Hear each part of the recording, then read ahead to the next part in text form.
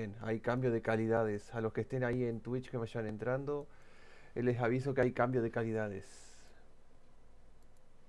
Uf.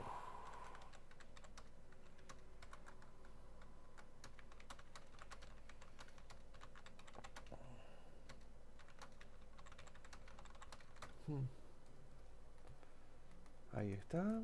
Perfecto, estamos listos. Aunque aún me falta una pequeña cosa, dos cositas más.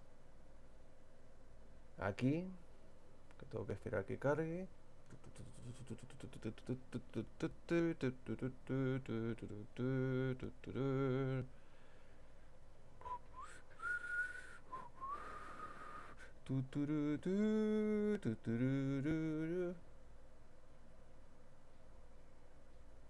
Ahí.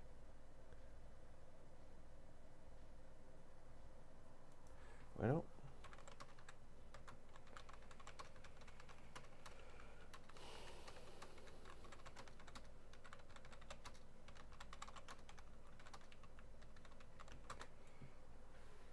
Ahí. Buenas gente, ¿cómo están hoy? Sean bienvenidos hoy al día 3 y último de la fase de grupos de Street Fighter 6. Como ustedes recuerdan, ayer cubrimos el día 2 de la fase de grupos de la Capcom Cup X y donde hubo bastantes upsets, por decirlo de la forma simple. Primero, Palmaster derrotó a Gachikun 2-0 y eso puso ahora a Gachikun en una situación muy difícil. ¿Qué más? El Big Bear también está en problemas. Aunque ganó sus dos matches, terminó ganando los dos matches 2-1. Y eso obviamente no le ayuda mucho. Y además aún tiene dos matches hoy. Contra Destroy Gods y Chris Wong. Y si Chris Wong le gana a Big Bear 2-0, aunque Big Bear gane 2-0 a Destroy Gods, está fuera. Está fuera, básicamente.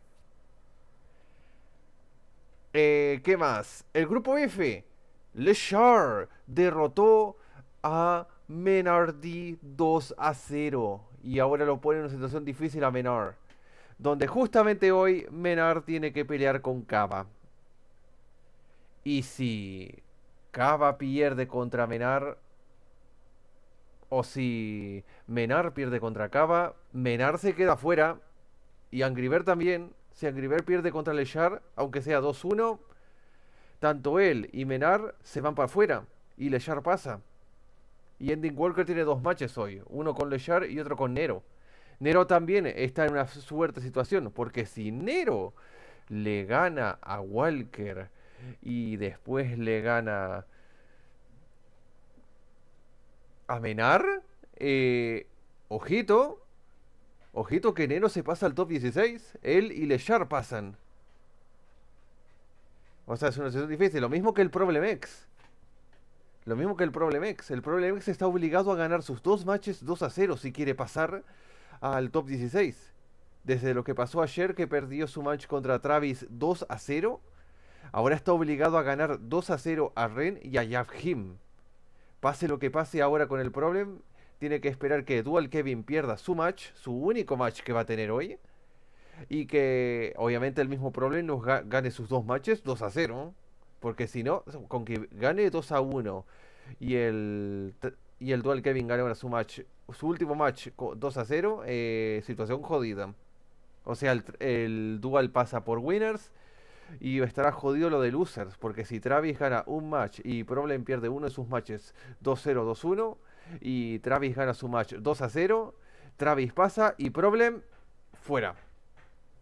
Pero ok, estos son los últimos matches que tenemos del día 3 y final de la fase de grupos de la Capcom Cup. En el grupo A, Shadoken contra Joe Umerogan, Kawano contra Gigi Halliwell, Phenom versus Crossover, Gigi Halliwell versus Shadoken, Crossover Kawano. Acá el Phenom no tiene nada que perder. Pierda o gane acá, ya está en top 16 winner side.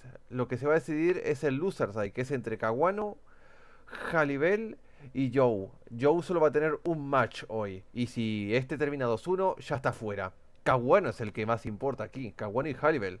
Porque si Kawano gana 2-0 a Halliwell y a Crossover, Kawano pasa. Con que termine un 2-0 o 2-1 también Kawano pasa. Jalibel si termina 2-1 con Shadoken, pero perdió con Kawano 2-0, ya Kawano ya pasa al top 16 loser side.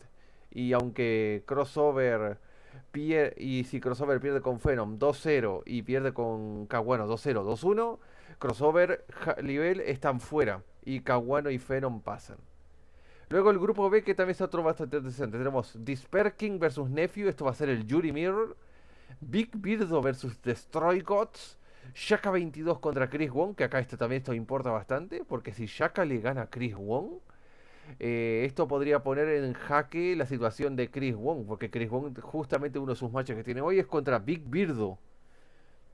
Y acá puede pasar lo que sea. Y Destroy Ghost tiene pelea contra Disperking, porque si Disperking le gana a Nephew y a Destroy Ghost ambos 2-0, Disperking se va al top 16 winner side. Y si Chris Wong termina perdiendo con Shaka y le gana a Big Bear, va a empezar él desde losers y Disperking desde winners. O sea, todo dependerá de lo que pase en estos matches aquí. Luego el grupo C también es otro interesante. Tenemos Crimson pelea dos peleas hoy, contra Fandroid y contra Bravery, que estas dos las puede ganar sin problema. Pero el tema es que tiene que esperar que Duki pierda contra Bravery y Nakdu, porque DCQ solo tiene hoy un solo match y es contra Nakdu. Y acá si DCQ le gana a Nakdu, acá depende, eso puede cambiar quién estaría, DCQ ya estaría en winners. Lo que dependería sería en losers, que sería entre Nakdu, Mr. Crimson y Duki. Porque si Duki le gana a Bravery y por alguna razón le gana también a Nakdu, Duki y DCQ pasan. Pasan ellos a top 16. Acá también es importante. Sobre todo, especialmente, los dos matches que tiene hoy Gachikun. Porque el 2-0 que obtuvo contra Ballmaster le ha afectado y tiene que ganar sus dos matches 2-0. Y esperar que en él le gane a Mikex. Porque si en él le gana a Mikex y Gachikun le gana a Mikex, Gachikun y en él pasan. Porque tiene que esperar que Gachikun le gane a Mikex. Bueno, tiene que ganarle a Mikex dependiendo del resultado que sea. Y que en él le gane a Mikex 2-0. Y a la vez Gachikun tiene que ganarle 2-0, 2-1 a Takamura. Porque hasta ahora los que están adentro son Mikex y Enel. Si Enel le gana 2-0 a Mikex y Gachikun le gana 2-0 a él también, a Mikex, Gachikun y Enel pasan. Grupo E, también esto es algo importante. Primeramente, el lado entre winners y losers, especialmente porque Xian tiene su único match hoy y es contra Fudo. Porque si Fudo gana su match contra Xian, Fudo pasa por winners. Porque encima tiene que pelear contra Xian y contra Samuel. Y lo siento mucho, Samuel, pero le voy yo al Fudo. No tengo problema contra ti, pero el tema es que es el Fudo. El Fudo es difícil de ganar. Y luego también el F, que estamos en situación crítica, ya que Kaba solo tiene un match hoy y es contra Menar. Y si Kaba le gana a Menar, Menar está fuera. Está fuera. Porque si Lechar le gana a Angry Bear y termina 2-1 contra Walker, Lechar pasa. No, ya no puede pasar el Samuel.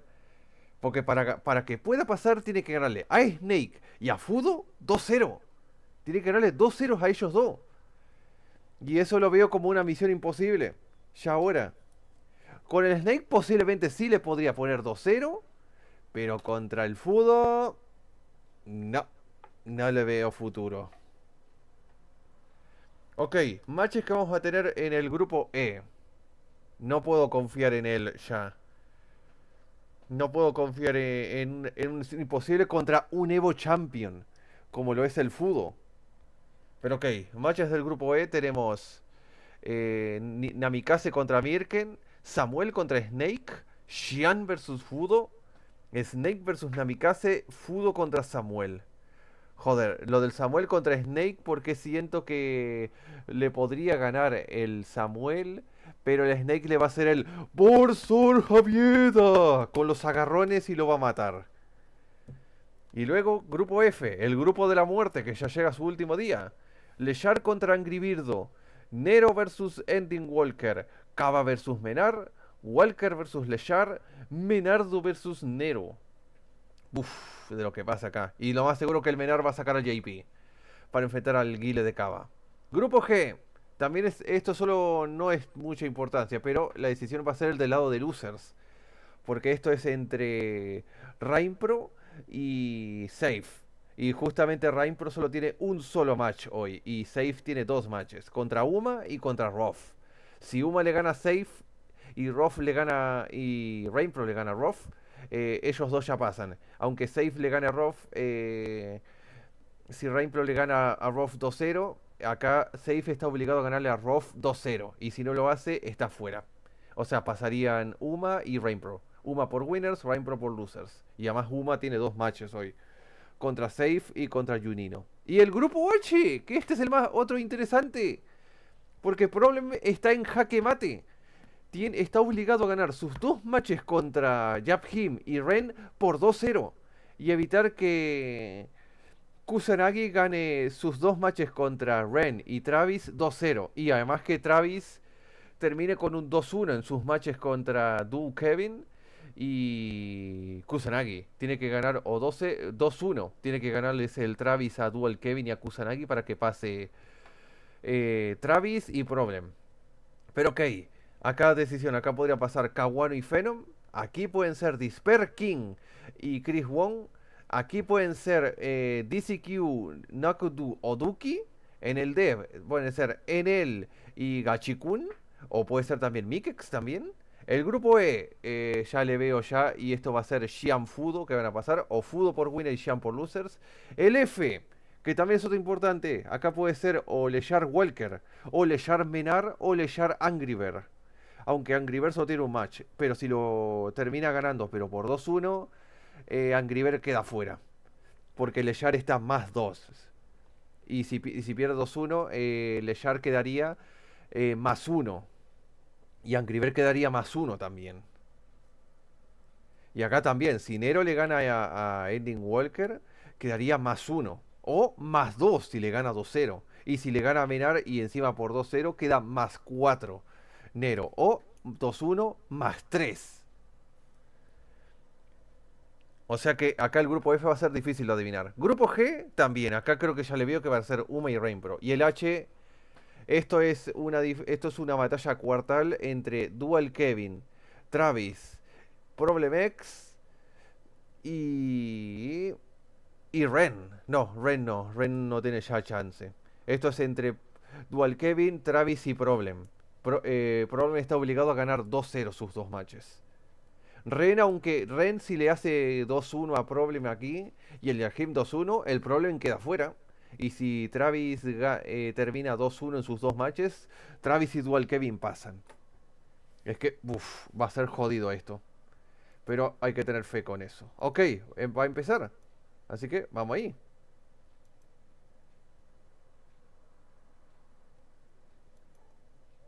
Joder, otra vez.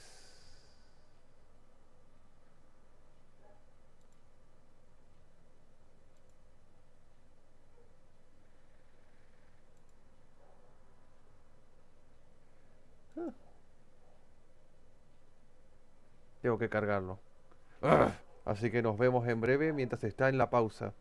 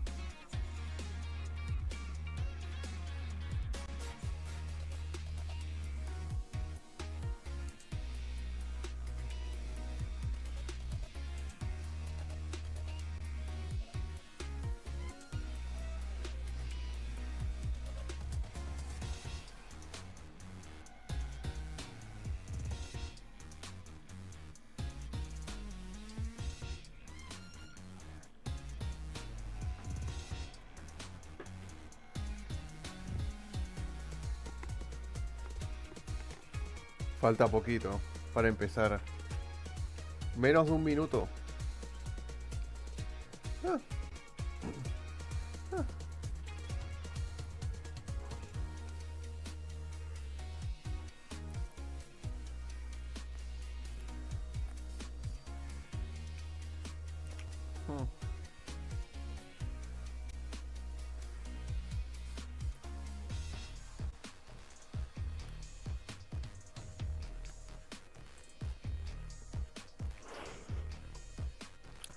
Hmm.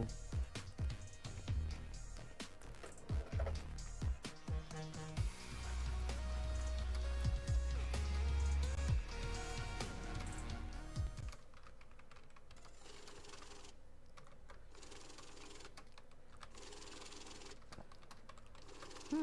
They doubted us. They said there is no such thing as a pro Street Fighter player. But now we've got to ask, do you stand on that? Because we've got 2 million reasons you're wrong. We are in the city of angels for Capcom Cup 10. Oh no, not even again! Not again. 48 players are fighting for the biggest prize in FGC history. They called us crazy. They said we wouldn't eat. They said we were wasting our time. You will never make a living playing fighting games, they said. Imagine. But we stayed down. We piled in the cars and drove the locals for years. We flew all the way to majors, sometimes packed 10 to a room. Even if you did make a profit, it was only enough for you to make it to your next event. We all have our origin stories. These players all have different backgrounds, but they also all have the same goal. This is Capcom Cup 10, and it is time to crown the first FGC millionaire. Welcome to Capcom Cup Day 3, baby. We are indeed in the City of Angels, and that's fitting because 32 people are getting sent to the heavens today, Sankola. We are narrowing it down to top 16, and I couldn't be more excited. We are in the building, of course, Ringe. Sankola to bring you Group A. How you feeling, dog? Dog, I am feeling electric. I am feeling on fire as we're gonna get closer and closer. That top 16 spot on that dot, it's about to be hot. And I'm telling you right now, there are about to be some people sad, but some people real glad, depending on what goes down these group stages. A lot of things are in contention. A lot of things are at a very close level. But today, at the very end, we will see who's that top 16. Oh. Man, it's going to be some shakeups, it's going to be some stir-ups, it's going to be nasty. 48 qualifiers and being narrowed down to a top 16 for the Capcom Cup, which we will decide on Sunday. Of course, tomorrow will be that big SFL championship, which everybody is looking forward to as well, man. But as you mentioned, there's a lot of close groups today. We're going to see who makes it out in the winner side, who makes it out in the loser side, and who gets closer to that millie, baby. That first place prize of the $1 million. Of course, second place, third place, fourth place. The rest of the money ain't no slouches either. Second, 300, third, 200, fourth, 100, fifth. I'm so excited. Tied with $10,000, seventh, $7,000, ninth, 5,000, 13th, 4,000, and even if you don't make top 16, you're still catching the 2K. That's cool, but I want that 1 million. Oh, of course. All of them want that 1 million. That's life-changing right there.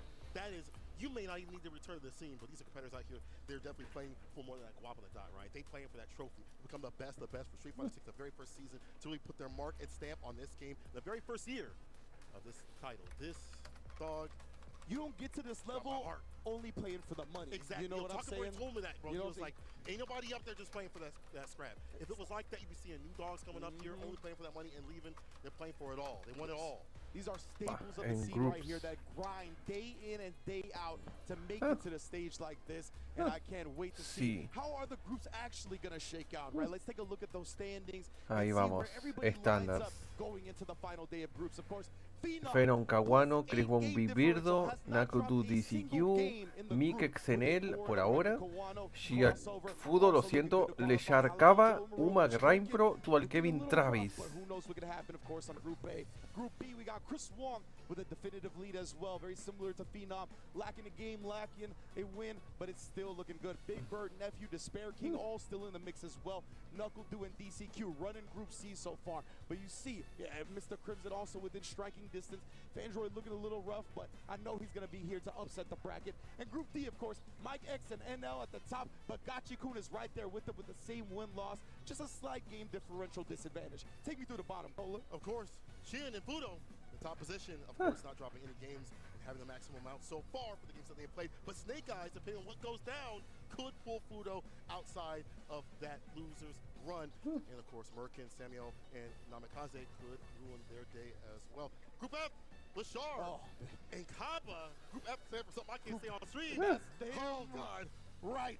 Group F has a four-way tie in terms of game differential right now in second place, right? You see Kaba, Mena RD, Angry Bird, and Ending Walker, all with +0 to the name. Of course, before we get to that tiebreaker, it is all about that win-loss record before the game differential. True. But we'll explain that more in a little bit. And you're doing that too as well. He is no one to slouch on, as we saw yesterday. Now Uma coming through in Group G unit along with Rain Pro. Oof.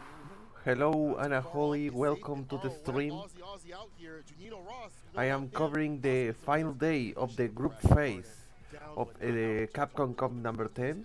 After this, the finals of the Capcom Cup 10 gonna be Sunday to the 8 p.m. here 8 p.m. of the night.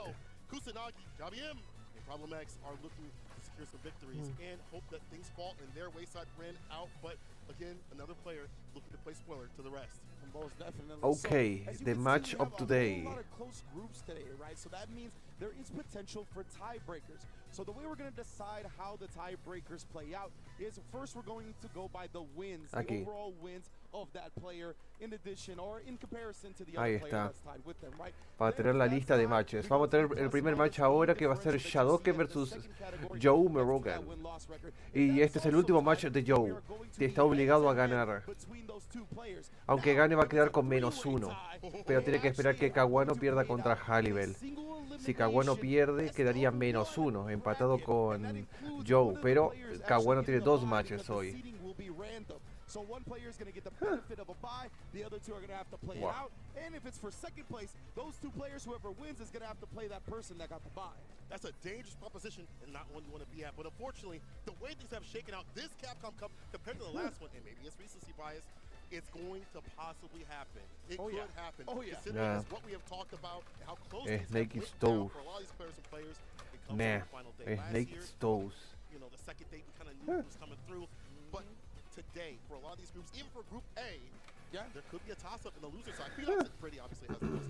Ok, vamos con el primer match, el último match de Joe Umerogan, que va a pelear contra Shadoken, India versus Canadá. Him and Kawano in other matches. Man, and yeah, I'm looking at the schedule for today, and I don't want to get too far ahead of myself, but you can see Kawano and Crossover neck and neck right there for that second place. And boy, howdy, they haven't faced yet, have they, Cola? I have not. We're going to see what happens with them a little later on. I do believe our first match is going to be Shadoken versus Umerogan. Here's the head-to-head right here between the two. Joe versus Shadoken. Esto le serviría para hacer upset. Shadoken, si le gana a Joe, quedaría Joe con -3. Encima si le gana 2-0 o -2 si es 2-1. Y Joe si gana quedaría +1 por 2-0 o en 0 si es 2-1. Yeah, straight up. Bro, like, hey man, you're not supposed to be here, but that's kind of what I wanted to get at too, right? Wow. Is that the Midwest of Canada really showed out in the CPT season, right? Exactly. Safe also qualifying from the CPT Online. All loss don't matter. Rogan obviously qualifying from the World Warrior event. Really Both cool to see these are players out. show out. But now, And JP Joe, versus win or Luke, loss. you know what the business is. Shadoken, of course, both of these players on the lower end And of their Joe, groups, win or but they loss wanna don't have a good matter. showing. They want Both that are momentum out. going into the next CPT season, of course. yeah, Shadoken. I don't think he wins just yet. Like to get someone on the board. Show me Rogan. He finds the anti right there. I like to stay mid-range as much as possible. Got this spin drive rush to get in against his character. Lleva la llave. But it's really about getting mid-distance, drive rush, medium punch, light punch to get in. Of course, crouching medium punch if need be. OD. Oh, and speaking of which, the money button already cha-chinging on him. We got in the corner, putting the pressure up. Yeah, Shadoken maybe looking for a parry, but instead just getting Takes the stuffed. throw. Drive rush. Nice interruption against the grip. Yeah, that was off of a light, right? So not too much blocks done on the drive rush cancel. Kawano, Crossover y Haribel son los favoritos para salir del top 16 losers, ya que Phenom ya está garantizado estar por winners. Round para Joe Umerogan. That was so unfortunate, right? Joe Umerogan came up a little bit short on that driver's crouch medium punch. Shadoken's whip punish attempt just a little bit off, and that allowed Joe to seal the first game. Perfect parry. No, stop.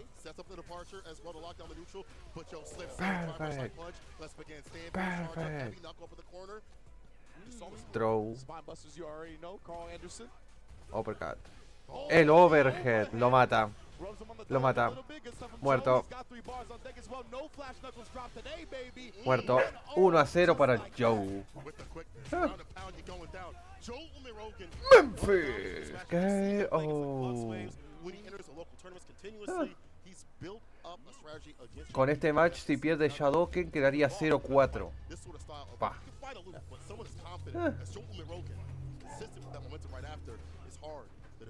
Yeah, that's a big benefit for a lot of these NA representatives that enter so many weeklies, like the Can Opener, TNS, ICFC. They run into so many JPs that they are very comfortable in this matchup at the point. Running the rank, bro. You want the JPs on level what? Yeah, it's not even counting ranked, right? No bloqueó. Amnesia. Y se quedó en burnout. Madre mía. Joe Umerogan committed to a flash knuckle, but right now committing to the DI instead. Oh, he's sending a bird watching, bro. And you might be watching from home very soon. Because Joe Umerogan looking to close out this round. He does get back the drive gauge, and the meaty jab was a little early. Definitely possible. Goes up that level 2. He's able to find a side switch, but it's so hard that cross trace. We see checking from the sky. Muerto. Match point para Joe. Joe gets it done. Yeah, exactly right. He would have had the parry. He couldn't respond with his own DI right there because he would have not survived. Exactly. No help to play with. Crouching medium punch start off the drive run. Crystal slash. Departure. Hasn't got too much off of it though. Yeah, Nah. He did the same thing last time there was a departure. He walks back, jumps forward as it's about to pop, gets past the ghost, gets past the spike. Super smart navigation. No se gasta el level 3. Right here. And departure once again gets more damage to the deck. We haven't seen that part of the bomb be utilized. He walks back, finds the stand medium punch or back medium punch. Se va a gastar el level 3. Sí, lo tiene que hacer. And that whole offense was set up by the fact Level that he 3. actually, like, moved forward a little bit when he put the departure Muerto. up, right? He didn't let Joe get that same space where he could back up and jump for free and kind of shoot the gap between the projectiles, right? So I really like that. Es una lástima que Anik no haya entrado. Por culpa de la maldita visa de USA. Si Anik hubiera estado acá en vez de Shadoken, creo que el resultado hubiera sido diferente y Anik lo hubiera hecho mucho mejor que él, aunque no lo culpo. Ha hecho parte de lo suyo. No lo culpo. Fueron el momento equivocado. Wow. Perfect. Bar built up. Oh, no punish on the whip throw attempt. Almost got it. So close to level 3 to get that victory. He's hunting for that option. The opportunity. Perfect parry. Punish counter. He's got the departure set with the OD and five side. No. The forward heavy kick. I thought he was going to backdoor for the screen position. He actually had a side switch combo, but Qué drop. miscalculated. How unfortunate. See the ideas and the execution on the stage. Joe's got CA, man. He's throwing a lot of projectiles. It's a little scary. He's actually going to go into level 2 off the OD spike, though. Yeah, make him parry. He's still got the CA, bro. I'm scared for you. Oh, Qué mal. too early on the throw. Joe Se mató solo. he tries to press something else. Umerogan. 2-0 gratis. Con esto Joe se queda más 1. 2-0 over Shadow Wow. for the start of the day.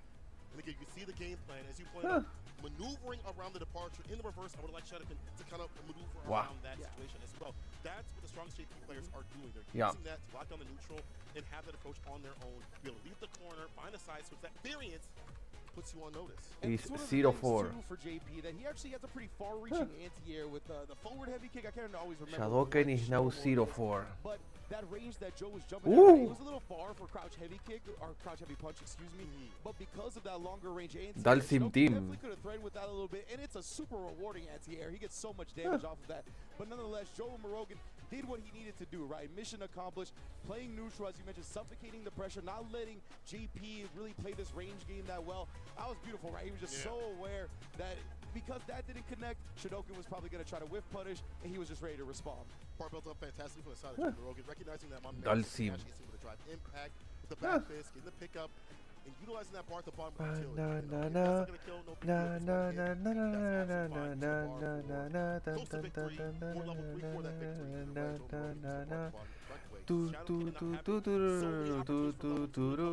I did like options like this, like perfect parry, solving OD, but just the miss and the whip with the forward heavy kick. That could have been so much more to lead into that side switch and maybe take that pressure off him. But Joe Umerogan, you definitely see the game plan against JP, even beyond just fighting JP, fighting good JP. Muerto.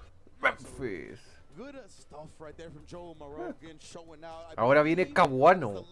Uy. Joe Umerogan for the group today, so another fantastic showing from him at his second Capcom Cup, right? If you got familiar with him through Uy, Street Fighter 6, Kawano versus he Halibel. actually qualified last year in the last edition of the Street Fighter 5 Capcom Cup. So love to see him continue to come up on the rise, and I can't wait to see Kawano versus Halibel. Consistency, man. Be out here on these stages, these big stages, probably the best, he deserves to be here. Absolutely.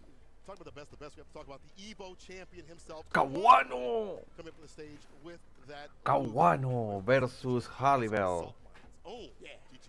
Halibel. That's for you. Rico. Japón versus Alemania, ¿eh? And we talked about it a little bit yesterday. I think it was me and Tasty Steve, where we gave major props to the Salt Mine League and GG Halibel's experience coming from that, right? We talked about the NA weeklies and how important it is to compete in those to build up that tournament level experience against these high-level characters, high-level players. Halibel's done the same thing with that Salt Mine League, right? The likes of Problem X, Hurricane, countless top EU Insert players. Captain Tsubasa. Walker, countless top EU players play in that weekly all the time. And in addition to Captain that, Tsubasa. some of them are qualified for Capcom Cup, right? That's true. Japan versus Germany. Luke versus Ken. And Halibel has had a great showing so far. Of course, Kawano's right here looking to make sure he gets this dub because he's in second place. Phenom's the one that's far ahead of this group. So Kawano cannot afford to drop anything. Looking at his Hey, hey, da da da da da da da. And it felt like it was hard for him to find a character. He went back to Luke. He's messing with Modern and Classic. I even asked him, will you ever go back to Modern? He was like, I'm sticking with Classic. My trainer, Tachikawa, has told me that this is the way to play. He's up here trying to move to top 16. If you do so. Man, that's so sick that Tachikawa's got like a sensei roll out there, man. I'm a big fan of that guy. Hope he's doing well, but right now, Kawano. Qué buena. We saw that yesterday. Off of the throw text. People love throwing their projectiles off of that. You get so much space, but a very popular option is to jump because of the projectile popularity. A la pared. Hostia. Meaty, my man didn't react. Kawano doing a lot of damage over the corner. Halibel can make a statement. He's in burnout.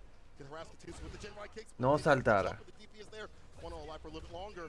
I don't know if he was trying to air or if it was an air Tatsu that didn't come out or what, a little funky, but he Uy. almost actually sniped the sandblast with a DI. That's not easy to do. Uy, él se quedó en burnout y Kawano Yeah, I think that was still a burnout. Like no salte. Zero. They traded before Kawano got his drive gauge back. Backs up the reversal. Fireball, safe option from the side of Kawano. See if he gets the bar at the bottom for level 1. He gets hit with those. Qué buena round para Halibel. I like that a lot. He didn't have any yellow to slow him down with, right? He was burnt out, so he sees the drive rush. Super will do the trick just as well. Probably that utility for all these characters for like Luke, especially with Kid. Solo le va. Or at least not waiting to spin too much of that bar. Man, striking first blood right now. And remember, Kawano and Crossover are only one game in the game differential as well. So Kawano's trying to 2-0 this. He does not want to drop the game. True. Talking to Halibel before we got in here, my man was like, there are things I need to clean up. He knows that he is at the precipice of where he needs to be. He doesn't feel like he's on the stage. I do. But he doesn't feel like he's there yet. Just needs to change some things. Take the throw. Look at the switch up right now. And that's because he holds himself to a high standard, right? That's the type of stuff you need. He baited it out. Super No, lo mata. optimal starter on the 1-0 para Halibel. Oh, to start it. And again, Kawano, he cannot afford to drop games right now. My man nods like, yeah, I see that smile. You ready and steady right there. Oh, Halibel. you see the way he flicked that button to start it? Just a flick of the wrist. Nah, man, this man is feeling the electricity right now. He is in the zone. He knows where he's at, finally. Oh, look at that. Even the walk forward, walk back, trying to get Kawano in the neutral. Hoy mal cargado el naco. See what Kawano does, though. How he adjusts. As he got up in the corner, he needs to make the most of this. Perfect parry. No. Far out to make anything of that. The recognition on checking the drive rush after the projectile has gone so much better from the top level players. People are not able to get away from that for free anymore. He Perfect tried to parry. triple platinum on the crouch medium punch, but nah, you only get 2 times. Halibel with a nice parry. A la pared. Side switch. Is it with the DP? No, back throw. Yeah. Looking for it, but now put off in the corner. Still has a lot of drive gauge to utilize. Nice little drive impact would work out, but the reversal jab from Kawano. Kawano, yeah, he does not want to let him out of this corner right now. This is locked down. Get him in solid confinement, but Side switch. Halibel gonna even side No, switch, carry corner to the other carry. side, wall-to-wall. Optimal starter again. Let me see it. He tried to No. reset. Oh my goodness, Kawano was ready for it though. Oh! Crouching medium punch. He actually would've been Crouching medium punch. I already hear the crowd right now. Pop it off. That would have been insane, but want to stay solid. Staves off set point. There's a crouching mid kick driver, a starter. sniper. Give me the max amount of Oki. El cross up. Perfect parry. Level 3, se lo gasta. Tiene que hacerlo obviamente por el daño a la barra drive. Memphis.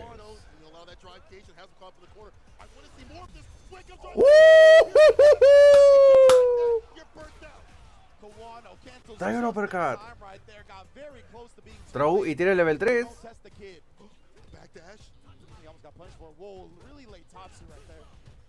Escapes, but need to make use of that bar at the bottom of that CA play.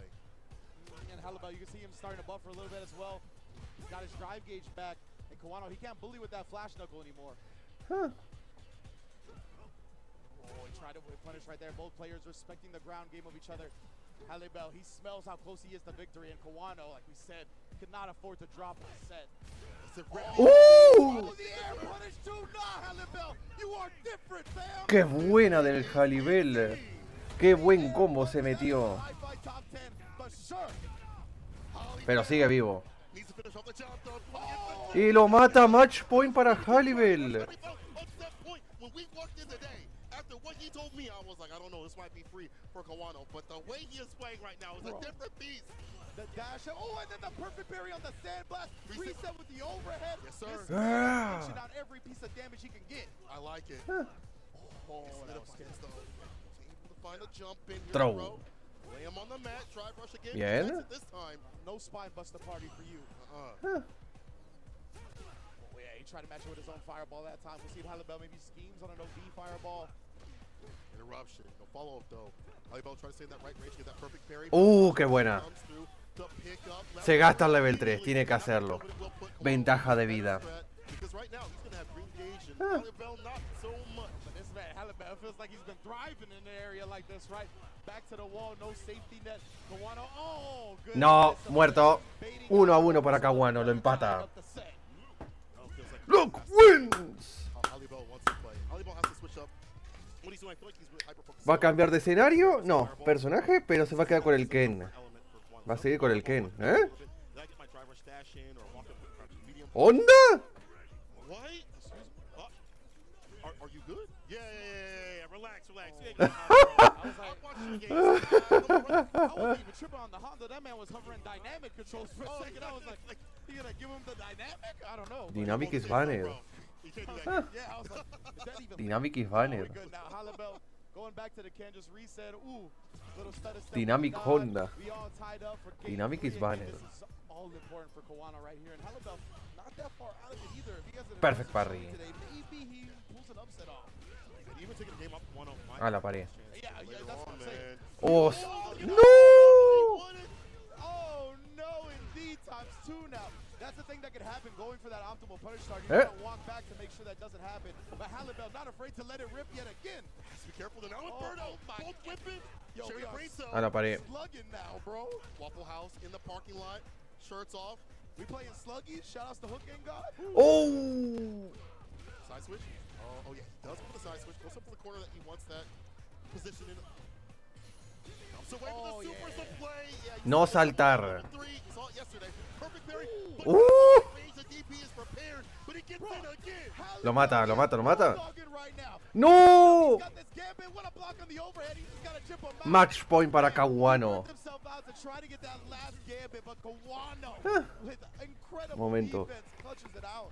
And the spacing around the perfect parry from Halibel, but he's so close right now. Easily gets a punish. It's all about the positional advantage, not about the damage. And just checking right there, Kawano. You see the discipline. He's not trying to gamble right now. He'll just block it out. He will. Nice and patient. All about the perfect parry. This time the drive impact. Look at the switch up. Yeah, and Kawano, he tapped parry, right? So he was locked into the recovery on block for that drive impact. Super sick. Backdash, avoids the throw. Puts him up in the corner. Still no bail. He wanted to bait him out. He tried to catch him reaching.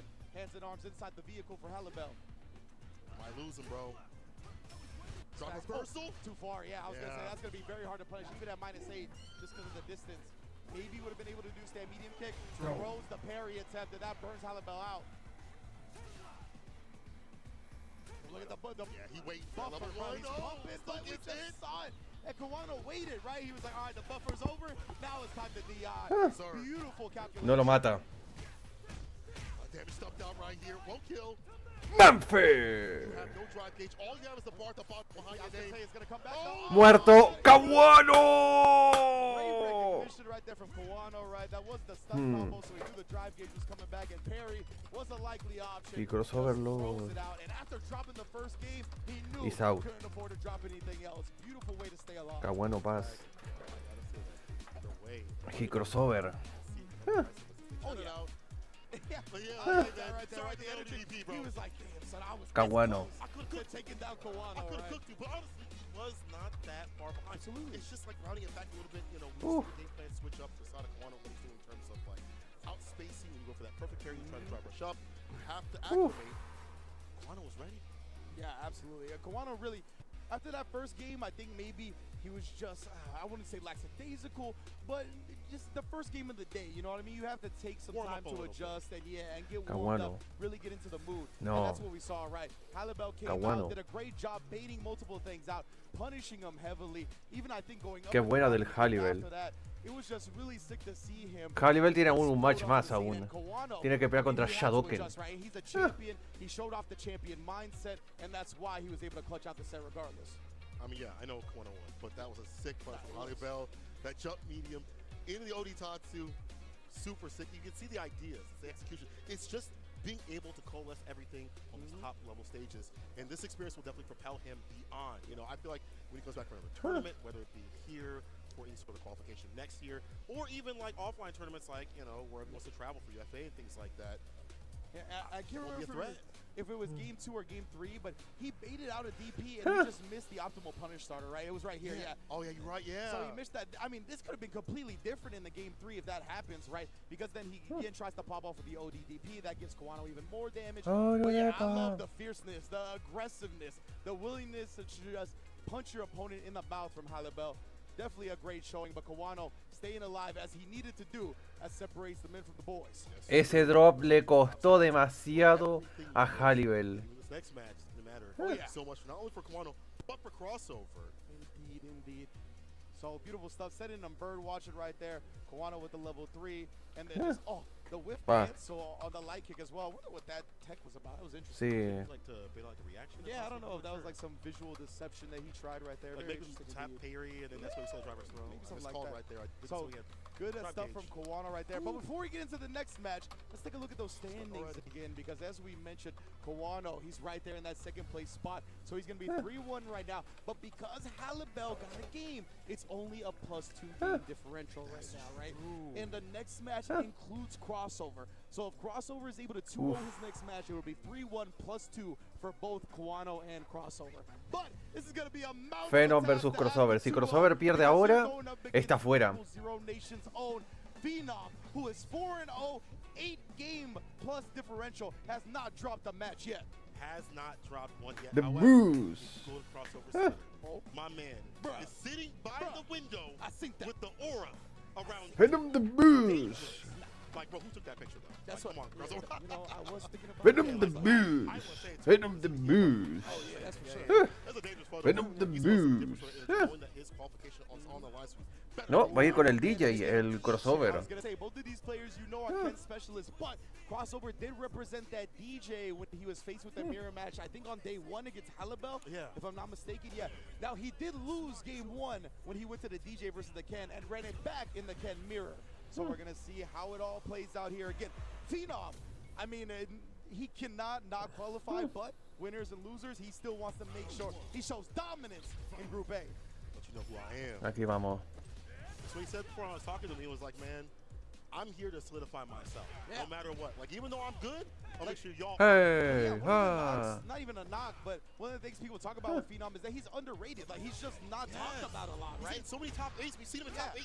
2019 of Capcom Cup. For whatever reason, maybe it's the bad luck spawn on Norway in terms of like the media bueno. spotlight on it.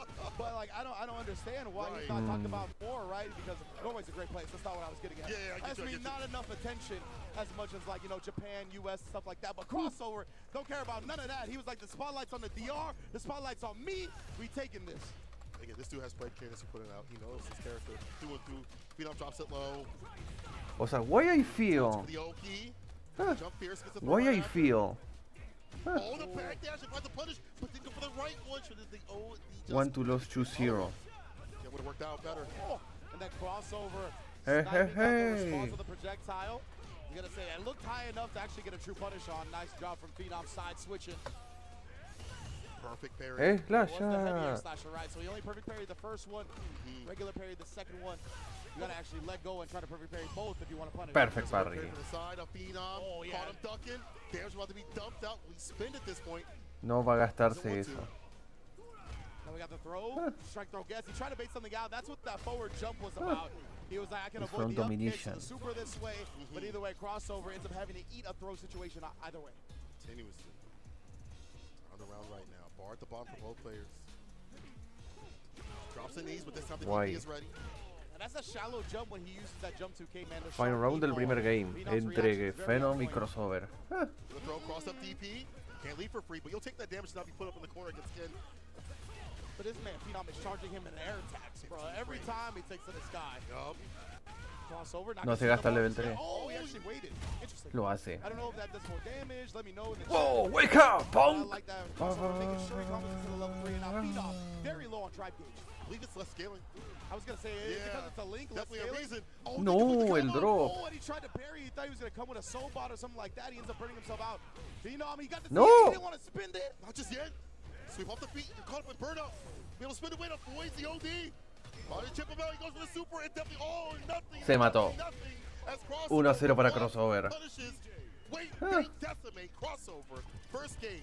Wow, and yeah, Phenom not choosing to cancel into the CA off the low Jinrai. I don't know if he was too far and he wouldn't have gotten the cinematic or why he didn't, but he tried to bet it on. Crossover continuing his turn. Great discipline from Tiger's own. House always wins. Drops the drive rush. Waste the bar right there with the fireballs. Like these close range fireballs every so often. Wall of buttons finds the DP. Maximum, yahoo! With the medium. Counter hit, strike throw. What are we going for? Go for a button. All this pressure is putting Phenom on notice. The area right there. El drops right donk. back onto the ground. Yo, but the jump heavy punch immediately decimating the anti-air attempt. Crossover still staying aggressive, waking up with a drive impact, knowing Phenom can't respond with one of his own. Phenom back with bar.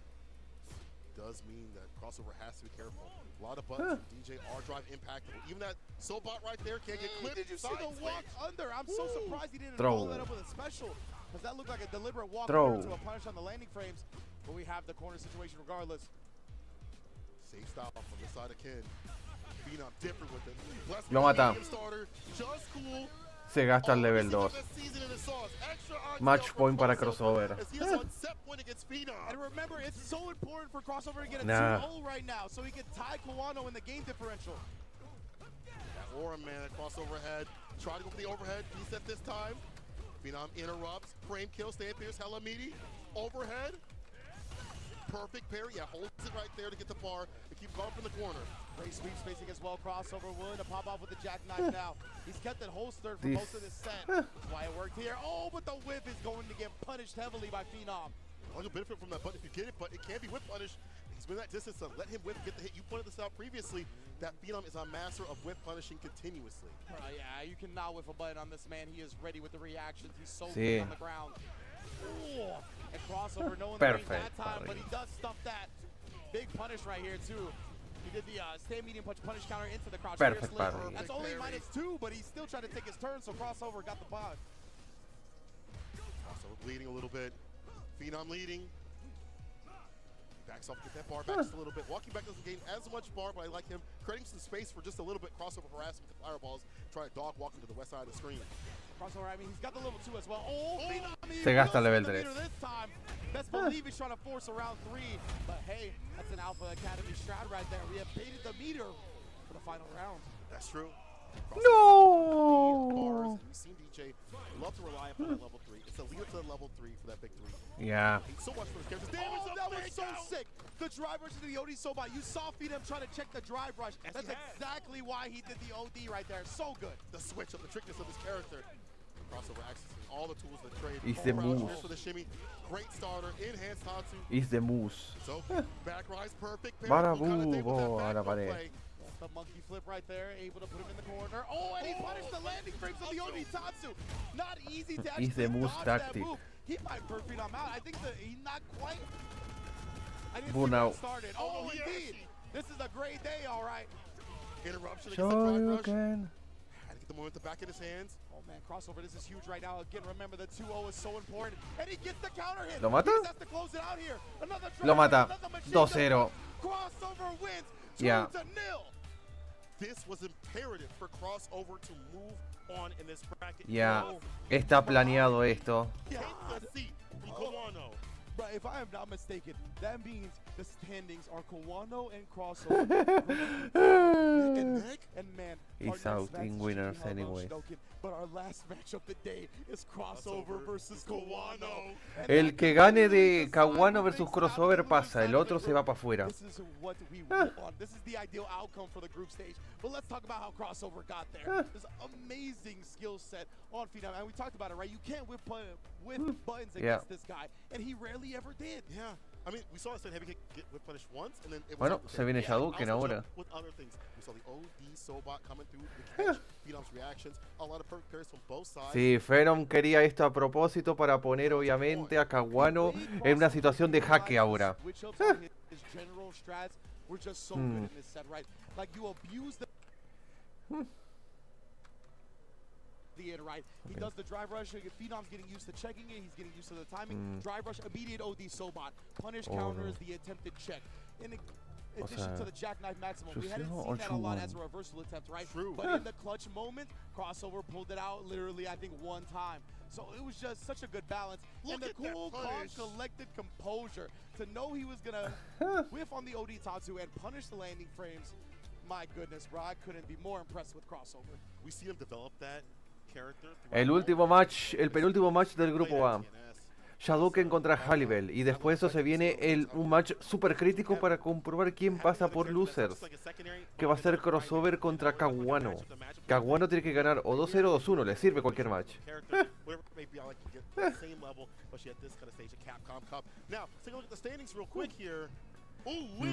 Más 2. Oh my goodness, look at this, bro.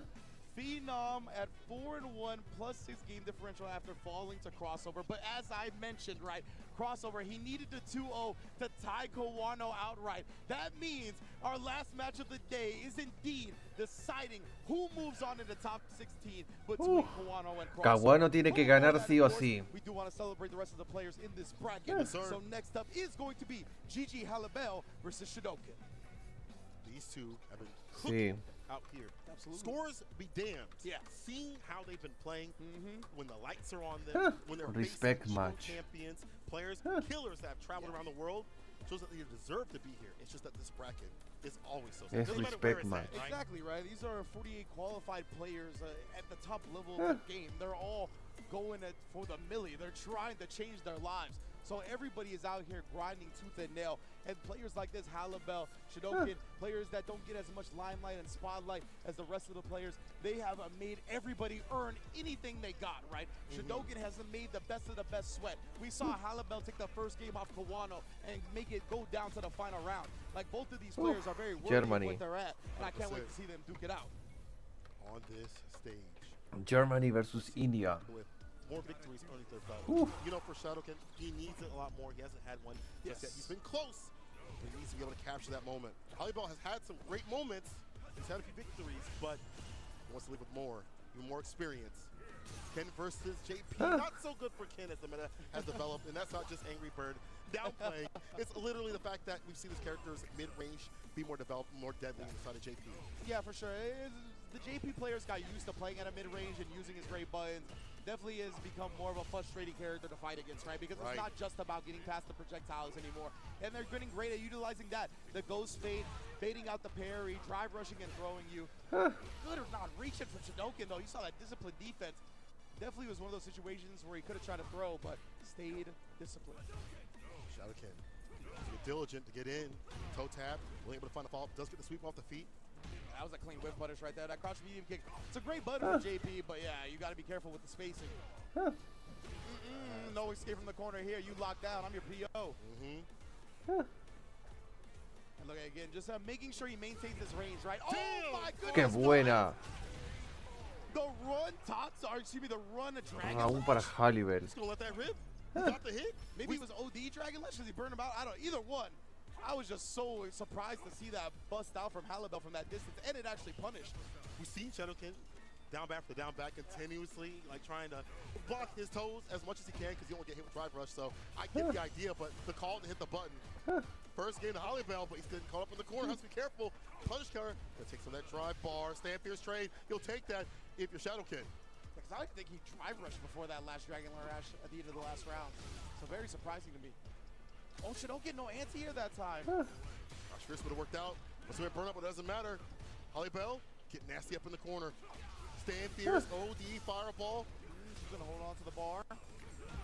Oh, and that could come back to bite him. Just walks up against the stand. Level 3. And now Hallibel's gonna burn out Shodoken. Burnout y Hallibel va a recuperar barra. ¡Shut up! Se viene el... No salte, hombre. Lo mata. The spacing of that stand light punch is insane. It goes for miles upon miles. I don't want to talk about it. Like, his jabs, ridiculous. The range on him catch so many people off guard because they're not used to the range on the lights from any other character like that. It's slower, but the reward a lot more than crouching light punch. Yeah, that sweet, perfect parry finds a punish. Here's the corner carry. Oh, he bad joke. See the mistake right there with the run, but a follow up. Jump medium punch, gets a punish counter, and into level 3. This man a bedtime story. Shodoken really going to be putting himself in a prime position right now. Significant life lead. All the drive gauge in the world, and he just goes up, tries to get the overhead. What a spacing! Lo mata. 1-0 para Shodoken. Bad joke. And it was a perfectly timed punish counter from Shodoken on the normal after. That was slick. Showing what he's learned from the side of India when he had moved over there for years upon years. Spacing traps are one of my favorite parts of fighting games, right? Frame traps are sick and all that, but seeing somebody like know the range of like how much is gonna push the character back, knowing that the common response would be a light button, knowing the timing to punish that, so sick. Hallibel is gonna beat up some tires. Huh? No way you got a hunter like that, bro. Onda? I mean, it's not. Onda? Is this a regular sumo regiment? Just Onda? slapping the rubber? He just wanted to see the cutscene, bro. He just really wanted to just watch this for a second. But Shodoken, though, talking about that space trap, that was after the Genrai hit. You see that interaction happen so often. I think that stand light punch was definitely purposeful from the side of Shodoken. Yeah, exactly, right? Like, people will try to spacing Manon? you with Ken and the Genrai low. Manon? But it's so hard to do that with JP. His light just goes so much further. So the regular spacing traps against lights don't necessarily always work against him. Now, Hallibel is hovering Manon, which I didn't even know he had this in ¿Manon? personally. But it looks like ¿En serio, Manon, Hallibel? ¿En serio quieres ir con Manon? And he's going to go off with the Manon against the JP. Hey, I salute you, my man. Godspeed. Yeah, definitely Godspeed to you. ¿En serio va a ir con Manon? It's going to be a difficult one in this matchup. I hope you got the NOS on that drive rush, because hers doesn't go that far. She's a thirsty girl. She needs a lot of drive bar to get far, bro. Especially to get in and get some damage off. But Shadow, Y este match es horrible para la Manon. La Manon lo sufre. Hostias. Yeah, I literally was just bringing that up, right? I was like, that was a very random move of him. And of course, I believe they're both from Germany, if I'm not mistaken, right? So, representing for his boy. En honor de Random. En honor de Random. Está usando a Manu.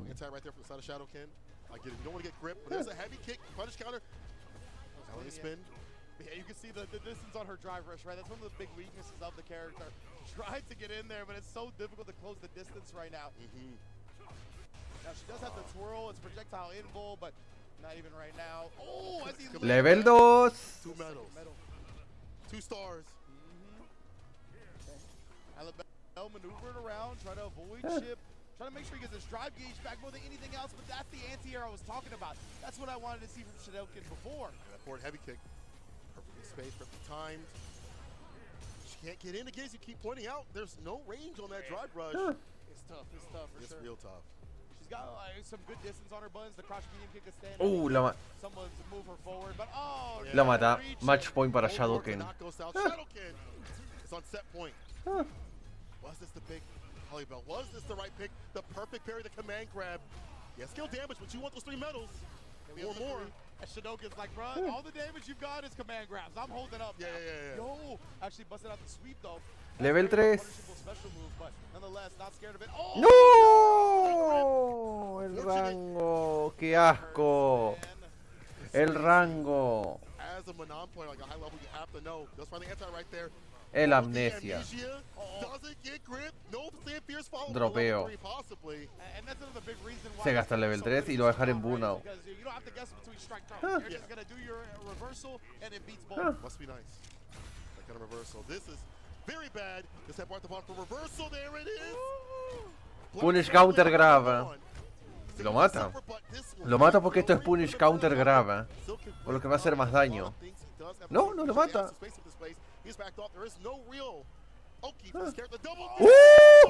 ¡Level 4! ¡Level 4! Double dash into the command grab. Now 4 medals on the squad. Halibel, the momentum is on your side. Look at it. Inching forward, inching closer. Empty low. OD. Well, he's been double dashes in. This time the reversal button from Shadowkin. Yeah, try to stay outside that range of the heavy kick. One of her best buttons for a poke. Punch counter, get a little bit of follow-up, but you see the jump media punch. Try to counteract that. Level 5. Ahora si te comes un grave en punish counter, te va a doler. Te va a doler, JP. Si te comes un agarre de level 5. Cerca. Because the parry nullifies the pushback, right? So he tried to stay close and then sneak in the command grab afterwards. I like that idea a lot. A lot of grappling characters. Command grab, you can't eat another one. Perfect parry muerto. El pixel. ¡Oh! He reset with the overhead. Perfect parry again. Muerto. ¡Qué grande Halibel! He knew he didn't need a command grab that time. 6 of an issue before from Halibel. 4 in the final game. Doing it for the entertainment factor as well. Yes, sir. Maximum excitement. The last game of the week. Heavy kick, punish counter. Los lows. This is imperative. Grab, level 2. No, punish, level 3. Give me more. Nah, this man's momentum is wild right now. She's a needy girl. Give her more. Spin that boy. Shadokin though, a little bit low on the drive gauge. Perfect parry. Level 4. Level 4. Se viene level 5. Level 5.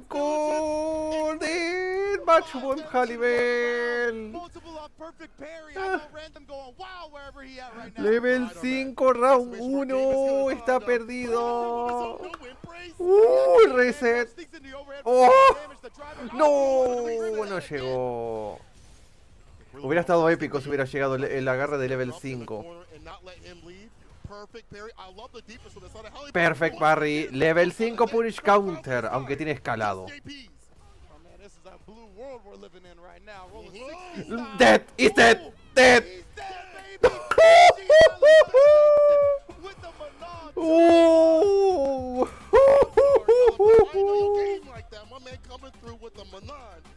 Uy, qué buena Halibel. Así que Shadoken 0-5. 0 victorias, 5 derrotas. Pero ahora el match crítico. That momentum, this experience of this tournament is only going to make him a better player. And man, I love the showmanship personally. Yes. So he earned a mad notches in my book. Oh, 100%. You definitely get a fall from me, my boy.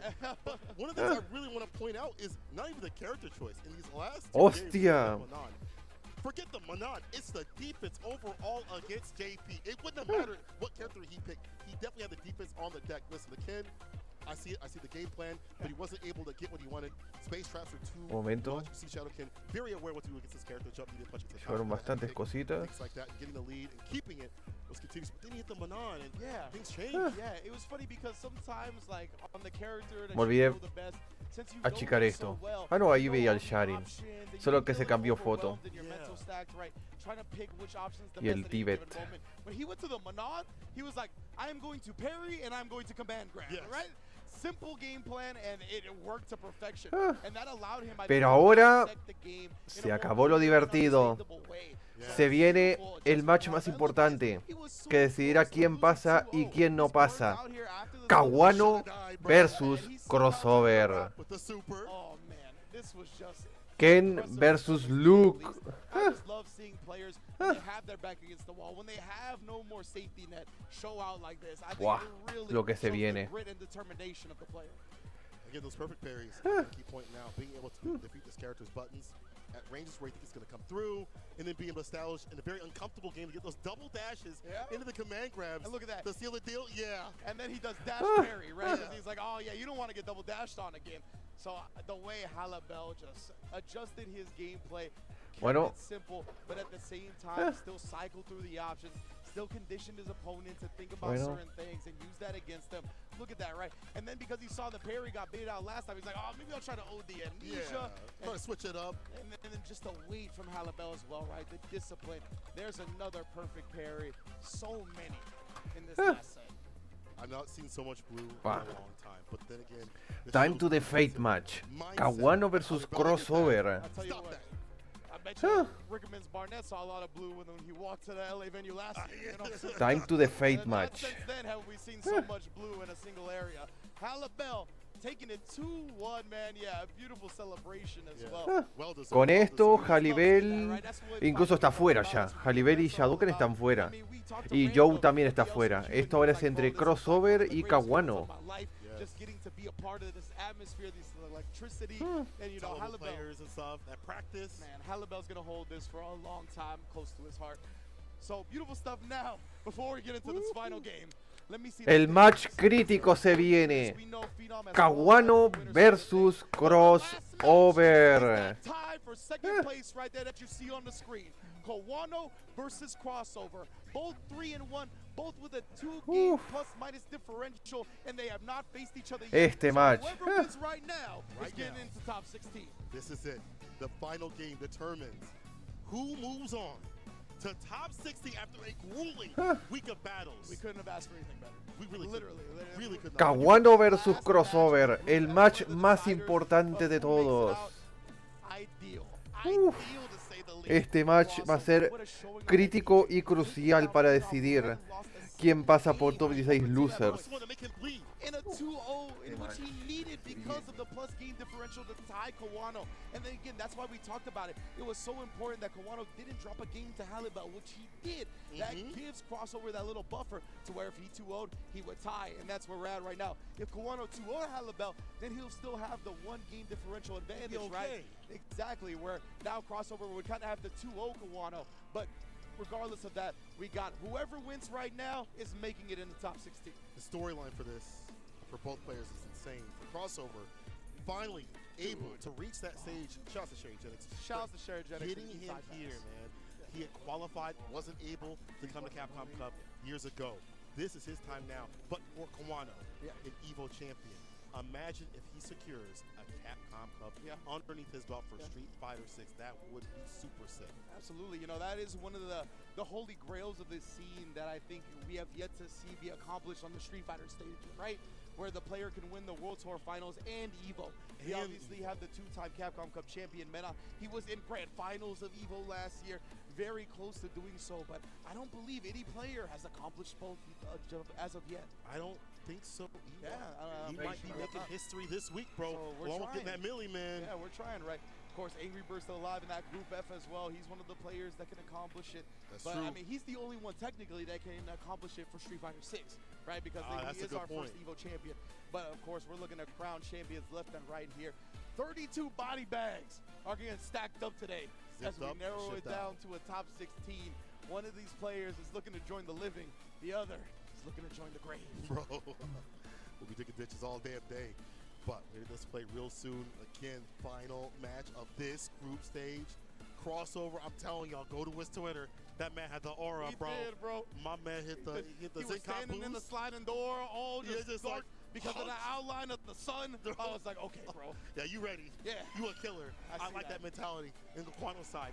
Having an unfortunate loss at Street Fighter League. Taking so much time to find a character, to find his way in this game. He even said it himself. It's been taking him a little bit longer than other players, and it happens. But this could be the breakout moment. It all comes down to this, the final match, to see who moves on to top 16. It is Kawano. It is Crossover. Let's get it. Man, like it's all about when you peak, right? That's what we talked about with Problem X as well. He had been struggling, he won the LCQ. It's about when you peak as a player. Right. Now, Kawano already jumping over Crossover's first fireball thrown.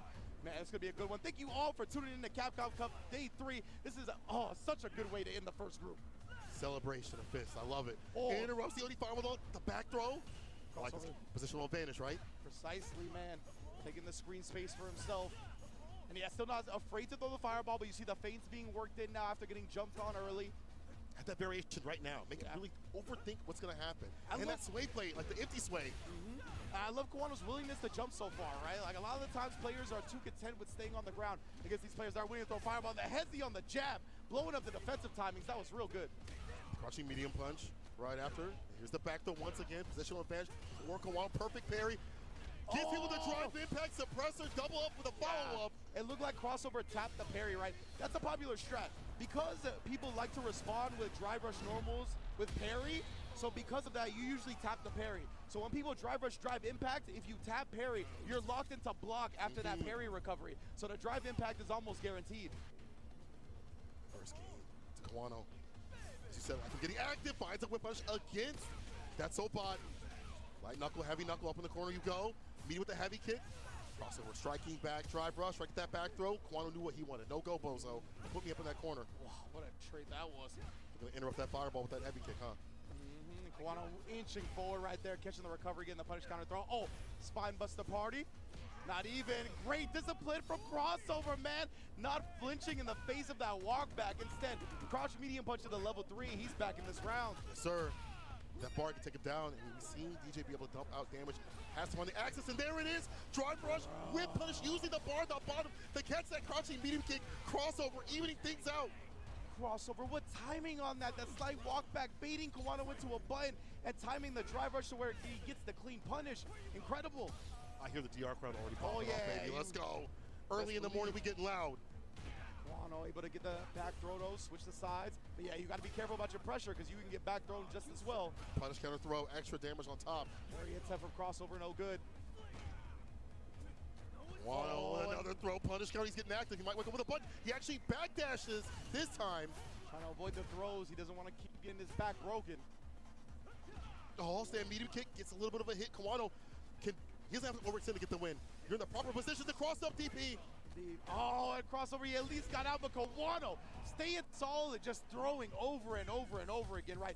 Recognizing the fact that Crossover is not trying to take big risks right now. He knows this is the decider to get into the top 16, and he's being a little patient, trying to block it out for the most part, and Kawano's just taking advantage of that. I like that. Get that lead up so those decisions get even more dire. And this is so good for Kawano too, because establishing that many throws in the first game, that opens up the drive rush suppressor. Even that more opens so. up the drive rush HP flash knuckle, right? These things that pull his hurt box back and look like it's gonna be a throw, and then he punishes you for that attempt. Switch over to Ken though for Crossover. Indeed, yeah, the DJ has been put on the bench at Crossover. He's locked into the Ken, the tried and true, the character I know him the best for. The most fun matchup for Ken players. You know, you talk to them, they're like, I don't like going band to band, blow for blow, this kind of character. More in terms of exchange, button to button. But corner carry definitely better for the side of Ken. And here we go, the grip, the drive rush throw. It's just getting into that sweet spot range with Ken is a little annoying against Luke, right? Oh, and then a perfect, just baiting him into trying to whip punish that bud, finding the crouch medium punch afterwards. Great stuff.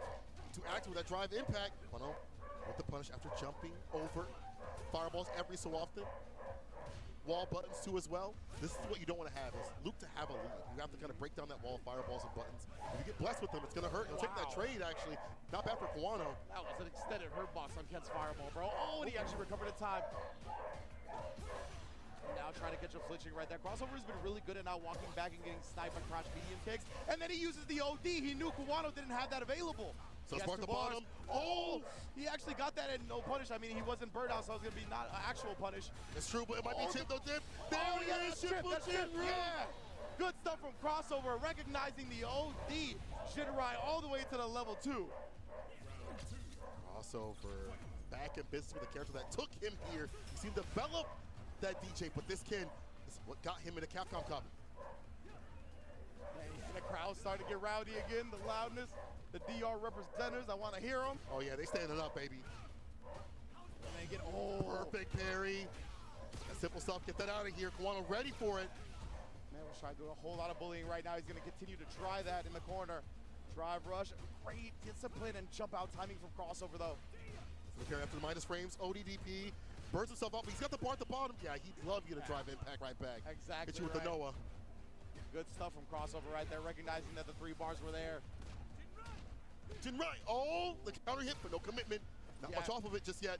Crossover kept trying to take his turn, right, because he saw Kawano was in burnout. Oh, what an interrupt on the overhead attempt. Kawano would love to kill without using that bar at the bottom. Hit us with a jab. Oh, he's going to be able to do so. Yeah, double drive rush combo, instrumental style, no bars necessary. And we talked about this, the corner pressure, even more deadly after what had occurred previously with all those throws. Ice throwing out the blows. ODDP from the side, a crossover, drive rush, stand pierce. Kawano can take the block it out, has to be careful with the drive gauge, but he has the bar at the bottom to react to fireballs with level 1, or he can wait for level 3 if need be. Crossover throws out a bad fireball if he feels he wants to burn him out.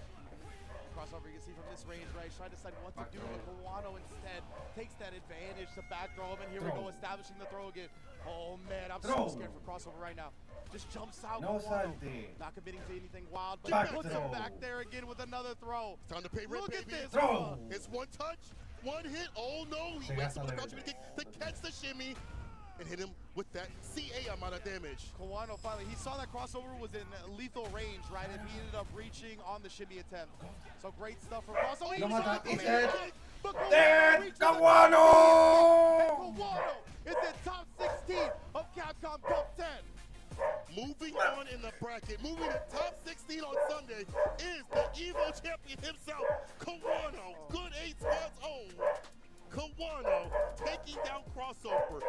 But I'll tell you one thing, you couldn't have written a better story for Faye. I ain't gonna lie. Yeah, we walked in today, we were like, oh, this could be some lame duck stuff. But the way things had gotten to this point, pushed Kawano to the brink. And man, I thought Crossover for the entirety of this set did such a good job not getting sniped by crouch medium kick.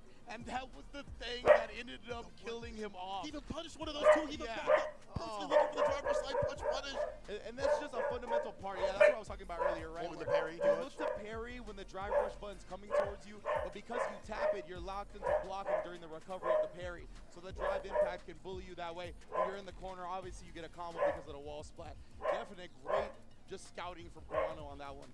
He is a killer when it comes to people's defense, right? The throw setup that we saw previously led to even more corner pressure and Crossover breaking down. Of course, it's hard to one attack against the likes of medium punch and all the other blessed buttons that can lead to so much damage, but then you have to alternate your defense, but that's easier said than done on a player read from the side of Kawano. There were some great moments like Jinrai, chip out, coming from the side of Crossover, but Kawano staying solid in those moments, not getting caught by the level 1 sort of stuff that we've seen. You've got to put that stuff out there every so often to see if they're watching, right? Yeah, exactly. But he ready with that perfect parry, the corner carry, the big punishes coming through from the side of Kawano, and then getting hit with that crouching moon kick. That is absolute drama right there to get hit with that button that he had blessed previously. Yeah, man. And look at Kawano. Just the establishment of throws was so strong throughout the set. We saw it in game 1 as well. Like you mentioned, he tried to shimmy him a little bit right there. Crossover didn't fall for that, and that's what it was. Crossover, he tried to bait something out with a really shallow drive rush into jab. Kawano recognized that, woke up with the crouch medium kick, caught him slipping for the first time in regards to that in the set, and man, you only need to get caught slipping once. Big ups to Crossover, bro. Yeah, I mean, again, another amazing story, as you mentioned. Should have been at Capcom Cups previously. Finally makes it to 1. Definitely a big fan of his. But let's take a look at top 16 and how we are starting to fill it out phenom in that winners quarterfinals at that Group 8 at top seed, looking clean with the 4-1 record, only dropping in a crossover. And of course, that means the loser side, Kawano has also qualified at that top seed, awaiting the second place participant of Group B. We'll see what that happens, what occurs as we go out throughout the day, but I like that we're starting to get this filled out. I cannot wait for Sunday, man. Oh, man. It is going to be absolute flames and fire out here.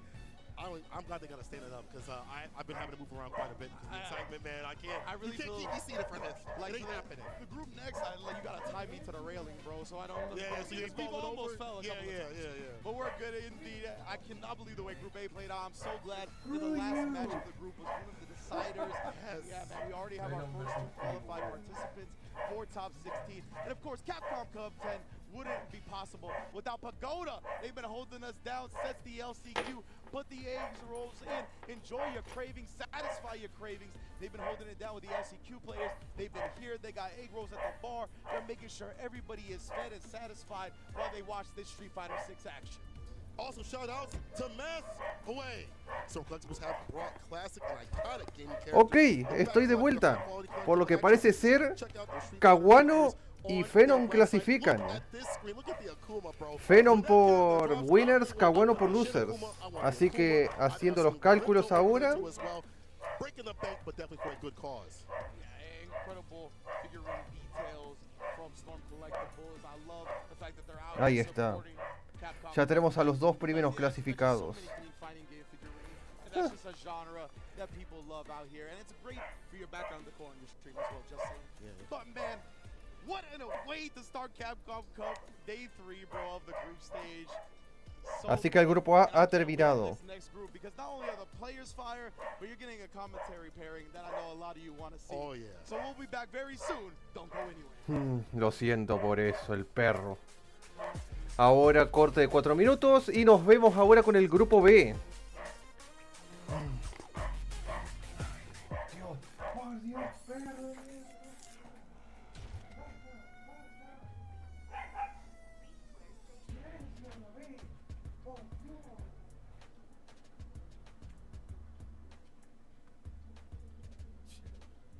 Seriously? I'm not interested in whatever you're pitching. You really want me to punch a hole through you? So, just who are you? You need to learn to stop pissing me off!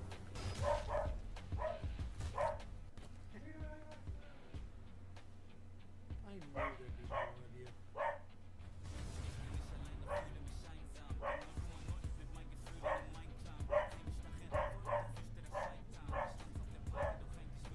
Let's go! Ring the bell!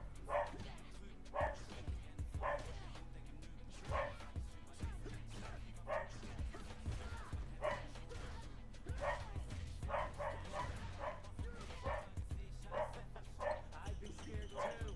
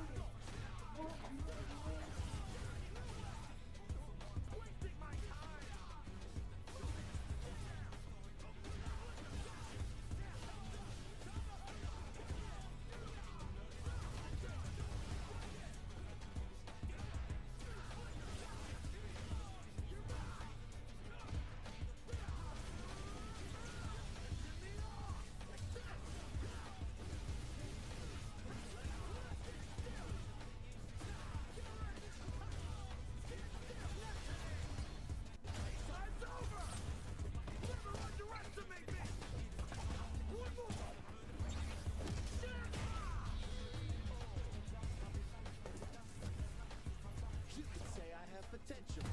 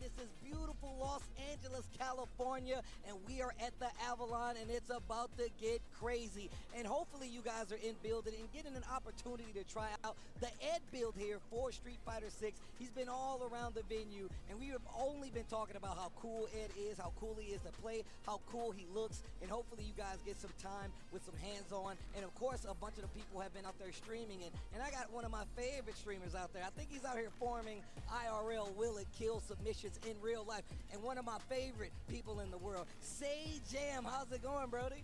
Very, very well. It's really nice to be here. Yeah, I got to play some Ed. Also, the character's really fun. I'm excited to play him. We were workshopping some names for when I inevitably play him. You know, Freddy like Flicker, I like my name. Johnny Jabber, whatever it's going to be. That was me. That was me. That's This the is name I like. version Ed, so hopefully you guys try him out. He's a really fun character. I don't know how Capcom made him so cool. They did a good job. Look, I saw like the little concept when they put it on like Twitter, and I was like, you know what? If he looks like this, there's no way he's not cool. And they really leaned into it. He's got the jab, he's got the Ali startup, he's got the speed bag punches with the OD. I can't wait to get my hands on the character, in all honesty. I got to play him a little bit on the Ed build. Make sure you guys take a look and get your hands on while you're here if you can. But let's take a look at the standings so far for Group B, because it's getting a little hairy out there. As you can see, leading the pack, we got Chris Wong, 3-0 +5 at the head of the pack. We got Nasser Big Bird 2-1 +1 right there at second place. Nephew at 2-2 with the +1, and then of course we got Despair King at +0 because he's at 2-1. Shaka is at 1-3 at -2, and Destroy Gods is at -5, rounding out the pack. Yeah, so big, you got to pay attention, right? So Chris Wong is obviously looking good, but all three people under him are really in a like nasty, scrappy contention here, right? So Big Bird, Nephew, and Despair King, you have to keep an eye on their matches that they're going to be playing right now, because it's going to be really spooky, honestly. These three are really the people to keep an eye on. Chris Wong is looking pretty comfortable. And that leads us to our very first match, Despair King versus Nephew. Huge implication on the group here. This is going to be scary, man. Despair King is one of those people I feel like a lot of people didn't sleep on, but I feel like he kind of got under the radar, especially if you weren't paying attention to everything, all these World Warriors that was happening. Of course, Nephew, one of the big names I feel like stateside that you always pay attention to, and I feel like he's always been in this spot where he can upset a bracket and potentially just take the whole tournament if he gets the right standings. Yeah, really, really solid player. He obviously did a little training arc. He went over to Japan to study and prepare for this as well. And these are two players that I really like watching. I think a lot of people are familiar with how strong Despair King is. And it's not a surprising name to see doing well in this bracket. Same thing with Nephew. We have a jury mirror, everybody in their PJs ready to go. But nobody's going to be napping. I love them playing with the faces, but here we go. PJs on the beach. Never thought I'd see it, but here we go. That's very Californian for sure. This is Venice right here. Both of them throwing the fireballs, leading behind it. Wow, I love the try from Nephew early, but Despair King blocked, no punish. I mean, if you're a jury player, you're pretty used to seeing that. Going for it yourself. Both of these guys trying to find an opening. Nice whip punish right there. Gets the big punish counter. Takes the ground. No anti-air there from Nephew early, just not ready for the jump in. Using that OD fireball to try to store up some more stocks, and there's the lead-in. Classic little overhead after. This is where Nephew really likes to shine. This time, Despair King at the ready, gets a knockdown in the corner. OD uppercut bust out here, and they're going back to the middle of the screen. Sneaks in, tries to get a throw in. Ok, empezamos ya el grupo B. Primer match. Nephew versus Despair King, a.k.a. Longsu. Muerta. And just sends it right away. Knows the heavy punch is going to force it. Immediate drive impact. Round para Nephew. Nice first round there from Nephew. Strong offense from Nephew. He's really one of those players that likes to snowball. I know we said a lot, but like, if you let Nephew get started, he definitely becomes one of El overhead. goes again to the drive rush overhead, spins the meter early. Para enviar a la pared. Yeah, this spot is really tough to fight out. So Spencer drive gauge to do it. Miss. No. That can happen this character. I think more often than some A la others, you pared. see that DP go the wrong way, and wow, what a wake-up challenge from Nephew. Yeah, it really moves her forward on wake up, especially when you use the heavy. Double store. Pressure here in the corner. Despair King just keeping it nice and No simple. way. Nephew protects his way out. Dive kicking to escape. Punish counter. I imagine we might see the level 1 again. Yeah. Level with 1. that drive gauge. ¿Lo deja en Burnout? No, no lo deja en Burnout. Holding the screen hostage. Baits out the level 3. This Lo mata. should be the round. He's out of drive, but he's 1-0 para gonna Nephew. take that first game pretty convincingly. Despair King on the ropes goes down 1 game. And back to character select very quickly. Didn't like the look of that, I think, at all. And Nephew just completely dominated basically every spot on the screen. Had that nice little bait at the end there. Locks back in. Despair King having a think, you know. Push it to that corner. I really do like that, though. Also, making that uppercut actually completely whiff, Yep. takes the round, and I feel like once again, we always talk about Yuri. She's a very expensive character, I like to say. She spends a lot of drive to get in, and of course she uses that OD uppercut a lot, especially when she's in these lockdown situations. So once you get to burnout, which I feel like happens pretty frequently if you're not careful, you could be in a very dangerous situation. The goofy faces. Y aquí It's vamos. like the opposite of like how they look. You know what I mean? Like, Es they're hora de la so contraofensiva de composed, and their Despair space is King. all over the place. But yeah, I like that you De call out the Longsu, drive usage. take the She spends a lot throw. of time drive rushing naturally, right? So she's spending bar on that. She's throwing the OD fireball and then following, or doing regular fireball in a drive rush. You know, these things cost a lot, and if the offense doesn't work, you can find yourself in burnout very quickly. El stomp. That angle is so tough to anti, that jumping heavy punch. One of those moves you start to see a lot Take the of, throw. when it comes to the lifespan of the character. No, le baitió. Baits it out, and I love the punish drive rush for the punish counter. Big damage on the side of Despair King, and now he has this corner advantage. Cross up, not gonna go his favor though. Stand heavy punch. This is not good. Despair King now in this corner.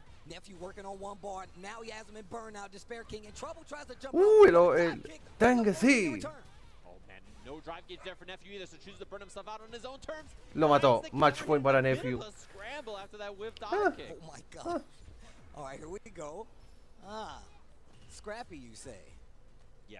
Take the definitely, throw. Scrambly, scrappy little situation. Even though you don't see it on their faces, a lot of stuff happening here. Finds the hit and it Level be a uno. level 1 right there. Like that. He's getting that screen carry just so he can keep that pressure a lot more constant. No, This time, checks no the drive overhead rush para over. ti, Didn't make anything nephew. big come from it, and now they're fighting mid-screen. Finally gets that instant overhead and a dive kick. Back in Throw. corner control. Here comes Nephew. Yeah, no conversion there from Despair King. That's a big sign of the nerve. Back throw. Drive reversal. Bien usado el drive reversal, pero se quedó en burnout. No salte. Despair King with the chase down. Going for a drive rush overhead of his own. Both of them with charges on. Instantly spins it for Despair King. El And here we spinning. go. Burnout on the side of Nephew. Yeah, he's trying to force while he's in burnout. He doesn't want to block it. Yeah, not going to be a factor. Already spends a lot of that drive gauge. He had to DP there to get the juggle, but the situation Throw. was a little awkward. Last guess. Throw. And the Y jab. Nephew 2-0 contra Nephew, Despair King. Very important W right there as you see him fist bumping. And gets the W over Despair King, which is really setting him up to try to be that second player to make it out of this group. And a quick 2-0 on top of that. I'm glad how you pointed out how they're going crazy with the face. Wow. Both of these players, I feel like, really stoic when you talk to them. Very nice on both sides, I can tell you that right now. But definitely one of the people like, yeah, Yeah, you just look at Nephew's No, face, Despair like, King continue live. I just hit him. I had to go hit him. Well, we're going to take a look back. You can tell right now, Nephew really came out of the gate with the offense, spending a lot of level 1 and a lot of drive bar to keep the positioning in his favor. And you can see Despair King kind of on the ropes in this corner where he made an uppercut whip as well. And even to the point where Nephew was like, I'm willing to chance it, using a dive kick to get out of the corner, keeping that momentum. And it really did lead to like great success. Yeah, and the thing about Nephew too is he has really snappy reactions and he sticks to you and makes really sharp, like consistent decisions, right? I feel like it's very rare that he makes something that's just like, ooh, that is like, why did he do all that, right? And so to me, that's a really important like strategy to have for a character like Joey, right? If you have that quality as a player, I think this is a good character for you, and you can really make her offense and kind of the things that she's good at shine. And you see those aspects in his play a lot of the time too. I think this character, is really popular in the beginning of the game, but she's not as popular now, particularly at high level play. Yeah. But players like Nephew and Despair King, you can see them making it work. Yeah, she's one of these characters that I feel like she kind of fits that archetype of kind of like, yo, I need to know how to fight these characters. Really strong all throughout the betas as well. Right. You saw a lot of that character. And of course, Nephew, one of the people that always pretty stays consistent when it comes to these character picks. And it shows very well in his mirror match versus Despair King. Another strong jury player himself, but Right. even still, Nephew, a very important win, like you pointed out, in this Group B. Yeah, I mean, this is like that was one of the most important matches to watch out for in this group, I think, because they're both trying to fight and scrap for it, and yeah, I mean, that's a huge W for him to get in this group. He really needs that one. Winning out is such a big deal, and we're going to take a look at the standings. So you can see that Nephew. Hostia, gotta be Nephew feeling pretty good pasando, about getting a pero 2-0 por there, losers. right? That's a Chris really Wong solid tiene que spot for pelear him, but, there's still a couple matches después to contra play. Shaka, Doesn't matter, obviously, porque Shaka ya está he's fuera. played 3 of his matches, so, depending on how he does is very, Aunque si very Shaka, important. no, sí, Shaka está Despair fuera, King, aunque gane su match, ya he está needed to win fuera. that W there, I think, against Nephew, but Big Bird, Si, we'll have to si see Chris how Wong he gana does, su match, and queda he's más gonna be 7. sitting Encima si es 2-0 o más 6 si es waiting for that to 2-1. happen, so let's take a look at our next match. Y Nephew tiene un match. Big Bird, he's También. going up next against Destroy Gods and the Guile, the Maurice. Ah, no, este es el último match de Nephew. I'm not sure if Ok, he's ok, gonna go este es el último de because Nephew. I remember being in his chat asking Ahora him viene about Big how Birdo versus it's Destroy a little Gods. difficult to navigate, but once you get in, once you close that gap, man, it's nothing but hurt on the other side of that face. Exactly, yeah. It's one of those things too. Both of his characters, I think, can navigate a lot of different matchups. I like the spread that he has. I think it makes a lot of sense to play Marissa. Makes a lot of sense to play Rashid, and he picks them both depending on the matchup, right, for sure. And yeah, I would be surprised. I think we'll see the Marissa here. You know, I'd be surprised if we see the Rashid, but you know, he might try it out. Who knows? But obviously, a lot of them were over in Japan doing their training arcs and practicing and stuff like that. You saw him over there, and you saw Angry Birds, Phenom, all of them over there. Getting like the XP, especially going forward, especially getting ready for Capcom Cup, man, because there's some heavy names here. And I feel like another thing that's really happened is like ever since we've seen like the success of like Big Bird and Angry Bird, man, once again, he puts a large target on their back. There's a lot of footage out there for you to really kind of comb over, but it doesn't take away from the strength of these players. And even more so, I feel like Destroy Gods, they have a lot on their plate coming in, but I feel like they've already proven themselves to be here. And right now, this is the strongest person makes it out. Destroy Gods can really mess up Big Bird's timing. And like you said, there's a lot of contention in these lower spots. Remember, only 2 players will make it out of this group to make it to the main bracket. We've got our first 2 from Group A. We're trying to get our next 2 from Group B. For that top 16 on Sunday. So locked in here, we see Marissa.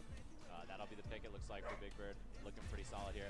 This is like a matchup that we saw when he won his very first tournament for this game, right? Obviously, this is the final. Him and Akainu over at Red Bull Kumite, and a matchup that he's very comfortable with as well. We've seen him play it a lot. He's a really, really solid, consistent player. He has snappy, sharp reactions, good decision-making in neutral, and I think that's something you need to play a character like Marissa. Man, why does this dude Gao have the flag on his shirt and on his actual body? He's double tattooed up. He gets it attached in all of his clothes. That's a real American right there. Star Spangled. Oh, man. Beautiful, perfect parry. Cross up. No, stays on the same side because of the back tech. Where are you going? She asked that when you don't move. That is messed up. I'm like, I'm sitting here blocking, man. What do you mean? Oh, you're trying to be funny. I see. Ah, okay.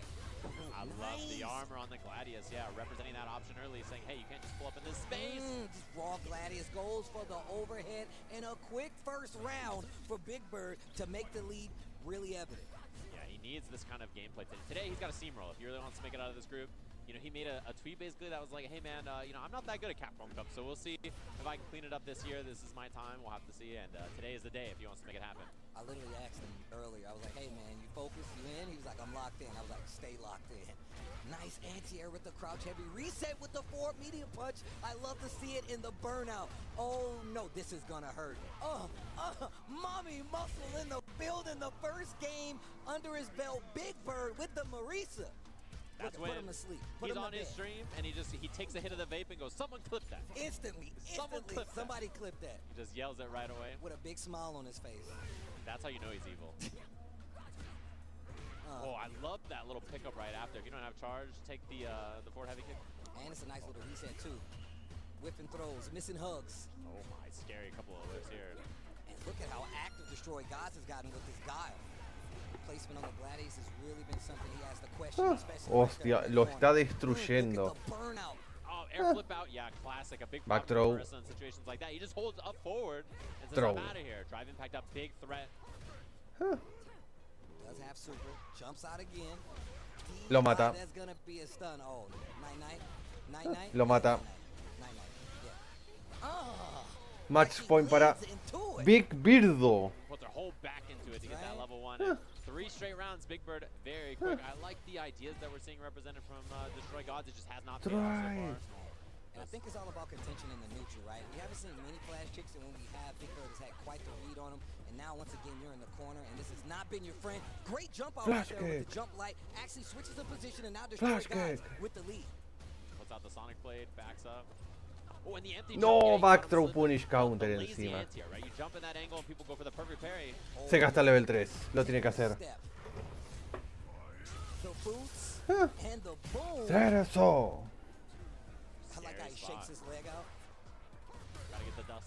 El armor. Lo mató. 2-0 para Big Birdo. Big Bird trying to make it in a top 16 on Sunday. Damn, Mitch. Yeah, damn, Mitch. That's what I was gonna say. Damn, Mitch. Pero aún no está aún fuera. Si el Disper King gana ahora contra Destroy Gods y Chris Wong le gana a Big Bear, está fuera. in the meta of Street Fighter 6 so far, especially versus a character like Gao, who a lot of people will tell you that they think is really strong, and even more so to this matchup. But Big Bird having a lot of answers, just instantly contesting the drive rush forward right there, and really did see just how this was going his way. Gets the early command throw, and just really kind of like really basing his meter usage off of the positioning on the screen, and just really good at like utilizing it. Yeah, I mean, Big Bird is someone you mentioned. He's been a long-time believer in this character. It must be really nice and really bad to have him play your character because he's not a down player. He's like, listen, this character is really strong. He really believes in the character's strengths, but he also, you know, shows at a high level how strong this character is, right? Yeah, that was a little. Phenom ya pasó y Kawano también. Destroy gods, that was cool as well. But his decision making on the character is really good, and honestly, you know, he's been playing Rashid as well. But I think his Marissa decision making and awareness just looks, you know, really, really sharp, even more sharp than on that character, right? So. No, I agree. I completely agree. You can tell, especially considering like. I feel No like holding Rashid has, back. like, this thing about him where you do have to play Eso fue una buena jugada de Destroy Gods, put yourself in these situations where you could pero get está thrown, jodido. could get your pressure stopped. Whereas with Marisa, he's very much lots of Y aún tiene un match stuff, más que these tiene que challenges, jugar. some of these situations Destroy particularly, Gods, y you es gotta contra hold it for a while to Disper get the King. move around. So it's definitely one of these characters that fits his playstyle. Gao, one of Y those obviamente characters, like I Big said, Birdo tiene it's que jugar un working, match I think, también. so that character Y es now contra has a lot of Chris experience Wong. in it and just, you know, Y hablando de he Chris has to Wong, be va ahora that man. contra Shaka. And it was really impressive to watch how quickly he just adjusted to little things like, oh, you're going to represent one new option, boom, immediate counter, right? He was just ready for it too, and so. So playing that sharp, it's really, really tough to stop. That has a big implication on the group, obviously. Right? He has another match to play, so gonna have another one. We see the standings here. Ahí Big está. Bird feeling Más very 3. good, I'm sure, after that W. He really needs things to go Y este era el último match de well. Nephew. Ah, Disper King. Aunque gane ahora queda con 0. Despair King still has his match, and Big Bird, obviously, him. That is, yeah. Contra Chris Wong para decidir quién pasa por winner y quién por losers. So now, Pero si Disper... Ah, no, si Disper King gana de igual forma. Big Bird pasa. very strong player going up against another very strong player, Chris Wong. And like we said, there's a lot of contention in these groups. Shaka, one of those 32 players that a lot of años. people were talking about leading up to this. And this Dawson has definitely been doing work. Chris Wong, just the same, very much in contention for being one of the strongest players here, especially in this group. One of the favorites to make it out, if you ask me. And my man is clinical with the Luke. He is so strong with the Luke and just very precise with his input. I mean, yeah, and that's the thing too, is that his results this year have been really good. I mean, Yes. he had second at both of his qualifiers, right? So he didn't make it there. Then second to Gotchkun in Singapore as well, right? So you're looking at Chris Wong like, dude, is this guy not going to make it to Capcom Cup by being really, really good and getting second like 5 times? Like, what's going on? And then he cleaned it up, got the qualifier offline over in France. Very impressive, I have to say, to get second in a huge major like that and then show up the next week and win. You were there for that, so you saw it with your own eyes. Yeah, Versus Luke. I was really impressed with this play. I think he's an incredibly solid player, and he's really fun to watch, of course. This is a matchup you don't see that often, not because of Luke, but because of Dawson, right? I mean, Sin is not a very common character at a high level, so it's cool to see Shaka out here playing the character. Really strong player I'm familiar with. I've seen him enter a lot of tournaments, seen his play a lot before. See what Chris Wong's adjustments are. Immediate whip punish, counter crush, medium punch, and gets the pickup to the corner. Not ashamed to actually go in and mix it up Chris Wong. But like I said before, it really does seem like he plays this very risky game, but he's very calculated in this space. And I'm glad you brought that up about Dawson, because this is definitely a character we don't get to see often. And I really like seeing him navigate some of these characters that we do get to see. The Juries, the Lukes, the Kens. I love to see him. Baits the throw immediately, and he's going to drive rush, push him to the corner here, and drive impact is checkmate. Oh, drop knuckle though, scary. Uh-oh, goes for the blatant low right there. And you can see right now, Shaka trying to keep this distance between them. And if you're Chris Wong, you can't get too overzealous about swinging a DI out there, because if there's a float or something, you might be in trouble. There you go. Oh, nice jab, stops the teleport. I like that option to kind of deal with the mix-up, because even a lot of times if that fireball is still there, you still get the opportunity to stop the pressure from the Dawson player. There's a throw to close it out. Chris Wong, 100% aware of it. Yeah, something to keep in mind for all of the event this weekend. When people jump at those weird angles where you don't have time to anti-air, but you're not going to get punished, people will parry anti-air, right? So you're seeing the high-level players will empty jump and just throw your parry. So then the next adjustment is I will just jab, right? I'll just do delayed jab to beat you trying to throw my parry. So there's like a mind game on top of the mind game. And at the highest level, you see that very common. So keep in mind that when you're watching this weekend. Yeah, stack meta right here. And once again, now that mix-up's starting to be a little more prominent, slap him in the face. Nice teleport here. Drive rush slide, keeping the pressure going. Shaka turning up the gas. I like it. He has a lot of really good offensive setups. The whip punish and the level 1. Yo, high feet. Damage on that too. I love the little establishment after with the buttons, the pressure. I love sliding in, crouching medium, standing medium, all kinds of things to check at that range. Really nice stuff. And the fact that he puts himself in these positions where you really have to worry about whether he's going to put a button, whether he's going to slide, drive rush, angle slide, you really need to pay attention to it. And he's so good at keeping the space about him too, where he's really avoiding a lot of the sandblast pressure. Great anti-air, and once again, keeping the beat hot. What a buffer. That's when you don't be lazy with your backdash. When you're backdashing, buffer that move. So that if you see the jump, you get the anti-air easy peasy. Love that from Shaka. Once again, going to the lows, and look at the keep away game. My man is saying, you're not playing this game. I'm not going to play the loop game. One round apiece between these two in this first game, and man, they are slugging. Dude, the neutral from Shaka. I love the things he's representing too. The float heavy punch, teleport right there to make the mix up, and he lands on the fireball anyway. But this is, double drive rush pressure. Anti-air again. He's not lazy. He's buffering. Hot, bro. And once again, the jump back teleport, making him fall into the fireball on the far left side, keeping the distance between them. Shaka getting the first game versus Chris Wong. He is so good. I love that. Every time he backdashes, he just buffers the up blast. And he's like, oh, you're jumping. Easy peasy. Love that. Really, really strong choice, of course. And Chris Wong a little on the back foot there. He's like, okay, he's bringing some heat. He is bringing some heat. He's got some feet hot. Also, this dude Dawson just summoned an elephant on a helicarrier. That's wild, bro. Yeah. I mean, if he could teleport an elephant to him. I'm sure. He's got to be able to. That's dope. Yo, David Blaine? Is that what you Yeah. said, right? Cheez-Its, like, he's just like, what up? I'll make it happen. Teleports in. Wow, crouching heavy. Oh my God, almost had a crazy conversion right there. Still able to keep the momentum, and you see Shaka just willing to backdash perfect parry. Oh, attack the drive bar. I love it. Take away some of those options by removing the drive bar from the equation. Yeah, I think it's a really smart choice. Players are really good at that now. Lovely little whip punish. Punish counter so he gets the back heavy kick. Big damage, big extension on this. Empty throw in case you go for the parry.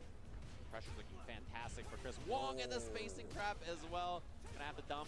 Oh, the DP at the end. Nicely done from Chris there. That was really clean pressure in the corner. Yo, surgical with the meter management, with the combos. What a closeout on his first game. Excuse me, game 2, round number 1. Wow. Little float action. Lo que le está haciendo el Shaka al Chris Wong, por lo que veo. That's a good button. Perfect. God button. The right hand of Exodia. Teleports, fireball gonna keep him safe, tries to drive rush, and steal the check from Shaka. These long-range limbs, these textbook limbs. Wow, what an option representing the fireball right there. Stops the drive rush once again. I love that part of the Street Fighter 6 meta where people are really starting to interrupt those drive rushes. Not this time, though. Knockdown in the corner. Chris Wong tries to go for the neutral jump. Back throw. Shaka in control. Oh, my God. Chris Wong is at burnout once again. That was sick. I love that little bait to set up that burnout from Shaka, although he's got the challenge into the critical R, and he says, let's wrap this up. Huge damage on this. This does so much. Yeah, because of the critical art there. Beats him up, gets the game.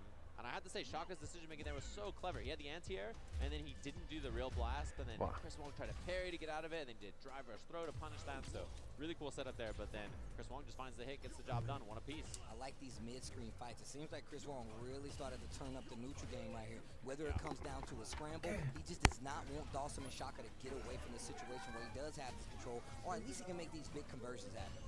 Yeah, and he's representing some cool stuff. Shaka's doing a lot of like drive rush and a fireball if he sees you landed on one, or a light kick check. He's doing some interesting options. Okay, representing his OD fireball right now. From Luke this way, he's going to make sure that Shaka is locked down with Dawson. He's going to be able to lock him down, gets the corner. Tries to base something out with the jab there. Shaka keeping his wits about him and is playing so calm right now. Teleports out. There's that jab I was talking about. And a great anti-air to stop that option that we saw Chris Wong go for last time. Twice in a row, too. Saw the neutral jump. Stuffs it with the back medium punch. And man, he is so good. Beating up his legs in this mid-range. Every time he goes sandblast, he just checks him low. Wow, this dude Shaka. OD fireball clash with the sandblast. And you can see Chris Wong, I'm not sure about some of these situations. Double jab, did not get the confirm. Catches him out of the air, gets the flow. What a conversion. Chris Wong? I already know Phenom's making a tweet. Bro, I'm not listening. You play Ken. Don't even say anything. Don't do it, bro. He's like, see that? He's like, look at this. It's like, he can do that? I'm like, come on, man. Wow, he is really spacing him out here with it. Oh, I love the float right over. Did you see his legs just glide over the fireball? Stretchy legs. This has been some of the most fun neutral to watch I've seen in like any matches. I'm telling you right now, the way that they're using right now this neutral game control, DI Chris Wong ready Lo this mata. time, and it is not looking good for Shaka. He's got 2 bars for Chris Wong now and Luke, so he does have the opportunity to close out. He's probably going to be working on a level 3 pretty soon, and now Shaka in trouble. Just does the random level 3. Entró. The CA, excuse me, just the level 3 going to do a lot of damage. Accept He's that. going to get a lot of drive bar back, and look at the position. He's gonna be first out of gajo, burnout here, gajo, which is gajo. big. He's gonna have EX Fireball or Drive Rush or setups or whatever he wants. Chris Wong has to respect for now. About to be out of burnout. He has Drive Gauge back. He was about to spend it. He actually checks the drive rush forward. This dude Shaka is actually ridiculous. OD Fireball clash in the mid-screen. You're seeing him using the float just to get around possibly. Oh my God, perfect parry. Goes for the long range. Another perfect parry. This dude Chris Wong is in trouble. OD Fireball gets the knockdown. But he's about to be in burnout again. He teleports in out of nowhere. Chris Wong just not ready. He didn't believe.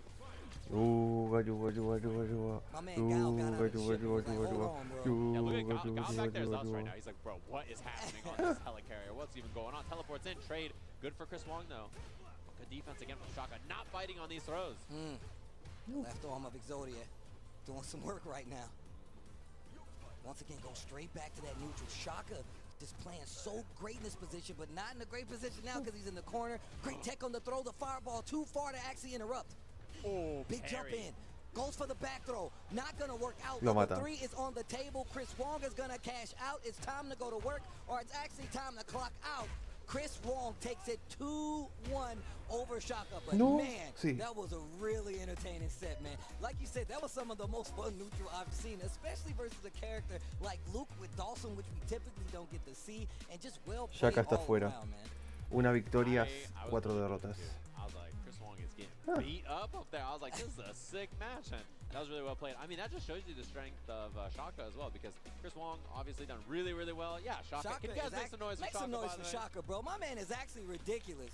The Dawson looking really strong out here. Awesome player. Really, really fun to watch. Anytime you see Shaka playing in a tournament, definitely recommend checking him out. Someone I was very familiar with before this event, Yeah. right? Because I know a lot of the players here, you're seeing them maybe for the 2nd or 3rd time or something.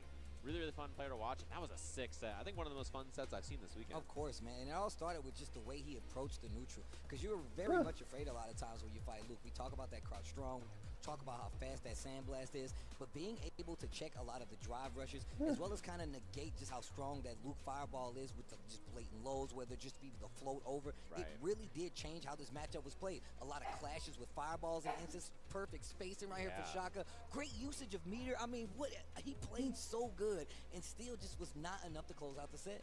Yeah, Chris Wong just really, really solid in those moments where he needed to be. And I have to say, like, that was some world-class gameplay from both of them, right? I mean, yeah, that was sick, really fun to watch. I love the little backdash blast buffer as well. That was really cool. Expensive, but like really reliable. And you know, it cleaned up a lot of those clutch moments for Shaka as well. So really fun set to watch. The spacing on that. And there was that scramble where they both survived burnout. I mean, this could have gone either way. This really set could was have. really, really close. And you just instantly kept seeing the adjustments from both of them, right? You start to see Chris Wong like, all right, I know you like the drive rush forward and actually try to use slide to keep me honest. And then when you are standing there, it's going to come down more to these these long-range pokes. And he really shifted his game to be able to deal with it, whether it be just pumping on the brakes a little bit, adding a little more fireball to his game, and just waiting for Shaka to actually overextend. That's what ends up happening when you see these kind of players clash, especially when you see a character you're not too familiar with the Dawson. What a conversion for Chris Wong, and man, the turnaround was ridiculous as we get to this last round. And you see, this is where really Chris Wong really was on his game, ready for the DI, goes for a clash of his own, work back up Siguiente to match his viene ahora. bars, especially with his positioning. Penúltimo Really match just del grupo B. masterclass play. Destroy Gods contra Despair I King mean, this viene is ahora. really, really fun set to watch for sure. Man, at level 3 in this scrappy scenario. How is it like, you're looking at this, how is it that we're going the distance here? Like, how Yes, is, exactly. you see how much Shaka was down to make that comeback in that game? Like, that is unreal for sure. And then this bait, the backdash right there was, yeah, that was really clean. Really, really smart awareness from Chris Wong right there to know that the jump was a little high, perfect parry happened, and then he's like, oh god, I gotta get out of this throw range. So the backdash was really smart, but really fun match between the other two. We have the next match already set up, ready to go on the stage. I don't know if you see it behind us.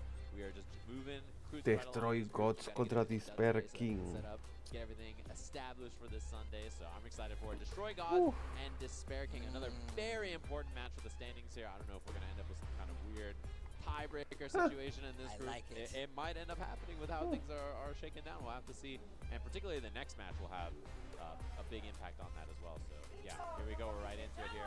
Costume change for Despair King. No longer in the PJ. He's woken up. Nah, this is business mode. SF5 jury in the building. Here we go. Now let's see how he deals with this neutral kick. Just jump, dive kick instantly to carry to the corner. And I like the check by Destroy Gods already. Knows the juries like to play that game where they shimmy just a bit, checks it with a jab right out of the gate. And I know this is a matchup a lot of jury players don't like. This is one of the matchups you hear talked about more frequently as being a problematic matchup for the character. Mostly because, you know, she can't cover horizontal space in the way she normally wants to because Gala's just going perfect, just like that over and over. And I was literally just about to say, that's why it's good that he represented that dive kick right out of the gate. Because that's going to be one of the tools to get you in, to get the kill first round to Despair King. Yeah, really good job. You got to smother every time you get in. You got to make something happen, make that offense really just overwhelm Guile. It's very important in a matchup like this. Great usage of the normals right there. Actually jumps up, meets with an actual knockdown, medium punch, I believe it was. Just walks back, gives up some space there, trying to find Dre with it. Didn't get it, but I like the idea. Oh, great reaction. Great check on that drive rush. One of the big strengths about playing Guile, you know, if you have that down charge, you just see the drive rush and immediately do it. I love that that's where the meta is actually shifted. You see a lot more players starting to check that drive rush, especially in neutral where you have to be careful. Guile definitely has the tools, go straight in the feng shui engine, and this is not looking good for Destroy Gods right now. What a long extension, too. Is there going to be another drive rush? There is. Wow. Spins it all to try to get the kill here. Got plenty of feng shui engine here. Oh my God, yo! That combo was ridiculous. She was burned out tired, but that was a long combo, bro. It was a long day. The whole time I was watching, I was like, is this going to take the last little bit? There was only a little bit of life, but the scaling was so much. Wow, what a first game from Despair King there. No. Normal flash kick right there. Despair King at the ready.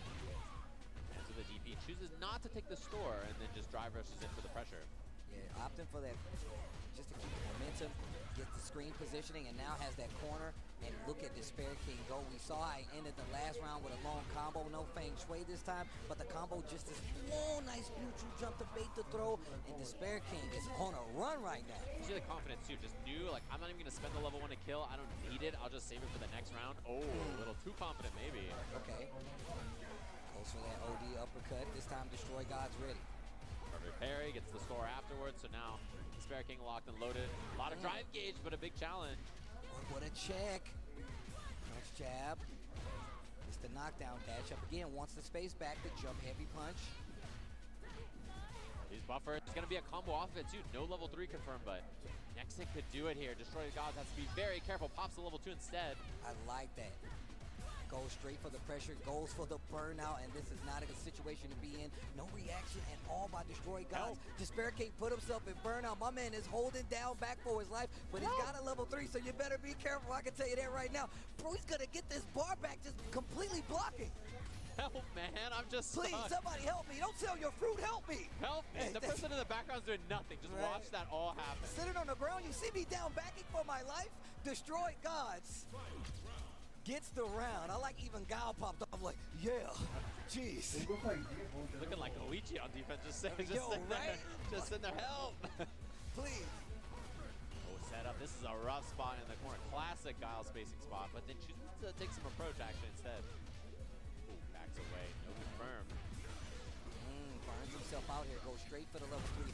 Gonna get some of that drive bar back. I'm liking the position he's gonna get here. Early cash out, and this is the final round of this match. So I don't blame him. In a big lead on this side right now. Setting up the obstacle course with the booms. Making sure he respects the space, and I like how he's stepping back to do so. Opts for the parry just to get a little bit of the drive back, and there goes for the drive rush overhead. Here comes the Despair King. Gonna checkmate with DI. No, not quite, just because the burnout barely ended. Very fortunate. What the? That side? Level 2. Plenty of drive on top of it. Definitely gonna get the corner here. Extension as well, yeah, off the X dive kick. I love it. These feng shui combos are so cool. Jump in, double jump on the overhead for the cleanup. 2-0 Despair King gets the win. Very well played, and man, what a sequence that was. That was kind of dirty. That was a little slimy, bro. I don't know. That shit, we need to talk about that. That was not nice at all. My man was blocking for like 20 seconds, bro. Just down backing in the corner. Just help me, please. Don't just sell your fruit. Do something. He just sitting there steady. Easy, easy, hold. Yeah, great activation here. And man, his meter management, Despair's King's meter management. Obviously, a lot of times you see juries get in a situation where it was like, look, I can close out with level 3, so I'm going to look for this one hit to confirm. He's like, no, I'm going to go to Feng Shui, burn you out, keep you in this position where even if you do get this level 3, you're on the ropes. It's going to be a gamble. I might block it. I might be looking for it. So it's really smart that he actually did that. But I also love the fact that Destroy Gods really kind of kept his approaches really simple. Sometimes he went for jab. Sometimes he would just wait, hold his ground. So, I mean, obviously it was one of the better calls to make, but Despair King just seemed like he was so ready for every option that Destroy Gods was going to go for. Yeah, and these sequences like this, I mean, a lot of times, you know, it's very like, yeah, you're just stuck. Please. Help. Please. Someone call the authorities. What is this engine she's talking about? Can I buy lady one clapping of these? above Guile. That lady in the background sick. is clapping. She's like, oh, this is so funny. Look at you just getting robbed in the corner. Man, that's all of you in the audience right now. Right? That's Look, literally everybody watching right now. They were cheering. Yeah! You're not going to survive this, Kyle. Yeah. She's just sitting back there clapping. Like a man is dying in front of you. Oh my God, gets the knockdown with the uppercut in the corner. And once again, this is exactly what I was talking about. Really opting to go for Feng Shui, not use all his meter, even though the level 3 is there on the table. Destroy Gods, absolutely one of these players that you need to look out for. In this situation, though, Despair King, which is so prepared for the Gao matchup. And we talked about how expensive she was, how explosive she is, and just the preparedness on the table by the Despair King. But we're going to take a look at the standings going forward. This Group B definitely getting spicy. Games like that make it go quick, but it doesn't take away from the importance of some of these wins for these players still involved in trying to make it to this top part of the bracket here for Capcom Cup 10. Yeah, when we look at the standings, obviously you're going to see Chris Wong at the top, but it's the next 3 that you really have to keep an eye on here. Look at this. Big Bird, Nephew, and Despair King up there, right? So obviously Despair King, you know, he's going to lose out on the point differential there, so Nephew's ahead. But Big Bird needs to win this here, right? He has to win this set, and he's got to clean things up, and he's got a very difficult opponent for him to have to win. And he needs the 2-0 to try to be ahead of Chris Wong. That'll get him out of winners if he can get the 2-0. Right. But I'm going to tell you right now, this is not going to be an easy spot to be in. If you've been checking Big Bird's Twitter, you know he's definitely in his headspace thinking about this. But he told me he was locked in, and he better be locked in here because this is not going to be an easy match at all. This is going to decide who makes it out on this winner's side. Big Bird needs this win, and I feel like it's just good for the morale heading into the main bracket. But once again, we always talk about these other groups, these other, you know, the Group Fs and the whole 9. But if you look at the spread of some of these groups and the players that are in them and who you have to make it past to make it out successfully, it is not an easy walk for any of these players. No, this is a really tough one. And, like, you know, if you're sitting here, if you're Nephew, this is all on Big Bird, right? You don't even get to play the game. You're just sitting there in the audience going, I hope he loses. Like, that's all you can do, right? Like, what else is there to do? You're just sitting here stuck, hoping that Chris Wong shows up and gets the dub here. And he himself needs to do well so that he makes it out on winners. So this also matters for him, right? He really needs to clean things up here because if he shows up and he loses the Big Bird and it's a 2-0, he's no longer in the winners bracket on top 16. Oof, thanks so much. Yeah, it's actually really scary, and I think that's one of the most pivotal parts about this group play, right? Because sometimes you get to these situations where it has nothing to do with how well you played outside of those initial games. Someone might have a better record than you, and sometimes your record just might not meet the requirements. So you got to bank on somebody else losing, somebody else winning, a perfect here, a 2-0 there. Well, not a perfect, but a 2-0 here, a one-game loss differential there, and it really does stack up, especially when it comes to the nerves needed and just, you know, affecting your gameplay going forward into these kind of groups. Yeah, this is a really tough group, man. This is that kind of wedge there between, especially the players right under Chris Wong is brutal. That is a tough spot to be. Yeah, I'm gonna tell you right now, it's scary. You know this. Yeah, it's like you're all just wedged down there, like battling against each other in kind of like a race to see how that point differential or score breaks down. And it's looking like, which makes a lot of sense to me. Is it the Marissa pick? Yeah, the wedding dress. Mommy Muscle returns, and it's not going to be easy. I want to see how they're going to deal with this neutral game, right? Once again, one of the main things you got to look out for, Sand Blast, Crouch Strong, things you really have to be aware of. And you know Chris Wong's got some XP, or at least did his homework. Let's go, Chris Wong, Big Bird. This is a big one. Crouch Strong already, and then instantly goes and puts you to this corner. Spends a lot of your drive bar, though. Speaking of, OD uppercut to get out of there. Yeah, notice that Chris Wong empty jumped, right? Looking for the parry, Big Bird doesn't go for it. He jab checked on the landing. Very smart awareness early on from Big Bird to know that that's a common thing people are looking for. Oh, nice. Hits 4 medium punch just to get a reaction. And that's the reaction you need. A simple approach to the win. Forward throw. The crowd likes what they see. Big Bird up 1 round in this first game. Yeah, oh, nice whip punish. Doesn't complete off of it, though. And a big thing in this matchup is obviously the airspace. You know, this is a big problem for Marissa. She really struggles to anti that jumping heavy punch from Luke unless you're super ready for things or you have armor from Gladius or something. Well, it doesn't commit off of that, but yeah. The overhead is safer than going for the low, so people will do that if they have the stance out there. Actually got the OD follow-up. Would have had the knockdown had he just hit the other button, but no. Neutral parries here. Oh, wow. Counter hit confirmed by Big Bird. Gonna spin that meter once again. Superman punch to the corner. Very scary. He has level 3 available now too, which means one hit can do it here off of a big drive rush confirmed. So you have to be very careful if you're Chris Wong, although puts himself in burnout. And this is not good. You see him backing up. That low forward is a threat. Still, we have not seen big jump in coming from Chris Wong. And he's going to get level 3 off of this. I'd be surprised if he doesn't use it. And yes, he knows it's time to go to work. He did the easy peasy tournament combo as well. Did not extend at all. Didn't end up mattering there. So I like the awareness of just being like, you know, I'm not even going to try hard combo, do the easy stuff. I'm trying to qualify for Capcom Cup. And this is huge advantage. I would say in this round, Big Bird is ahead maybe 60-40 or 65-35 because he has a level 3 and Chris Wong has no meter. Has a huge lead. Drive rush overhead. And you can tell right now he's really looking for some of these projectiles. A lot of Superman punches from Marisa, especially around this range right here. And Chris Wong knows that, and that's why he's holding back. You see him going for more of these buttons, trying to whip punish. In some of these situations, crouch strong right there from Chris Wong, and this is going to be a good lead for him. On the ground there. Nothing from Big Bird. Doesn't try parry. Gets the back throw. Corner position. Very scary if he hits a level 3. That drive gauge looking dangerous for both of them in the armor and the level 3. Level 3, take him to the corner. Tell him about history. Send him to school. Kiss the fist. Boom. He is dead. It did so much damage off that. Peep the shoulders as she walks up, though. Now you know history. And she finna tuck him in. Look at him having a nap. Let me go put him in the bed. Still got his braces on. Make sure you take your retainer out. Tuck you in, read you a story. That was a brutal one. Just you get clipped by that anti-air one time, and there's very few people that are in the world with Marissa who can do that, right? Like, not very many people are as consistent with stuff like that as Big Bird, so brutal. When you get hit by it, you're like, I died? Right. I dead? Look, I'm always, every time I see Marissa get hit, I just think about Kaba in the SFL clip. Like, bro, the equations. I died? The drop, that's a big one for Chris Wong there. Gave up a lot of space after, too, and Big Bird just walks him down, takes the drive gauge. Where are you going? Sweet dreams indeed. A little overzealous right there. Puts himself in burnout, but he's got the meter. He can actually get the closeout. No. Yeah, I didn't have enough with the level 1, so he chose for the Oki instead, but a little miss there. I wonder if that was a drive rush potentially there for Big Bird or something. Got a weird dash instead. Yeah, that level 1. Mistaken. I thought it would actually be enough, but not going to be enough. What a whip punish early on.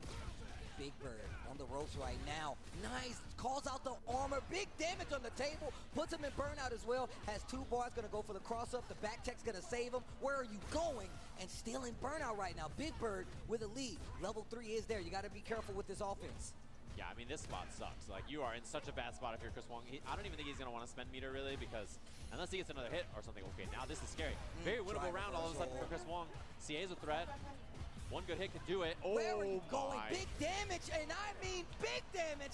That's mommy muscles. It says it on the business card. And this is a chance for Big Bird here to 2-0 Chris Wong. Take that spot in winner side of the group. I love that. Very few fireballs in the set, and it's because of that move right there. And man, the steamrolling. Nice. Wow. What a response. Pick up. We got a lot of drive gauge back from those parries as well. Oh, what an anti-air call out. Where are you going? Dude, Big Bird looks so sharp, and it's on Chris Wong. Oh, back throw? No. Not what he wanted, I think, actually. I don't think he wanted raw heavy knuckle. Maybe it was heavy punch, and he just went to back, and that's a huge opportunity. I mean, oh, man. And look at that drive bar being abused right now. Big damage on the table. Once again, not going to spend it. Yeah, he wants to get to closer on this closeout and then potentially just win the match. Take that opportunity to make it out and winner's side away from Big Bird. It stripped a lot of drive gauge, though, and Chris Wong, you know he's thinking about it. To jump in. And you see the jab check. You know, Chris Wong was empty jumping, looking for parry. Big Bird doesn't do it. He does the jab instead. Oh, wow. Puts himself in burnout. Oh my, that is very scary. Chris Wong needs the next hit. And if Big Bird gets a hit, he didn't have the meter for the drive rush, so it's nothing. Swinging with the stand roundhouse, go straight into the level 3. That is gonna catch it. That it should be the round, and we're gonna go to a third game. Chris Wong evening it out just a bit, eliminating the chances for Big Bird to make it out on that winner's side. But this doesn't stop the momentum. You gotta get this W. No, because now Big Bird still needs to win, right? Yep. So, you know, in his head he's processing, well, it's not winners, but I still need this set, I right? still need this win. Forward heavy, getting a little anxious right now. Drive rushes in. Chris Wong pumping on the brakes, finds an opening, and now he's got that momentum. Not a lot of damage, but the positioning is there, and this is going to be a lot of damage. Going to lose like 50% based off of that alone. Jab, jab, jab, strings him up. Chris Wong looking a lot more comfortable now. That was a really scary game there for him, and now suddenly you can see the play looks a little different. Big Bird has the corner. Okay. Just smoke in the drive gauge. Oh, wow. Just the jab followed by the crouch strong, and Big Bird walks into it because we know a lot of people kind of lead with it, but you could have counter hit confirm it as well. Just the lay right there actually gets Chris Wong the opportunity. The crowd waking up for Big Bird right now, trying to get him in the spirit, but it's not working out right now as he takes another throw. Yeah, and I mean, look at this corner position. Crashing medium, immediate level 1. Doesn't want to drive rush because it'll put him in burnout. I like that choice. Okay, Sparta kick, goes back mid-screen, jumps the overhead into stand fierce once again. And Chris Wong has really woken up here. Double drive rush, has the level 2 available.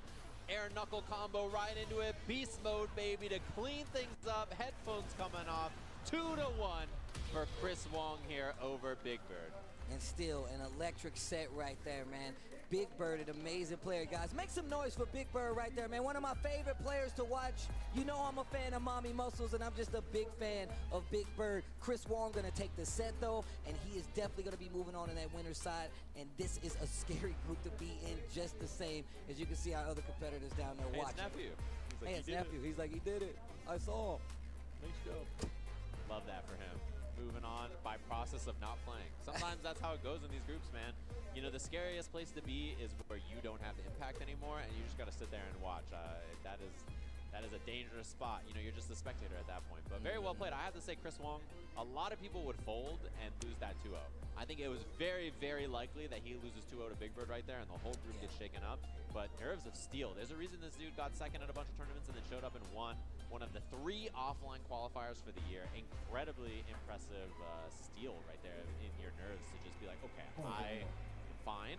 I'm down a game and a round here against this very scary player, very scary character, and I'm going to be okay. No me digas. And I think that's one of the things that like we really should like highlight for Chris Wong. Like it was one of those things where, like you said, it was all about staying calm. He was down a whole game and was still able to kind of slow this pace down. And I feel like that's what really hurts Marisa, right? Like if the game is still going on and you haven't found a way in, it is very likely that your opponent's going to find a way to open you up, get that momentum. And it was just small things. Big Bird está fuera. Veamos resultados. Tengo que marcar quiénes pasan. Ay, crossover, tengo que marcarlo con una X porque está eliminado. Usage of that drive bar where he was really like, hey, I'm going to spend half of my drive bar to get in off of this target combo medium punch. And that is a situation you really don't want to be in because then you second guessing some of your buttons and it puts you in these situations where you're in the corner and you can't defend yourself. Yeah, I mean, this spot was so scary. This is very close for Veamos. Big Bird to just clean things up here. The rounds were looking spooky. He gets the command grab, which kills. It did enough damage through that little bit of gray life there. And if you're Chris Wong at this point, it is looking bad, right? Things are looking and look at this. You're down around. He was on set point. And look at this bad punish. I mean, that's not good either, yeah.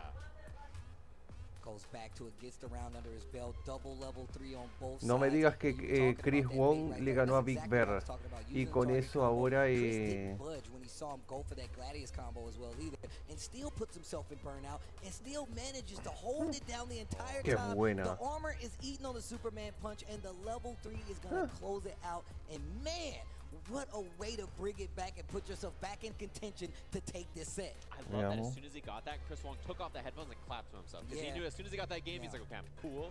Like, I can clean things up now. But he knew he was in winner's side, right? He's like, okay, I did it. I'm Veamos. cool, everything's Chris Wong fine, pasa a but top I'm worried 16 about winners, stuff, so. entonces. I mean, he knows the scores too, right? He knows how this is going to work out. He really knew that he needed to clean that up.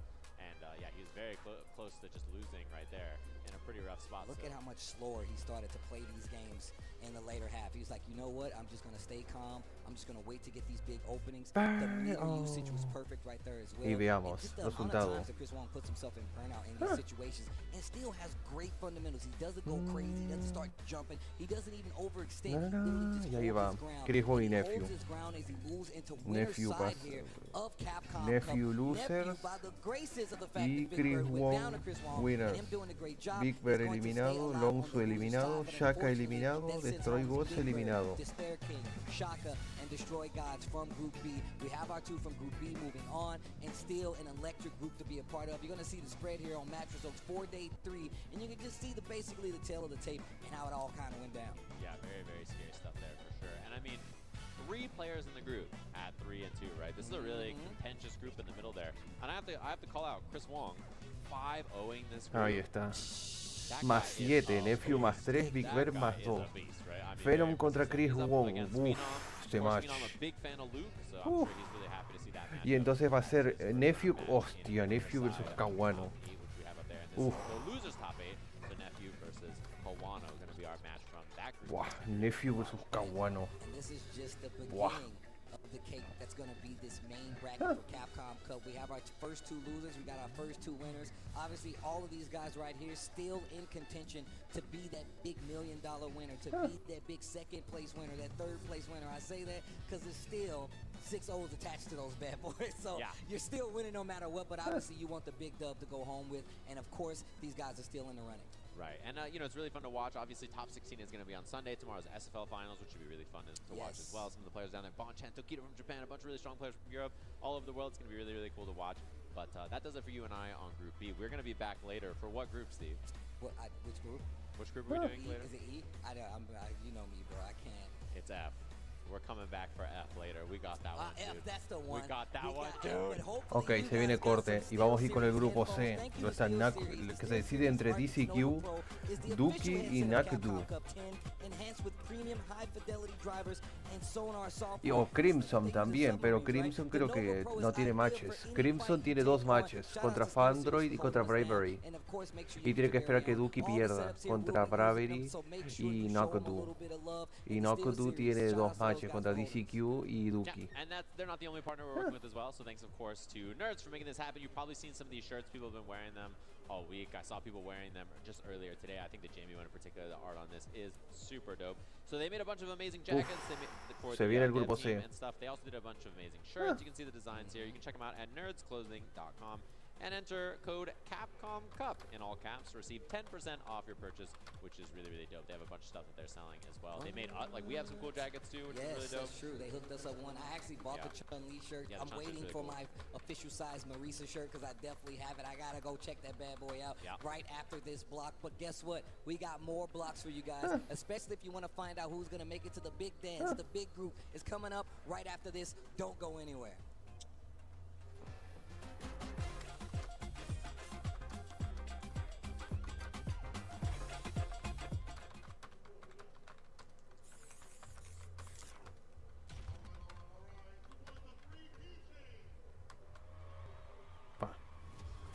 Soshian Orfudo.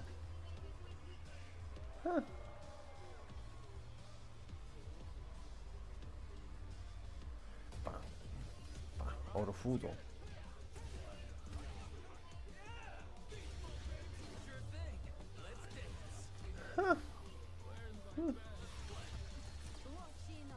Manon.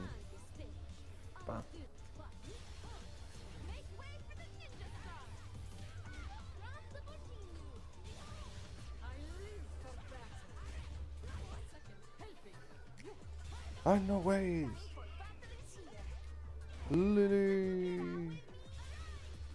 Shall we begin then? Do you need to take a rest?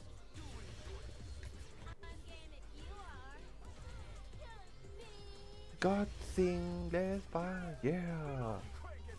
DJ. Alright. Kami.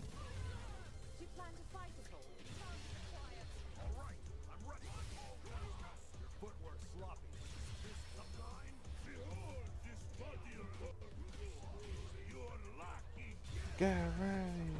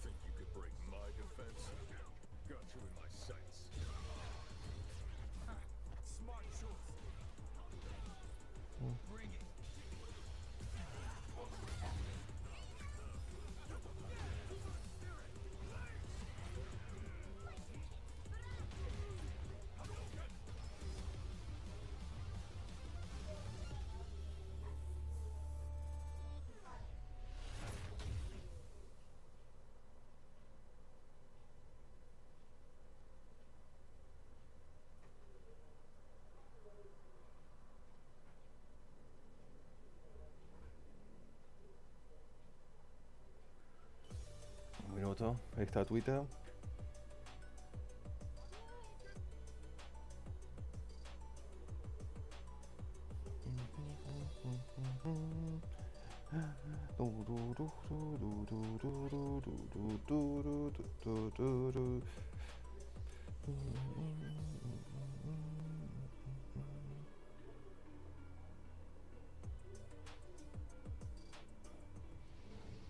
Ok, Big Bear está fuera ahora del torneo.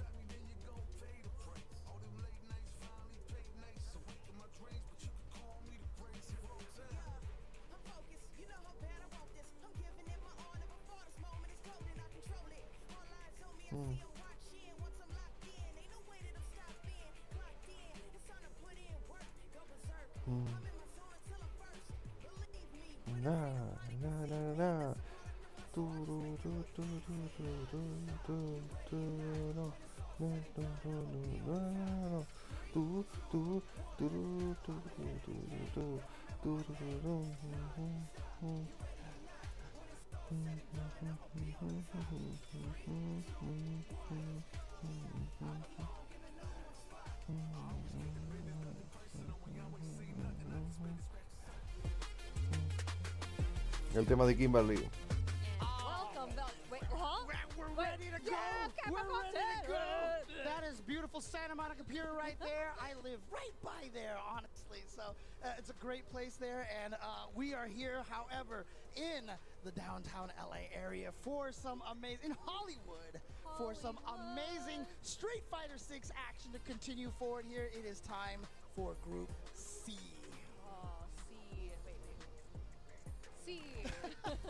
Yes, we are here for Group C, and again, you know, this pool is also really destructive as well. So, you know, you got like Knuckle-Do, you know, we also got DCQ, Dookie, Marine. no, not Garnet, sorry. Oh my gosh, what was it again? Let's bust out this list Bust it over out. here. Yeah, exactly. But Actually, we let's can look actually at the just take a look at it on the stream over here. We can see it. And I'm pretty sure Knuckle-Do is in a very, very good situation right now. Yeah, so. because he hasn't dropped the game at all. Yeah, Wow. Knuckle-Do has been looking in great There we go, form Mr. Crimson right Brave now. Android. As you can Duma see here, 6 está y tiene 2 matches hoy. Knuckle-Do has been killing it DCQ está en here segundo, at Capcom Dookie en Cup tercero, Group que C tiene so far. 2 matches hoy. Crimson está abajo, tiene que ganar sus 2 matches y por 2-0 tiene que ser, por lo que quedaría con eso más 3. Bravery está menos 3 y Fandroid ya está fuera y solo tiene un match hoy y es contra Mr. Crimson. 3-1 Fandroid at 0-4, you know, effectively eliminated. But the best part about this is, you know, he has one more game today. He can definitely play spoiler at this point. Si Crimson pierde contra Fandroid ya queda fuera Crimson.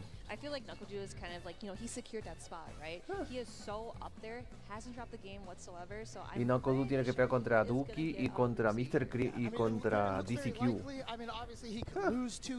That's true, yeah. Si pierde 2 juegos queda más 2. Dookie si gana sus 2 matches contra Bravery y contra Knuckle-Do, él quedaría más 5. So, James, who do we have next? Mr. Crimson Fandroid. It's going to be Mr. Crimson, and this is, as I mentioned, Fandroid's last game over here. So Si already, pierde Fandroid 0-4. y Crimson But gana, Fandroid queda más from 1. Kuwait, you know, I'm really happy to see him here. One of the things that, you know, one of the stories that I love to tell, and I'm really glad I get to talk about Fandroid here, is that the very, very first big Street Fighter gathering, Battle by the Bay in Northern California. We had a bunch of players come from Canada and from, you know, NorCal, SoCal. You know, it's the best we could do. Right.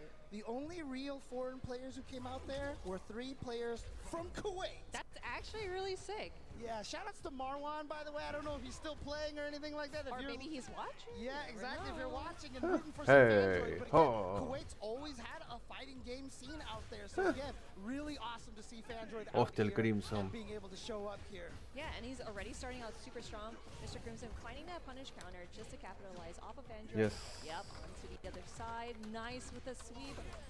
And that conversion or the juggle afterwards. Yes. Always being aware that when you knock down Dawson out of the teleport, you get the knockdown. So he gets the full combo off that. Oh, you're dead. Again, that's like my number one thing that I say whenever I watch a DJ match. Anytime he hits you, you're dead. Yeah, that's it. Just cut it off from there. Round para Fandroid. Guy does so much damage, so. Yeah, he definitely does, especially, you know, through all of the normals that he has. I'm very surprised that it doesn't scale as that bad. But yeah, again, you know, with Mr. Crimson, just finding ways to get that teleport, get in that bait too. That is going to be some good damage and a little shimmy, but that is not going to fall for Fandroid. Now, one of the nice things for DJs here is Dalsim is so good at controlling that horizontal distance in front of him, but DJ also really strong at that range. So at ranges where you can get anywhere closer, that medium so-back comes into play, and then the jump knee shot can be a problem. But Crimson is going to just empty everything he's got. Oh, yes. Accepted. Go, not gonna kill, but gonna be very close. Yeah, very close to kill, but again, you know, going against Dalsim and trying to live with that much health is not going to look good. Tries to go for maybe a slide to maybe not trade. Well, it probably did trade, but just hit him. I think he was probably looking for a standing heavy kick. Yeah, just to whip it, right? Yeah, because especially if you're full screen, you're going to try to whip buttons from Dalsim, but that is not going to work out from Mr. Crimson because he knows what he's throwing out here. Here we go. ODDP coming in from Fandroid. Does not want to deal with any shenanigans. Wow. Ooh, the little leggy anti-air. I was definitely told about that anti-air from Mr. Zacharino. Definitely tuned me on to how good of an anti-air button is. Obviously, a little bit slow to start up, but has great priority. All right, Fandroid trying to find a way in. Double dash gets in there. That's actually really smart. Let's go. Lo mata. No, no lo mata. This is gonna Pero do lo extra deja, no lo va a damage, dejar and en of course, uno. slowly regain that drive meter. This is gonna be a really good spot for Fandroid because he has put Mr. Crimson. And that's a huge punish off the sweep. Not gonna be enough to go. Trying to Lo mata. shimmy again. 1-0 para Crimson. The counter to shimmy, wake up with a low button. That's exactly what Mr. Crimson did. Caught him walking backwards, and he survived game number 1. Ooh, that was actually really sick, but it did not get a juggle off that teleportation. Yeah, I kind of like the idea of just kind of backing away, not get super close to levitation, but Mr. Crimson is literally trying to get into his bubble. Tell him a little something. Yeah, and so far, Mr. Crimson looking strong here. Oh, that is going to hurt right there. And Wow. DJ, one of the best whip Hey, because it leads to so much damage. Ooh. Yeah, that's what he wanted ¿Lo for that mata? very last round in that very small No. grab the drive impact, but no counter. We're going Muerto. for another Round para Fandroid. Fandroid. All right, okay. So again, Fandroid started really strong in game number 1. Wow. Went up 1 round again there as well. But let's see if he can actually keep this up here against Mr. Crimson, who was able to take game number 1 still. Oh, I kind of like the low levitation and jump over to Fireball. Oh, Yeah. okay. Mr. Crimson getting that full combo off of that super punch counter. Now the anti-air, it trades through, but now Fandroid needs to go back in there. Oh, I love those like good kicks trade, going good in trade. because like it trades, tries to go into like another mix-up or conversion. That's what he wanted to do earlier too. Drive rush in the back heavy kick is Lo mata. so good, but this level 3 from Mr. Crimson, very similar pattern we've seen to game number 1. Fandroid taking round number 1, Mr. Crimson essentially taking round number 2 with the level 3. So let's see if Fandroid can break the script here and actually tie this up 1-1. Notice he goes for that slide a lot. He's whipping that too much. I feel like he needs to hold back on that just a little bit.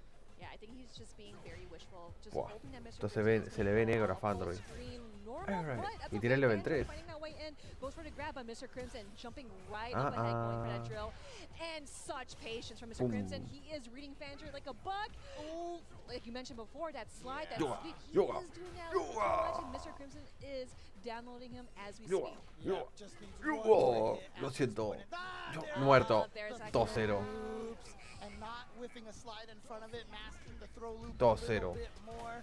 A favor de Sure enough, Crimson y Fandroid Fandroid queda is gonna exit 0-5. this tournament 0-5. But again, you know, I just want to give a shout out to that Kuwaiti scene. I know that they've been playing Street Fighter forever.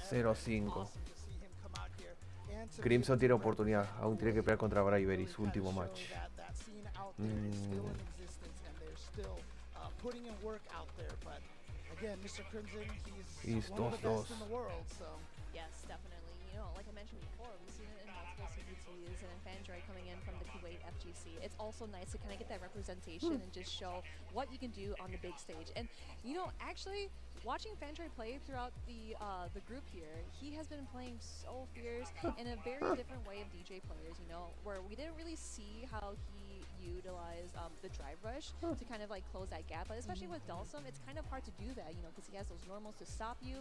So I guess I kind of got the idea that he did do the slide sweep. You know what I mean? Right. Yeah. But like you said, it was kind of like very wishful in a lot of ways. Exactly. You know, we call that wish punishing. You know, wish punish, and also hopesies instead of hopesies. So yeah. The worst scenario is Dookie. Obviously, he had Y Dookie wins choose you over bravery. That it's probably worked against a lot of other Dalsums sliding over the standing heavy kicks and such like that. But Mr. Crimson, I mean, one of the things that, you know, top players do is they see what the opponent's doing a lot, and he's like, okay, you're sliding a lot, so I'll throw out less stand heavy kicks, and so it starts to work less. Yes, definitely. But again, Fandroid, you saw how he is. His BJ is still something that you can't mess with too.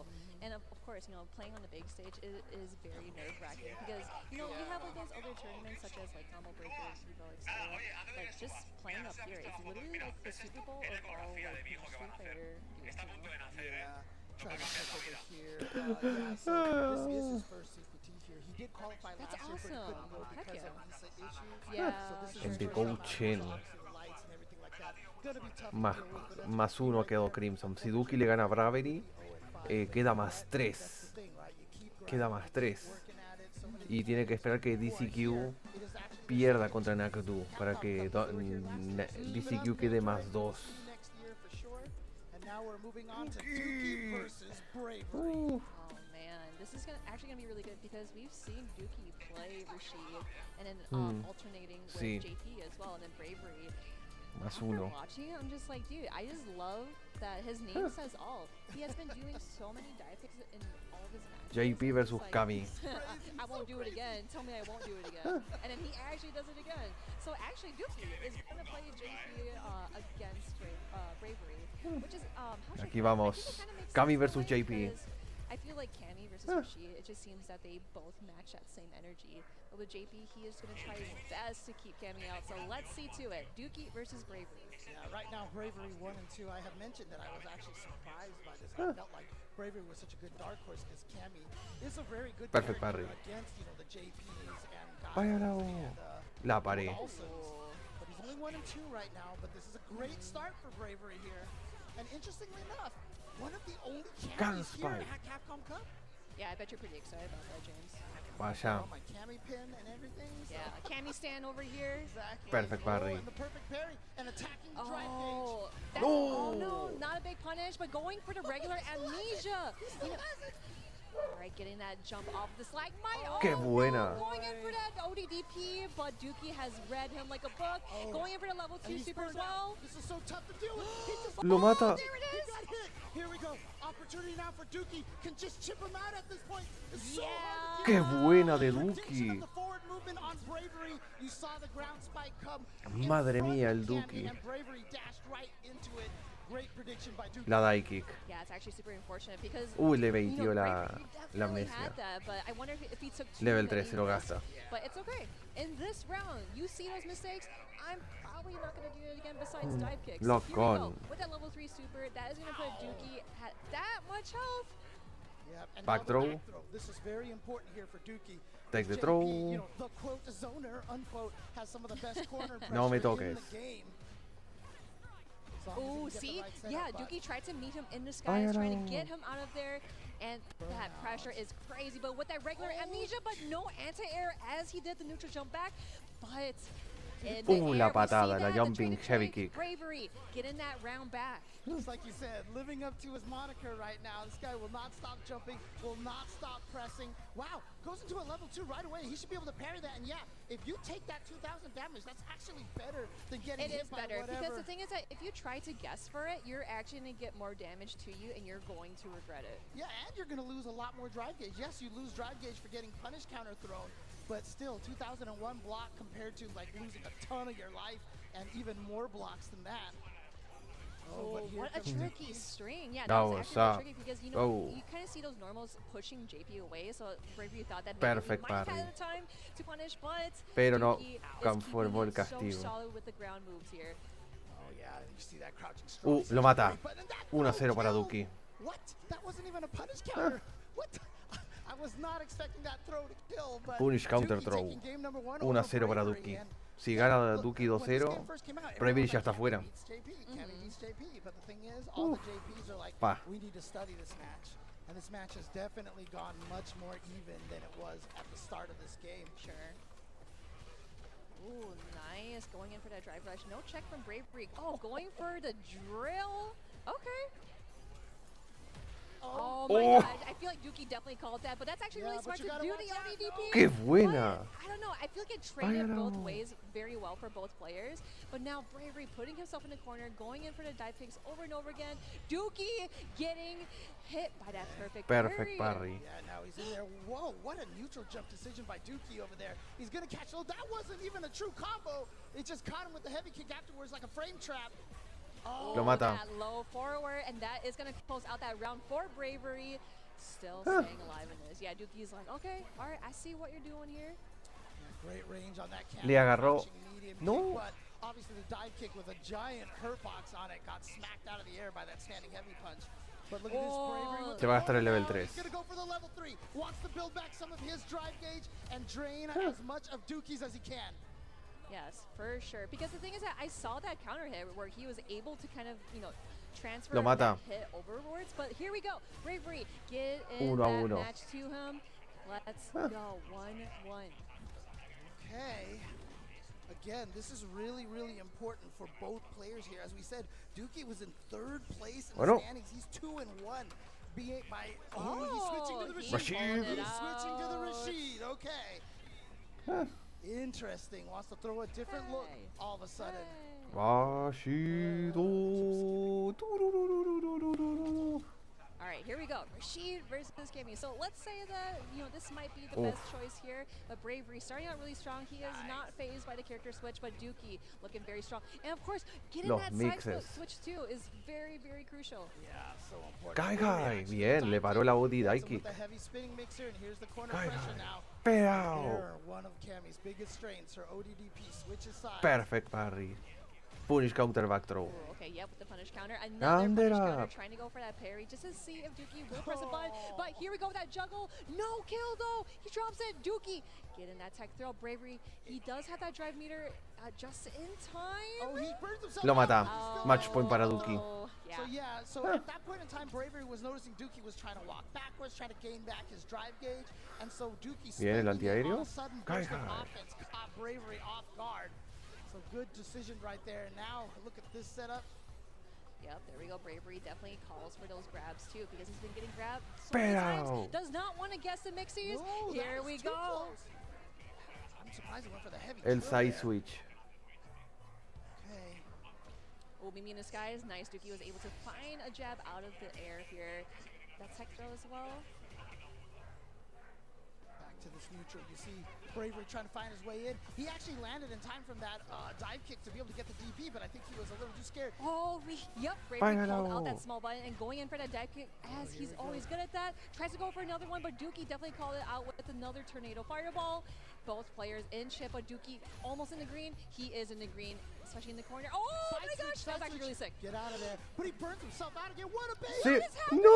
What is a scramble? No, not like this. No. Lo mató. There it is. Bravery is still alive in this. He is going to go into the final game, final round. All right, here we go. This is so important for both players. One is 1 and 2. That's ¿Se viene el level 2? The other one is 2 No, and 1. That's el overhead. Nice trade. Yeah, with that conversion. I like how he's able Oh to yeah, perfect parry. Back throw. How can you even think of doing that? And here we go into the corner here. Se va a gastar level 3. Nice. That's actually really smart too because you want to use those resources to hopefully maybe Tiene las 3 barras el Duki.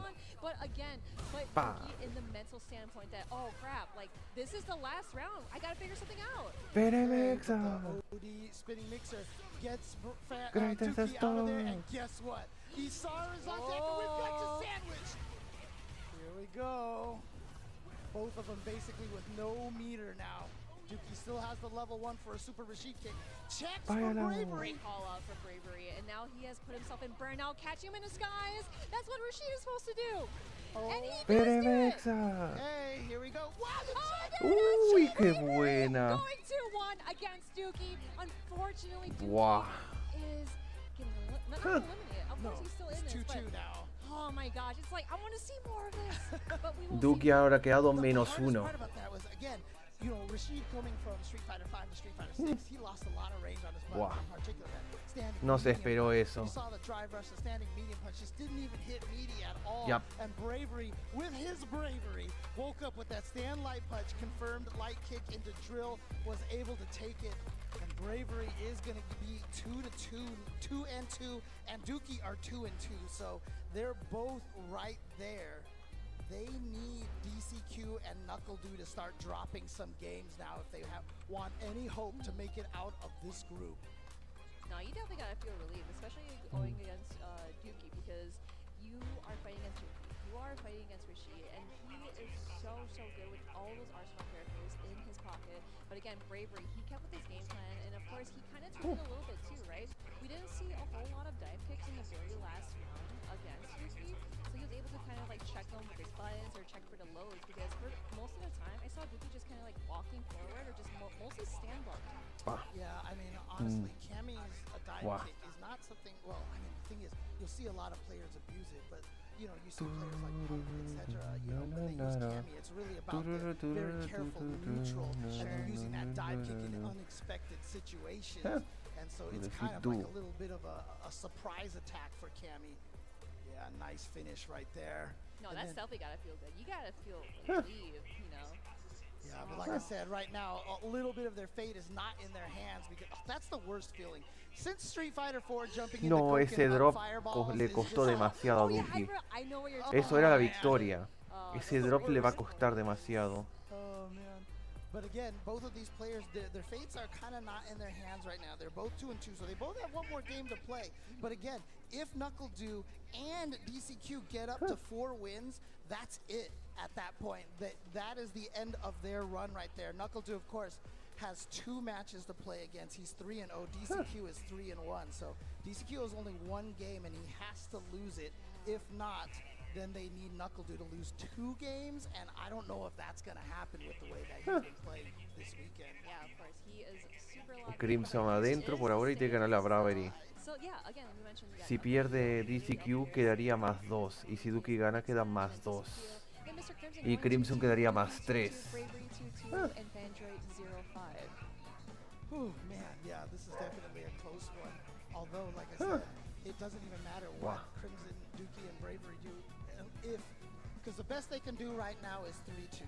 That's the best they can do. And so NuckleDu and DCQ both get to 4 wins. Now, interestingly enough, this is the match DCQ has to play. He's 3-1. If he loses to NuckleDu, he will be 3-2, and that opens the door for a lot of players here right now. So this is a huge match for DCQ. NuckleDu, of course, if he wins this, he's guaranteed in. So you know he wants to take this one right here and right now. Wow. Man, you know, this is actually going to be really good too, because I really want to see DCQ do super well. But again, Kami versus JP. very, like legacy, like ¿Será que la Kami de Dude será suficiente para derrotar al JP de DCQ? Street Fighter 4 days, Street Fighter 5. Wow. Kind of went absent at the end of Street Fighter 5, but then came back for Street Fighter 6, and now he is back here, very familiar with the stage because we've seen him at Capcom Cup so many times. And obviously the first winner of Capcom Cup for Street Fighter 5, and also, you know, when he qualified, he had an interview on, you know, on the CPT online events. And Un momento, si no se ve nada voy a prender la luz, no se preocupen.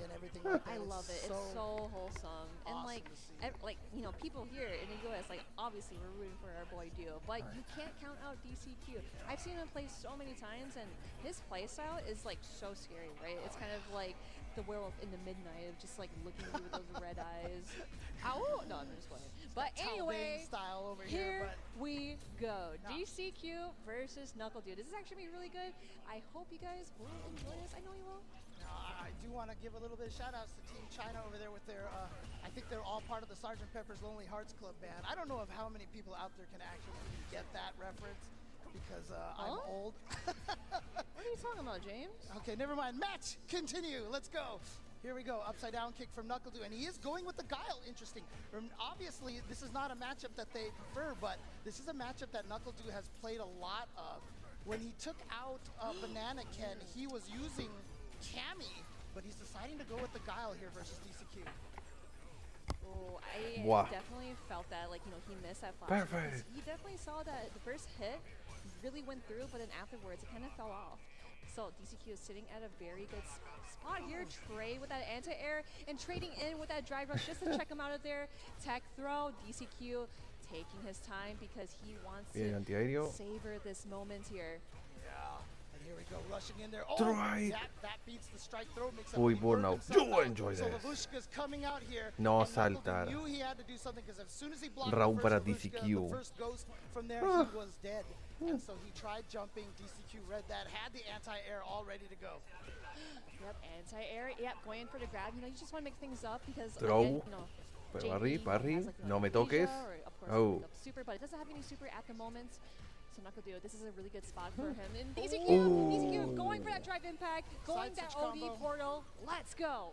And again, Guile is weak to Side drive switch. impacts. I mean, a lot of his buttons are not cancelable. You can make it through Sonic Throw. if you're early enough. And the problem is, if Uy, you just punish drive counter impact throw. in the middle of the screen all day. Oh, did he do something? He Lo did. hace. Go for another grab. Si lo hubiera cubierto estaba muerto Knuckle Nakatu. is like, I will actually do it again, but Knuckle is like, Dude. not sure that you block this super. I am in the yellow here. Yeah, as you can see right now, Knuckle Duo being a little bit aggressive with the Sonic Booms. He wants to try to burn DCQ out. You can see him. He's actually pushing DCQ Oh no, back towards that's the corner. Throw. huge. Oh, Yeah, here we go. Joe! lo mata. Going into that drive impact. That is Knuckle Duo. Dang! I was not thinking about drive impact. I'm never thinking about drive impact, but still, I didn't think he was close enough to the wall to get hit, but DCQ with a great start, although a little bit of a combo drop right there. Oh, yep. Carrying away and out of the corner. Away. And again, DCQ is very confident that he No, can keep stop. him in the corner too. No Getting that anti-air, saltes. that Muerto. is very sick. He's Are we dead. gonna see a level 3 afterwards? We are, and that Muerto. is definitely 1-0 para so DCQ. DCQ taking the first match against Knuckle Duo. Interesting. So, obviously the question is Knuckle Duo going to switch to Cammy? Oh, true. Because, like, we did see No. that. El- He's definitely Oh, he gonna did. switch He did. over Oh, Cammy. okay. No, because okay. El JP de DCQ no es un JP and, común. Bravery, I think it actually looks pretty good because it made Dookie Usa la switch off Kami. of JP and then played with Sheed. So I think this might be a really good choice for Knuckle Duo to choose Kami. against DCQ's JP. Remember, as I mentioned, this was who he used. He used Guile against Banana Ken in the US East qualifier, and he ended up losing that one. And then in grand finals, when he came back, he talked to some of the other players. I think Mena RD was one of the players who was like, just use Cammy. Or it was Punk, I think, who told him just use Cammy. And he switched to Cammy and was able to take out Banana Ken. So the problem right now is that Knuckle Duo is down one game right now. So he has to win 2 straight with this Cammy. And as I mentioned, the JPs, they know this Buah. matchup. They've studied it. Seguimos. Oh man, yeah. 1-0 a favor de DCQ. Si DCQ gana 2-0, se acabó para That's what I Crimson. wanted to say too. So here we go. Knuckle Duo with that Cammy and DCQ. Se acabó para Crimson o en el caso de que Dookie le gane a Nakutu. Porque Crimson si gana va a quedar más 3. Y tendría que esperar que Nakutu pierda contra Dookie para que Nakutu quede más 2. It's actually, yeah, that's actually really smart too because with the No. throw, like if JP Air gets hit, throw. those portals extinguish and they are not there anymore. So it's might as well try to get something from the lows here. No, the jump Oh strong. my It's so goodness. far. Oh, yeah. Oh, yep. Vaya la confirmed. voz. Yep, La it was die just right kick. off the toes there. Now Knuckle Duo just stepping back away. Okay, just letting DCQ see what he's going to do. Right in his Away. face, but it does not bother him whatsoever. Teleported onto the other side, but backs away. So it's at the other side now. This is really good for DCQ, but cross up there, but still not No close me enough to toques. do what a throw tech, Bien but usado la espalda de Aro. Lo mata. Punish counter. Match point para DCQ. he just took half a step to get out of that throw range from Knuckle 2. Match point for DCQ. Oh man, this is kind of looking pretty terrible for Knuckle Duo, but again, we cannot count him out. Going You're in for finished. the Por el super corner one. carry es And of eso. course, that corner carry too really helps him a lot because you want to get into. You enjoy this. It's really hard to get really close to, but DCQ level 2 super. This is gotta hurt. Yep, spike, and then another one. Look at that. Just a pixel left, and Pow. for the wake up because he knew he wanted to burn him out, so he said, "I'll burn myself out on my own time." Lo usa y And también se there's queda another en one, and he burnout. burns DCQ out too. Exactly, and now he's burnt out. Now we gotta be really careful because both players are burnt out, and NuckleDude is trying his best to stay here. Le baitió el amnesia, porque si Du hubiera tocado ahí, perdía ya. Porque DCQ tenía el level 1. Made his corner pressure a little bit scarier. No button press from NuckleDude, did not want to get No hit toque. with landing. Yep, and on the crossover too, that's actually really smart because he didn't go for a dive kick or anything else. It's actually really smart to kind of see what he's going to do, maybe like grab, do a low shimmy, and try No to go for saltar. jump in as well. But DCQ is so ready with those anti-airs. Tradeo. NuckleDude is jumping a lot right No. now, but DCQ has not let NuckleDude in too far away to be able to link anything off of that. Again, No the jump. salte. Yeah, it's not going to work out on DCQ. DCQ is definitely locked in. Here we go with that low forward though. This is a great opener for DC, or not DCQ, That's NuckleDude. right. Oh, the punish counter. Cammy doesn't get anything off of that except for a little bit of the screen carry. But look at that. DCQ just jumps right out of the corner. This is a tough situation for NuckleDude. No. Again, with those anti-airs too. DCQ, he is definitely playing so solid. Here we go. Great opener. OD dive kick. No, el drop. Two. You enjoy this. Kind of situation here. Throw. Okay. Oh. DCQ now just needs to get one more hit. And again, this will Lo mata. Muerta, muerta. Number Number 1 to KO. get to the other side. He 2-0. is guaranteed to make it into the top 16 at this point. NuckleDude is 3-1, so he still has to win his final DCQ se match llevó in order to 4 make it out. victorias, That will no, be 5 against victorias Yuki y later ninguna on derrota. today. Ah, no, 4 victorias y una derrota porque perdió contra Crimson. Tough, you know, because we did see the match previous to this where Bravery versus Duki switched over to Sheep, but here DCQ ya pasó al top 16 winner side. actually worked out, but oh my goodness, DCQ Así played que that DCQ ya está en winners. was able to kind of like be in a very standpoint as of just the agonize and these fireballs, and of course those anti-airs too. It's like either if they do trade, sure, that's fine. But if they get hit, like I mean, I'm still gonna get away from you. Yeah, honestly, the key to that matchup really was DCQ. Así que Fandroid está fuera. NuckleDude being a little persistent. Bravery I don't está know fuera. if he was thinking that NuckleDude was gonna shift his- I'm sorry, DCQ Bravery está fuera ya. mental Esto se status decide ahora to entre play ground Crimson, game. So Duki y he Du. just kept trying to jump, but my it didn't work goodness. out. Yeah, that was actually really sick because I wonder if DCQ was probably like looking for Sí. a grab after he saw Du going in for a drive rush and then going into a drive impact. But again, DCQ still did not falter even against his family here.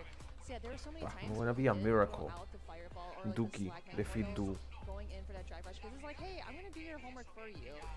And yeah, interesting. Gonna be a miracle. We'll see this in the standings in just a little Dun, bit, dun, but NuckleDude, I mean, he was one of the only players left with a chance to go 5-0 from in these pools. I don't know if we're gonna see a 5-0 at all in this group stage. Yeah, this it's weekend. really cutting close, right? Yeah. Like it could literally go either way, and a bunch of these players have these predictions where it's like, oh, this person is gonna get out because they won evil, and it's just like, wait, they're like sitting in like third place or fourth place in the group so far. Yeah, and you see this burnout situation here was Key baited out the amnesia, got the kill out here, but again, DCQ Bueno. not discouraged. I don't know how that standing heavy punch missed, but then He's the number 2. I wonder if he was like a little too low to even get hit by that level 2 super. So it was really BJP. unfortunate. I wonder if it DCQ might have been is like the number dive 2. placement, because let's say if you hit him at BJP. lanes, I'm pretty sure she would have enough room to hit that level 2 super. Number 1. But DCQ Y a ver will cómo queda still con la want puntuación. another day. It's okay, Cammy. It's okay. It's Na, okay. We'll na, see you again na, later. na. My Cammy pin alone. But yeah, NuckleDude. now Ahí está, 3-1, más and 6 as se I quedó el mentioned, DCQ. interestingly enough, not a lot of Si Crimson players, gana más 3 left y si who Duki still le have a gana chance to go a Crimson, 5-0 no, a this NuckleDude, season. Duki quedaría más 2 y NuckleDude quedaría más 2. NuckleDude now Pero Crimson quedaría más 3. Duki in a very convincing fashion. If he can beat him 2-0, I think that will give him an advantage in the plus minus there, and he should be above DCQ. But right now, DCQ is in first place.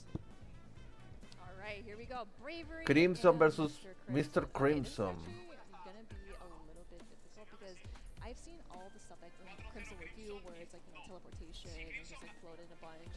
And Bravery, you know what I'm gonna say, right? It's gonna jump a lot. Yeah, jump a lot, dive kicks. his mojo. So this is actually going to be a really fun matchup to Huh. see. It's going to be a tough one for Mr. Crimson here, but again, Dalsum with plenty of anti-air, so let's see if Bravery has the kind of patience to get in there, because he is a wild style of play. It's really going to come down to, can Mr. Crimson just shut that down, or is he actually get overwhelmed? So here we go. Bravery versus Monsieur Crimson. Let's go. The French players are going to murder me for that mispronunciation. I mean, like, they're already here. Some French players are already here. Vaya la voz. Así que Crimson tiene que ganar la Bravery sí o sí. Being super aggressive, but it's Hiruki defeat Du Bravery en más catching 2. the back So catch, DC but we Q in got the Crimson perfect parry Pass. on deck. Mr. Crimson going in for the drill, but Bravery called that out, jumping onto the other side and keeping his placement. again. This is what. Oh no, that was definitely an execution error. Pretty sure he went to go for a drill there. Look at fire. I mean, it is bravery. He definitely could be a wild card, and he really is a wild card, right? Nice awareness from Mr. Crimson to get that burnout. Perfect parry. And then still comes counter because there's so many recovery frames on that dive kick. No salte. Again, Qué buena. super just to interrupt that Se lo tiró el level Now 1. Mr. Crimson sitting in burnout as well, but it does Lo not mata, matter. lo mata. Is this gonna kill? You gotta be careful because it can be a chip here. Lo mata. Mr. Round para getting Crimson. that anti-air in the very first round against Bravery. You see that as soon as Mr. Crimson threw that fireball, he dashed forward. His whole goal was to make sure he got into range for that back medium punch to hit. And look at him read that drill with the float. Good throw tech from Bravery. No DP from Bravery right there. Oh yeah, again, he's just jumping a lot just to see if Mr. Crimson is going to keep that same energy, keeping up those anti-airs, and the driver Bien is usado. so smart, but of course putting yourself in Vaya burnout la and voz. in the corner, maybe a little risky. Yeah, that grab, you ain't grabbing me today. Yeah, but the burnout, you see last Got a time spike. the tech, he was trying to do that, but this time it's Is it a Mr. hit? Crimson who catches the driver Qué back. buena con el level 2. Nice Pero- recovery right there from Bravery. No. Tries to go Lo mató. for 1-0 para It's too far away. Crimson. He got a little too ambitious Dawson there. wins! Like, again, yeah, I like the idea of doing drill. Oh, because gallo, gallo, gallo, now gallo. it is going to be a plus five or a plus move, but just in that situation, Just miscalculation of the spacing right there. And here we go, Bravery. This is what we want. This is what we saw in the first round of game number 1. But like I said, then as soon as Mr. Crimson got the Dalsum game going, it was so hard for Bravery to get in. oh, no anti-air for Mr. Crimson. Yeah, again, see, that's how Bravery is kind of utilizing those jump-ins, because I wonder if Mr. Crimson is going to get that Parry. same energy. Perfect parry. Now in burnout, Vaya Bravery la is in voz. a very good spot here. It does not matter if you are in burnout. With that Lo mata. shimmy, punish counter. Okay. I was concerned a little bit because Bravery used the burnout on a perfect parry combo, and he ended up burning himself out in that situation for a combo that wasn't going to do much damage. Pa, Still pa. managed to seal out that round though, so he's trying to tie this up 1-1. But can he get in on Mr. Crimson? Pa. Ooh, no juggle, but of course keeping it standstill, going for that meaty Mr. Crimson teleportation, hoping for that perfect parry, but Bravery, that's okay, no perfect parry, that's fine. Oh, here we go, Bravery with the Pa, pressure. this is Even in between burnout. Du. Remember, burnout, your offense doesn't change. Vaya la That voz. was actually really Bien sick, bloqueado. especially, like, if that was in the corner, I know he could have got like a DP Yoga, yoga, version afterwards, but still, any damage is good damage. For sure, and making sure you Back take throw. advantage of, punishing that teleport as much as you can. All right, he Yoga, just got his yoga, life back, but look how much yoga. life he lost being in that burnout. Yoga, Another yoga, throw for Mr. Yoga. Match Crimson. point para Crimson. He's at 1 round away. He's at match point. Let's go. Wow. Yes, he is doing it for his FGC, for his people. This is Mr. Crimson, but again, Bravery finding that way in at the No. jump. Nice. Yeah, with the wake up jab. That's perfect. Level Yeah, here we 3. go. Qué Level 3 buena. super. Mr. Crimson really wants to close things out. Bravery's got to think of something. He's putting in his Págate. I don't know what to do. Maybe gotta stop jumping less. Remember, both of these players are 2-2 right now. Dun dun dun dun. Na, na, na, na, na, na, na, na, Just na. on the toes. That's actually a very Take the perfect throw. pick there. Yep, grabbing it. And, oh my A shimmy. goodness, almost falls out No. of the grab. He's And got the here we level go. Se lo gasta. He's got level 3.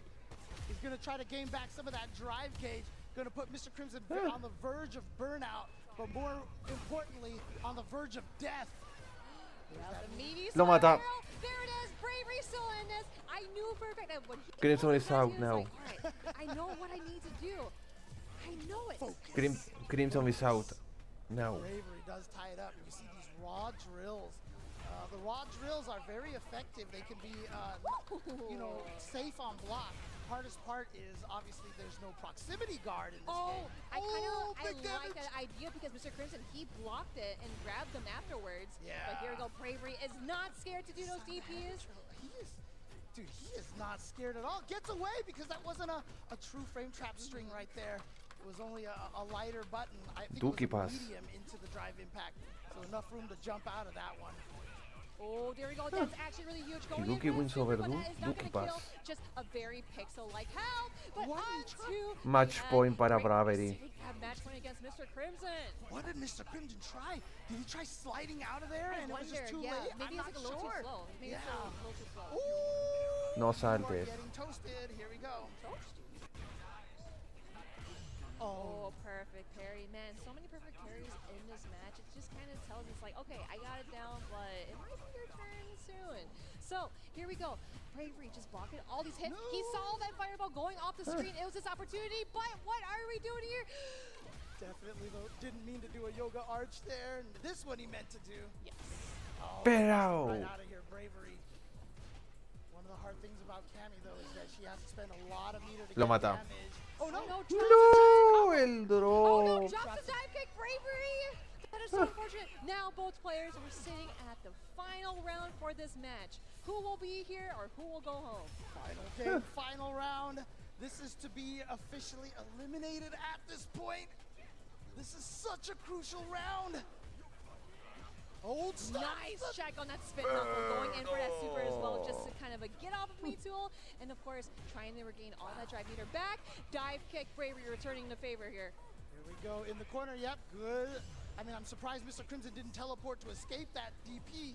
But here we go. Corner pressure now for Mr. Crimson. Gets the throw. Is he going to go for the There's the slide that sets it up. Oh my gosh. Yeah, you got to hold all of this. Bravery going in for the super to see if he can get something. No, tocaste He's looking back. Crimson. He's like, oh no, I can't believe that actually worked. Mr. Crimson's got to think of something or else it's lights out. Lo mató, no. Crimson está fuera, 2-1. Crimson going 2-1 in a nail-biting match. And you can see, I mean, what's interesting is, you know, you wonder Wow. what's the meaty drill for? It's minus on block in that situation. Now but you see it's the over. range that he actually puts himself. Yeah, round of applause for Mr. Crimson. Great stuff, Mr. Crimson. All the way Pa, from two France, sims one are of the down. strongest players that we have had here. Again, last year, don't forget, he finished in Two sims are down. was it 4th place? I believe so. Somewhere around there. Yeah, in the top 8. So again, such a strong player. Two sims are Unable to down. make it out of pools this year, unfortunately. Bravery still has a chance, but again, that's just going to depend on whether NuckleDo loses his next match or not. No, definitely. I was gonna say, like, when Bravery was like kind of like getting back to his desk to like get his stick, his bag was like such like, oh my gosh, I can't believe that worked. But again, you know, like I mentioned before, a nail-biting match. It has been so hype, so scary to see who's gonna make it out, and for how chaotic. Último match del grupo C. NuckleDo versus I wonder how Duki. Mr. Crimson would kind of like keep him grounded, keep him down. Y esto puede pasar algo curioso ahora. It really didn't work out 'cause Que si Duki le gana a NuckleDo, esto hay un tiebreaker entre NuckleDo y Duki. Like obviously in that situation, after ODDP, there's really not an aim that Cammy could use for the drill to be safe. So Bravery was just kind of mixing between the two. But after, you know, certain situations where you go for that light drill or medium drill, she's -2, -3 situation. You're scared to poke because they might go for the perfect parry. And so he took advantage of that. One time he walked backwards and actually whiff punished a button. The second time and to end Si Duki, por un milagro, le gana a NuckleDo 2-0, Duki pasa y NuckleDo se queda fuera. Oh man, yeah, and that's been very crucial in Bravery's gameplay too, because it's like he wants to get just that one hit, convert off of it, and of course using the dive kicks to just kind of. El problema es que NuckleDo no le tiene que ganar. Entry to any of his combos that he did. Okay, so did he do the slide there? What he did, it looked like he whiffed a button on wake up. He was predicting a shimmy, so he went for the low. And then when it recovered, I think he tried to do one more thing, maybe an anti-air, and it was just a little too late, unfortunately. And down he went, so. Yeah, super unfortunate. But again, we are going to see more Mr. Crimson in the multiple CPTs that you will see here. Seriously, yeah, like he's going to keep competing. And again, like, I'm a huge fan of Ooh. Dalsum. Dalsum's only I gonna feel keep like a lot of getting people better. are. Yeah, because Dalsum's as only much gonna as keep I getting hate better. Dalsum, especially as a grappler main, I really hate Dalsum. But Mr. Crimson, he's cool. Yeah, there He's you cool. go. So where are we in the standings right Wow. now? Yeah, Marina? so in the standings right now, I know that. Y aquí yeah, vamos, Duki el match más Strong crítico de todos. number one, Nakutu versus 1, Duki. 3, 3, 2. Duki 2-2, Mr. Crimson 2-3, and Fan Crimson ya está fuera. 5. So here's the thing. Esto es we entre did talk Duki y about the Nakutu. tiebreaker, right? So the next match we're actually gonna have is Duki versus Knuckle. So that's actually gonna be really hard because Duki needs to 2-0 Knuckle in order to pull out. So it actually comes down to this last match over here between Knuckle and Dookie. Yeah, so again, Dookie, I said that the fate kind of wasn't in his hands. Well, it wasn't. Buah. But when Si he Duki le beat gana a Knuckle Nakutu that gave 2-0, him the uy, keys uy, uy, uy, to uy. be able to try Uy, to uy, do uy, uy, that. uy. If he can win Esto será jodido, again, if he pero se loses puede. one game, if it's 2-1, then the tiebreaker goes to Knuckle. He has to win 2-0 over Este match va a ser crucial. Va a ser muy crucial para lo que pase. Because he want it to be short and sweet. Yeah, looks like you're right. Here comes the Cammy. Okay. Wants to be able to have the mobility to match mobility. Man, I love those like emotes and such. See, the faces are the best. I know, Faces but are- here we go. Knuckle, of course.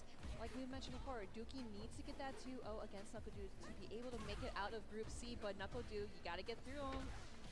Knuckle was a former Capcom Cup champion for a reason, but again, Dookie here trying to play spoiler upset. Dookie from Argentina. Oh, onto the other side too. But I guess it doesn't matter for Rashid because he is very flexible and mobile to just kind of like get anywhere on the stage. See, one of the things that Knuckles really likes to do with Cammy is just to do the jump light dive kick just to try to bait out an anti-air. So far, a lot of his opponents haven't been biting on that. Oh, Meaty, that's Meaty. He's going to be able to get the combo off of this. Can he kill with this with a super Super Rashid one. kick? There it is.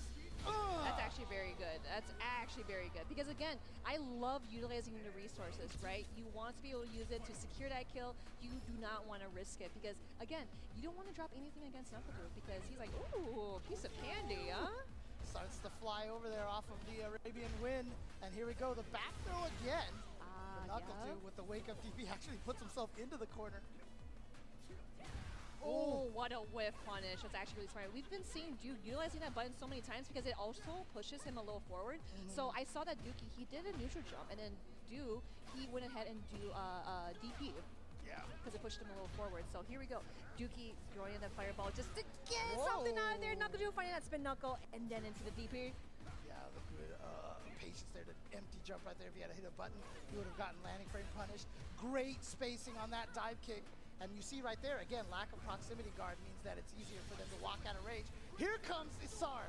Rashid's wind condition here. Can he take this? Look at this, gets a forward throw. Oh, interesting. Now I know for a fact that Tornado is gone. Oh, and tries to go for a punish there, but again, it's above the waist. It is OD dive kick. And with that super... He knew that Dookie was plus and was going to try to keep pressing. Knuckle here with an opportunity. He's still in burnout. No anti-air from Dookie. The tech on the drive rush. My goodness. That is Knuckle. He is not sleeping at the wheel. He saw those checks. He saw the green. He is also alive in this. But yeah, again, round 1 over to him. Round 2 action. Yep, and here we go. Throw into the corner. Throw loops up this time. He does try to go for it. Out of there. Tries to chase down with the drill. But Rashid gets out of there so fast, and now Dookie with the corner position. This is huge. Go. Ooh, that's actually really sick. Nice. Yeah, going for the parry, and then getting grabbed by the punish counter. Here we go. Side switch. Again, having that jump dive kick to blow up meaty throw attempts is such a powerful tool to have. But now, speaking of powerful tools, I love the perfect parry on that. Dookie didn't push him out of the Asar range. Again, are we going to see a level 2 super? Yes, we are. And this one is actually going to hit him. Is it going to kill? Not going to kill. Very close, though. You want to be really careful. And with that whip punish, Knuckle do 1-0 against Dookie. Wow. Again, level 2 scale down to 40%, whereas level 3 scale only down to 50% minimum. And so those level 2s oftentimes don't do enough to kill, but NuckleDu's still able to make it out 1-0. Right, back to the neutral here. NuckleDu playing very careful. Yeah, I kind of like how Duke is trying to like get a bait out of NuckleDu, but is not breaking him whatsoever. So yeah, again, utilizing that button once more just to push him a little forward, just to apply more pressure. But perfect parry and goes for the grab instead, but onto the other side. So Dookie really likes the back throw for Machine. I wonder if it's like a setup thing, like specific wise. All right, NuckleDu braving it out with that OD DP, and this time trying to go through another wind shot, but this time Dookie able to punish it. Oh yeah, tried to interrupt with the charge fireball, but now that NuckleDu, he is trying to like wait things out. Going for that spin knuckle, we've seen him do that so many times through that. And the neutral DP. Ah, there it is, but actually didn't get the combo off of that. Might have been just a little too high up. Perfect. Oh, perfect parry on the land down, blocking the ODDP. That is huge. Dookie getting that round. Again, the beautiful part about that whole sequence was that Dookie did an empty jump. Had he pressed the button in the air, he would not be able to land a perfect parry in time. But instead, he did an empty jump, landed perfect parry, and that won him the round. Yep, again, spin knuckle, but we saw Dookie backdashed away, hoping maybe we could get a whip punish off of that. Very smart decision coming in. Oh, here we and go. Here we go. Level 2 tornado. You gotta block Baits it that. out. Yep, doesn't go for the OD Eagle Spike. I thought he would have wanted to side switch to put him back in between the tornado. Tornado was still a little bit there too. But look at this. Oh, not quite burned out. He definitely tried to go for the burnout there, but again, the scaling is crucial after the perfect parry. Oh, he pressed the button, got frame trap. And look at this. Oh, no, what's that? No! Oh, we're going for a ride. Execution error there from Dookie. Not falling for the shimmies. Here we go, Dookie now with an opportunity. Pressure meaty, that's going to be able to combo, really yep. Yeah, the meaty overhead. And here we go, level 2 super. Let's try this again. Okay, yep. You got to wait a little bit so that you can drop. Whoa. Okay. He knew when to press the button when he saw the tornado. That's punishable. But here we go. NuckleDu going in for the punish, going into critical art, and that is going to kill because you are in the yellow. Executed, and NuckleDu now is at match point. But you see how much NuckleDu had to do. He had to pull out some crazy stuff there, Marine. Yeah. It's like he just saw into the future or something, or again, he just has that good eyesight. I wish I had 20/20 vision. As we said, you know, the best way to win at fighting games is just be right all the time. Oh man, I wish. So easy. So easy. Oh yeah, Dookie just kind of backing away because he knows that NuckleDu is just kind of like pushing a little forward because he does not want to win tornadoes, build up that meter as well. Oh, that was actually a punish counter. That was still in the recovery. Look at that damage off of there. Whoa, that's actually really sick. Just bouncing off of Duke here and going in for that level 2 super. Now we're just kind of like walking behind it as an insurance, but hey, forget you. Yeah, now the tornado should be out of range. Oh, it's still there to be able to give him an enhanced dash. Here we go. Dookie wasn't an overhead. Oh, yeah, you gotta be careful. Yep, back throw. Now we are in a really good spot. He tries to go for the driving back, but he did not have enough health. Dookie, He's going to switch characters. He's going to switch characters. Yep, there it is. There he is.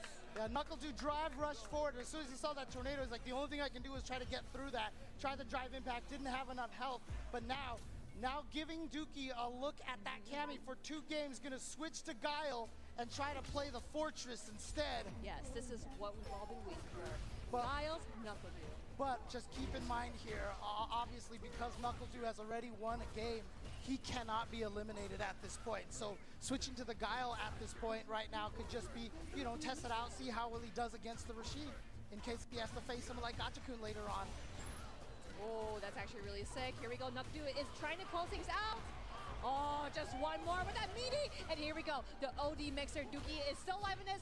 Getting a meaty also after the drive rush. And that corner carry is so good. Yeah, burned out is NuckleDu right now. Oh. Beautiful, beautiful. Yep. up, seeing that drive rush and getting in that opportunity. Not Tries enough to do health, the same not thing enough in the health. previous match, right? Not enough health. You cannot do drive impact enemy. And there's just Yeah. something about the way when you watch NuckleDu play Guile, he looks so comfortable. I always say, you know, a good player makes the character look faster than whenever you use him. And when NuckleDu plays Guile, I swear Guile looks so fast. I summon you. All right, here we go. That's my best friend. Oh, out of there. Oh, Couldn't no, punish in that time. could have been a big bush punish, but we are jumping onto the tornado. That is so smart to do the parry, but we are zooming here. Aha! Catches the drive rush crouch medium kick, gonna be able to combo off of that, no problem. Oh, double drive rush. Just kind of bait something out. NuckleDu going into the super. Obviously, this is going to be a lot of damage, so Dookie's got to think of something when this is complete. All right, here we go. Dookie, like I said, already eliminated at this point officially, but he wants to be able to say, you know what, I went 3-2 in my pools, which is very impressive. NuckleDu was like, I've had enough of this. Oh, the OD taking out the charge. Yep, priority system with projectiles. Oh, too slow, here too we late. go. And that was because Dookie did an empty jump. Whoa, we got the mixes. Dookie is everywhere. He Super wants to machine let kick. go. No, this is me. I am Dookie. This is going to be really close here. We Got the hit. Oh, look at this. The comeback is happening. It's happening. Get careful of the drive meter as well. Trying to go in for the grab with the low shimmy. Tornado. Oh, knee mixer. Dookie just one more hit. And with that chip, NuckleDu and Dookie sitting at match point. Let's go, Dookie. He's like, I don't care if I'm out of this. I am going to show you what I'm capable of. Remember his name. This is Dookie, the Rashid and JP player from Argentina. Let's go. Right. NuckleDu.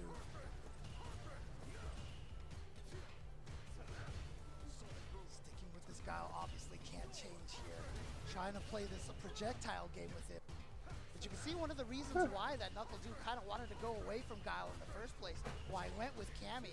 Because it seems like, you know, with that charged up tornado, being able to, the charged up wind shot, being able to go right through some of the sonic booms. Doesn't seem to prefer this match, but Perfect. now! Yeah, he's just dancing there. I love Stop it. now. Look at this. Qué Dookie bueno. with a Uy, great level 2. combo Hora de right there, adivinar. set up right into the assault. Oh. No, why NuckleDu? Oh yeah, you're getting hit by that. Look at this aggression suddenly. Level 3. Gonna land the level 3. Not gonna quite kill. Pero Again, está en putting burnout. Dookie in the burnout situation. This is not gonna look Sabazo. pleasant, so NuckleDu is gonna take his time. Yeah, that's 0. Muerto. He didn't try to Dead. trade. NuckleDu is gonna take it over Dookie. As I 2-1. mentioned, NuckleDu was already safe. He had won one game. That's all he needed to do. So it didn't matter if Dookie had won that one, but still to be able to come out of this pool and say, I was 3-2 in the pool with NuckleDu and everybody else would have been an impressive feat. But Dookie put up a great fight. Shout outs to him. Shout outs to the entire Argentina scene. Everyone, round of applause for Dookie. Woo! Dookie, give it up for the big man himself. So, again, yeah, he definitely put up a really great show because he knew that, like, okay, I gotta win 2-0, but then when he saw NuckleDu won that first match, he's like, all right, you know what? I want to make sure y'all remember who I am, remember my name, because you cannot mess with me. So, again, NuckleDu, like, he really wanted to solidify that dub, right? Because he wanted to get into the top 16 out here. Yeah, and as soon as he won game number 1, he knew he was good. And like I said, I think that was kind of why he switched to Guile. He knew he had the win, and he's like, you know what? I want to practice and see. which The of majority of characters I matches feel Dookie more wins comfortable was with fighting Rashid. against a strong Rashid. Again, this is what top players do. You know, finding every opportunity to Was learn. with Rashid. And so he's like, you know what? There's going to be a Rashid in this top 16. So let me practice both of my characters against a high level Rashid like Dookie. Yeah, and it's actually really cool to see that he did switch over to Wow. Guile too, because I thought that maybe like Cammy against Rashid, it might have been kind of like duking each other out to see how fast we can get to you. But yeah, with the Guile switch, I thought that was Du really nice pasó, because, yeah, así he que did da the queda sonic por booms, luces. negating tornado fireballs, and seeing that he jumped up Y into el the resto air, eliminados. he would do flash kick, anti-air, and do all the things to keep Dookie out. Yeah, and you know what? Shout outs to Dookie with that round 2 comeback. This round 2 comeback my was gosh. so great. It was so good to see great reactions here. And then he was able just to do it with the eagle spike to chip him out. As you can see the C up there. But again, Knuckle Dude then just suddenly went on a blitz. And it was over. That was pretty sick. Así que Nakodu y Duki, no, Nakodu, no, DCQ y Nakodu pasan. DCQ por winners, Nakodu por losers. Again, like, you know, it definitely hurts my heart, but I am always rooting for Duki. So yeah, as you can see here at this point, this pool has concluded with 2 players at 4-1, DCQ and Knuckle Dude.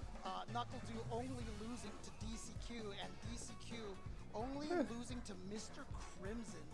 And again, that Dalsum JP match, a lot of JP players will tell you they don't really like that match. Oh, sure. DCQ, Valmaster solo tiene un match hoy contra Enel. his opponent, he will actually be seated on the loser side of the bracket. So him losing to DCQ was a big, big situation here, which allowed DCQ to get the top spot. So DCQ is the one who will start on winner side. Knuckle Dude has to make his way through losers. Oh man, no, this is gonna be really good because again, I want to like reflect on the outcome of both of these, you know, all the groups that we've seen. So yeah, here we go with the bracket in winners quarterfinals. We have, you know, Valmaster y Zoomer. DCQ going against whoever gets out of Group D, and then so forth there. So again, like also the losers here too. So we got Kawano versus Nephew. DCQ tendrá que pelear contra el que esté de primer puesto del grupo D. Man, no, like these standings from these groups, like we've made predictions where we're just like, oh, I think, you know, this person's gonna go or this person's gonna like get eliminated, but oh man, like I'm gonna be so sad. I'm gonna be so sad just seeing the top 16 because there's so many great players here. I wish they were all in top 16, but we gotta crown that very first champ, right? To be fair, at least they all do get some prize money. Yeah, prize money, and you know what else they could probably get? And a gross. Yo, man, but dude, these A-girls are mad freaking good. You know, I actually thought I was a little sus about them at first. I was like, I don't know about that, and then I was just like, yeah, I'll try the buffalo chicken A-girl. Oh, okay, man. see, I was a fan of the pork. I was a fan of the pork egg rolls. They said they're gonna have pork here, but they didn't even have them. Oh, wait till you try the hey, pork one. Pagoda, can you bring some pork egg rolls to me, please? I wanna try them out. Ok, disculpen. Ok, vamos con el grupo D. Y acá está bastante peleado porque tenemos a Enel. Los que son favoritos, los que está peleados son entre Enel, Takamura, Sol BNG, Mikex y Gachikun. Valmaster ya está básicamente fuera. Aunque gane su match contra Enel, que lo podría joder porque sería una ventana abierta para quién pase por winner y quién de losers. El que sí está un poco comprometido y que tiene que ganar hoy sí o sí sus 2 matches y tienen que ser al menos para tener ventaja a salvo 2-0 es Gachikun. Gachikun está más 1. Si gana sus 2 matches 2-0 queda más 5. Y si Enel pierde su match, uno de sus matches de hoy, quedaría con menos 2 puntos. Está más 4, quedaría con más 2. Y si gana el forma de la otra forma, quedaría con más 4. Y si Gachikun gana sus 2 matches 2-0, quedaría más 5. Wow. Nakuduken. Okay, I want to start things off talking about how just ridiculously clutch that was. How most people would not have been able to stand up in that pressure, in that fire, but Knuckle Dude was able to. But I can't start off like that because it turns out Dude did not even know that it was a clutch situation. What did you think was going on there? I thought I was guaranteed regardless, so that's why I started off with Cammy, but I didn't know there was much on the line. I'm not gonna lie to you. So I'm glad I got the dub, but yeah, I really thought I was chilling. Yeah. My bad, bro. So I went over to do. I'm like, bro, you knew? Did you know you only needed to win? That you had to win 1 game? He's like, no, I was in no matter what, right? So, and that's why he wouldn't have even started with Cammy. That's the most Knuckle Dude thing of all time. But regardless, you were able to get it done, bro. So now, now officially you are in top 16. You talked about how much this tournament meant to you, bro. You are returning Capcom Cup champion. Are you going to take your throne back? Well, I mean, I do like 3 online tournaments a week, and I feel like that's going to condition me because I usually play better in losers bracket. Like winners, I'm really kind of shaky, so hopefully my training and conditioning pays off. Top 16. What is the significance of making it to top 16 and having first to 3? Some people at home might not know the significance of that, but now the format does change from first to 2 to first to 3. How important is that for you? Yeah, 3 out of 5 is dope. I like 3 out of 5. It's more consistency. I'm pretty down. I didn't get winner's side, but like I said, I've been here before, so I might just do my best. Knuckle, do any shout outs before we get into this next groups? Shout out to my wife, shout out to Shopify Rebellion, and shout out to everyone on my stream watching and supporting. And yeah, shout out to Capcom for an amazing event so far. Amazing event it has been indeed. Capcom Cup 10, the most ridiculous event that Nakadu we have in the gang. FGC. $2 million up for grabs right now. And as you can see, Knuckle is here, and he is looking like that guy that we saw in 2016. We have more amazing Capcom 10 action for you after this break. Se viene corte de 4 minutos y vamos a empezar con el grupo D.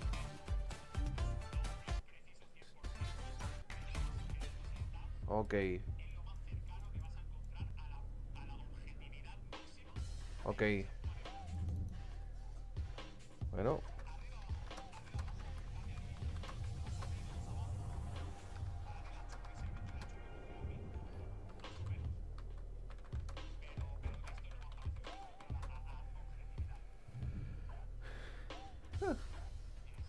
Y aquí bien. Oh, hostia. No, está bien acá.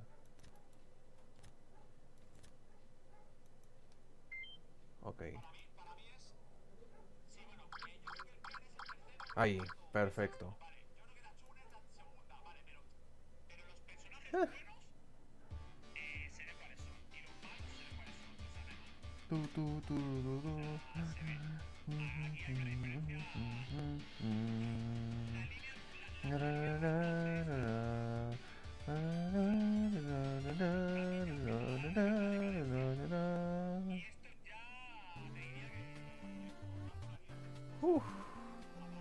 Group D.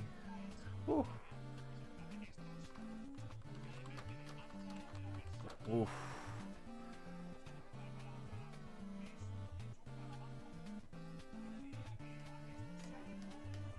Yep. Yes.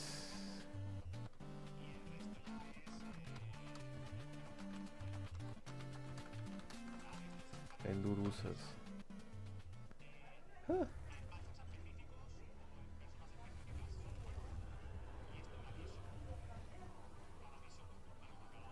Wow. Yes.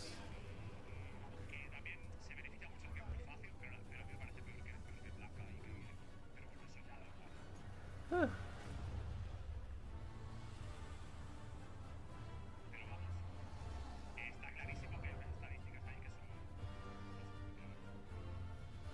Huh. Huh.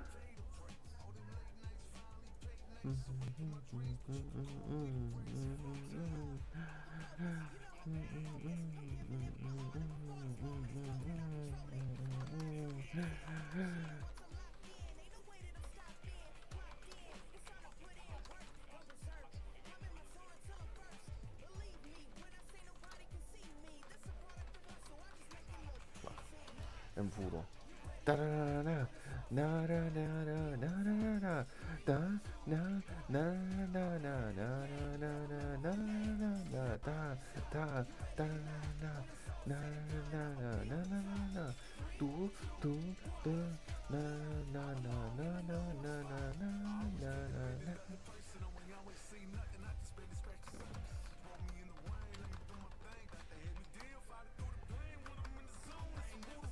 He's out. He Snake lose one match, he's out.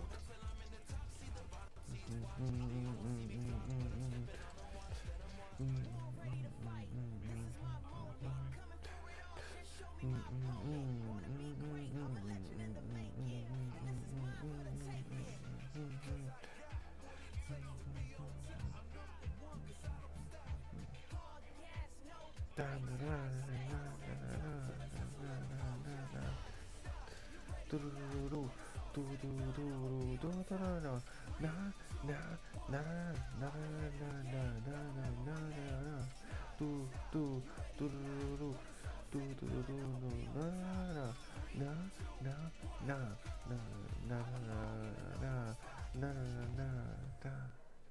am Veamos. joined with the first ever Nakadu, Street Fighter prueba de Capcom fuego. Cup champion, and of course my brother Knuckle Dude. Nakadu Gang. Is fire fueled by pagoda. Now Knuckle Dude, before we get into these questions, La prueba de fuego. we gotta go ahead and make sure we dab up some of these good pagoda eggs. Yeah. Sound good? Yeah. And you wanted to go with the hottest sauce, right? Yeah. So that people know. This is only the second person who decided to do this. He's a madman, but this is spiked with the last dab sauce. So just so you know what's at stake here. All right, come on. Wait, so yours is just like mine? Yeah, bro. Why would I do you like that? Yeah. Can you dip mine then? Because I actually didn't see yours. Okay, all right, Vic. Fine, that's fine. That's fine. No problem. No problem. Can choke. Yeah, we're not playing with it. Oh, come on, bro. I move mine around there a little bit. All right, that's a good amount. All right, let me see it. Oh, yeah. All right.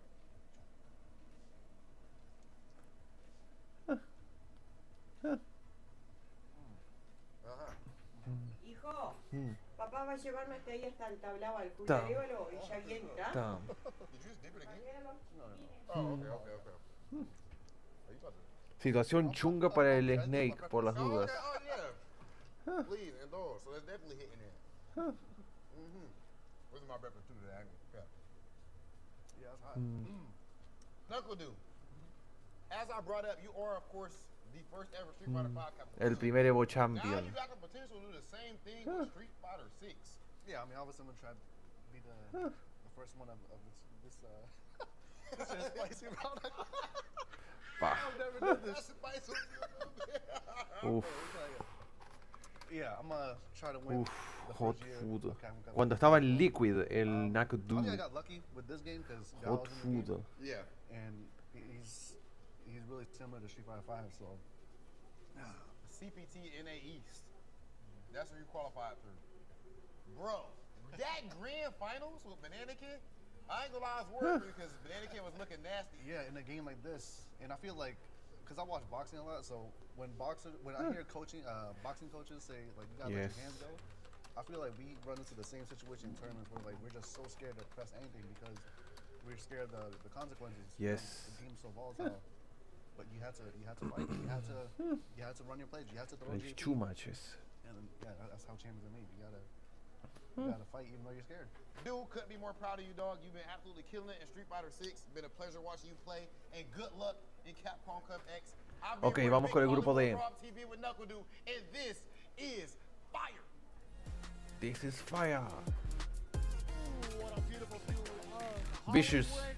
No rain whatsoever. Exactly what we're looking for on this beautiful He's day vicious. here at the Avalon for Capcom Cup 10. Continuing off with the group stage. My Y name is Vicious Jammers. here with Jammers, and you've seen what's unfolded thus far. We're still going to keep you up to date just in case you missed it. Again, we're going to see, and this one has so much on the line to it. It's not the only group that will be doing that here, but hey, there have been some juicy matches from this group. I don't think this group was, Wow. eulogized or highlighted enough for what's been happening. Wow. here. Eulogized is actually There so literally Wow. was a player Gonna that was the destroy. favorite for a lot of us, but I think mathematically speaking, he has vacated the premises. So we're actually going to look elsewhere, but we're going to look at the table. En Xianchu, weón.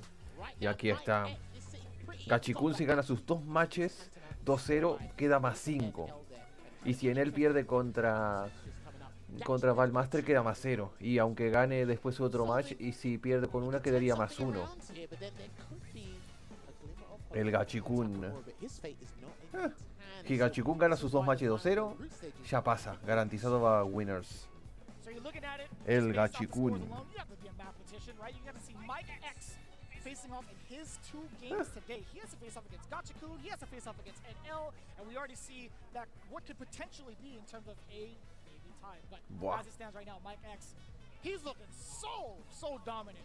And I gotta say, it was quite a surprise to see the Ya que vamos, Valmaster contra Enel. ¿Va a ir con John Valmaster o va a ir con la Kimberly? Contra el look de Enel. He'll be going up against NL. So his objective now is just to Uf. ruin NL's chances Lo que se viene. of getting out. Incluso si... O sea, si Valmaster pierde 2-0, esto deja en él más 4. We saw the Kimberly. Kimberly versus Kimberly. Gachikun was insane. Pa.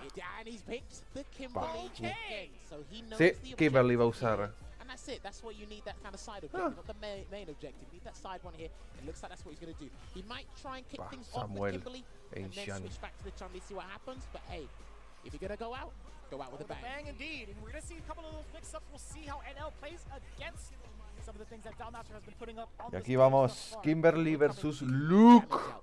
Opportunities are landing that damage, and of course the neutral game. Luke excels in all fronts there. No doubt. So I wonder what Valmaster's gonna be cooking. You're gonna Already does a start run. up with an OD Take the into throw. overhead? Jesus. Sprints into the overhead there, and he's already got trapped in the corner. Hey, listen, one thing I'll give her props for, Kimberly, is her screen carry and her mix-up game.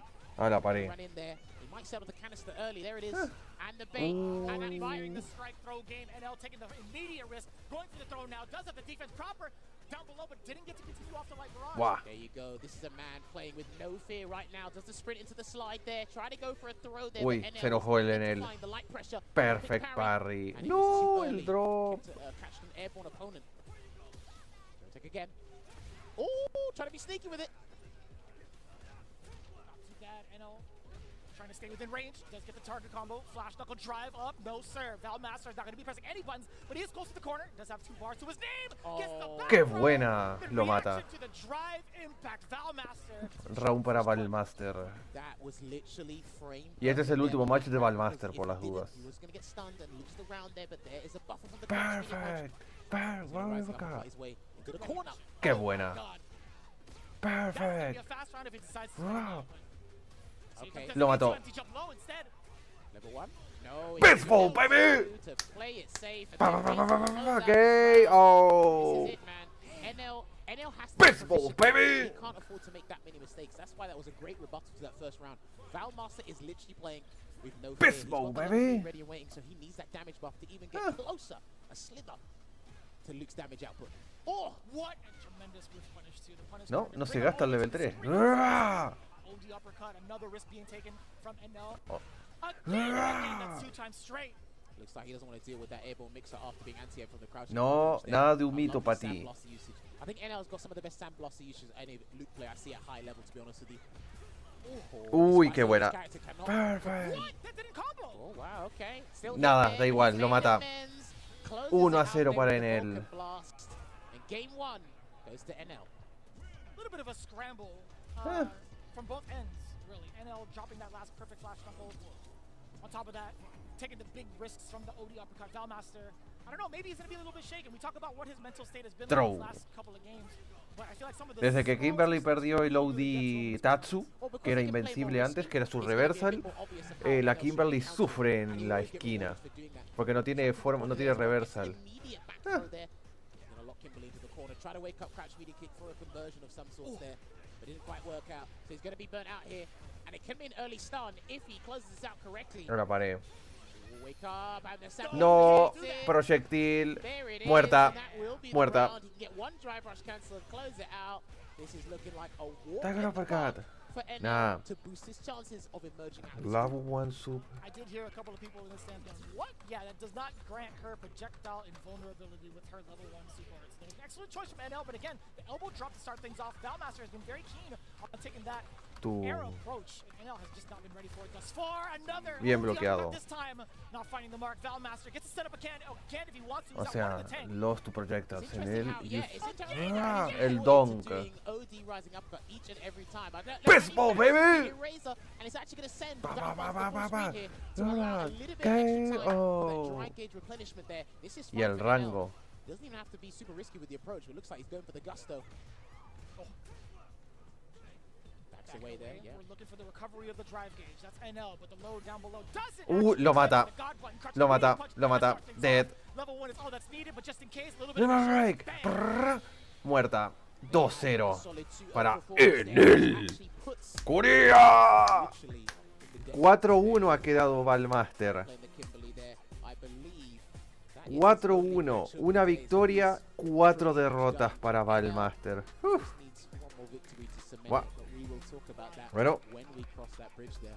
One more round of Is applause now for Valmaster, though. He has had a spectacular 1-4. run going into Is the 1-4. Capcom Cup. His Chun-Li is definitely one of the strongest that we've ever seen. It's such a pleasure to even have him on this stage again. And take a look Empezó at bien el Valmaster, Obviously, pero not después se so jodió very demasiado. competent Kimberly at that. He's had so much fun playing Kimberly, especially as a secondary character. No. You can see it there. There was much more fun, much more freedom and flexibility in that gameplay there. But again, like I said, Kimberly basically sucks at contesting in neutral with Luke, and she doesn't get rewarded the way she should. But even then, when Kimberly put Luke in the corner, what was NL always doing? Don't need the reversal. Yeah, every single time. No. Always resorting to it, always having a good time, and that would just strike fear in Valmaster, but then even he knew what was going on, and that didn't even combo that flash knuckle there, but made amends. I like how NL was dropping things, but still made amends, but he can't do that if he makes it into the knockout stages vicious. No doubt, right? We're not going to get that many chances, but overall, I think, you know, his pressure in the corner, actually his pressure in the neutral, despite whether or not it's a Kimberly or Chun-Li on the stage, I think he does a really, really great job of analyzing what's to come in the neutral space. Eso significa que Valmaster y Crimson ya están fuera. Así es, Valmaster y Crimson ya están fuera. Peace Mode, baby! The SA2 to your face, just in case you try to get a little bit sneaky, but I feel like not too many characters in the rest of his matchups are going to be doing the same, because he has to face off against another Luke, if I'm not mistaken. That is true, but I do respect that he had all the knowledge checks ready for Kimberly as well, because obviously the big thing that Kimberly thrives off is that lack of unfamiliarity from the opponent. Ahora viene Gachikun ahora. Gachikun contra Mike X. Rashido versus Luke. He'll be actually going up against Mike X later, but we're going to be pumping for that matchup shortly. Here is what the table is looking like. Más 4 para Enel. Valmaster ya está fuera con menos 5.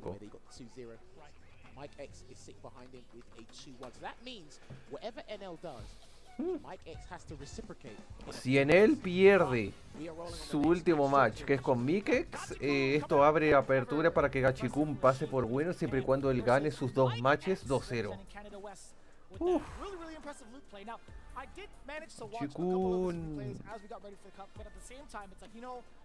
I feel like we haven't really given him the spotlight he deserves. He's been playing out of his mind these last 2 days. That is true, and I actually had the pleasure. Luke versus Rashido. Rashid versus Luke, and he actually said thank you because I don't think I'm going to play any other Rashid here. So it's good that I helped him a little bit. He's got great patience at the Luke versus Rashido. Rashido. But with Mike X, he uses Sam Loft with purpose. He will play the footsie game if he has to. His defensive choices. Boom. Will identify them. He mixes between parry and throw defense a fair bit here. Y aquí vamos, Rashido versus Luke. His defense against Yasar was pretty decent. Let's see if he can keep it up here. You see it already trying to oppress Gachikun, trying to get some of these traits, or at least the advantage against the fireball startup. Against Gachikun. Good awareness there not to cancel into any special. Went to the drive rush to assess the scenario. Notice Mike X was airborne. There's a throw tech there from Mike. Se escapa bien Mike X de los throws. No, Sky High. Down it up.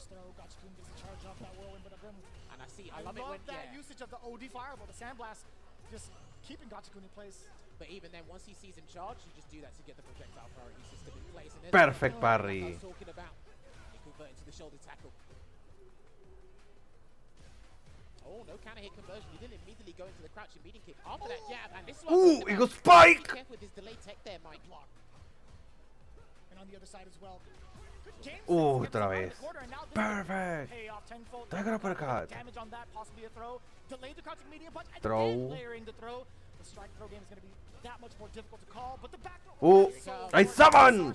Grace the storm! You know what? Muerto. Why he did that? He's going to lose the round. ¡DTM! Round para Gachikun. ¡Qué buen salto! ¡Spike! ¡Stand it up! ¡Sky High! ¿Se viene el ODDP? No. ¿Viene escape? No, no vaya a caer en tu martillo otra vez. Stand it up! Speaking of the ground game there, it's looking like he's looking to close this out unless Mike takes a huge risk there. No whip punch on the crouch and medium punch. I like that. Gachikun's trying to whip punish it with a medium. It's very good for that with Rashid. Perfect! Rashid wins! There wasn't a counter hit on deck. There wasn't a punish counter or anything like that. It was just a matter of Mike X just Rashido! Rashido! Perfect! Perfect! Wow! Throw! Throw? Tradeo. Samuel juega después del grupo D. Este es el segundo match del grupo D. Lo mata. Samuel juega después. El Samuel jugaría el segundo match del grupo E. Después del match de Namikaze contra Mirken. Ya que Mirken solo tiene un match hoy. Y Samuel tiene hoy dos. Y justamente dos matches jodidos. Uy, punish counter throw. Cuidado. Throw. No me toques.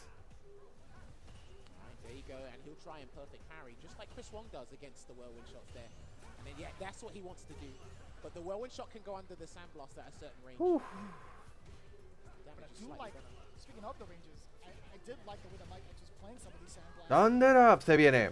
I summon Greatest Storm.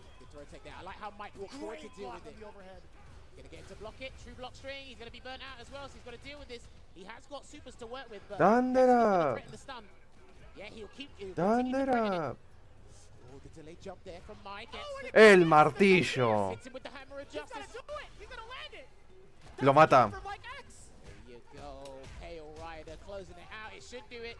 ¡Memphis! ¡No lo mato! ¡No me toques! ¡Lo mata!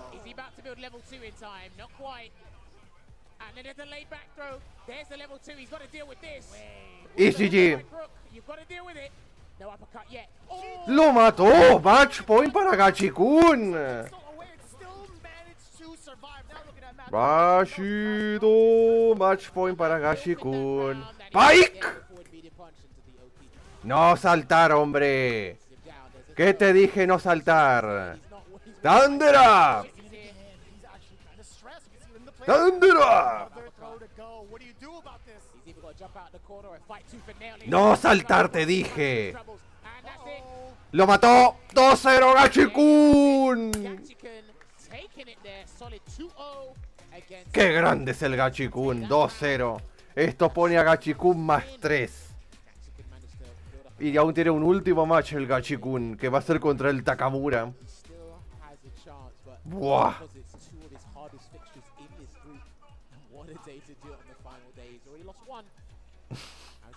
Buah.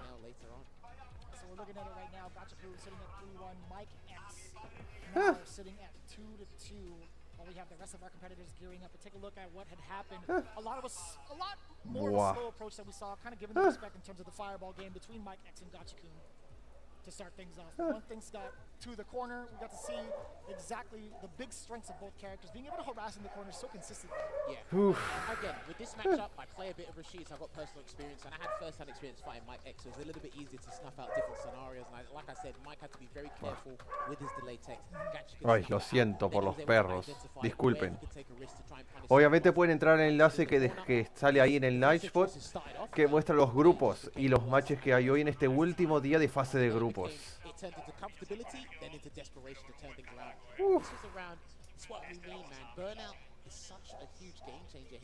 it was just a slight misjudgment. There's nothing else he could have done. He done the optimal combo because he was in burnout. If he wasn't in burnout, get that extra drive rush cancel and do this. But because the last hit of this level 3 does 10%, it looks like he had about 11 or 12% there. So you're going to see how Gachikin just turns it around. One delay does everything. No me toques. No. Not even just like this current roster, but oh yeah. We talked about his offensive playstyle for so long. I think he still has one of Para adivinar. Especially in this clutch moment. Look at this too. Once he got his offense going, bang. You'd have to guess way more with that big tornado in your face. Dude, we see him try to jump. Mikex tiene otro match, un último match, y va a ser contra Enel. Y Gachi-kun pelea contra Takamura al final. Ahora viene el último match de Sol BNG, que va a pelear contra Takamura. Ya que si Takamura pierde ahora, está fuera. Y si pierde ahora Mikex, también está fuera. O si Mikex le gana a Enel, eso pone a Gachi-kun en winners. Mira ahí. Si Enel pierde por un match, o sea 2-1, eso pondría a Gachikun en winners, pero dependiendo de lo que haga Gachikun contra Takamura.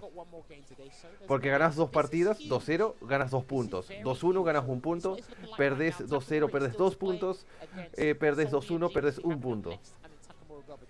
Soul VNG versus Takamura, último match de Soul VNG. And it's so cool to see a modern player. Soul VNG has been rocking this modern look at a very, very early stage, and pretty much off the rip when it came to the release of Street Fighter 6. He's been playing at so many different weekly events and terrorizing people. I gotta call him M. Luke for going for it. Tiene valor para Takamura.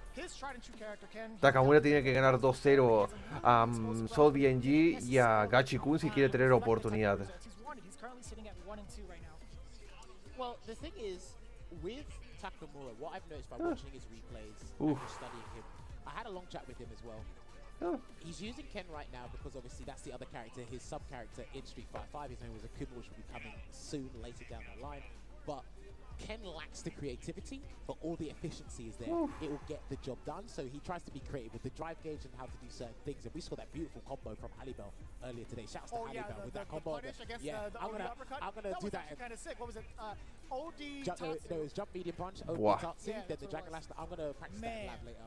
Esto se va a poner It's an chungo. interesting thing where he's lacking creativity, but he tries to be creative with the drive gauge, which means he needs to get his beneficial scenario, whether hook or by quick. It puts you in burnout, and then he'll fight for burnout. He's actually really good at dealing with burnout scenarios as well. He'll be pumping the level 1 if he's got it ready and available.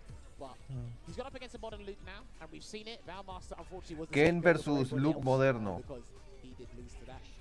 You can't stun so easily, you can't throw projectiles easily. Specifically because you have access to special moves that will like bypass a lot of the things that you would try to do normally in a classic on classic matchup. But yeah, having access to something that has invulnerability at a moment's notice at a blink of an eye, you get to just pretty much tap 2 buttons and get away with most things that other players cannot. So you do definitely have a different mentality. You have to have a different mentality and a different approach when facing off against me. Well, my concern is, again, your options are limited, and a few figureheads in the Street Fighter community have said, look, modern controls significantly slow the game down because of what they're capable of doing. And you put it with one of the best characters in the game, well, that's just double the trouble. Now, the thing is, the problem Valmaster had was, if there's something you're unfamiliar with, you formulate a strategy on the fly. Aquí vamos, Luke versus Ken. Último match de Soul VNG. Maybe Takamura's learned something from other people's mistakes against Soul VNG's modern Luke. We'll find out. Here we go, game 1, Soul VNG versus Takamura, modern Luke versus Ken. We already see the introduction of the fireballs between both, slowly creeping, slowly encroaching Soul VNG. That's one of the benefits to a modern Luke, right? You can just walk people down to the corner because they're scared of how you're going to react in general. You're going to get a full conversion via the flash knuckle corner carry. Seguimos. Take the throw. Ahí con uppercut. After the whip throw, do it again. What's the pressure like? You saw a little hezzy. Yeah, I thought delay crash meeting was going to come. Qué buen salto. El tornillo. Jesus! No reacción, se mató. Shoryuken. ¡Ah! Gets out of there with the OD uppercut, backs away to Takamura. He's got a slight life lead here, so he can work with this, but there's 44 seconds on the clock. Still, Soul VNG is kind of pump the brakes. He is trying to regain some of that drive gauge. Back to initiate. Lo mata. Takamura. Round para Takamura. To counter the approach so quick with it. And what a check to do it in 4 frames. 5 rush cancelable. Soul VNG's got to take that, put that in the memory banks for later on in this Momento. exchanges they're going to have in the set. No whip punish on the whip roundhouse there. Still waiting. What a backdash read against the throw. To burn him out. At least modern Luke's easy to deal with now. Oh my god, the suppressor. He said he did a suppressor right up in your grill, my He friend. can do it again. Oh my god, fireball uppercut. Nice and easy for the conversion. So VNG tying it up. Now it's down to, man, look at those 2 shining bars down below. 3 and 3 for both. Oh, we're going to see a fat damage combo for sure. You have to go for the level 3 early to establish that dominance. And that's because he's capitalizing off of the mistake of an OD move, not actually working out for his opponent there, and he's good. If he plays his cards right, he can put him in burnout in the next couple of sequences. And he goes through it, yeah, that does work. Oh dear, this is huge for Takamura. He's not going to burn himself out here, but it's 1 guess per game. I love the idea. Hey, those wake up low forwards catch a lot of people walking backwards. Takamura just 2 steps ahead, or I guess 2 flights ahead. He was definitely airborne. Anything would have taken the round there, especially with his throw capabilities to get the round. So I don't blame him for wake up crash beating kick. No doubt. In that scenario. Looking good so far. I noticed that Soul BG, even though he's using modern, don't really see perfect parries against fireballs. Up close anyway. He might do it this round, but we'll see. Oh. That was the fakest frame jump I've ever seen in my life. Yeah, that was a little delayed, though. That was so counterfeit, it was unbelievable. Try to get perfect parry in the crouching medium. Good defense here from Takamura right now. Creates a lot of space to work with as well. Good response. The cost of the drive gauge, though, you might get side switched on you, though. Well, he wanted to maintain the corner, but he's lost it now. They're going to burn him out. Yeah, good bait there, and he's going to go for the optimal stuff, Takamura here. That was really good. Meterless, optimal stuff, I love it. Ooh. Right, looks like the modern control scheme is not phasing him at all. If I can out-fundamental you, or make you panic via the psychological game, it don't matter. Sometimes you run away with the Dragon Lad. OT uppercut finds the mark this time. Soul BG. Still, when you run up on back-to-back throws, pay the price for the mix. He's going to have to OD uppercut again soon, Soul BG, if he wants a fighting chance to get out the corner, and it didn't work. He's tried that again. That's how he lost the first game, Vicious. All right, this gets the game. What's the choice now? Your crouch media kick didn't work. You got to try something else, buddy. Wait. Sandblaster. That was a very dangerous Sandblaster, by the way. Just walking out the corner. Takamura is just waiting for anything. One whiff. Damage with such a hill decline. Takamura just needs one touch from the medium, and that's it. The counter hit, crouching medium kick to give him the W over the modern man Soul BG. Now I will say, like, to the credit of Soul BG, there were a lot of tough moments where he could have gotten away with that crouching medium kick if Takamura was kind of enough until you could try to pressure with. But those neutral jumps also are kind of a big risk to take, a big read and risk to take. The thing is for me, watching that back or thinking about it, it's Takamura was only going to take your uppercut or neutral jump. There was nothing else that was really happening on like Soul BG's wake up. And because again, even if you land the invincible reversal, you're spending 2 bars, right? So he can really think about that. And Takamura is basically dominating in all departments in this game. So having a modern OD uppercut hitting you, which does slightly less damage, I'd take that any day of the week. Because again, it's so much pressure, so much mental strain on you. When you look at the exact scenario of how much life, how commanding again, he could take that risk. He could take that risk any day of the week. He could do it like 4 times over and still be just fine, taking how many uppercuts. So. It looks like, honestly, he thought about it. He probably had a chat with Valmaster as well. Maybe Soul BG might need to reconfigure his control scheme, because legit, he was not phased by those modern controls at all. Looks like he's done his homework, he's done his due diligence. Unfortunately, he's still mathematically in danger, so I know you got the dub, but he's going to have to rely on results elsewhere, I believe, or that might be it for him, but he still has to face Gachukin. It's the very last match of this block. Speaking of the next matches coming up, Mike X versus NL. Penúltimo match, Mike X versus NL. Look, nervous. I feel like these are some. Y por último, Takamura Gachukin. 3-5-6 should be a fast game. Rapid. Okay, so that's what it's looking like right now. So, okay, that's interesting. If Takamura beats Gachukin, he needs a clean 2-0. That's almost insurmountable, but it's still Mike X does need to beat NL 2-0 as well if something's going to change. But that's hypothetical. Realistically, so basically these last 2 fixtures, they can favor each other, can't they? That's going to be tough. Yeah, so again, Mike X versus NL, then Takamura versus Gachukin. It's still going to be quite the dice roll, I feel like, for these top 3 contenders. Well, we are setting up another Luke Mirror. I bet you guys are all dying to watch this one back at home. You're not excited for this? Listen, I have the pleasure of fighting Mike X, so I really like his playstyle. I haven't had the chance of playing NL, but NL can be very secretive sometimes. I like it, because again, he's trying to qualify. Oh, sorry, he's trying to get to the knockout stages. There's $1 million on the line. I understand it. I saw him practicing with Sakanoko earlier this morning as well. I think he was anticipating a Chun-Li pick from Valmaster, but he was still ready and waiting with that. So, and he's played Luke Mirrors in this group as well. Since the very beginning, so right? Like, this has been his character. Practices with Chris Wong as well, online, practices with the Japanese Luke players, so he's more than well-versed in this matchup. And of course, Luke, similar to Ken, they're ubiquitous. They're everywhere. They're not in short supply. You can find them. I'm sure Mike X has got a wealth of experience in this matchup as well. But NL, completely different beast. So we did get to highlight them in terms of like their I guess we highlighted a couple of factors that really distinguishes them amongst the other players, but in terms of like this matchup, Mike X versus NL. Ok, este match se viene ahora. Enel versus Mika X. El que, si Enel pierde en este match 2-0, quedaría más 4. Y si Gachikun le gana a Takamura 2-0, Gachikun quedaría más 5. Por lo que Gachikun pasaría por winners y Enel por losers. Pero eso obviamente si Gachikun gana 2-0. The other thing as well is, I see a lot of the Luke players at high level, they don't whiff a lot of heavies. NL kinda does, but I think he just misspaces his stand heavy at a few ranges there. So he needs to be careful. No, of course. But they're very good with their mediums. As you should be playing Paso. Throw. Good start here for Mike X. Throw. Either of the Luke players, Throw. they get this opportunity to corner the opponent in this scenario. No cancel. No, el drop. Cancel the crouching fierce there, NL. This time he takes the throw this time after taking 3 in the corner. Uy, de monitor. That was the light version, so that was negative. Yeah, they're trying to check each other. De monitor. Pressure.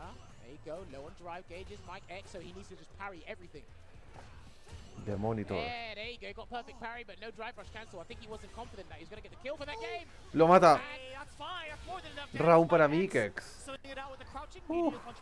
De monitor. Going full well. He didn't have enough in the tank to extend the combo normally. I like that. Good, very excellent confirm off of them. They're going to do this Fight Club style. They're going to sell this the good old-fashioned way. Get the back throw.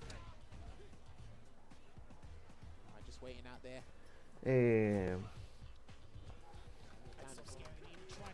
The thing is, like, Luke players do this the best. They use their crouching medium punch or even light kick to, like, bait you into trying to win punish, and they'll catch the button afterwards. And I told you, he withstand the heavy, heavy punch a fair bit. That's the second time, by the way, in this Are 6 players. Uppercut. Yeah, get to cover the throw being whiffed. And that exchange is fine for Mike X. The fierce on fierce action. Oh, he tried to bait the OD reversal from NL, but he knew he was going to burn out. That's why he didn't do it, NL. Good choice. No drive gauge. Mike X, he's burnt out. He's going to have to use the earnest way, but he does have Super Art 1 to help him. And Vulcan Blast plays a huge deal in this matchup as well, by the way. Oh, he done it too early. I think if he done it a little bit later, that might have worked. It's a fear from Mike X in the corner, but way more damage there. Really, really fortuitous jump coming in from Mike. I think Mike prioritized getting his drive gauge back, or they're landing any big damage of some sort here. Lo mata. Lo mata. No, I'd like to. He actually will, but he's not Best ball, baby. 1-0 para Mika X. ¿Qué? ¿Qué? Oh. 1-0. Now, Mike's got a game. So, regardless of the outcome, this could change where NL ends up. Si Gachikun gana contra Takamura. This is a fireball, maybe. No, that had to be heavy knuckle. Probably. 100% had to be heavy knuckle. Delay back throw. Still no, there's been rarely any jumps from NL as well. I've noticed that. Mike's been the one that's been airborne more often than NL. NL's just playing it on the ground. Just needs to slightly adjust his spacing, make it more meticulous. I think if anybody, NL would probably be the one to kind of initiate that, to get the guest going with the jump into the Perfect. Either way, Perfect. attack on a bunch of damage too. I don't know. Lo mata. With the backdash. Give me a break. Muerto. Pa, pa, pa, pa, pa. And give Pa. round in this game too. Mike, I sense a little bit of panic, a little bit of impatience from him. Oh, gotta punish that. Oh, this is a fat punish. Look at that beefy damage. He didn't go for the perfect one, hence why he ended it with the medium punch knuckle. You can see a little bit of the flash or the sound back. Oh, trying to get a punch into the buffer there, but the Sand Blaster saved him. Perfect parry encroaching on that space, and they both of them. Perfect. He has some of the best buttons in the game, but they do have a fair bit of recovery. And since you're going up against yourself, it will look pretty bad when you get whiff punished by yourself. Oh, that's a huge error from NL. He didn't burn him out though. Uy, se salvó del overhead. Lo mata. 1-1 lo empata Enel. Obviously it's 1-1, but in terms of a differential when it comes to the tiebreaker, if the tiebreaker scenario happens, he's not panicking. Mike X is turning into desperation right now, and I understand why, because of how the group stages, the group results are turning out to be, and his fate's in his own hands with this. But right now he's on the back foot. Yeah, and I love that. I love that he actually used the light this time and not a medium. He's still got the drive rush cancel. That's a big risk, by the way, because if that whiffs, the drive rush cancel was coming out. well. What a setup too. NL just walking away casually, crouching heavy punch to his anti-air. Defense has been so pristine. And the offense even more so, more than enough damage if you do not drop the rest of it. And I like that. So that really secures it. Doesn't have to really gamble the timing on it. I understand they're pros, but sometimes they do miss it. The crouching heavy punch with the light knuckle, don't have to really rely on the timing. You just For hold now, it down, let it rip. have 2 looks. Match point para Enel. 2 looks, One Ken, Gile, JP, and Yuri.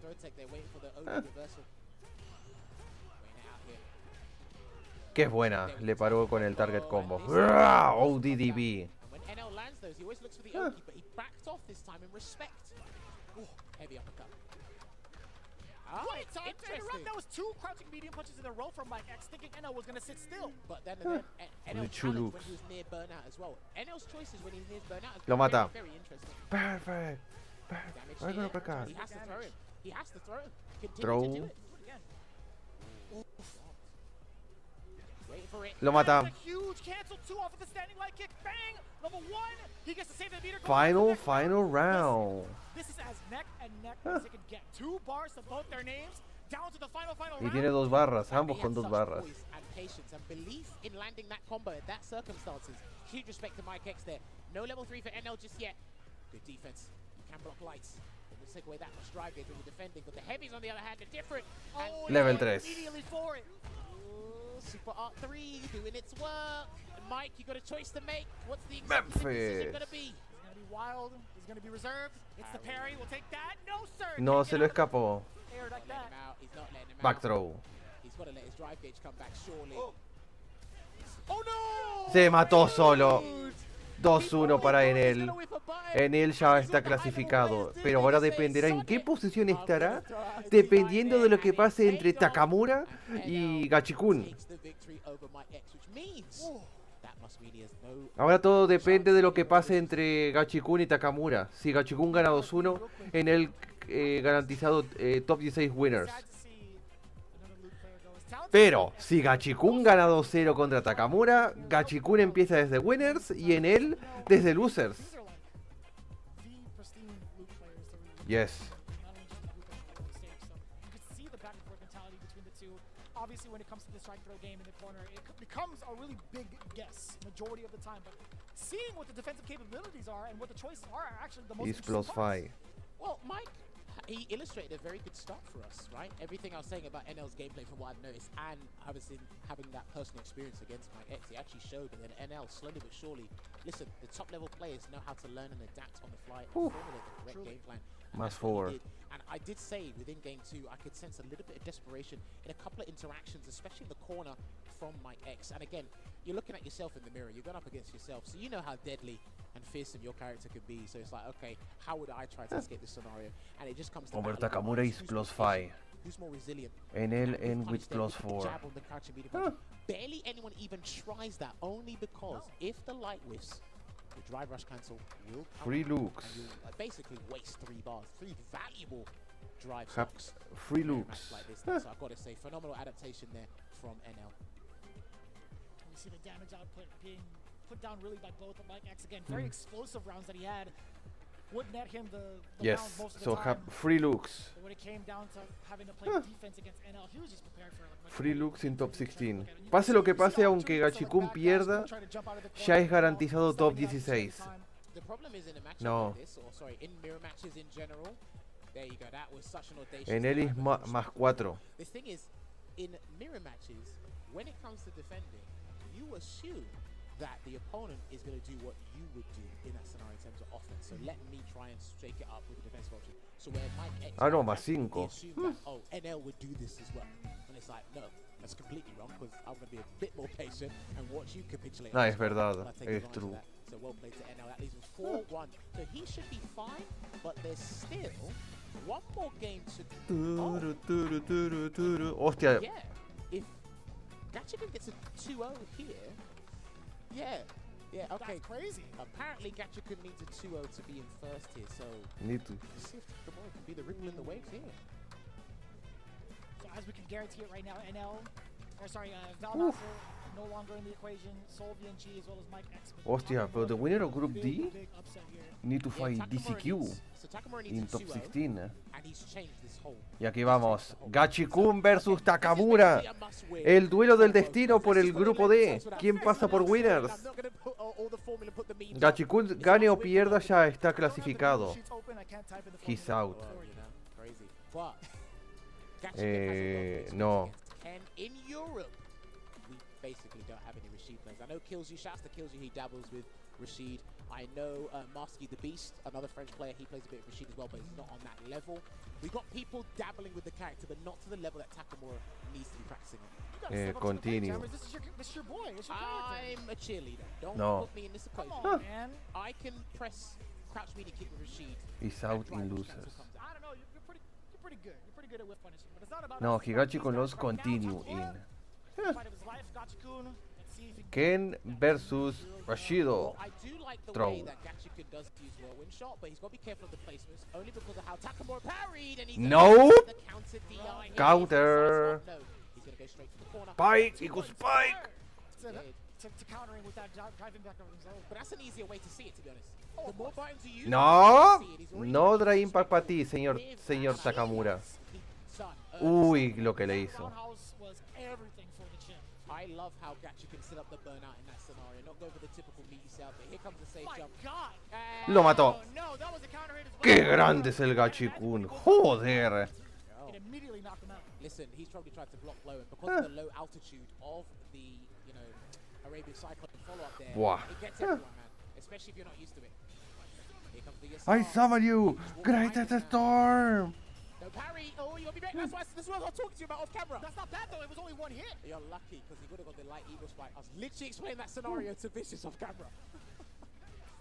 There you go, eagle spike. Spike! Buena, para evitar obviamente el double jump mixa. Backs away there. Uf. Whirlwind shot, gotta be careful as well. Yeah, he's trying to do the option select. Immediately stuffed that out. Holding up here, there's a throw. Level 2. Still trying to parry these whirlwind Punish. shots with Takamura. Okay. Pared. Se gasta el level 3, tiene que hacerlo. Okay. Interesting choice here to spend the CA now. Recover as much dry gauge as possible. I don't think Sit down and shut up. It's not worth it. Oh, but he wins. No de nuevo. 1-0 para Gachikun. A little bit too obstinate with those drive impacts. Rashido. Tururururururu. Rashido. Tururururururu. Thunder up. Thunder up. Perfect parry, everything. Anything that shows wind, he's trying to Back throw. He hasn't got the timing right. Oh dear. Hey man, it's the best frame trap in the game. Go for the side Oh swap. yeah. Go for the overhead setup. No, dash up throw instead. Thunder up. Charge up the whirlwind. So in that range as well. Gotta be careful. Takamura's pouncing. Slowing the approach. Little by little, Takamura getting closer to that corner. Important throw big to jump out. Maybe create some space for himself as well. You saw him take that leap. And the fire, but a lot of reluctancy from Takamura as well. I mean, to be fair, there's going to be a lot of Buah. cyclones coming. Takamura can't take Esto está perdido para el Takamura. how he challenges. Yeah, look, he can't Y está jump. cerca del level 2 el He's got very Gachikun. interesting fireball traps with Uy, confirm. Lo mató. Lo mató. Y dead. Match point para Gachikun. For the next round, we'll see how Takamura tries to bounce back. I want to see what happens when Takamura kind of walks up within the medium. Lo está aniquilando el Gachikun. Too close, or he's not bothered to engage in Perfect fases. parry. He's prioritizing Buena. perfect parrying all over the stuff there. Corner Parries carry. the Arabian Cyclone. Gets Take the into throw. Still blocking it out, try to hold up there. Did Gachikun? No chance. So He you can take that can. risk. No me toques. Uh-oh. Back throw. I summon you. Greatest storm. Buen saltito. Se lo gasta. Cancel into it early to make sure the Yasai is completely irrelevant in this scenario, and that was a tremendous amount of damage. What's it going to be? Oh, okay, burn out. Trying to get the chip from that sequence as well, by the way. Bien. Not too bad. The crisp damage. Round para Takamura. Quiere el empate. Get a level 2 tornado here. Takamura's got to put Bram. have to deal with it as hard. No. Spike. Dragon Lash too. He didn't think he was going to get hit. Oof. That's why. Spike. Oh dear. Level 2 Items coming. Oh my god. Uf. Down, stays in front. No haga eso, hombre. I summon you. Greatest storm. Block string. Yeah, here it comes. And the guess down below. Setup's Oh. coming. What's it gonna be? No, he wanted to set up a safe jump, but he got the timing wrong. Takamura can still turn things around, and he's No hagas eso, hombre. Y lo mata Gachikun 2-0. Winner side. Which excels him up. Gachikun en winners. Should be 2-0. Stellar performance there. He's been remarkable. Gachikun y en él pasan de grupo. Go further in. Takamura fuera, Valmaster fuera, Solvienji fuera, Mikax fuera. For Capcom Cup, and he's making it pay off. Because I remember the early days, he was suffering with those anti-air situations. Right. He was unpacking Wow. the tool set here, and I'm like everything coming to fruition in this cup alone. Yeah, Takamura, easily one of my favorite players to watch overseas. Really, really humble dude, and also really puts in the work to really excel and put the characters on the map the way that he wants to. He can be very, very aggressive at times in terms of like some of the weeklies that he's been Ahí playing está. at, some of the big tournaments he's been playing at. But Gachikun. still as consistent as ever. Would love to see him continue on in his journey, especially when he gets a character under his belt. But Gachikun right now, he is looking A ver. like the man. It looked like Takamura had a game. Gachikun por winners. Navigate or deal with the whirlwind shots or even cyclones, but I think he was fixated on trying to perfect carry them and change everything around from there. I think he was still too stubborn in various scenarios. Drive impact for one situation, trying to get Gachikun wins the offline of Singapore. He just wasn't biting. And then again, maybe he was thinking about OD spinning mixer at times, but Gachikun didn't even have to let one rip at all. It's a bit confusing for him to deal with the level 2, but again, everyone has that same problem, so don't feel it's exclusive to you. So unfortunately, there for time. I feel like even in the neutral space, like there's different looks that you were talking about, different types of strategies he wants to implement on offense. But I also wanted to see what else he could have done in neutral a little bit better, right? In comparison to what he's been doing in the previous games that he's been playing. Yeah, this is it. I could see if he held that so a little bit hard, longer, then it would have been a true block string, and he probably would have had an easy time dealing with that. But unfortunately, once he gets you to block the stand fist, the rest of it's a true string, so it's a safe jump. But yeah, multiple times over, Gachikun not biting from the throw bait, just having the appropriate read and also the proper reactions to get the HP spinning mixer. That's not easy to do on any stage. Yeah, good point there. But honestly, this is what the table is looking like right now. So it seems Gachikun and NL will be emerging out of the group. Gachikun is top spot because he has a better head-to-head record there, despite the results on the screen literally being tantamount to one another. Unlucky to all the other competitors in this group, because I enjoyed watching this group. Mike X, Takamura, Solvi, and G. And unfortunately, the person that underperformed, that people had a lot of expectations for, Valmaster. It sucks, but he'll be a spectator for the remainder of the cup. The majority of us in the commentators' predictions had either Gachikun or NL coming out, and then Valmaster. Right? I think Marine's the only one that got this one right, if I'm not mistaken. Props to Marine. Give her her flowers, man. She got it right. Because again, predictions come with expectations, and expectations can lead to disappointment. But this is what the winners top 16 is looking like. So it will be Rashid versus JP DCQ. Let's go! Going up against Gachikun. I am jealous. Whoever has to commentate that, because that will be absolutely sensational. But this is what the lower bracket is looking like. That's right, I said lower bracket, not loose bracket. Knuckle Do Oh, that will be defeats the going purpose up. when you say both. Sorry, go ahead. Knuckle Do will be going up against NL. Guile versus Luke. I Oh, can see that happening. What do you think? What do you think? It's just SFL all over again to me. Well, That's what it feels like. no, you got a good point. And SFL World Championships is still to come, by the way. Make sure you tune in for that. But hey, it's been a pleasure doing this block. But hey, we gotta give thanks to our people. Buah. One of our Así que DCQ versus Gachikun y Nakudu versus Enel. talking about this all weekend, and I'm gonna reiterate it one more time. Pro players have won more prize money using SteelSeries gear than any other brand, and this week they're gonna help a player become a millionaire. You see the players using it here. The players have been using it at the hotel as well, I believe. But again, we can't give enough thanks to SteelSeries for providing us with the Arctis Nova Pro, the official headset sponsor of Capcom Cup X. As well as Max Factory, as a huge fan of them right now, they are announcing the second figure to join the 1/6 scale figure project lineup based on illustrations by Street Fighter 2 co-creator and the designer who brought Chun-Li to the world, Akiman.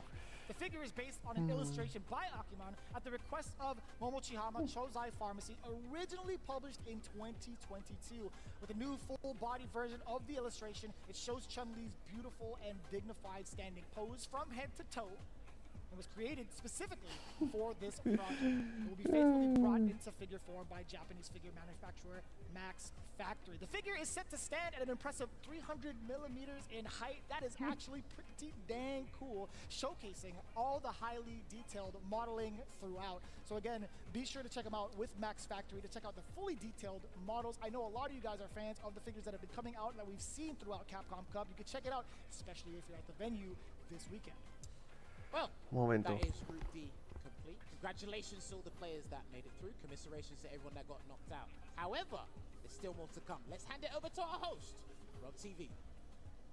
Ladies and gentlemen, we all have something in common, and that is our love of an underdog story. This man standing to my left is the embodiment of exactly that. Mike X fighting out of Canada. Mike, this performance that you put on at Capcom Cup, how do you feel about it? I feel like I was able to show off my skills as much as I could, especially against some of these world's best players like NL and Gachikun, so strong, solving, also underdog. Mikex gave a really good performance this week, and yeah, I was just satisfied I was able to stick to my game plan and execute it best as I could. And Mike X, Mikex. you went up against Takamura. You went up against Valmaster. If we look and check to see where people's bets were, where they put those channel points, surely, respectfully, I doubt they put them on you. But they were sorely mistaken. How was it getting those huge wins over Takamura and Valmaster? They were huge confidence boosters because I know I was probably one of the players pegged to go 0-5 in this group or 1-4 in this group. But to get those big wins, it just was a huge reinforcement of why I should be here. Mike X, I gotta ask you, as far as everybody Hostia. watching at home and everything, Gracias, especially gracias back por el in follow. Canada, do you have any Ledemeter, welcome to the stream. special words for your training partners, family, friends, whoever it may be?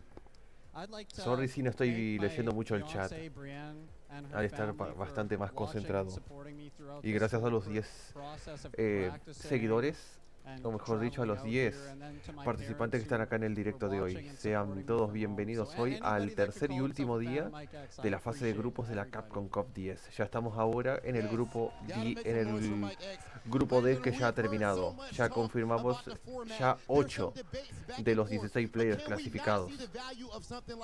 El grupo A fueron Phenom por winners, Kawano por losers. El grupo B fue Chris Wong por winners, Nephew por losers, sí, Big Bear está fuera, Disper King fuera, Shaka fuera y Fandroid fuera. Grupo C. Grupo C fue DCQ por winners y Nakodu por losers, porque DCQ le ganó a Nakodu y fue por 2-0. Y ahora en este grupo D tenemos a Gachikun por winners y a Enel por losers. Los matches que vamos a tener para mañana por ahora: el primero del A contra el primero del B, que va a ser primero Phenom contra Chris Wong. Luego el primero del B contra el primero, no, el primero del C contra el primero del D, que va a ser DCQ versus Gachikun. Eso por winners. Por losers va a ser el primero el segundo de losers contra el segundo de losers del A contra el segundo de losers del B, que va a ser Kawano versus Nephew. Y obviamente después el otro va a ser Nephew contra Enel. Así que vamos a tener primero Noruega contra Hong Kong y luego China-Japón. Y en losers, obviamente del primer y segundo match de losers, van a ser Japón contra Estados Unidos y Estados Unidos contra Corea. Y hasta ahora Kawano y Gachikun han pasado. Gachikun por winners, pero Kawano por losers porque perdió su match contra Phenom 2-0.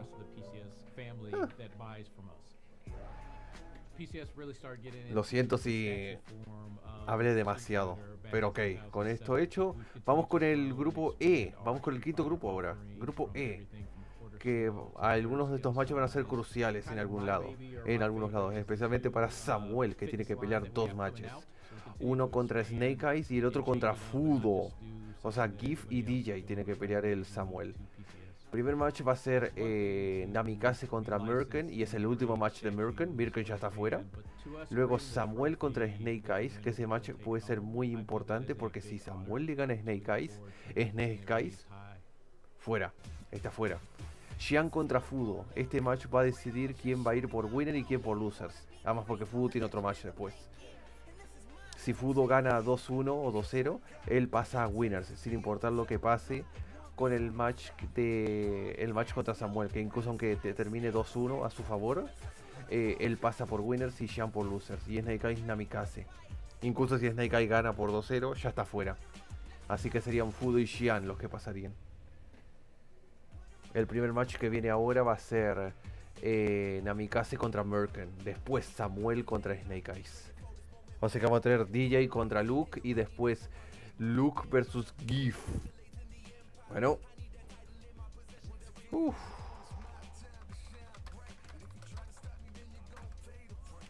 Uf.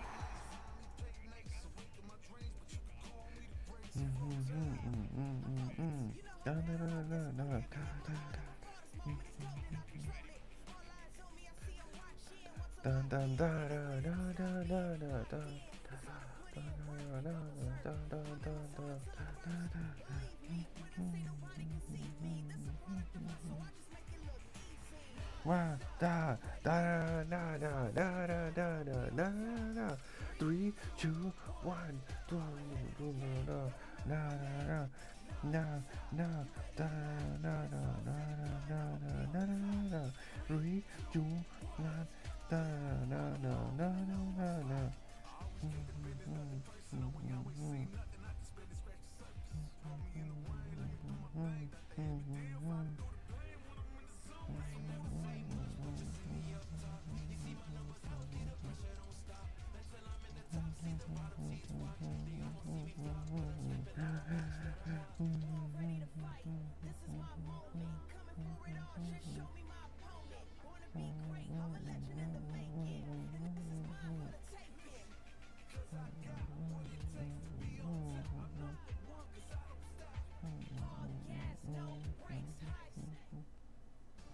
Entrevista. Gachi-kun. I'm not sure if it's because there's a Capcom Cup champion to my left, or if it's because this is fire. Gachi-kun, it's good to see you, bro. Yes, good. Before we get into these hard-hitting questions I have for you, we're gonna go ahead and put a dab of our sauce on these pagoda egg rolls. Oh, nice, nice.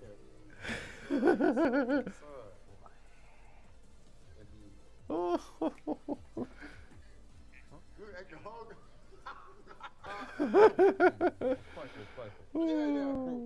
Uy. Ah, okay. Okay. Gachi-kun is immune to fire. Okay. Now, Gachi-kun, to qualify for Capcom Cup this year, you went to Singapore, you go up against Chris Wong in grand finals. How did you feel after qualifying finally after that grand finals? っていうキャラクターだったんですけど、クリス・ウォンが。普段から日本でルーク戦はかなり練習はしとったんで、特に緊張することなく戦いました。Gachi-kun, you are a Capcom Cup champion 2018. How could I forget this year? You have the opportunity to become a two-time Capcom Cup champion and win $1 million. I'm sure your wife wouldn't be mad at that. How do you feel going into this Capcom Cup knowing what's on the line? まあ2回目のチャンピオン、まあ去年メナが2回優勝したんで、2タイム、まあそれに僕もしたいなというふうに思うんですが、まあカプコンカップ僕出るのが2019年ぶり、約5年ぶりなんで、特に緊張っていう感じじゃなくて、久々にこの大舞台で試合ができるっていうのをすごい楽しみにしてます。So Gachi-kun, of course, you are from Japan, the strongest region in the world when it comes to Street Fighter. Do you think that it's a gift or a curse being from Japan when it comes to trying to qualify for Capcom Cup? You get stronger training, but it's a lot harder for you to get here. まあでも普段その強い人と対戦できるんで、最初は、日本より海外の方が強いんかなと思ってたんですけど、今はやっぱり日本の練習がすごいレベルも高いし、なんていうかな、プレイヤーがすごい増えて、たくさんいい練習ができるんで、まあそういうところに自信がすごいついてカプコンカップも頑張れるかなと思います。Gachikun, with good reason. You are a fan favorite, and you can consider me a fan as well. Good luck this year in Capcom Cup, and hopefully for you and your wife, you can get that $1 million. Big Hollywood Rock TV with Gachikun, and this is. Buah. Tararara, el tema de Ken. Stage E was icon Ebony, as there's a lot of DJs in this one. We'll see it get it done. My name is Saquon. Wow. I am joined with Fringe, my boy. Let's begin the action, baby. Let's go. My goodness, man. This is the second half of Group 3, or I should say Day 3, Group E at Capcom Cup 10, man. We already have solidified 8 participants into that top 16, right? 4 winners, 4 losers, and now we get to the second half, and that means the second half of body bags. Uf, se viene. Pero Xian y Fudo ya están ya clasificados casi. Pero Snake Eye tiene que rezar que Fudo pierda. Uf. Out here representing Spain, and Namikaze at the bottom of the DJ players.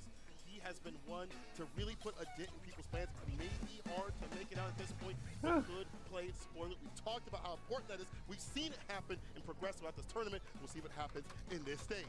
Yeah, the big tail of the tape for this standings is Fudo and Snake Eyes both having only played 3 matches so far, right? So we're going to see 2 matches from each of them today. And of course, Fudo's got that commanding lead, but if he loses out and Snake Eyes wins out, then we can see a shuffle at the top of that leaderboard. Fudo to everyone in Nemo's name.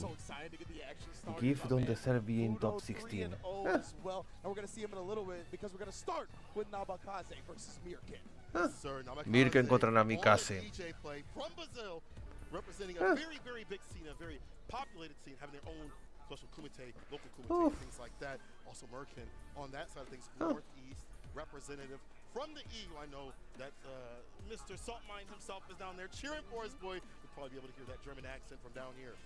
And Mirkin representing Poland as well. Big ups to Mirkin, man. Always got love for Poland since, you started a music video out there. That's true. We got love for Poland. We got love for Poland for sure.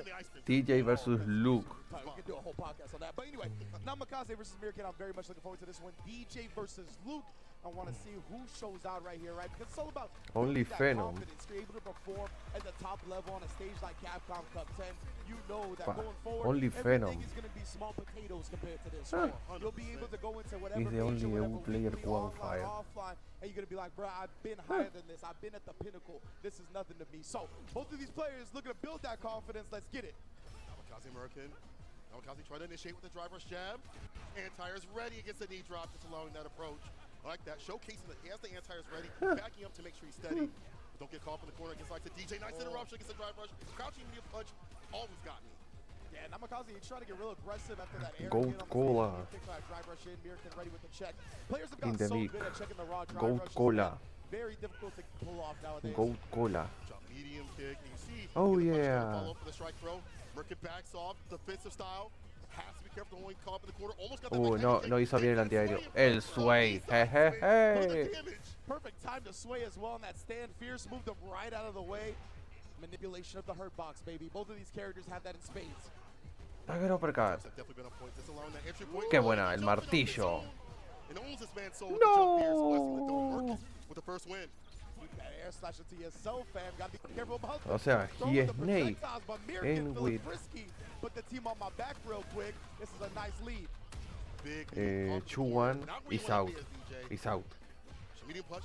After the stack step, still got the hit. Backs off Mirkin. Fireballs, you have to be careful in the minute. Medium kick gets a punish counter. The overhead, you're almost dead. Yeah, Mirkin. Oh, and there it is right there. The throw bait perfectly. Sealing up the first game. And that 1-0 para Mirkin. Seconds, one of the fastest matches we've seen all tournament. We just got here. Like literally. Come on, man. Like, we already gonna go to game 2? Yeah. I don't want to see that. No. I want to see some action from Namikaze. He's the type that soft-spoken, but he can definitely get aggressive. He has to build up. We've seen that yesterday. We had to build up with that play. Almost was able to take it against some of the other DJ players, but right now, Mirkin, as we studied those tapes, understood his tendencies with the fireballs, when to press and when to stop him from coming in. That's one of the things about an event like this, right, where you're able to have a schedule of who you're going to face ahead of time. You could do a lot of homework. You can do specific studying and bring it into the next day, and we've seen Mirkin looking like that right now. Ooh, but I love that. Namikaze baiting him into the throw, just walking back. Mirkin doesn't like being left standing, so he backdashes. Just in time. Bien usado. Very smart stuff. Do not want to be put in front against this character. The perfect parry is there. Mirkin trying to hold on that drive gauge as much as possible. Finds a whip punish, simple Hey, stop. hey, hey. He didn't want to burn himself out, right? That's why he didn't drive rush cancel behind that crouch medium punch. No, lo mató. Match point para Merkin. Mirkin on set point. Only going for the burnout when the job is done. One more remains for Merkin. And look at that. Look at the range where he stands at. Until he initiates, he backs off to avoid, drive rush with the crouching medium punch. Uh-oh. He wants to stay in that range where it's pretty easy for him to react to the raw drive rushes, right? Very smart from Mirkin for sure. In the corner now, he's got to fight out with his back against the wall. Ooh, I like that. A lot of time people try to throw you back into the corner, so he's looking for a throw bait right there. Namikaze not biting, taking control. Jail pressure real good here. Goes for the throw after that. Great kill, and there we go. Namikaze back in the board. Bar at the bottom. The massage parlor open for business if he's able to land a decent enough sequence. Yeah, definitely right. He might spin it if he gets that first stage just to establish a nice healthy life lead. Mirkin, of course, both of these players not committing to anything too risky to start this round. Obviously, they both know the set's on the line here. He tried the anti-air, but as Jammers likes to call it, the hammer of justice, serving out some injustice, if I do say so myself. Choose No, let's discuss this. Look at all that Snake is out. done, the OD fireball from the side. With Fudo winning one of his matches 2-0, Snake is out. Merkin content to back off until the jump is come, but finally we see the anti right there, the jackknife. Oof. Only deep for the corner carry. Where's that level 3? Gonna spin it out to justify things? No lo gasta. The throw. Yeah, I mean, next drive rush cancel, he goes into machine gun punches, he's definitely dead. Oh, yeah. That's why he's saving the meter for now. Lo mata. Mirkin trying to take his turn after the 1-1. jab. It is still DJ's time to play, my man. We got a quick tied up set. There we go. Back in business with Namikaze. Gets it from the back and the front. 1-1. DJ wins. We've seen that before. It just takes a little bit of time to shine and warm up a little bit, especially on this stage where maybe you haven't been playing or practicing this yet, waiting for your opponent. Yeah. Not trying to let Namikaze continue to build that momentum, right? He's like, I'll risk the ODDP. He's kind of getting out of control right now. He doesn't want that snowball to continue. Sí. And I can walk back to the corner so the perfect parry. Now, when he gets close, he goes for that option instead. Sí, but man, I need to fight Kava. Actually did not catch the back Need to fight Kava. Just bullying him in the corner right now, suffocating Throw. pressure from Mirkin, not letting Namikaze play. Back throw. Oh, unfortunate right there. You're just trying to be safe about it. So players do sometimes. They'll input the back in the throw just in case the throw doesn't happen. They can block. Right. Hey. Oh. To maneuver, interrupts the drive rush. So we get first. The jump Pierce again. Right in that range. It looks like it's so difficult to anti-air. Back heavy kick not working out. Beyond the charge of the TP. It's absolutely free. There we go. There's the Back throw. Match point para Merkin. Mirkin picking up right where he left off in game 1. Looking like game 2 never even happened. But man, Namikaze ate the sandblast. Immediately drive rushed in. Oh, nah. He saw that one once before, so he's getting shut down. He's eating fist to face right now. This is not looking so good call up in the corner. Merkin has that jail press we talked about, these buttons. Stand medium punch, fireballs, the walk up here for the son Merkin. Nice interruption. Trying to grip him, you saw he wanted to get intimate. Yeah. My man Namikaze said, keep your hands to yourself. Take me on a The date first. rhythm side switch to put him in the corner. I like that extension. Extra oxtail right there from Namikaze. The charge up. Holds the parry. Still has the corner position. Yeah, Mirkin, he's looking to inch a little bit closer. Oh, El martillo. Jump heavy punch. That's huge. He's got a level 3, but he's not going to spin it. He knows the next combo will kill. And there it is. He finds the drive rush cancel. Level 3 to follow it. Mirkin closing out this set 2-1. Fantastic play from this loop player. Merkin moving on. Namikaze ya está fuera hace rato. Está 4-0. 4-0. Pero Mirkin le ganó a Samuel. Le ganó a Samuel. Y a Namikaze tiene 2 victorias, pero perdió contra Snake, contra Fudo y contra Xian. Así que tiene 2 victorias y 3 derrotas. Bueno, viene el match más importante ahora. Un match importante para Snake. Snake contra Samuel. Si Snake termina este match 2-1 y Fudo gana el match contra Xian 2-1, Snake está fuera ya. Haga lo que haga contra Namikaze, aunque gane 2-0. Si después Fudo gana 2-0, de igual forma ya está fuera. Snake ya está fuera. Porque fue un 2-1. No le sirve ahora los matches 2-1. Le sirven solo los matches 2-0. So that resulted in a ton of damage that he got on a whole lot of interactions. Ooh, look No. at that. I did the right thing. No, you did not. You're about to drop. Corner carry off that level 2. One thing that's not talked about enough with that level 2 is look at how far it pushes you to the corner. American, well utilized the No. bar at the bottom. There was some Siempre su close fudo is stuff. after. Talk about like how he had some good side switch exchanges. It's after Samuel versus Snake. Stopping the drive rush. Maybe has to walk for a little bit more. No. And right there, that was a classic like light sequence decision right No. there, right? It was on the third light, between the second and third light. Namikaze Memphis. Mirkin sending the drive rush cancel on the third light, and he had enough bar to drive rush cancel further, netting him the full kill combo. Beautiful sequence. Ok, Samuel Close. Guess what we got? What's up? versus Snake. Snake in the building on the key, trying to cause some grief to these players out Aquí here. viene. I know this building is about to get real loud. 26 años contra 35 años. His time, whether it be online, all this dude does for 8 hours is play on rank, and he at this level. Yeah, that's the wild thing about Snake Eyes, right? If you're unfamiliar with him, this man is a former Evo champion. I believe it was his first ever offline tournament, and he won the whole thing. Yeah. My man is different when it comes to the grappler characters, right? No matter what game it is, he's gravitating towards the big body. He's looking to scoop you. He's looking to put you in the dirt. And he's one of the best to ever do it in regards to that style of play. Now, of course, it's looking a little tough when you're in this group. Luke versus GIF. Snake Guy still has a chance to make it out. But he's got to get all the W's here today. He's got 2 matches. He's got to win them both. And he's got to hold Fudo falls. So part of that, hoping that somebody else falls, has been a big part of his entire day.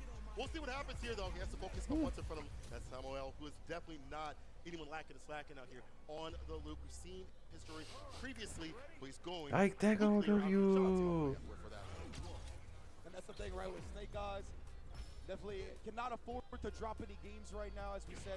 You can only control Triple what you're chop. actually in control of, right? So he's got to get the W's, and he's got to hope that Xian's able to defeat Fudo. Careful now, this man, risen from Spain. Very powerful scene as they had their offline Los bajos. CPT premiere. Get off of me. Cállese, cállese, agarre. You know Snake Eyes, he's one of the proponents of that offensive drive reversal. He loves knocking you down in the corner. What a parrying reaction to the drive impact. But punishes the landing frames. Look at that. He dog walked into the corner. That's what you want to do with this character. Walk them down, put him in the corner, and harass with heavy punch the plus frames. Get the SPDs when you get close. And Siberian Express. Another dog walks to the corner. Oh, Cállese. he's turning Barking Lukes into hush puppies right now. Está muerto. Oh, the headbutt. Muerto. Hijo de perfect. Bro, like that felt like a whole 45 seconds for both rounds total. And Samuel, he wants to break up this momentum a little bit. ¿Va a ir con el look? Sí, sigue con el look. Anger. Before this body of horse. Hey. He has key players in his area. Los lentes. I am almighty. Oh. Damaging Mellow. Careful now.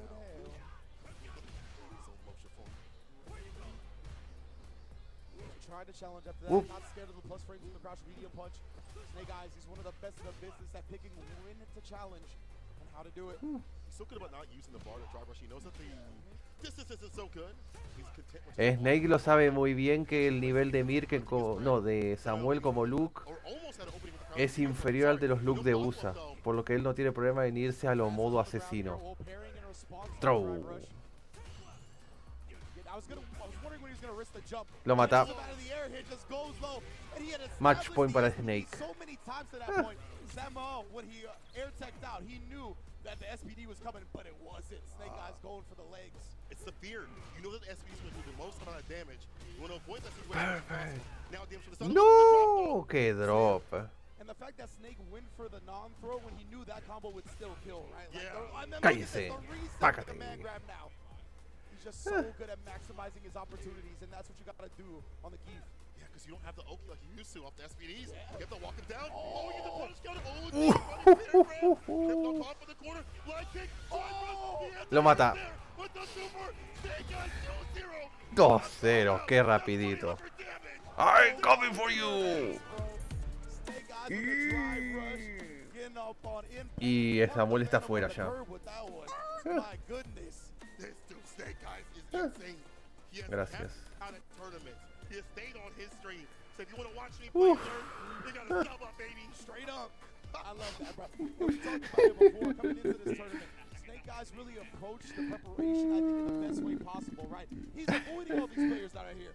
I don't need experience against y'all. Y'all need experience against me. It's the reverse. Exactly. You don't know how to play against a geek of my caliber. And that's what he's looking to really bank on here. Yes. Taking down Samuel real quick. And again, this is all important for Snake Eyes because at 1 and 2, he cannot afford to even drop games. So 2-0 Samuel here is huge for And his now possibility of making it out. And again, setting up the SPD game to put the fear of God in you. You feel me? That's when the game starts. Not in the first round. It starts after. And after now that, when you the start important going match. Man grab helmets low as you played out previously. And then the fear keeps creeping up and you start making mistakes. You start making errors. And Veggie, I gotta give him credit for this. He said, Keith is a weak character, but only in the context now- of 5 6. That means he's a strong character surrounded by stronger characters. Keith can work. Yeah, absolutely. I am coming for you. Beautiful trap. Cállese. Right? Again, that all goes back to the fact that he kept setting And up now that the important match. encouraged Samuel to take to the sky. He's like, bro, with the level 1, I got an answer for that as well. So just from top to bottom, really great conditioning. And you could tell he didn't have that experience against the Gi. There was the punish counter running there. Snake tercero, pero viene ahora Fudo Xian. That's how you got to take advantage of people. So Snake Eyes moving up. Ya está fuera. Ya está fuera Snake. Con que Fudo gane, ya está fuera. Prayer circle for this next match because we are about to get into Xian versus Fudo. The top of the leaderboard, 4-0 versus 3-0. And he had the Snake Eyes. DJ Mirror. They are praying for Fudo's downfall. All 7 of them. I don't know how much spirit you got in that bomb, but I don't know, man. good luck, bro. It's a very small planet. Yeah. Shin versus Fudo, DJ versus DJ. We're thinking about top level DJ players. El number 1 DJ contra el number 2 DJ.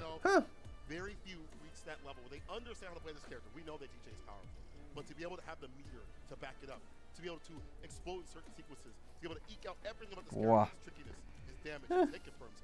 And in terms of matchup knowledge, both of them, I think, at the highest when it comes to DJ overall. We saw Fudo winning his World Warrior. That dude was insane on the DJ. He won that World Warrior with Si Fudo gana, adiós Snake. Pero si pierde Fudo 2-0, tiene que perder 2-0. Porque si pierde 2-1, de igual forma, Snake está fuera. Tiene que perder 2-0. And even in Street Fighter League, he was the second highest point earner all the way through the league. That makes shout to them. Shin, though, man, Aquí vamos. DJ versus DJ. Mirror de DJs. Absolutely right. Needs no introduction at this point. Tasty Steve likes to call him the scientist. I like to call him the mad scientist. Yes, sir. His labbing is second to none. He knows Buah, every lo que se single viene. situation, what optimal conversion to go into. More importantly, he knows how to manipulate you in the neutral. He is one of the best in the business at doing so. But Fudo, like we said, he's got the track record to back this up. He's already taken down the DJ Mirror multiple times in high stakes tournaments. So we'll see if he can do it one more time to ensure that he makes it out.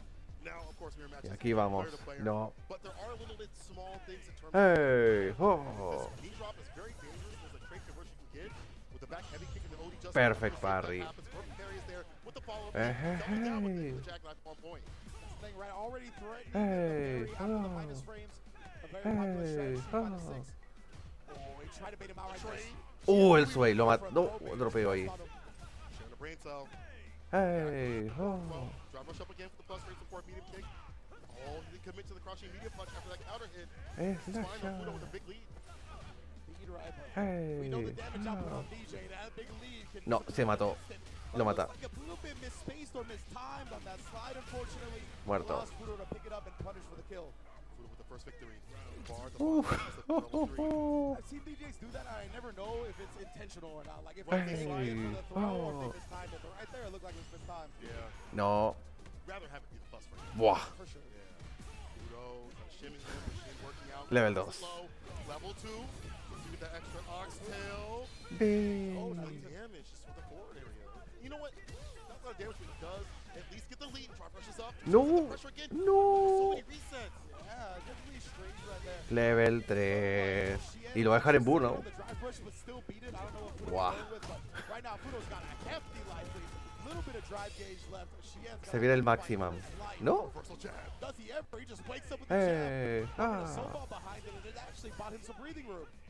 I'm gonna go out swinging, bro. If I go out swinging, so we can blow up that bar. Very imperative for this character to dump out the damage. Yes, DJ does have damage. Have the bar to back it up. Sway. Uy, Sway. Finally finds the mark and hits the. Sigue vivo. No, lo mató. Buena. Qué buena, Xian. But the wild thing is Fudo didn't anti-air, didn't back up for the fire anti-air to make that a bait. Oh man. Uy, buena.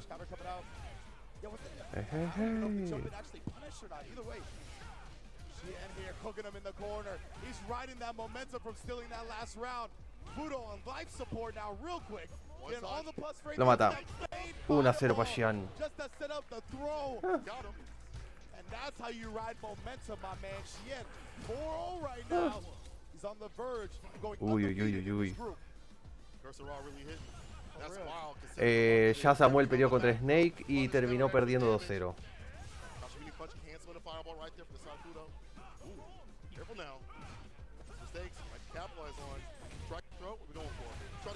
Maximum Yahoo. El Sway. Fue un match rápido de 3 minutos. Maximum Yahoo. Uy, el Sway, el mix. Match point para Xian.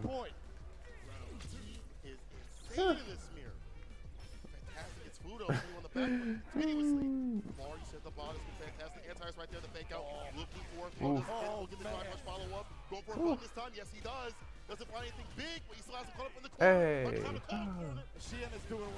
Maximum Yahoo. Y este match es importante.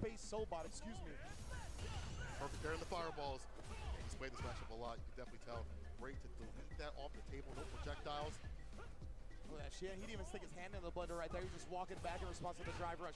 Ooh, they recovered just in time. I thought he was going to eat it. Hey. Level 3 imperative for this character. You're going to see that more often than not. You see Xian still. He's not falling for any of the drive rush shenanigans. He was like, I know this way is an option. I'm not sticking my hand there. Play the character. Uy, ¿lo mata? Lo mata. 2-0.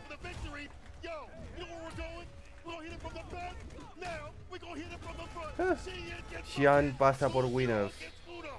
Yeah, such a clutch win for the Geef contingent, right? I know everybody, the Snake Eyes fans are super happy with that one. Xian's gonna close it out 5-0 over Fudo. That puts the first loss on Fudo's board. And what a way to do it. Xian stealing the turn after the -3 funky slicer right there. Not scared to press the crouch medium punch. He knows at that space, you're gonna have to commit to something that's medium or heavy, right? So he's like, hey, I might as well do it just in case. And look at that, Xian comes out with the victory again. Stealing a couple of rounds from Fudo, but hey, 2-0. Lucky than good. All that happened, it felt like Bueno. a jump-in situation. That Fudo could have backed off and maybe anti-aired, used the fireball as a bait, even the fake out could have been it. I feel like it all went downhill after that. That sway play, very imperative. Even Bueno, Xian pass por winners. Damn. Ok, Xian ya pasa por winners. Ahora la decisión está entre Snake y Fudo. O sea, tiene que Samuel hacerle un 2-0 a Fudo para que Snake pase. Si no pasa, será Fudo el que gane. And be like, okay, yeah, do the move. And then the sway busts out. They completely whiff. You get the punish counter, funky slicer, and then they die. Así que Xian de Singapur pasa. To escape the throw, but I think this is where we saw it, right? Steal the turn on the funky slicer. He tried Sobot. You saw the reversal. He immediately did it, but yeah, too many startup frames in comparison to that crouch medium punch, even with the additional -3 from the funky slicer. So beautiful stuff. Pero esta es la única derrota que va a sufrir el Fudo. To really show out in the mirror because of that grand finals of the World War in all Japan. the DJs that are out there in Japan, I really thought it was going to be a lot more even at the very least, but no. She said, look at me, bro. He said, look at me, I'm the mad scientist. I know all about this. Now, comes down to this here. Snake Snake versus Namikaze.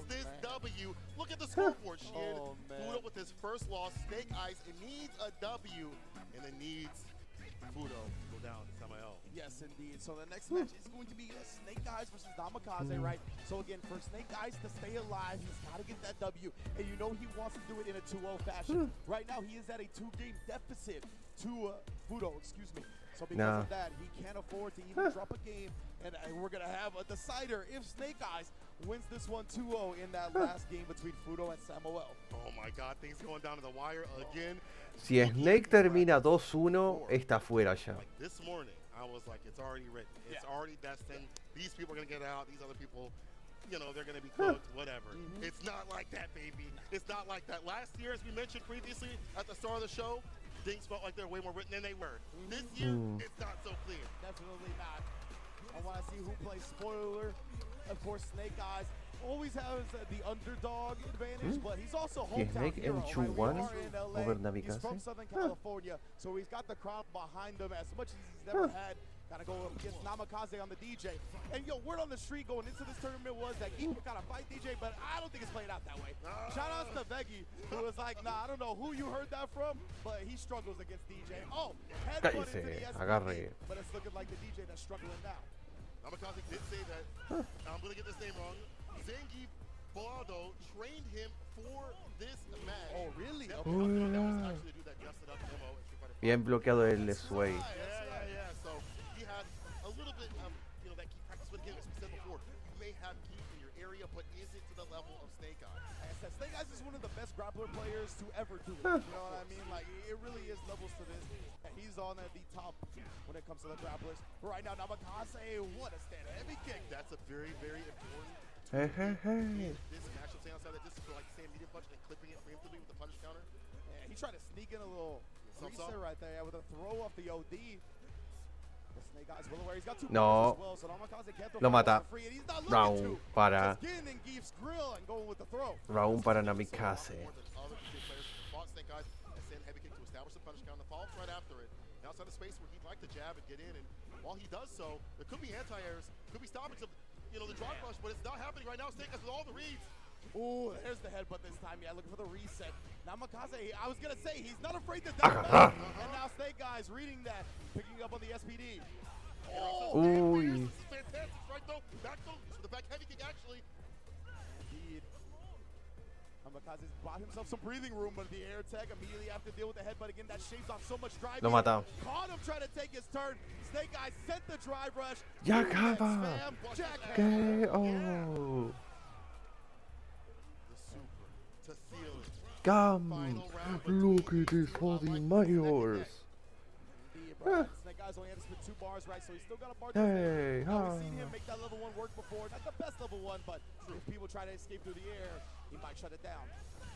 Fireballs, careful now. No. Unfortunately, too far out. Gripping his demons. Invincible. Cállese. Yeah, he didn't even take the screen advantage. He just wanted the damage.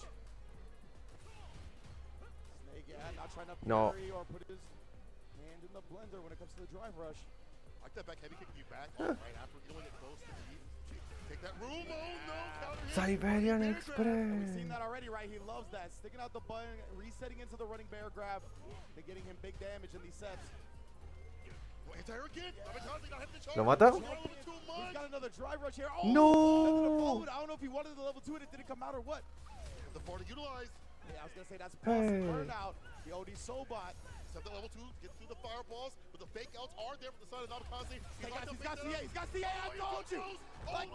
Lo mata. The drive rush blocked normal, built the CA. 1-0 para Snake. Snake Eyes and Zangief has that on deck. There is the level 3. Talk to your fans. No. It's only for my fans. Snake Eyes the first victory. You get too close.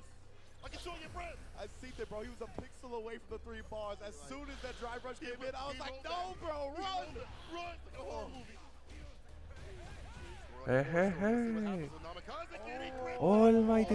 Maybe too early on the throw. Cállese. And the crowd is coming alive now. They're loving the SPD party. El puño. Buen salto. Match point para Snake. Snake Eyes now running away with this set. fear. Once again, we talked about that, man. Interrupted the drive rushes. Oh, he tried to slide in here. Nothing is working for Namikaze right now. Finally, just as I say that, though, we see the funky slicer rear its head. Hey. Right after he double dashes up. Actually, for the drive rush, I'm sorry. But this is good for Namikaze. At least he's got the room to work with. Say heavy kick we've seen. He needs to find those anti-airs more consistently. You have to have the charge, the crouch, heavy kick, sweep, the fault with the DP. He needs something. Too many jump hits coming from Snake Eyes. Indeed, right? He's gotten away with damn near every jump, if I recall correctly. I think you might be right. Like legit. Oh, yeah, No. the fastball on the knee. That poor Lariat, man. It's got slow startup. It is very difficult to anti-air that option. Backs off, no overhead. Careful now, that bar at the bottom gets built heavy. Lo mató. Drive rush in. And that's going to be the round here. Maximum, Not going Yahoo! quietly into the night, that is for sure. And again, remember, Snake Eyes cannot afford to even drop a game here. It's true. No. Back heavy kick. Namikaze finally finds something. Hey. Oh. Back throw. Flip out. Whenever he gets so close, I'm so afraid for him. Don't get too close to his character, man. I'm telling you. Side kick, drive rush, Maximum, Yahoo! What's still part of this? Yeah, I like that, right? He was like, no more pressure for Snake Eyes. He hasn't really baited out anything yet, so might as well let the jackknife fly. With the Plus, variance. Ooh, he didn't even try to do anything after. Huh? Yeah, right now, just playing it slow and steady, trying to harass Snake Eyes down again. He asked the plus What's the walk back? He tried to walk back, and exactly Snake Eyes caught the low. He was too close. Taking the damage here. Heavy kick, nice and close. Headbutt again, plus, hell step. Now you're caught up in the corner. Look at the headbutts, bro. Get this man some Anfield. Oh, no, but he's again, gonna be punished. the Larry. No, el drop. We got fumbles on both sides right now. ¿Lo mata? Lo mata, lo mata, lo mata. Snake Eyes gonna be able to close it out 2-0. and keep his chances of qualifying alive. Pero todo depende de Samuel ahora. Snake Eyes on the key, causing some grief. This dude could make it. He can, baby. He Top can. 16 that's sitting in his sight. The dream is alive for the deep contention. You hear the people chanting his name, baby. Nah. I ain't ever heard people chant like that for a geek. I ain't gonna be real. I ain't gonna lie to you. I ain't ever heard nobody chant for a geek like that. I don't know if I'm comfortable living in this timeline. I don't like it, man. I don't like it, bro. But it's okay, baby. When he's an underdog like this, when it's the hometown hero, very understandable. Snake Eyes here. Oh, man, it's all going to come down to the last match in Group E. But an amazing, amazing set between these two. It's all he needed. What a way to pull off the victory. Again, those jump hits continuously caught Namikaze. Deer in the headlights, couldn't do anything about it. And when he did go for them, they weren't the best sort of trades. I mean, you got a trade right there, but no faults with a DP for the corner carry and things like that. None of that good that you'd like to have in Snake Eyes. When he had him in the corner, he continues to harass with headbutts, plus frames, staggers up every so often. That So headbutt nasty, bro. was the leading the drive gauge. Every time he put the dome on you, bro, just say goodbye to your meter. And Give look me at that. Sitting in the drive rush right there. Oh, who next? You next, bro. Ya que sí. El Snake. Bueno, nos olvidemos que él fue el único Evo Champion por Estados Unidos, el Snake Eyes. Después de eso, Estados Unidos nunca más ganó ningún Evo en Street Fighter. El único que ganó un Evo para Street Fighter fue en el Vanilla Street Fighter, fue el Snake. Después de eso, ningún otro americano se llevó un Evo. Todo ha sido o Japón, o Asia, o Europa, o Centroamérica, como el único que ha ganado de Centroamérica ha sido el Menardo. Y el que ganó la primera de Street Fighter 6, el primer Evo, fue Angry Bear.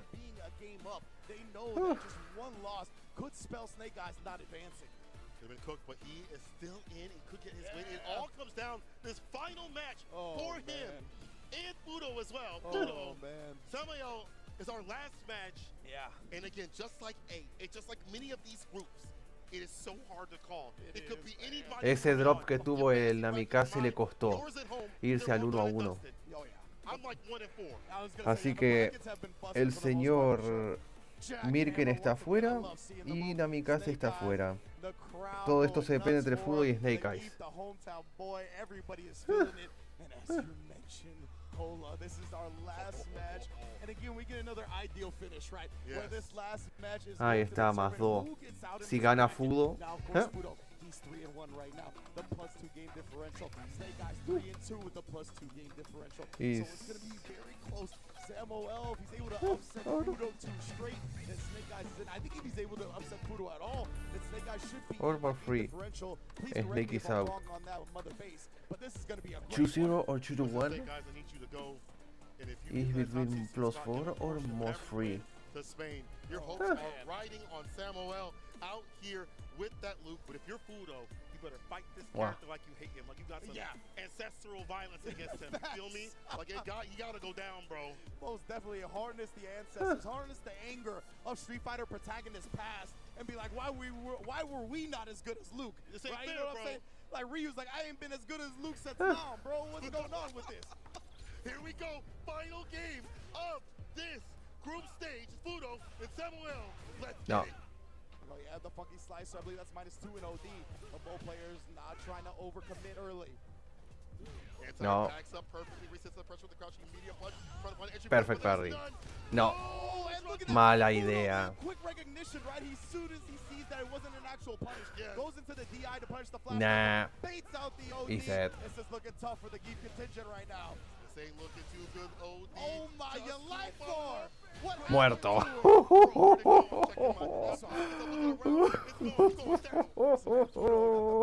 Se acabó. Se acabó para Samuel. Va a ser apalizado por el Fudo. Lo que le hizo. Oh, they both trying to bring some with the tap carry, for an opening. Samuel finds this with the stand here starter. Off the back of the drive rush, get the maximum amount of corner carry. And the Oki too as well with that chaser. Jackknife maximum is such an important anti-air to keep on deck. No saltes. Immediately holding the down charge after throwing the fireball. Yeah, see, he's waiting for it, right? He definitely is looking to pop off with the jackknife. Maximum Yahoo! That's why you would announce this, bro. Amazing what you do. Anyway, ready with that drive rush play to get that EP. No. Lo mató, lo mató. He's dead. Dead. 1-0. ¿Qué? Oh. 1-0 para Fudo.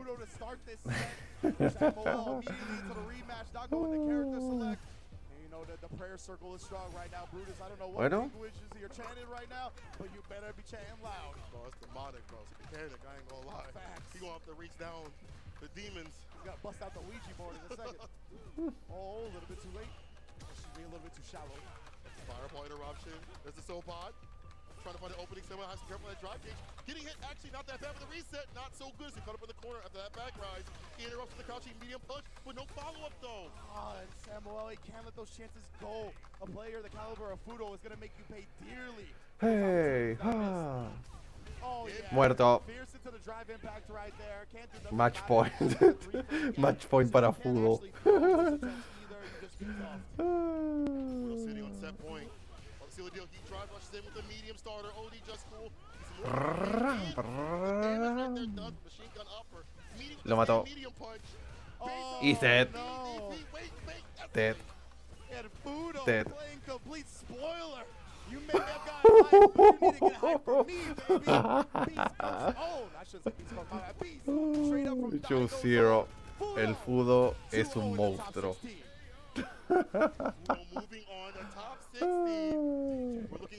Así que Fudo pasa.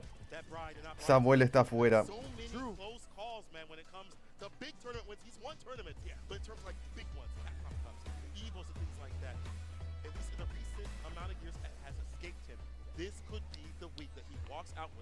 Así que Fudo pasa pero por losers. Y Samuel fuera, Snake fuera. Sí, bueno, es que no te olvides, en Japón hay muchos looks. Hay demasiados looks en Japón. Por lo que el Fudo ya se sabe el matchup de look. Se lo sabe recontramente de memoria. Por eso obviamente el Samuel no tenía chance al haber tantos looks en Japón. Así que con esto tenemos 2 DJs ya en top 16. Xian por winners, Fudo por losers. Así que Gachikun contra... No, Xian tendrá que pelear contra el ganador del grupo F. Fudo contra el del segundo puesto del grupo F. Y eso va a ser FT3 por las dudas. So Samuel, I think, tried to do it, but he had to try at least. Wow. You gotta do something, bro. It's one of those things that you just kind of get checkmated by at the end. And Fudo, 2-0, man. Amazing stuff. This is why he's one of the best to ever do it. He doesn't let the pressure get to him. He's been in this atmosphere. Big Bird is time suave. and time again. Another new. And he just went to 9 to 5. He did the work on him. Clock in, clock out. That's what it's about. Fudo. Sheehan moving Bueno, on Big that Bird is top out. 16. Y de los Birds, ahí está. Xian más 8, Xian no Fudo más 4, Snake más 2, Mirken menos 1, Samuel menos 7 y Namikaze menos 6. ¿Por qué Samuel no queda último? Es porque tiene una victoria. 5 victorias.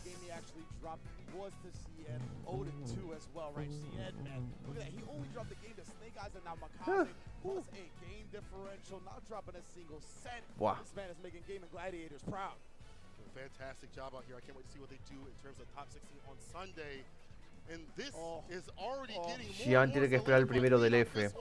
DCQ, Gachakun, and Xian solidified winner's side, but losers, yo, let me take a look at the losers, baby. Let me take a look at the heat that's down below. Kawano, Nephew, Fudo contra el segundo del F. Fudo, and whoever comes up from group stage F, second place, will be fighting him, man. Uy, se viene el grupo de la muerte ahora. Grupo F. Y Angry Birds solo tiene una oportunidad más, solo tiene un match hoy. Si pierde con Lechar, está fuera. O sea, primera vez que Angry Birds no llega a top 16 de una Capcom Cup. Porque Angry Birds perdió sus dos primeros matches el día 1 contra Menar 2-1 y contra Kava 2-0. En el día 2 ganó sus dos matches, uno contra Ending Walker 2-1 y uno contra Nero de Boxer 2-0. Y hoy tiene que jugar contra Lechar. Y Lechar es uno de los pocos players que el Angry Bird no le ha podido ganar en sets. En prácticas de FT5 que tuvo mientras estaba en Japón, Lechar le ganó todos los matches FT5. Es que Lechar es build different. Y además Lechar ayer le ganó a Menar. 2-0 le ganó a Menar. Así que tenemos a Xian y a Fudo. Es de esperarse que iba a pasar esto. Que se hizo adivinanza de quiénes pasaban y quiénes no. En la primera le acerté. En la segunda no, porque quería que pasara Disperking. En la tercera tampoco le acerté porque marqué que pasaba Crimson, pero sí pasaba DCQ. En la cuarta le acerté porque dije Gachikun en él. Y en la otra le acerté también porque marqué que era Xian y Fudo. Ahora viene el grupo F, que en mi predicción puse que pasaban Lechar y Ending Walker, ya que Ending Walker hoy tiene dos matches, contra Lechar y Nero. Uf, esto va a estar recontra peleado. El grupo F va a estar recontra peleado de lo que pase. Pase lo que pase ahora, va a definir todo. Y después de esto vamos al grupo G, que también hay matches que se deciden. Van a ser el primero Junino Garnet. Ya Junino y Garnet ya están fuera. Garnet está menos 4. Junino ya tiene una victoria, que fue contra Rainpro. Luego Safe contra Uma, es otro match importante. Rainpro solo tiene que ver una pelea hoy, que es contra Ruff. Si gana Rainpro, él ya se clasifica ya por winners. Uma contra Junino, que si gana Uma ya está garantizado top 16 winners. Y Ruff Safe, o sea, si Rainpro gana su match, ya está garantizado top 16 por losers, aunque Safe gane 2-0 contra Ruff. O sea que Ruff, Safe, Junino y Garnet ya están fuera. Y los que pasarían serían Uma por winners y Rainpro por losers. O sea, si gana Lechar, si Lechar llega a primer puesto, o sea, del grupo F, se enfrentaría a Xian. Y Ending Walker se pelearía con Fudo. Puede ser o Ending Walker, o Menar, o Angry Bird.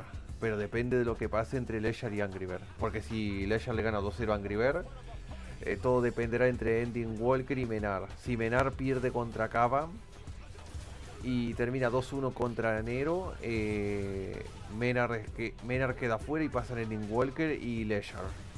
O si Nero le gana a Menar, porque nos olvidemos que el Nero le ganó a Kava. Japan.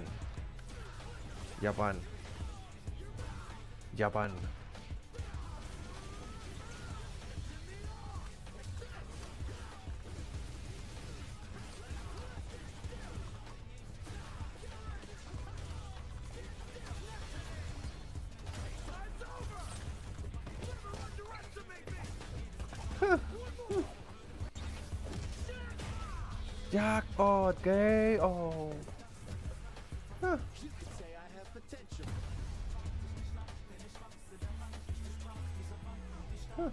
Japan.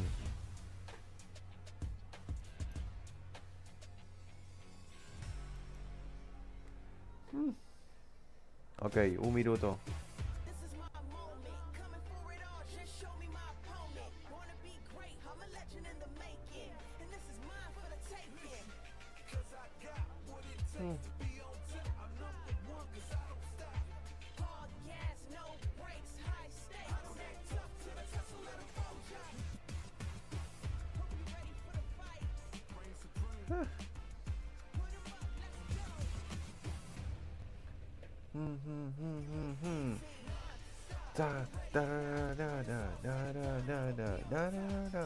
Viene este grupo ahora, el grupo F. Después de eso vienen los dos grupos más sencillos, el G y el H. Aunque el problema está ahora decidido que tiene que ganar sus dos matches, sus últimos dos matches, 2-0. Está obligado a ganar 2-0. Y que el duel Kevin pierda contra Travis. Para garantizarle oportunidad de pasar a winners. Y que el Travis tendría que ganarle a Dual Kevin y a Kusanagi. Porque el Travis le ganó al problema ayer. ¡Angry Birdo!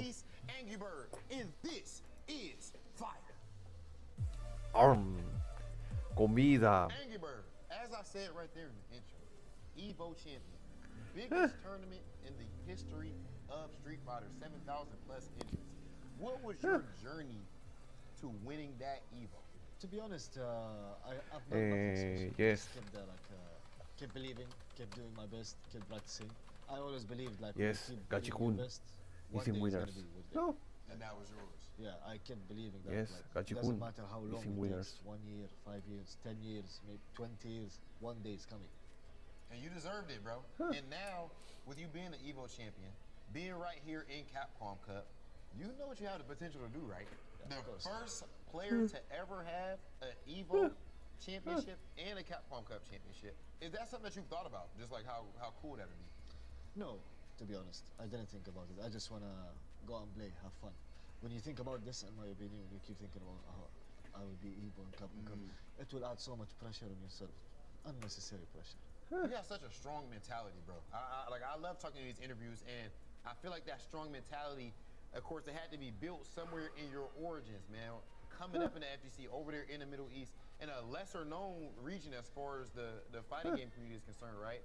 What was it like coming up over there, specifically in the fighting game community? How did you make it to become this famous player, Evo champion, from a smaller region?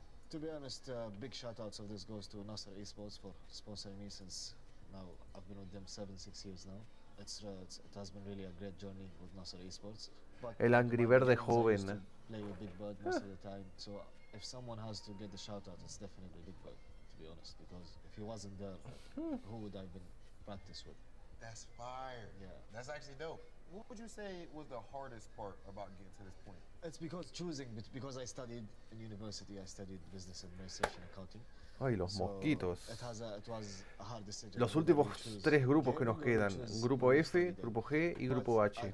Si Angry Bird pierde este match con Leyar ahora, Angry Bird fuera, está fuera.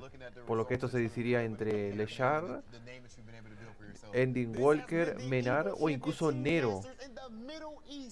Angry Bird, and this is fire. Welcome back to the beautiful Avalon in Los Angeles, California. We're going to the group of death, and that's crazy because the sun is setting on somebody's Capcom Cup hopes. It is going to be an amazing bracket. It's your Y aquí boy vamos, Tasty Steve y Sayam. Sayam, how goes it, Brody? Feeling fantastic. I already hear the crowd in here. Can we all make some noise for this group of death, by the way? I'm excited, everybody, to have this. I'm sure everybody at home is very excited. You know, we were really hoping that these groups would all be really, like, kind of scrappy and stuff. We have ourselves a really El grupo de la muerte se viene, el grupo F. Y el primer match ya es jodido. 2-1, 2-1, 2-2, 2-2, 1-2, 1-2. No, like, differential, right? This is so close. This entire group is a nail biter. It is very possible. Y Angry Bird solo tiene un match, lo mismo que Kava. Todos los demás tienen dos matches. Tiebreakers have come up a couple times today. It's number of player matches won first, then it's the game differential as the second one. Third breakdown is the head-to-head. So if somebody played someone else and beat them, then that will come into play. If there is a three-way tie, we will have a new little mini death bracket. Oh my God. A death bracket. Will have a bye in the playoff in that. So there's a number of things. It is not unlikely that we have a three-way tie in this group. It's that extreme that how things are looking, and the matches should be really fiery. Look, this is going to be nail-biting action. We've already seen how that last group played out, where it went down to somebody else having to... Leshar contra Angry Bird. And Leshar versus Angry Bird. Si Angry Bird pierde 2-0 o 2-1, Angry Bird queda fuera. Por lo que esto se decidiría entre Menard y Ending Walker. O Kava incluso. Uf, el match que se viene. Angry Bird versus Leshar. Chun-Li versus Ken. Angry Bird no se puede dar el lujo de perder, porque si pierde ahora está fuera. Queda eliminado ya. Esto significaría la primera vez que Angry Bird queda eliminado en una fase de grupos de Capcom Cup.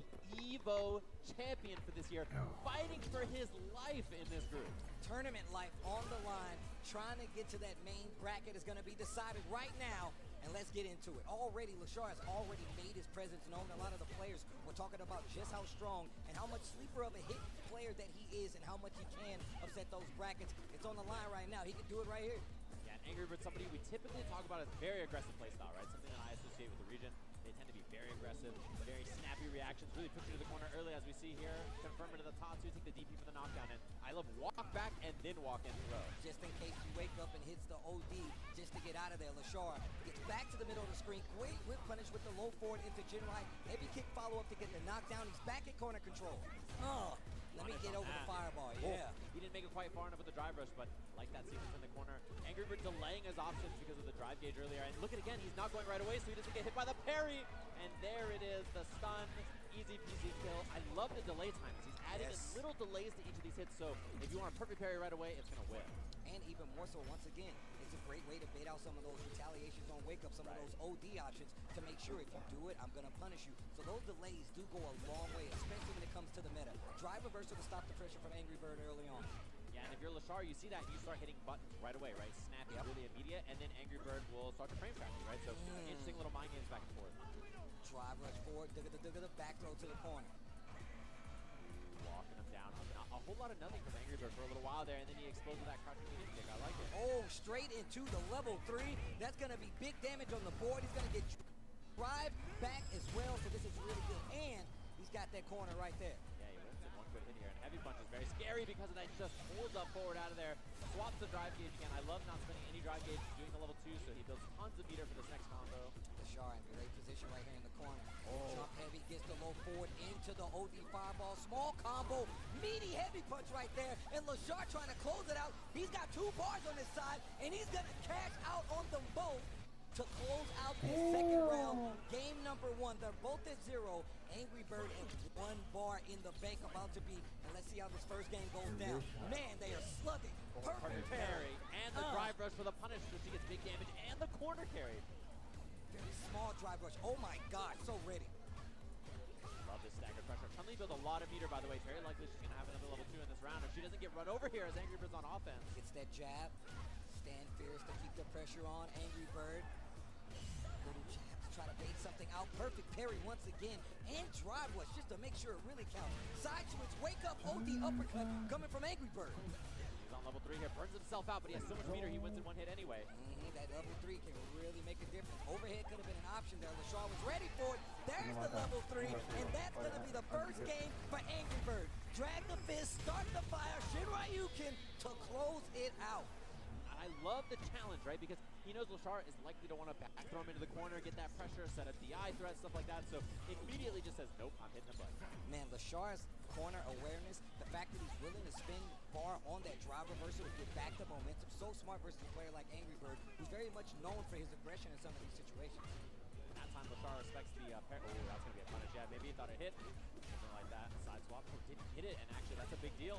Oh, wow. Not sure what that was right there, but gets a drive rush forward and gets thrown because of it. Jab after the drive rush, gets a big counter hit, goes straight into the enhanced Tasu. Gonna get the corner, but we've seen Leshar be very well adapted at being able to get out of this corner and stop the pressure. Not doing so well right now, though. I love that Angry Bird didn't spend any drive gauge there to burn himself out. Now he has pressure instead because of it. Oh, missed the drive rush cancel. And now a huge opportunity for Lashar. Has level 2 here to dump on this. Oh, wow. Lots of scaling right here. But it should still be it. And just a chip out just the same. Lets him hit the ground. Knows that he still has that chip option on the table. Very smart move by Lashar. He's trying to get this second game back and get control of the momentum. What a jab to stop the pressure. I love the delays in Angry Bird's pressure again. Maybe waiting for DP, waiting for parry. So he doesn't get caught in a bad spot. Love the timing on his offense. Bird kick takes a normal one on top of the drive rush. Goes for the overhead. Scary spot too. Oh, went for the throw bait with Hazanchu. Hits a button after. And Angry Bird was a little too slow. It's going to be level 2 here to tie us up a game apiece just like that.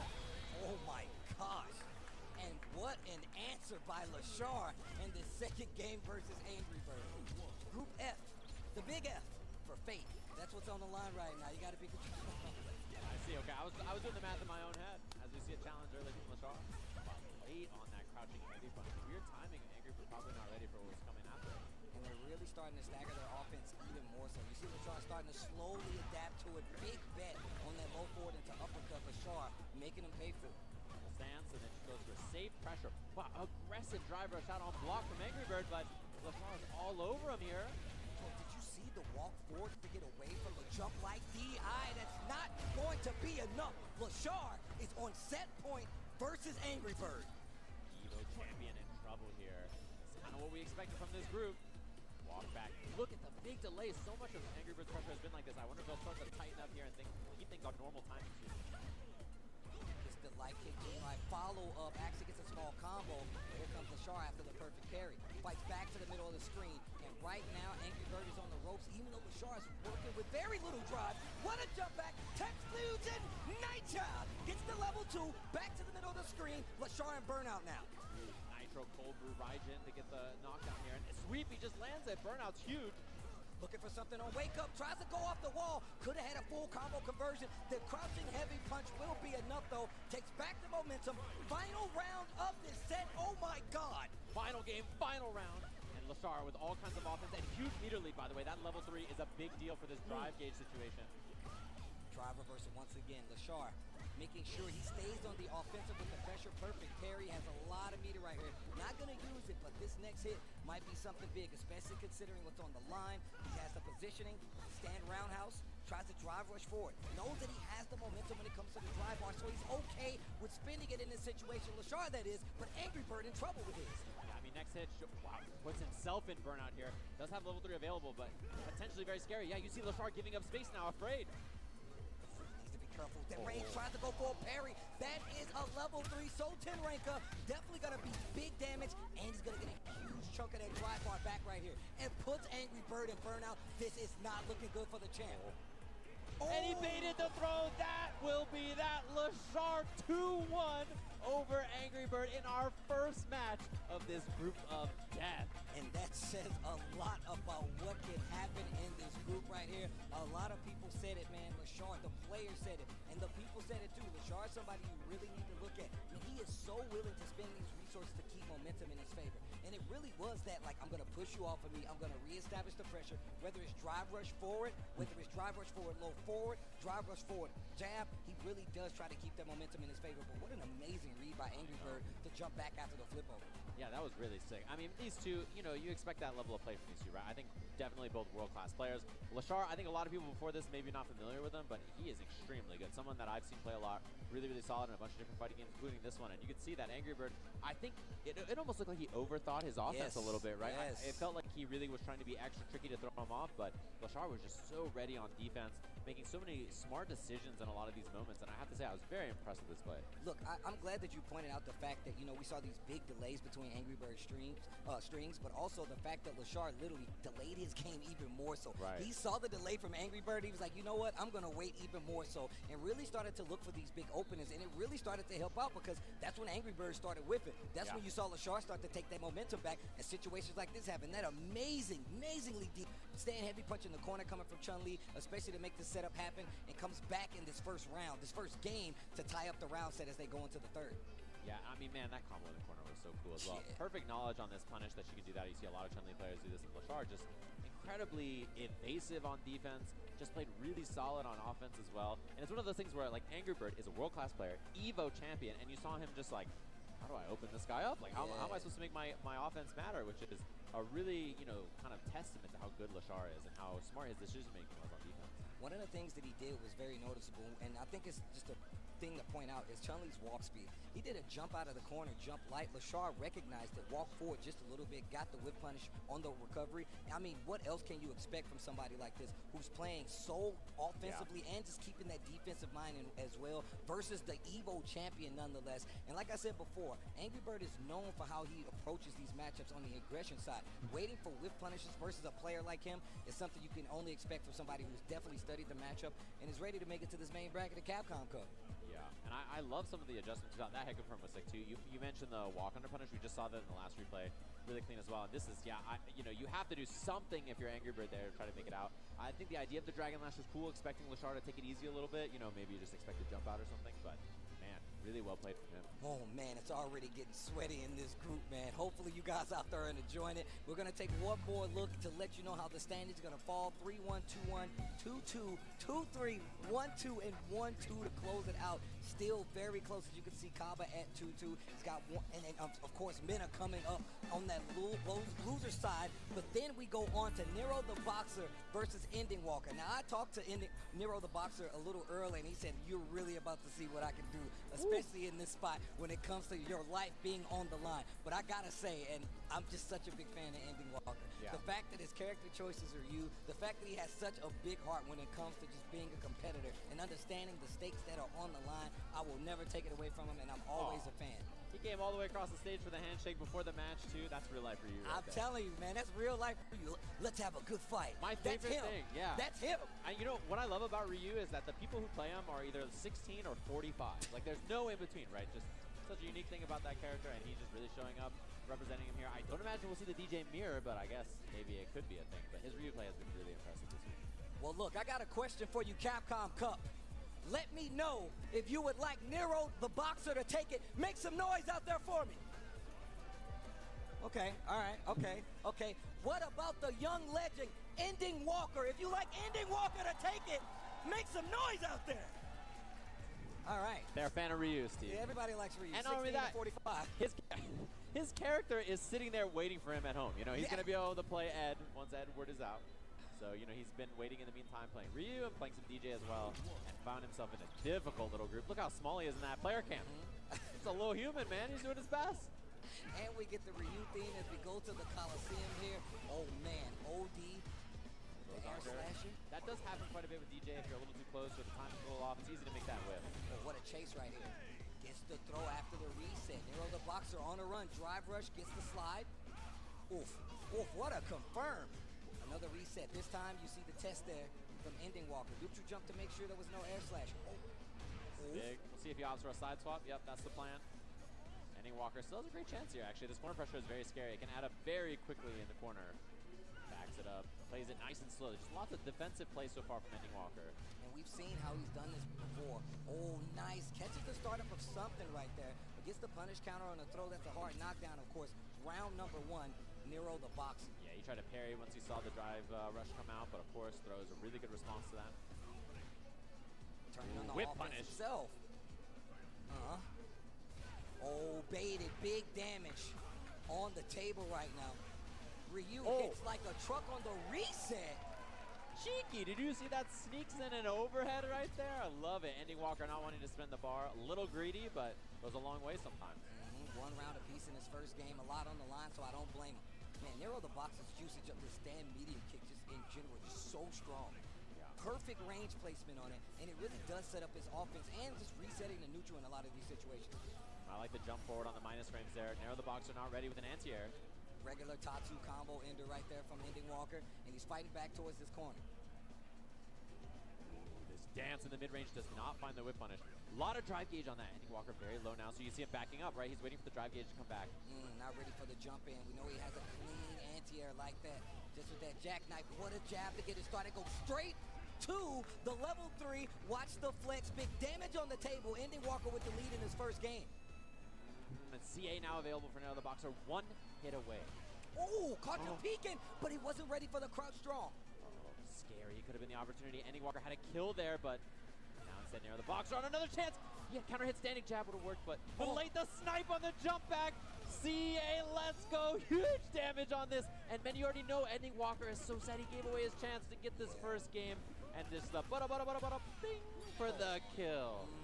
The level 3, and you gotta commend Nero the Boxer for actually just waiting for their time. Somebody else probably would have panicked, tried to scramble, hit a button in retaliation, and really could have lost that chance. Nero the Boxer keeps his wits about him, keep his mind in the game, and gets the W. First game goes to him. Ending Walker needs to make something happen in the second game, though, especially if he wants to take this back. I mean, the biggest thing here for Ending Walker is the mental game. You know you had the game-winning hit, right? And you dropped the combo. So in your head, you have to say, it's 1-0 me. I just got to do it again. You know, that's the way you have to look at it. It's just really tough on a stage like this when you know a big game just got away from you. Nice back throw. I love the option right there. Tries to drive rush forward. Nero the Boxer with the jab. Back throw of his own. He wants the momentum. He's got Ending Walker on the ropes. Tatsu to try to call out maybe an air slasher, but it did work out. Not ready for the exchange. Punish counter throw. Ending Walker back with the momentum. What a combo. Back dash. Good read there. Nero the Boxer ready in the bait. Still going to get the punish. And a couple of weird drops there. Ending Walker, you can see shaking his head up there. He's got to recompose here. Got to get his head back in the game. No whip punish on that. It's a scary thing to get punish countered by. Gets the throw. Oh, gets the crouch short. Not a lot of damage, but enough to keep the momentum and the corner. Gets a couple of more hits. He would have eaten a third throw. He was down. Uppercut. Oh, wait. Is there a parry? That was a throw. Nero the Boxer has a chance right now. Spent 2 of his bars for that, but he gets the side switch because of it. Oh, DI. Gets the wall. This is not out of Nero Boxer's kit right now. He definitely has the ability. Tries to go for a mix-up. The parry's going to get him in trouble. He's really close to closing out, and you don't need to spend it all, but just to make sure, I'm going to take it all. Man, that was getting spooky. I love the whip on the jump right there to bait the parry with a jump medium punch from DJ. Really sneaky stuff. Nero the Boxer bringing out all the tricks, but having this meter lead is huge, right, in this last game. He's going to have 2. He'll build 3 in this round, and Ending Walker's not going to get close to that yet. And we've seen what happens with Nero the Boxer in these situations. He's very willing to wait for that last hit to make sure he gets to level 3 and cash out appropriately. And wow, just a little overextension puts Ending Walker in trouble. Yeah, barely reached, by the way. It was very close to not even hitting him. That was a scary thing to whiff. Wow, he almost got the parry is there as well. Anti-air. He is smothering. His mid-range right now is looking really good. The whip punish again goes in, and there's been a lot of parries right there, so Nero the Boxer recognizing, going for the throw. Back dash is the neutral jump. Oh, with punish. That could have been big. Back dash once again. He's getting real close. Ending Walker in burnout. This is not looking good. Lots of chip on the table, but he spins it all. Baits the whiff. That's going to be Nero the Boxer 2-0 over Ending Walker. And that is a big statement. And like I said, I saw when he was walking up, he's got the maracas with him. As he shows a little love to Ending Walker. And like I said before, Nero the Boxer told me, he's like, look, you're going to see how good I am when it all is on the line. And man, he really meant it. Ending Walker, one of the strongest. Man, make some noise for Nero the Boxer. I know a lot of people, we already heard what the allegiances were. Nero the Boxer says, I don't care about any of that. I want the W. I'm trying to get to the main bracket. You know, before this event, there was a tweet by somebody who was like, I don't know who Nero the Boxer is, but good luck out there. Wow. And I said, listen, man, if he makes it out of his group, I will buy him a baguette in honor of the Frenchman who tweeted that at him. So I might owe him a baguette. We'll have to see, man. There's a nice French bakery down the road. As we go right back into the replay here, and this was looking really strong for Ending Walker, but I'm going to tell you right now, there was no time in this match where I felt like Nero the Boxer was out of the running. And it just felt like a lot of times Ending Walker was fighting off the back ropes a lot of times. It just felt like Nero the Boxer was controlling most of this screen at the time. And, I mean, really impressive play the entire time, right? We're going to look at the updated standings, by the way, after every A ver cómo terminó. Like, ¿Alguien me puede decir qué pasó con el match de LeShar contra Angry Bear? ¿Quién ganó? I was so impressed. This dance in the mid-range, Nero the Boxer looked extremely dominant. He could have had a combo there, but jab and look at that. Oh my god. Oh, That's what I was exactly talking about. The fact that Nero the Boxer was down like 50% life, man, and he literally could have lost at any point. Andy Walker, of course, he did have that hit, but the fact that Nero Leisure was versus able to Angry keep his Bird. wits about him, I was like, you know what? This isn't out of my control yet. I'm gonna make sure I stay and play calm. Gets the whip right there, ready with the punish as well. And Nero just Si estás ahí, Zairo, ¿me puedes decir qué pasó con el match de Angry Bird contra Lechar? ¿Quién ganó? He's like, I'm that dude. He told himself that. I'm locked in. And then just pulled up and is playing really well. Just, I think, constantly surprising Ending Walker with some interesting options and just throwing him off. Stuff like that with him. Medium punch was really cool. And just in general, in mid-range, he looked really solid. Like, I don't think he did a lot of things wrong. He didn't give a lot of opportunities for Ending Walker to really capitalize, you know? Like and that right whip. here, oh my gosh, man. I felt like it was just one of the amazing things about it was like he would play this very safe game a lot of instances, keep to Lo the mató. ground, but then also Joder con el Nero. tries to go for the mix-up. You saw the feint in the corner just to get the throw. El Nero ahora está Like you said, a 0. lot of times calling out that guessing game up close with Y the si le gana a Menar va a quedar más 2. started to scout him out, but we're gonna take a look at the standings. Ahí está, Angry Bird está fuera.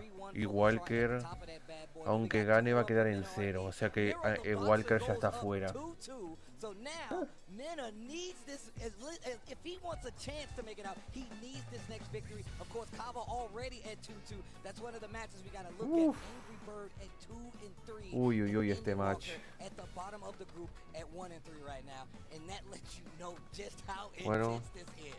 Yeah, and you know the scary thing about Kaba and Mena. Hice team kill. They're gaming. They're gaming. We're going to have to see that match. So a lot of good stuff coming up, of course. We're getting everything set up on the stage. Hice team kill. Delivering so far. Speaking of which, Hice team kill. Bandit Brothers, Kaba and Mena Jimena up on the stage as our next los match of tocaba. Capcom Cup.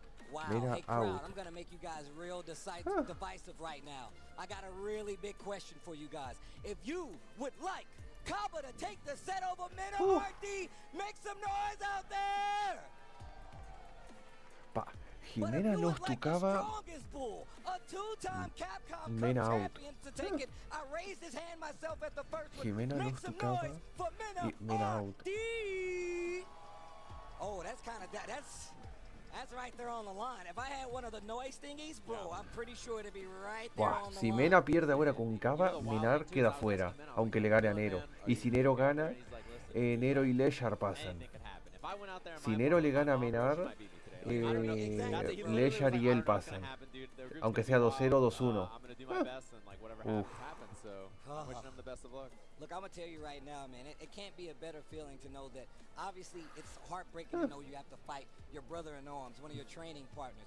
But it's also got to be a little like calming to know, a little like a little service to know that both of you are good enough to make it this far into a tournament like this. And that's how you know right there. They're showing the camaraderie, the brotherhood, the bandit brotherhood on display right now. And it has to be spoke about that the fact that Mena RD is no longer in that same region, so it really does open up a spot JP for not va a only usar players para el like Gail Crossover, matchup. but of course Kaba as well, and lots of other players from the region to really step up and get their time to shine. So it says a lot, man. For sure, and everybody knows this region is extremely strong at Street Fighter, right? There's no doubt in everybody's mind that Sí. they produce some of the best Street Fighter players in the world.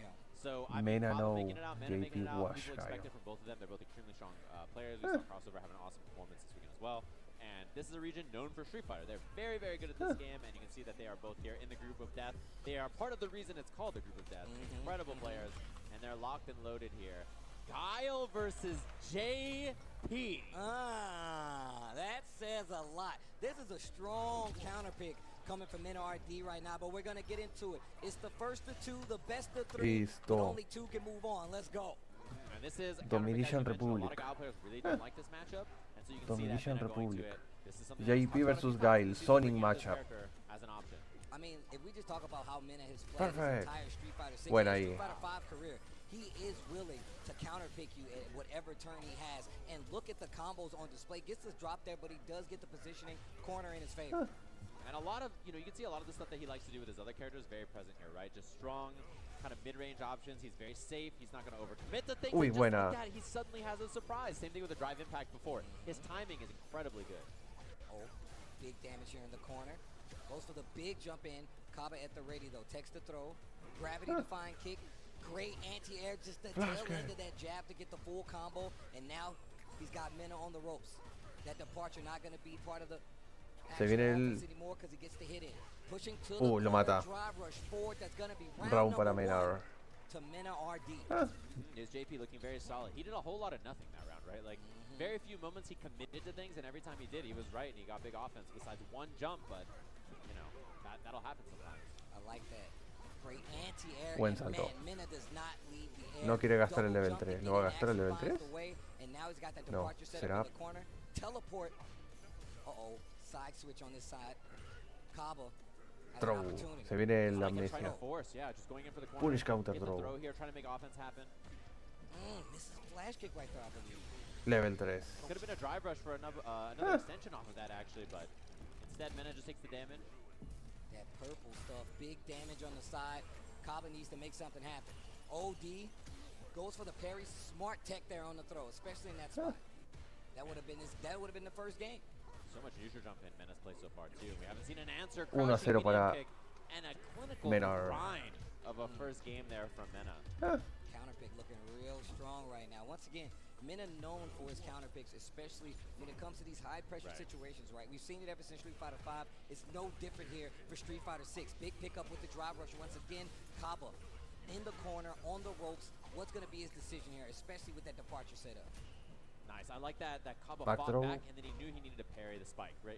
Really good awareness of this in the matchup, but Mena's offense is looking incredible so far, man. Defense too. Tries to jump out of the corner, met with the crouch heavy. Up close, Pierce baits the flash kick. And the OD one at that perfect on the side of Mena. Man, this counter pick seems like the greatest thing you could have did versus Kaba right, excuse me. No anti-air on that either in the jump at the beginning. You know this is definitely looking really solid, man. Punish on the whiff, and yeah, he gets a chance there with the perfect parry, EX boom. All too far. And yeah, punish, not a big one, but it does take some of your drive gauge because it's a punish counter. Nice. Flash kick finds his mark this time. Baits out the amnesia. My man did not forget. Flash kick. And I love that he punished with drive impact as well, right? Trying to strip your drive gauge, punish counter starter. El martillo. Hostia. Big boom. This could be the round if he plays it correctly. Kaba's got an opportunity to get the momentum back on the side. No lo mata. Sets out the blade. Walks in and out, baits the throw. Not enough to kill. Oh my god. Oh No my le vale igual. Committing Just to it. do it. Choose violence. Stops the bleeding. Puts a band-aid on it, and now another opportunity. Remember, one more round and Mena has successfully secured the set, but here comes Kaba, gets the first hit, gets that full combo, pushed to the corner after the dash, and let's see what else he's got. This is where the comfort really matters, right? This is not your main character. Do you have the comfort in the clutch? And he missed the link right there. That was an opportunity, so you're starting to see it. This is what happens when it's your counterpick character and not your main one. Level 3, full screen, momentum on his side now. He Kaba get a game now. Mena is obliged to win 2-0 Bernero. Now he has the life lead, something small, gets the counter hit because he catches your peak, and luckily he doesn't have any bars, but this still might be the end. Wake up, level 3, that's not going to be enough. Mena RD takes it 2-0 over Kaba. The counter pick, man, the counter pick. It did exactly what it was supposed to do in that scenario. And once again, no stranger to it. And still, that Bandit Brotherhood stands strong. Kaba está fuera. Kaba y Angry Bird están fuera. Y creo que posiblemente Angry... Ahí está. Y ya está garantizado winner side, aunque tiene que pelear ahora contra Ending Walker. Ahora esto es entre Ending Walker, Lechar y Nero. Nero the Boxer. And like I said, if you're new here and you don't know, obviously Mena is known for picking these big counter picks, and obviously I don't think we've seen many people go this route versus a player the caliber of Kaba. I mean, I feels like there's so many matchups that we've seen him play over the year, especially in Street Fighter 6, that he wasn't too actually not prepared for and able to deal with stuff like this. But I feel like it's a whole different beast when you're talking about Mena, somebody who plays with you, knows your tendencies, and really kind of takes advantage of the fact that, hey, I played with you a lot, and this is a counter pick. Right, and we saw in the same thing in the last game, as you mentioned, right? You know, he's played Birdie for a while. Birdie got better or worse depending on the season, and then he played a bunch of other characters, Sakura, Luke, other things that we saw from him. So I wouldn't be surprised in this game too, right? If his characters change, they get nerfed, whatever. He's very good at picking up new characters. He's one of the best in the world, 2-time Capcom Cup champion for a reason. And yeah, I mean, that was a drop right there, right? Where sometimes you try to drive rush crouching button with JP and you get down, you get the spike on accident. That happens quite a bit. Oh, this punish was clean, though. And Kaba this really is when ready. we started to see like the game come to pieces for Kaba, right? He started to put the puzzle together, especially right here. What a call out with the Leshar versus Walker. Kaba trying to get back control here, but once again, Mena RD just really good with Leshar versus Walker. and has a strong lock on the Kaba tendencies when it comes to this big damage with the level 3 call out. Knows that you really want to kind of stop that offense from him, but JP's got some great buttons up close with a lot of range. Calls out the level 3, and that's going to be the set in favor of Mena RD. Yeah, very well played. And definitely one of the biggest matches in this group today was going to be that one, right? So very interesting. Of course, we're going to take an updated look at the standings. Bandit más, Menar más very 2. close up there. Niro si le gana a Menar, él queda más 2 y Menar queda en 2 o podría ocurrir un empate en un 2-1. Si gana Nero quedaría más 1 y Menar más 1. Kaba está afuera. Ending Walker contra Leshar. This is one of these situations where Ending Walker is at the bottom of this group. However, Leshar sitting strong at the top, and I feel like Ending Walker can play spoiler here. If he actually does this, it will mess with the standings just a little bit enough to actually change the effects of who's going to make it out. Nah, probably not. But the who's going to make it out and winners losers side is really going to be up for grabs. Yeah, this will be a huge deal for Leshar, right? Like, even if Ending Walker, you know, just plays the spoiler and beats him, like, it might not have an impact for him, but it's going to be very, very Y important. aquí vamos, Chun-Li versus DJ. It's a big match in that as well. Of course, we have Ending Walker on the DJ now. Leshar on this Chun-Li. Sí, You've seen this pick before, and he's got a great DJ on top of it. So es de Chun-Li. Yeah, these are two of the best characters in the game, right? They're very, very O sea, one of the Ending Walker weakness you see a lot, and is a particularly Chun-Li you see, matchup. I feel like in Asia, these characters are very well represented. Safe little pressure from Leshar, not committing too much. I think he's trying to let Ending Walker spend that drive gauge on stuff like drive rushes. Te lo digo. Maybe the X Fireball or something, and then you can play that slow and steady pace. And look at this. This is what I was talking about with Leshar. He is very much willing to wait. Backdash to stay out of that drive rush range as well. Yeah, unfortunately, very scary for Leshar now. Drive gauge in a bad spot, although those parries really helped him out. Wow, he has so much drive gauge now. Just great usage of just meter management overall. Gets the jump in though. Ending Walker gets the jab on top of it. Not able to make a big combo come from it. Small hits Lo on the mata. target combo. Leshar with the drive rush forward. Trying to take this round back. Lo mata. Short. That Round should para be the round. Leshar. Wow, that was really smart. Didn't go for a long, drawn-out drive rush. Just went for a short one. Goes for the crowd short. Finds the hit. And tries to close out that round, which he does. Yeah, and you know, it was one of those things where that parry from Leshar was really smart because of the drive gauge situation. Stuff like this, you always got to expect it from DJ. The Sobot after, throws the parry. Oh, another one. Bright. Another one. Ending Walker. Are bright matches. Buena. ¿Lo mata? Lo mata. He has plenty of meter El resets. reset. Man, he's really been sliding the little resets in there. Ending Bright Walker. matches. One round apiece in his first game between him and Leshar. Greedy man. Sometimes you gotta be greedy a little bit. Sneak something in there. See what they got. See if they're ready for it. Leshar clearly not. And I like doing it in one of the first early rounds of the game. Kaboom. Love the idea there. Let him marinate on it. And a very patient game right here. That Sobot. Repeat offender going back to the well. Nice pickup by Leshar though. Go straight Level 3. into the Lo va a dejar en burnout. the last round. So you're probably going to get at least one bar back at this point. But a confident lead on his side. Ending Walker has 3 on his. And at this point too, it's very scary for Ending Walker. That drive gauge, yeah. Not going to be a way to avoid the burnout unless you just get all kinds of space. Lo mata. Big pickup there from Leshar. Up kicks after, gets stance on Se viene el máximo. overhead. Lo mató. 1-0 para Leshar. Game 1 to Leshar here. Man, Leshar and this Chun-Li, man, has been quite the threat to everybody in this group, dude. Baited. Uy, qué buena. No, dropeó el combo. Mira, el Ending Walker. Or maybe the range wasn't right for the combo. Not sure, but unfortunate for Ending Walker either way. No anti-air. Yeah, the knee shot just made it whiff. Very slow-paced game here. Stand medium punch. Stand medium kick. Bien. I like challenging under the overhead. Hostia, buena. Oh, even had the juggle pickup. Wow, walk under 2 and good attempt. Perfect parry. Tries to sneak in the overhead. Y bueno. Walker in burnout. Muerto. Puts the stun on the board. He's got one bar, and he's going to have two by the end of this combo. You gonna spin it all? Oh, he's definitely going to spin that. Y lo mata. I love not being greedy here, right? Like, obviously we saw the reset work out. Match point para Leshar. But in this case, he might be ready for it after seeing it himself. So LeChar just spending all that and working on looking at making it out of this group. 2-0 here would be huge for his options to making it out in winner's side. Look at this offense from Ending Walker. Just dashes into the corner. Doesn't stop LeChar from pulling the trigger on that parry, but it gets him out, even though it did just completely jump in here. Just takes the throw. Throw. Doesn't get punish counter though, which is a big ¿Se ve el deal. máximo?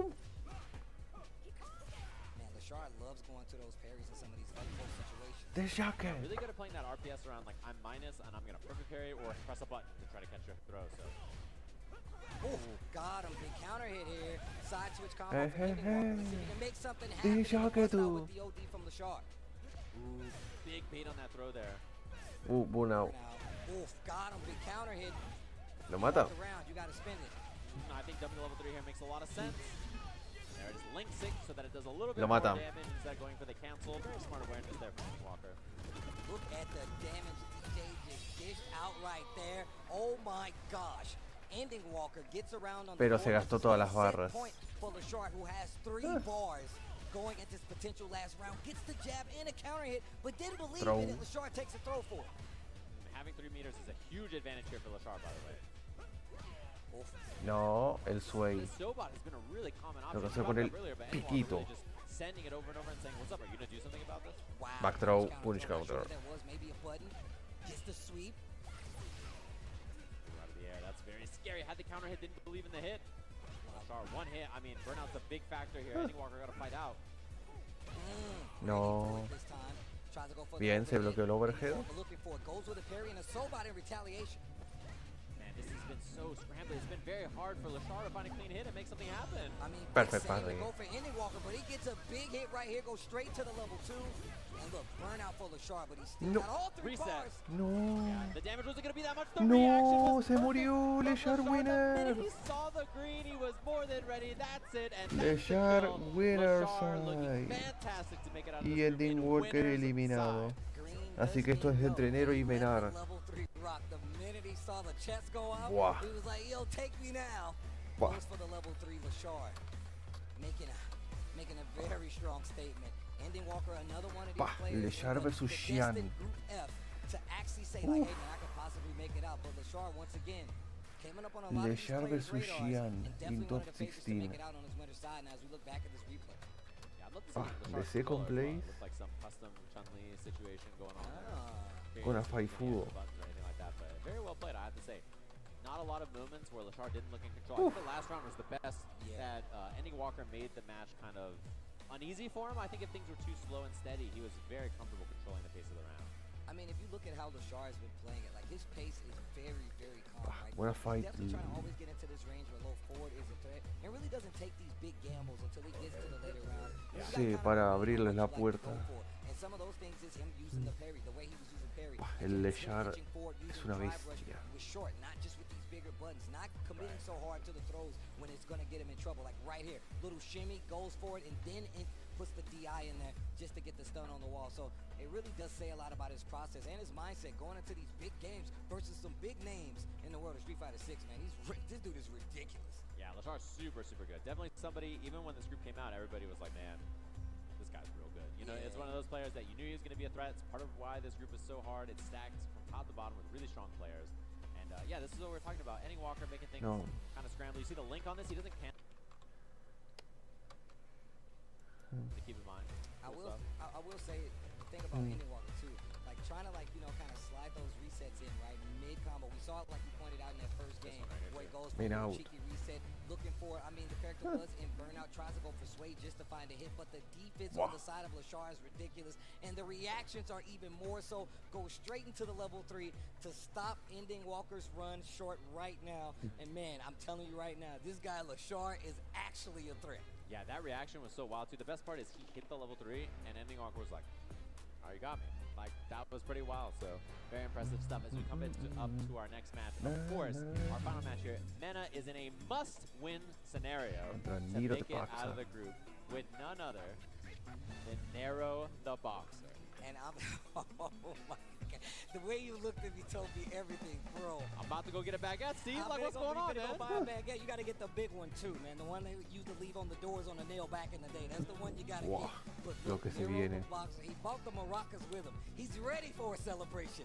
Mena RD, one of the favorites, not only to make it out of this deadly group F, but also to be the winner here and make it to this main group. Bandits, Mena RD Wow. versus Nero the boxer. 31 contra 24. Yo, Capcom Cup. Blanca This versus is a DJ. major match, has super implications, and I want to get you guys involved. So I got a very big question. If you guys would like Nero the boxer to take the set, make some noise! Oh, wow. If you guys would like Mena RD to take the set, make some noise! Oh, it's clear. De Blanca Macha. Piccolo use Blanca. Somebody might leave here in tears, trying to base it off of this win right here. Somebody's going to the main bracket. Somebody's going to the bleachers. It's going to be Nero the boxer versus Mena RD to see who makes it out of this group stage. Let's go. Early whip punish, a lot of aggression from Nero right away. I like that. And we saw that his control of neutral has been really good so far, even against these world-class players, right? Just showing, like, look, I'm the real deal. I'm going to slow you down and not let you do what you want to do. I like that, waiting for the throw right there after the reset. And I like both of them kind of backing up to gauge what the opponent's going to do. Go back to the neutral. This is still round one. There's a lot on the line. Big pickup here by Mena RD. Got early corner. Get off of me. OD jackknife maximum to get out of the corner. Oof. No up kicks. Big neutral jump with the roundhouse. Big damage on the board. Mena RD with a very quick first round. Man, I already hear that yelling from the audience. You know they're excited. Back heavy can confirm he's ready this time on the punish counter. To the corner. Ooh, holding this range. Mena just a whole lot of nothing and then suddenly something. And that really catches people off guard as Nero the boxer this time. Perfect parry and gets the pickup. Backdash, stand light kick, drive rush here for Mena as he takes back the momentum, puts himself in a really precarious situation. Does not have much drive, but that doesn't stop the offensive pull, but he does have 3 bars. Another perfect parry, drive rush punish, and he tries to go for a small reset there, possibly looking for a jump. Mena doesn't bite, closer to that corner though. Ooh, and Mena's one hit away, which is what this huge jump in is. Easy peasy combo, dumps the bar. Gets the game. Trying to go to work, time to go to work. And to Memphis, get your tickets ready. Memphis is May is a beautiful thing, man. So I really do like that that's where we're going. I'm about this. And yeah, straight back to character select. He's been a failure, he's been a success, dude. Survivalist. He's thinking about it here. Strong as the Tiger is. Oh, he's really thinking about it. DJ beating on the can. Nero the boxer, this is a big deal here. You have to recompose, say, all right. A couple of mistakes, a couple of things didn't go my way. I'm ready. Outfit swap. Sometimes it makes all the difference, man. The outfit, the duds definitely make a difference, man. All right, here we go. Last lifeline here for Nero the boxer. He has to change his fate right here. He needs this game to stay alive. Nice, man. He has been so consistent about that. It's not easy to do. Great combo. Whoa! My man was ready for that? Yo, Nero the boxer. If you're not a fan, you should be a fan. That whiff under was very scary, and I love the dash up from Mena, representing a new option. Oh, Perfect tricky. Parry. Woo! DI. Attack the drive bar, side switch, machine gun upper, and now Nero the boxer with the momentum. This dude Mena didn't flinch, but he still gets the big counter hit. No conversion. Another neutral jump roundhouse from Mena, and he takes back this momentum and the corner. Representing that neutral jump a lot. Same thing we saw in that set earlier against Kaba. And Nero hasn't come up with a good answer so far. Although that puts him in burnout, which is very scary. Didn't punish. Wow, so fortunate for Nero the boxer. Oh, and he gets the jump in by walking forward on the sand blast. What a madman. Sneaks up, finds the jump in. That's what he was looking for. And now you can see Mena.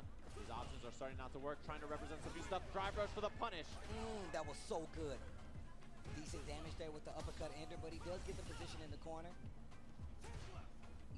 OD, air slasher just to kind of get back control of this neutral game. Stand medium kick from Mena RD to try to keep control of that corner. Just tagging him with the buttons, keeping things nice and slow. Mena trying to slow down the pace, not get overwhelmed here. Baited, but not a lot. shot. It could have been even bigger. It was so late. I don't think Mena was ready. Oh, there's a throw. Likely still in Mena's favor, though. Small drive rush just to bait out a reaction from Mena. He doesn't take the bait, though. He's a bigger fish than that. There's the throw. A lot of drive gauge, though, which means Nero the Boxer, he's more threatening here in neutral, which is why Mena jumps. He's expecting some kind of like EX fireball or something committal on the ground or a drive rush, and he stop signs him again. A throw, not enough to do it, but Mena looking much better here. Mena knows that Nero is looking for these perfect parries, especially right there. And now he's kind of backing up to kind of space out that drive rush. He's got a wind of it. So now Nero the Boxer's got to switch it up. Big sway, big counter hit. He's got a lot of meter down there. Level 3, this is going to be huge damage. That's a CA, baby. Not only that, but smoking the drive gauge too, which means he can kind of threaten with the X fireball, drive rush, or whatever he wants to do here. Be careful. Goes with the bait, gets the drive rush. This is the punish. Be the round. Nero the Boxer puts his hands up, stays on the defensive. That's one game apiece, and Mena RD goes back to the character select, sticking to the Luke. I thought we were going to see a switch. Actually, Mena rematch. Nero the Boxer went back to character For select a breather. and is looking at another outfit swap again. Wow. Back to the casual attire, huh? Metro City downtown, they're scrapping in the streets. Very fitting. Luke versus DJ. Mena RD versus Nero the Boxer. Your Capcom Cup life is on the line right now. I love the new adjustment. Mena says, okay, you're going to sit there and wait. I'm going to just walk up and do whatever I want here. Doesn't get the huge back heavy kick punish counter combo to start things, but takes a bit of damage. Wow, what a stuff from Nero. So bad. Mena's doing new ideas. His new option here is like, okay, you want to slow things down, wait for the sandblast. I'm just going to walk up and jam in some normal and see what you do about it. And look at Mena playing a little closer right now just to make those jump ins a little more potent. But he hasn't taken the bait yet, but he does still get these throws and just inching forward with the lead. Yeah, he went away from sandblast, represented jump a bunch of times. Now he's back to sandblast and then a button. Exactly. That's the new timing, the new rhythm he's doing to throw off Nero the Boxer. So it's the same plan, just slightly staggered. Speaking of staggered, Nero the Boxer in the corner, perfect parry, can't get the jump back. He's represented it a few times. Nice call out here for Nero the Boxer, but he's got a lot of work, and the jump fierce punch from Mena RD puts him on a round that can send him to the main bracket of Capcom Cup. Drive rush piercer just to start it off. Look Big at him. jump in. He is swinging and forcing. He's trying to change the pace up. Nero hasn't adjusted yet, and that's why Mena is forcing like this. Bringing up new options, too. Look at this. Throw. Nero the Boxer in trouble. Back to the wall. Wake up level 2. What a stretch in the parry. Big damage on the table. Level 3. And if this is not gonna be dropped, Mena RD cashes his ticket. He's going to the big dance, a Capcom Cup, and the money is flowing, and the crowd is loud. Shout outs to Mena RD. Gets the flag immediately, says, give it to me.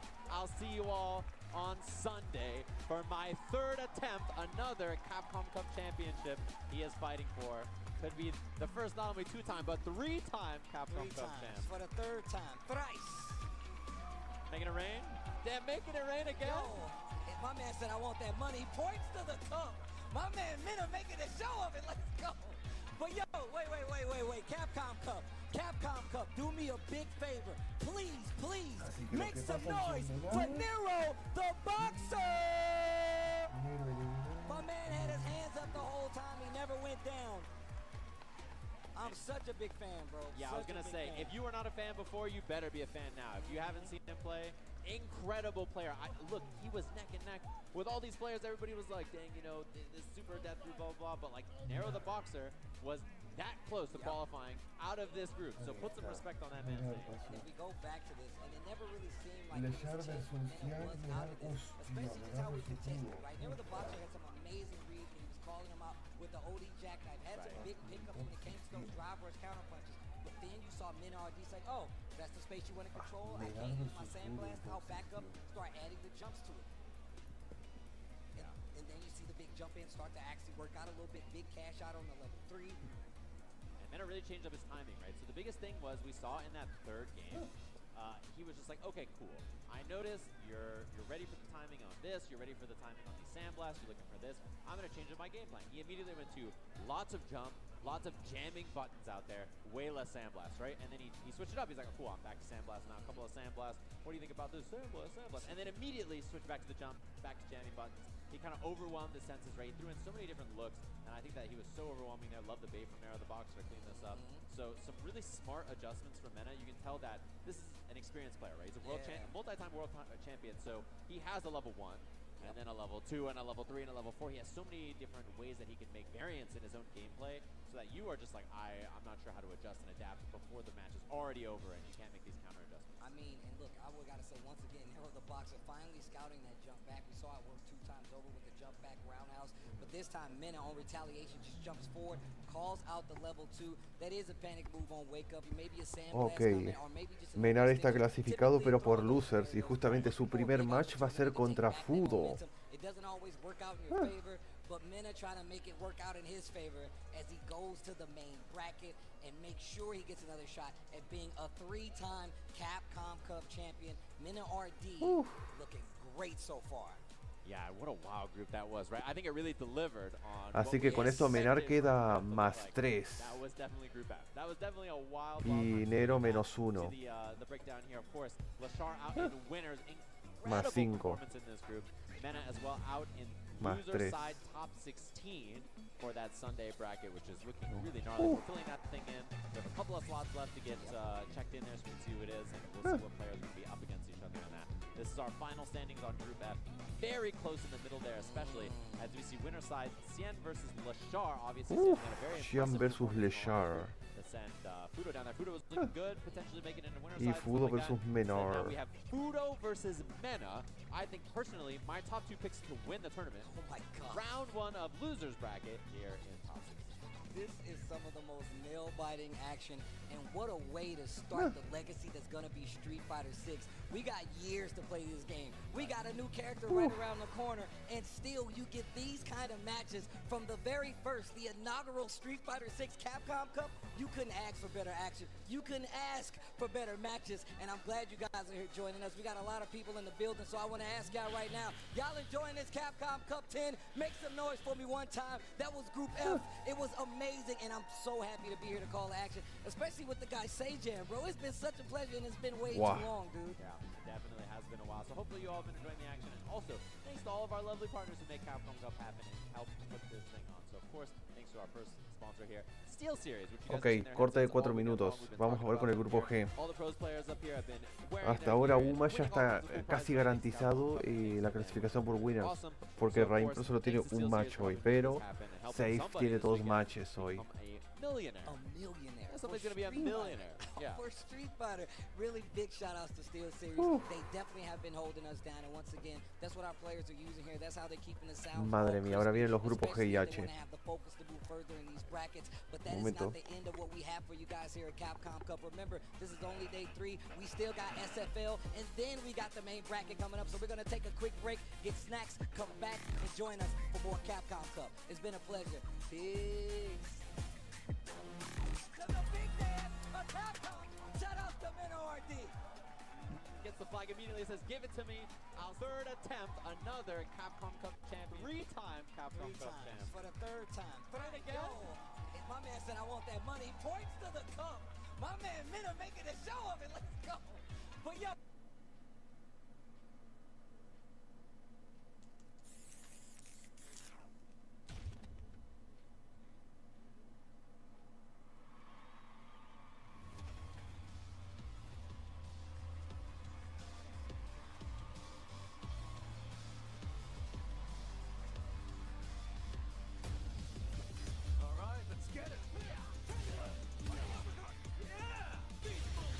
Sure thing. Let's dance.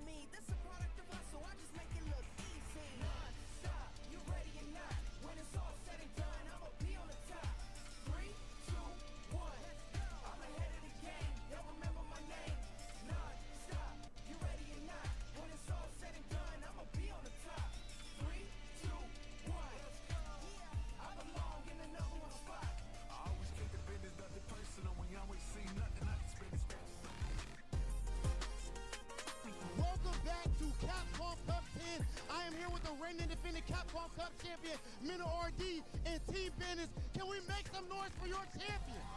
Yes, sir. Yes, sir. Come on. Mena RD, you see what you're representing, that flag that we just saw you donning up there on that stage. You needed to win that. Nero could have taken you out. How are you feeling now that you officially are qualified for top 16? Honestly, all I gotta say is, all glory to God, and thank you, not only because, he allowed Ok, me vamos to con el play grupo well, to be G. out of the group, but Penúltimo also grupo que because nos queda. So many of my people are here, so many of the VR are here for the opportunity, and I feel like going out into Sunday, it's a done deal. It's the first of three. The championship is mine. Talk that. Talk that. Yes, sir. Complete confidence. Mena RD, you went up against Nero the Boxer. A lot of people really doubted that guy going into this. How do you feel about Nero the Boxer and just how he is as a player? Honestly, he was a very pleasant surprise. I gotta say, I had to fight him, but he's a Latin American brother from Peru, and everybody slept on him like they always sleep on us. And even I did that. I was like looking at that. I was like, oh, he might be the easiest, And he showed us all wrong, like we always do too. I don't know why I slept on him, but he shut me up. He shut everybody up, and I hope he made the Peru community proud.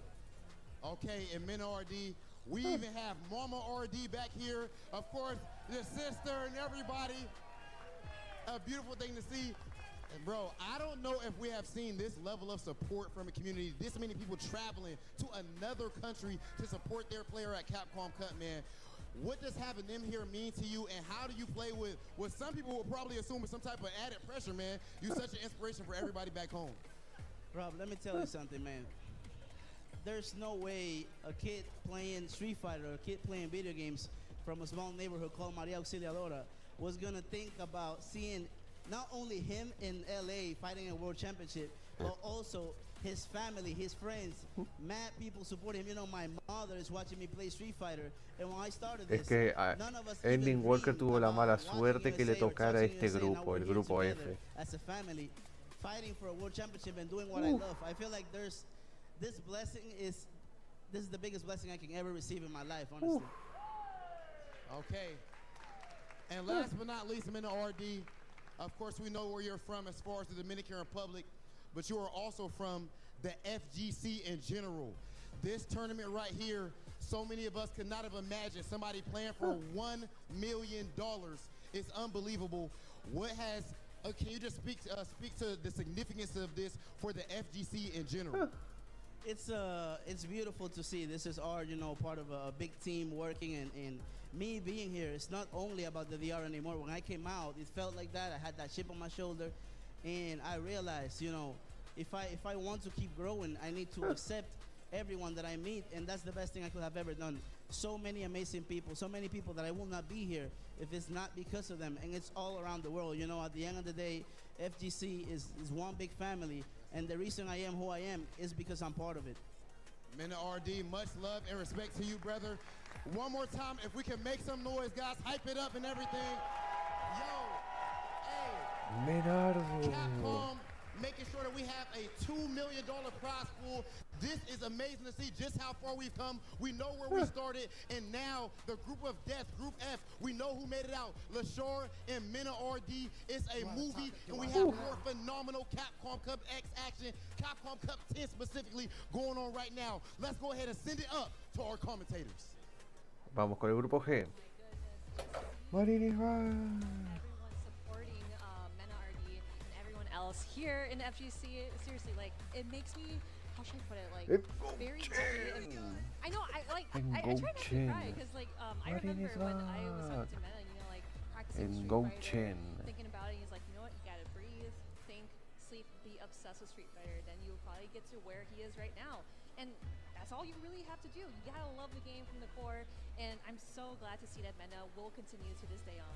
Yeah, I mean, I saw Mena RD at EVO this last year. I walked up, and as soon as I saw him, I just looked him dead in the eyes, and I was like, you are the reason why we do what we do here in the fighting game community, to create stories like that, to give people the opportunity to make names for themselves in a game like this, in a venue that, otherwise, if we weren't pushing for this, wouldn't exist. And it is just the most beautiful thing to see.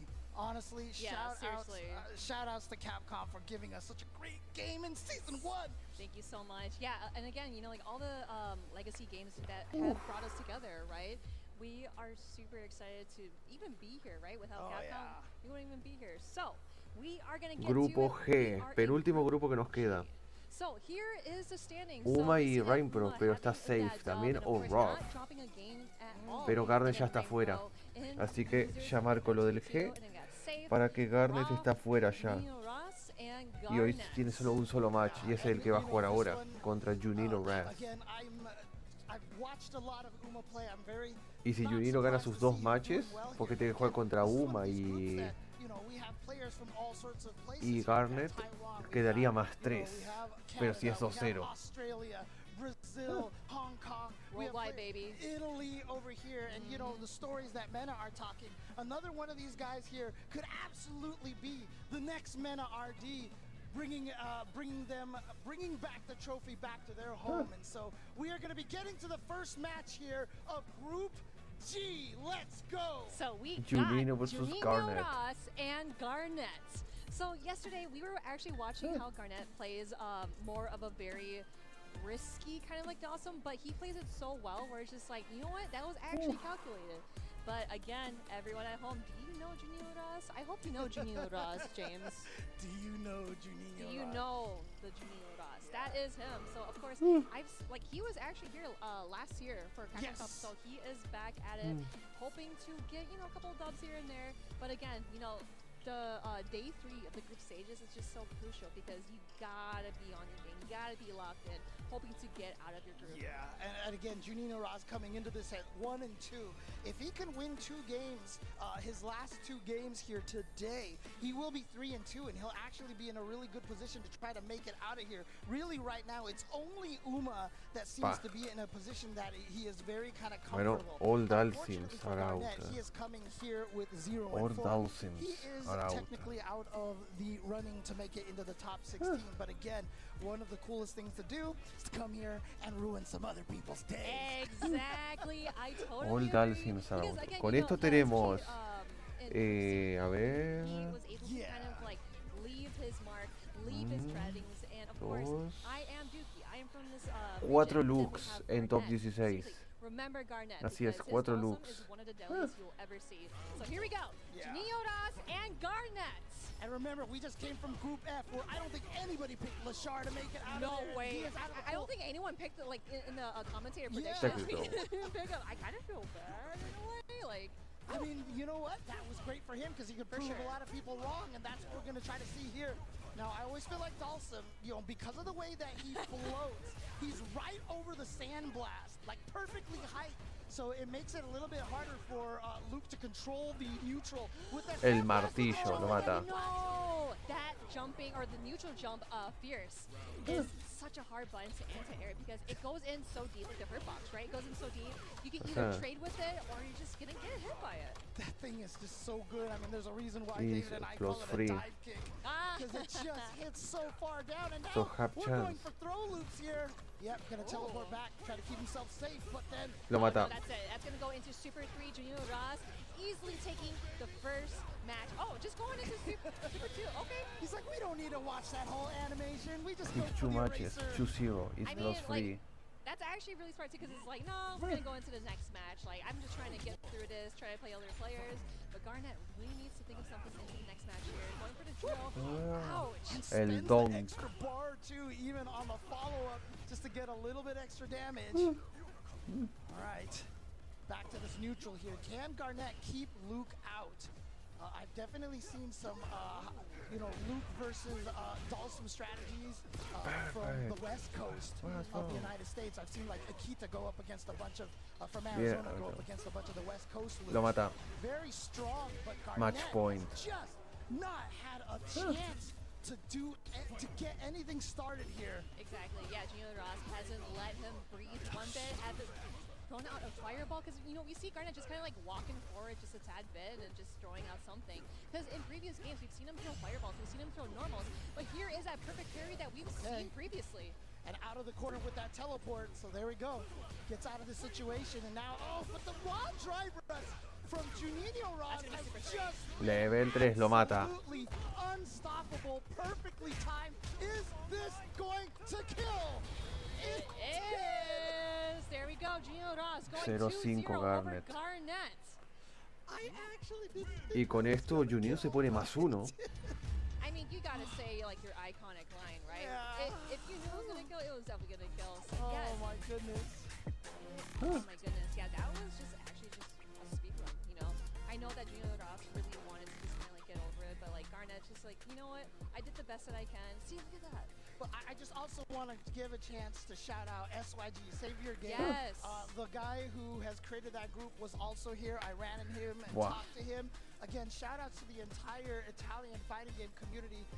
They are definitely in the, they're trying to make their mark in this community right now. And this is a great start for them to get someone like Garnet here, show his stuff, against the start of a big future for them. Yeah, and the thing is that you are doing it here at Capcom Best Cup ball, X, baby. because we do see a bunch of players that we've like never even seen before, and they're just here to kick butt and try to get way far into the tournament. So yeah, Juninho Ross, like we know that he's a very sturdy, strong kind of player, right? He's able to kind of like utilize whatever he can. Lo que le push hizo. all the buttons that Luke has, but again, Garnet, the thing is, the thing is that like Garnet, yeah, he just could not take a breather here, and I genuinely kind of feel bad. Like I actually feel bad for Adolso for once.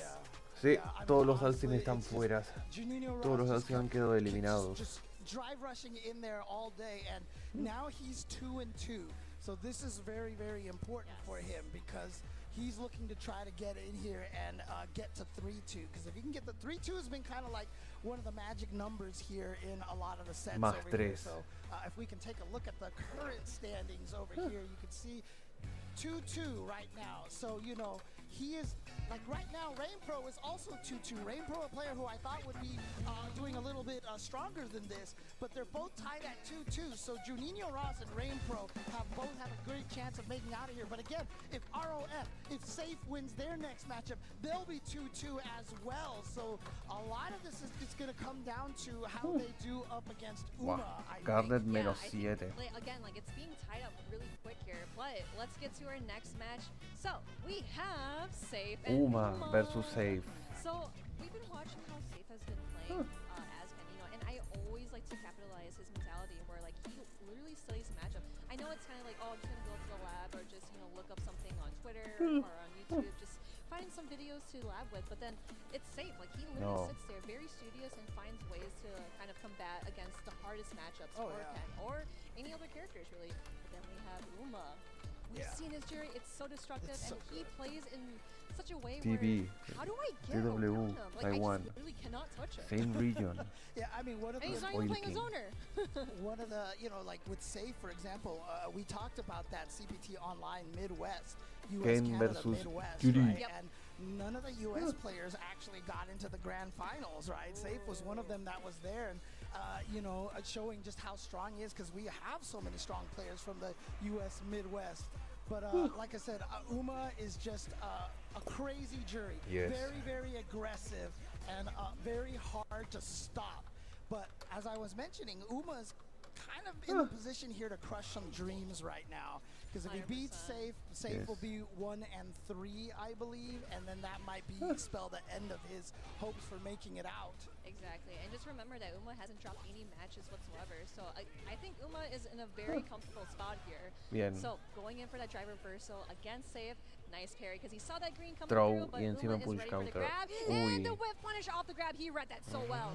Yeah, Perfect but a good parry. perfect parry Back here, throw. back throw. This could change a lot, and yes, he's ready. Qué buena adivinanza. Drive impact collision. Yeah, I will say, oh no, No. he mistimed that, the heavy follow-up. It is a little bit tricky to time. It's not free. I always mention that. Oh, he's that's gonna actually block. really sick. Qué He buena. stopped just in time, parrying the super one. That's going to be a lot of damage. Muerto. And El putting him reset. into stun. That is a great Muerto. round for Safe here. Beautiful decision. at Round the para end to go for Safe. that reset. The combo probably wasn't going to kill, so he went for the reset. Caught Uma off guard, and I'm surprised. Uma is a player who really loves to use the drive impact and just try to test your reactions, and he wasn't ready for it himself this time. Tech throw. Yeah, going for the light kick just to find something. And that low forward, Ken's low forward is so good because it catches shimmies, it catches like any buttons that gets a little bit high. What a confirm. Safe is in the green here, but Uma trying to find ways to really get out of there. Yep, roundhouse out of there. Yeah, standing heavy kick, Take such a the throw. good button in neutral. Uma trying to fight his way out of this corner position. Too far away for that crouching medium kick to punish. Oh, the Level confirm 3. quickly into the Shinryuken, sorry. Shinryurepa. That hurt. Well, yeah, like you literally just punched my gut. No me toques. Right. Yep, the fireball from the screen away here. And Safe looking Lo mata. Yeah, the shimmy. 1-0 para Safe.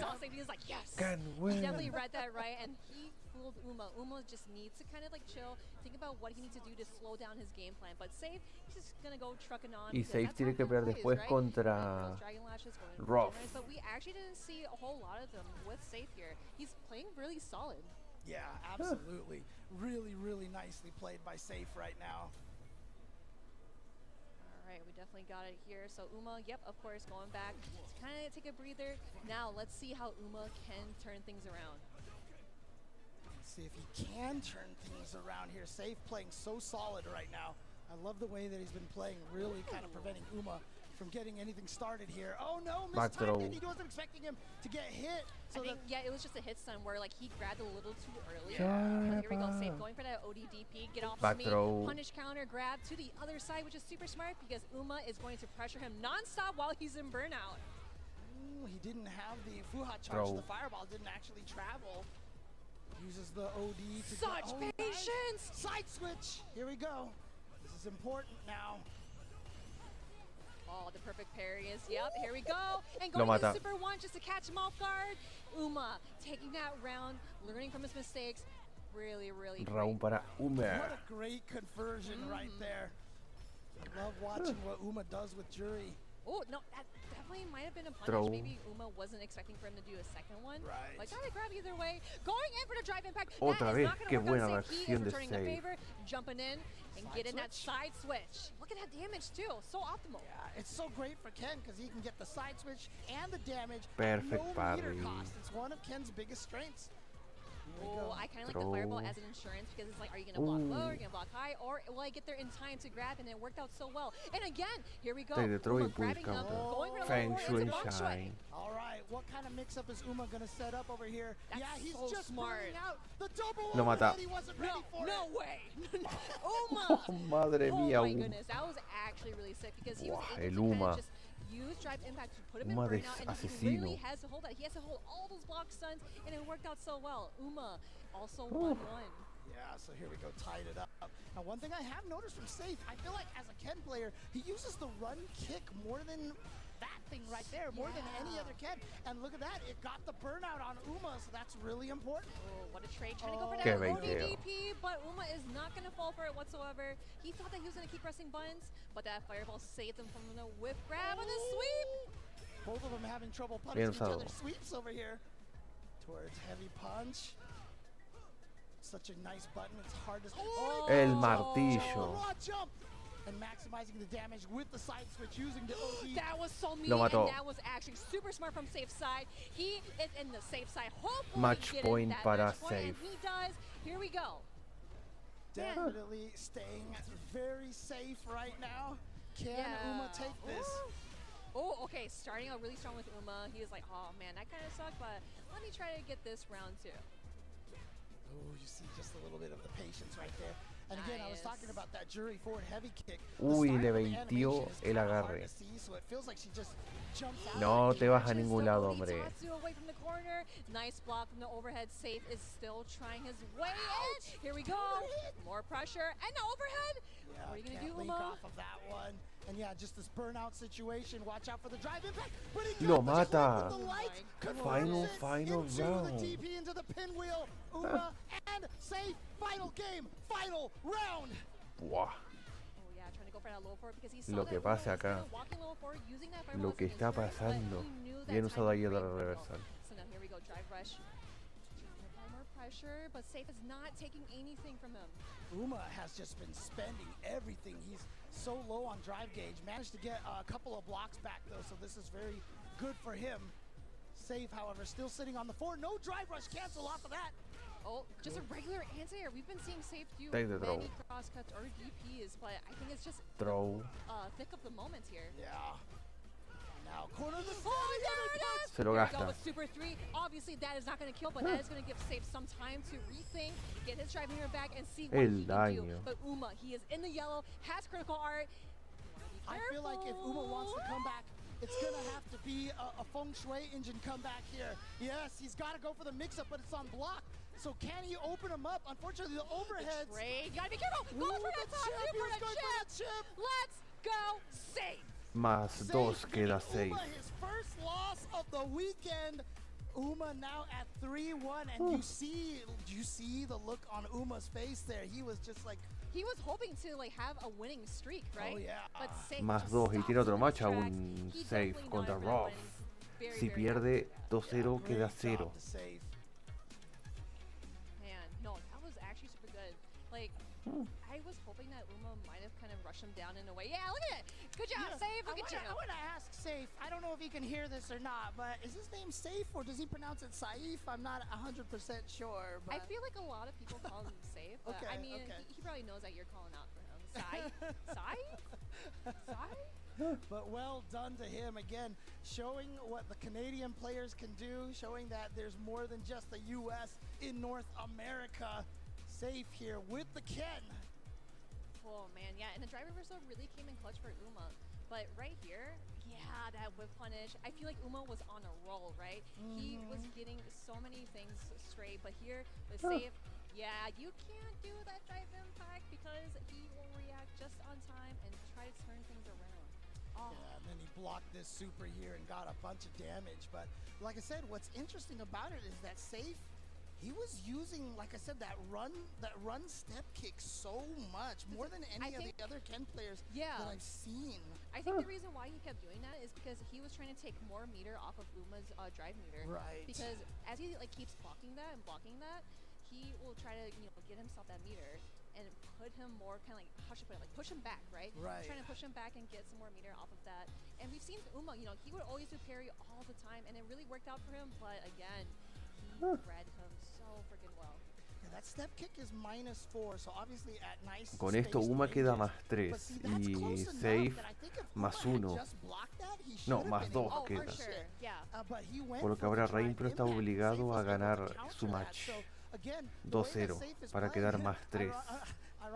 Y después Junino tiene que ganar 2-1 o perder para que Uma y Rainpro pasen y que Roth le gane un set a Safe para que así Safe quede fuera. Oh my goodness, yeah. I really like that part because it was like a meaty, right? And then he tried to do a drive reversal, but you do have enough time to block that, get a big punish out of there, and man, right here, just one DP. He was in burnouts. It had enough damage. It's just so interesting to see that both characters having utilized so much damage, so much power here. Not but for Safe now. was able to clutch it out at the very end here. Yeah, and so you see right here, and like I said, I felt like the Feng Shui engine was the right choice here because that would have been a comeback potential here as opposed to just going for the level 3. I think he would have wanted to go for a bunch of resets in here, but yeah, traded right there and then just coming right in there for the chip damage kill on the run Tatsu and Safe right now as going to be at 2-2. Ahí está. Oh, yeah, and he is Si Rainpro gana, quedaría más 3. Yeah, I'm sorry. Yeah, you better be sorry, Y James. si Rainpro... No, y si Safe pierde con Roth 2-0, queda en 0. And Safe then are tied. Uma with just a slight lead on that round over there. So, Y ahora viene Roth. yeah, so that was a crucial win for Ahora Safe. va a pelear Rainpro. And yeah, again, like both players just kind of like duking it out. Rainpro But we are versus also going to see Roth. some more action. We got Rainpro and Roth. So Rainpro residing from Hong Kong, but moved over to the UK or Europe region, and then Roth coming in from Australia. We are going to see some Guile and JP action. Now, I kind of wonder if Rainpro, obviously, he definitely has the matchup experience against JP because he's played so many players playing JP, but in this matchup, I wonder if he's going to get like interrupted with a bunch of like the slag. Y Safe tendrá que pelear... No, Roth tendrá que pelear contra Safe, el último match del grupo G. I mean, we saw it. I mean, even with Mena RD picking the JP against Kaba, you know Kaba has a lot Uma of si gana ahora su siguiente match, Junio queda fuera. RD was able to just kind of blow Kaba Y up tiene in que that esperar después quién va a pasar por el segundo puesto, de Saif o Rainpro. Si Rainpro gana 3-0, está obligado Saif a ganarle a... Ah no, aunque en realidad Rainpro le ganó a Saif, así que Saif, aunque gane 2-0, queda fuera. Porque en el match de desenlace, Rainpro le ganó a Saif. Again, both ROF and Travis Styles both doing really well here, representing that Australia region. Both of them definitely still have a chance Back to throw. get out of Ah this no, pool. front throw. Oh, is that gonna reach? Yeah. Yes, got that it. is going to Okay. reach. He saw him snap his fingers, but not entirely. So yeah, that's actually a really good spot because Roth really needs to just kind of get out of there. This is also a really good spot because, again, Roth, if he walks back, he's going to get into the corner. Anti-air. Meet me in the middle. Lo mata. Roth is going to beat him to the finish line first.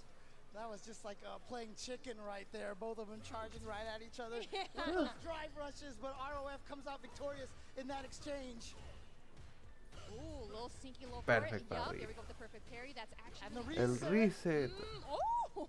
Yeah, because the perfect Flash parry was going to kick. scale so much, we went for the reset there. Just to sneak in a little extra damage, nothing substantial.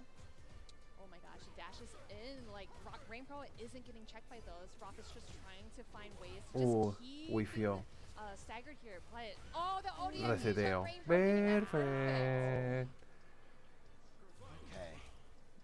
So now, one round apiece for Rain Pro, ROF. And there we go, flash kick from Rain Pro. Oh, too early on that. Too early on that knee shot right there. Yeah, he tried to do a meaty, but it didn't work out so well. Roth is still prepared as always because I know that you would kind of like function where it's like, oh, it hit me, right? But like, he's able to react on time with that OD flash kick. Again, you cannot combat Rain Pro, so we are just kind of going in, getting some more damage, but oh man, A ver que no se esté trabando acá. Bien, no se está trabando ahí. Y el otro. Burning out ROF here in the tampoco. corner here, and that's going to be a punish. A lot of recovery on that Streebog.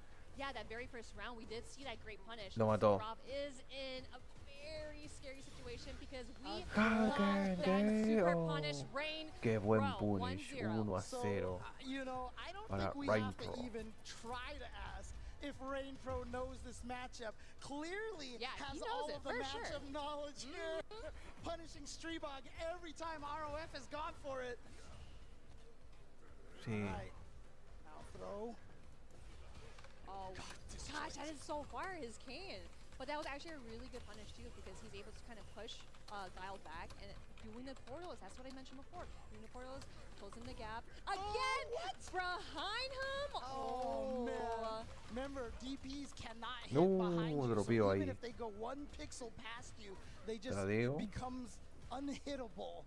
And that's kind of No. one of the new rules they've added Buena. to Street Fighter 6. Nice. Yeah, Roth is so good at stopping in his tracks because he see that he's trying to go Predictable. into... Okay, actually though, that drive attack putting him Burnout. in is really crucial too. Okay, here we go. Burnout situation. This is so scary. He tries to go for the overhead, wasn't punished in time. Oh, that's a No. big punish on the way down. Rain Pro cannot chase Round him para any él. further. Roth taking that first round here. Was Rain Pro trying to go for a flash kick there? Or was he actually trying to chase him down with an air No, jump? no sirvió de nada, sure. I'm pretty sure we'll see it in the replays here, but let's see how Rain Pro tries to close things out here though. Because he does have one game up. Okay, trade. Not going to be able to get a combo off that, a little too far away. Again, the disjoint on that drive rush, crouching medium punch. Se viene el You Enjoy This. Anti-air. Goes for the Torbalon right there, the OD Torbalon. Oh, yep, the anti-air as well, and the meaty fireball coming in down. I really like the blocking coming from Rain Pro. No. I like how he just didn't even do the parry. He blocked Se it. gasta el level But 3. Here we go. Roth going in for that super. Obviously, I don't think that's going to kill. It is going to give him some drive meter though. And here we go. Rain Pro's got to figure out a way to make this comeback. Yeah, he's trying to fake the throw. El So overhead, bad, but 1-1. Sneaky overhead. We were not expecting that. Uy, si gana Rain Pro quedaría más 2 ahora. Reminds me of like expecting for a command grab, right? It's the least that you expect it, and it will happen. You gotta be careful. especially because he was kind of playing this little shimmy game there. So he was showing a throw attack mix-up, and then so sneaking in the overhead out of nowhere was a really smart choice from ROF. Oh, you're not going to be able to mirror. That's actually really sick. Yeah, because we've seen the first couple of portals that actually worked on RainPro, but now he is ready, but Roth is 2 steps ahead. Okay. Oh, what? He saw the dash. Qué He buen just punish. went for the OD flash kick because you saw that he was charging, he was holding back, and now we're going with that super one to apply more pressure and a setup. Dude, he used the invincibility of the OD flash kick to go through the portal spike, dude. That was so sick. Oh, man. Because you remember, you did talk about how his flash kick Otro. also pushes him a little forward, Yeah. so I wonder if that hurt box is not Lo gonna mata. hit Match point, RainPro. sitting at match point. Here we go, RainPro at 2-2, trying to go up 3-2. He needs to win this to be able to stay in the running over here. So there we go, the anti-air crouching heavy punch. Very, very good anti-air if you are anticipating the jump. Oh! No, punish counter. And because it was a punish counter, Burnout. it took off a block of his drive gauge, and now he's burned out after blocking one sonic boom. Dangerous situation here for ROF. He's going to get hit by the standing light kick. Yes, you gotta be careful. He does have super 2 just to kind of close him out. Muerto. And there we have it. That is a direct impact into the corner. RainPro is probably going to close it out with super 2. Probably just just super the one Okay. into the flash kick. No, he didn't go for the flash And kick goes setup. for the overhead. Put it That is overhead, RainPro. RainPro. Shine, or whatever you want to do. That is the man right there.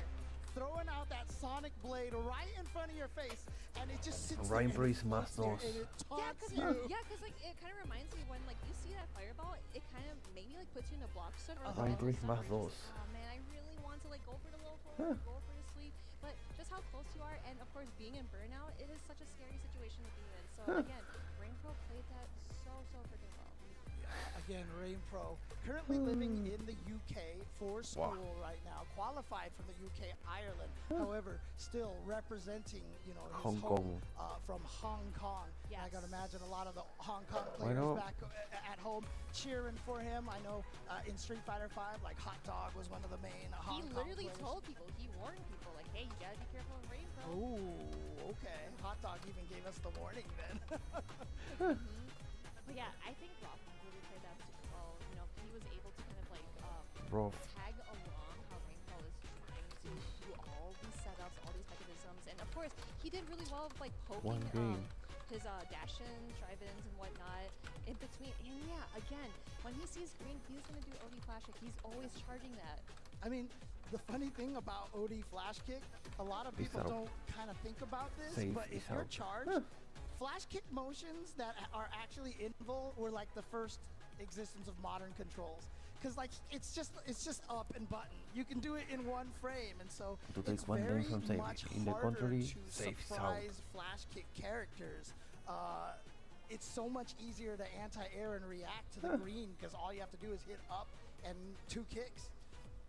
Yeah, that is true. Oh my gosh, I really love that patience and the shimmy. Yep, going in for that drive impact and getting that big damage off of Rob. Rob was like, oh, I'm really hoping that he drops it, or at least try to go for maybe even a punish, but rain or shine, that is RainPro. And he is listening with that win. He is, you know, still in a Marisa very team. secret spot, right? Yeah, absolutely. He's trying to let everybody know that a storm is Ahí still está, coming más right 2 now. He's RainPro. at 3-2, Si so Safe now he pierde, just has to wait to quedaría see what más 0. Y happens. si Both Junior le gana a and Uma, Safe Uma have quedaría not más played their 1. last matches, Eso and so permitiría a they could Safe end up tied pasar 3-2, but the thing is, y Junior quedaría Juninho más 3. and ROF can also still win their last matches and end up at 3-2. This is so crazy. Like for starting the day with Uma Luke at versus 3-0, Judy. it looked like he was just gonna maybe try to run away in the first place spot here. But now everybody is on the verge of being able to potentially get 3-2 here. So it might come down to a ton of tiebreakers unless Uma can actually take this match over Juninho Raz right now. Yeah, again, like these situations are so parallel because, as you mentioned before, all these matches Predictions are up. so close. It has to go down to a tiebreaker because it depends on how many matches you, or how many rounds you win actually, and how many matches you got. But here we go, Uma going for the jury pick, and Juninho Raz is just Stick with the Luke. Yeah, of course, we know he plays Luke, but it's just more kind of game plan of like, oh, Uma's more of that rush down kind of jury, but we will see how that combats out. You know, I love the emojis or emotes or something like that. But here we go. Uma and Juninho Ross. Oh, not a good start. Message sent here. Gonna get Throw. the DP baited out from Juninho Ross. Oh, and nada, that burnout burnout. right away. Burnout, especially at 87 seconds. On that No, catch up that. too. Yes, going for that drive impact. Uma is trying to speed run through this first round. And Round para deserves Uma. Yeah, like I said, Uma really likes to throw out those drive impacts. He really likes to test his opponent's reactions, and then he'll adjust accordingly. So, but that one over there was almost guaranteed, so I don't think that Juninho Ross could have done anything about that one. Burnout and didn't have the meter at the time. Oh, a little bit too far off from the fireball trying to get a punish, but I really like how Uma spaced it out. But there we go with that crouching medium punch and that low forward with the perfect parry. Yeah, and there you go, Burnout. burns him out, so he's got a drive impact set ready to go here. But now the question is, can Juninho Ross be ready for the super? Oh, that's actually really smart, but Uma played it so patiently. It worked out Feng so Shui well. There we go. shine. Feng Shui and that huge corner carry too. Plus, Juninho Ross is in burnout. Muerto. Getting that drive impact. He saw that coming, but again, he is not dead here. Sets up the safe jump, Throw. instead goes for the empty throw. Muerto. The shimmy. 1-0 para Uma. With such a fast game number one here. And this is what I mean, like Uma, when he's on fire, he just speed runs through these matches. He definitely takes advantage of Jury's speed. Yeah, and of course, utilizing those fireballs in a very certain spacing as well, because he's been using those so well, but that drive reversal gave No, an opening mal for cargado el Juninho Ross, naco. but it drops the combo. Yeah, that's the twice now that we've Yep. seen a drop on the flash knuckle combos, accidentally releasing them a little too early. Oh, nice challenge where it's my turn. But here we go, Juninho Ross still trying to pressure, keeping up with Uma's Jury. Like I mentioned before, yeah, going for the fireball to use his insurance. Juninho es Come de back la into the South corner. American Now player. you gotta figure out how is Uma going to do this? Oh, He no. gets up to the other side. Fortunately, it was back to the middle of the screen instead of the corner, but look at this, how quickly Uma's been able to get it back to the corner. I really, okay. Muerto. I really like Match how point para Uma is Uma. utilizing those fireballs because he knows that spacing window where is it going to hit him or is it so kind of hovering over to him? So smart. But again, with that DP, but drops the combo. You got to finish your plates. Okay, and there we go, a little bit of the mini shimmy right there. Finally, Juninho Ross with a wake-up OD rising uppercut.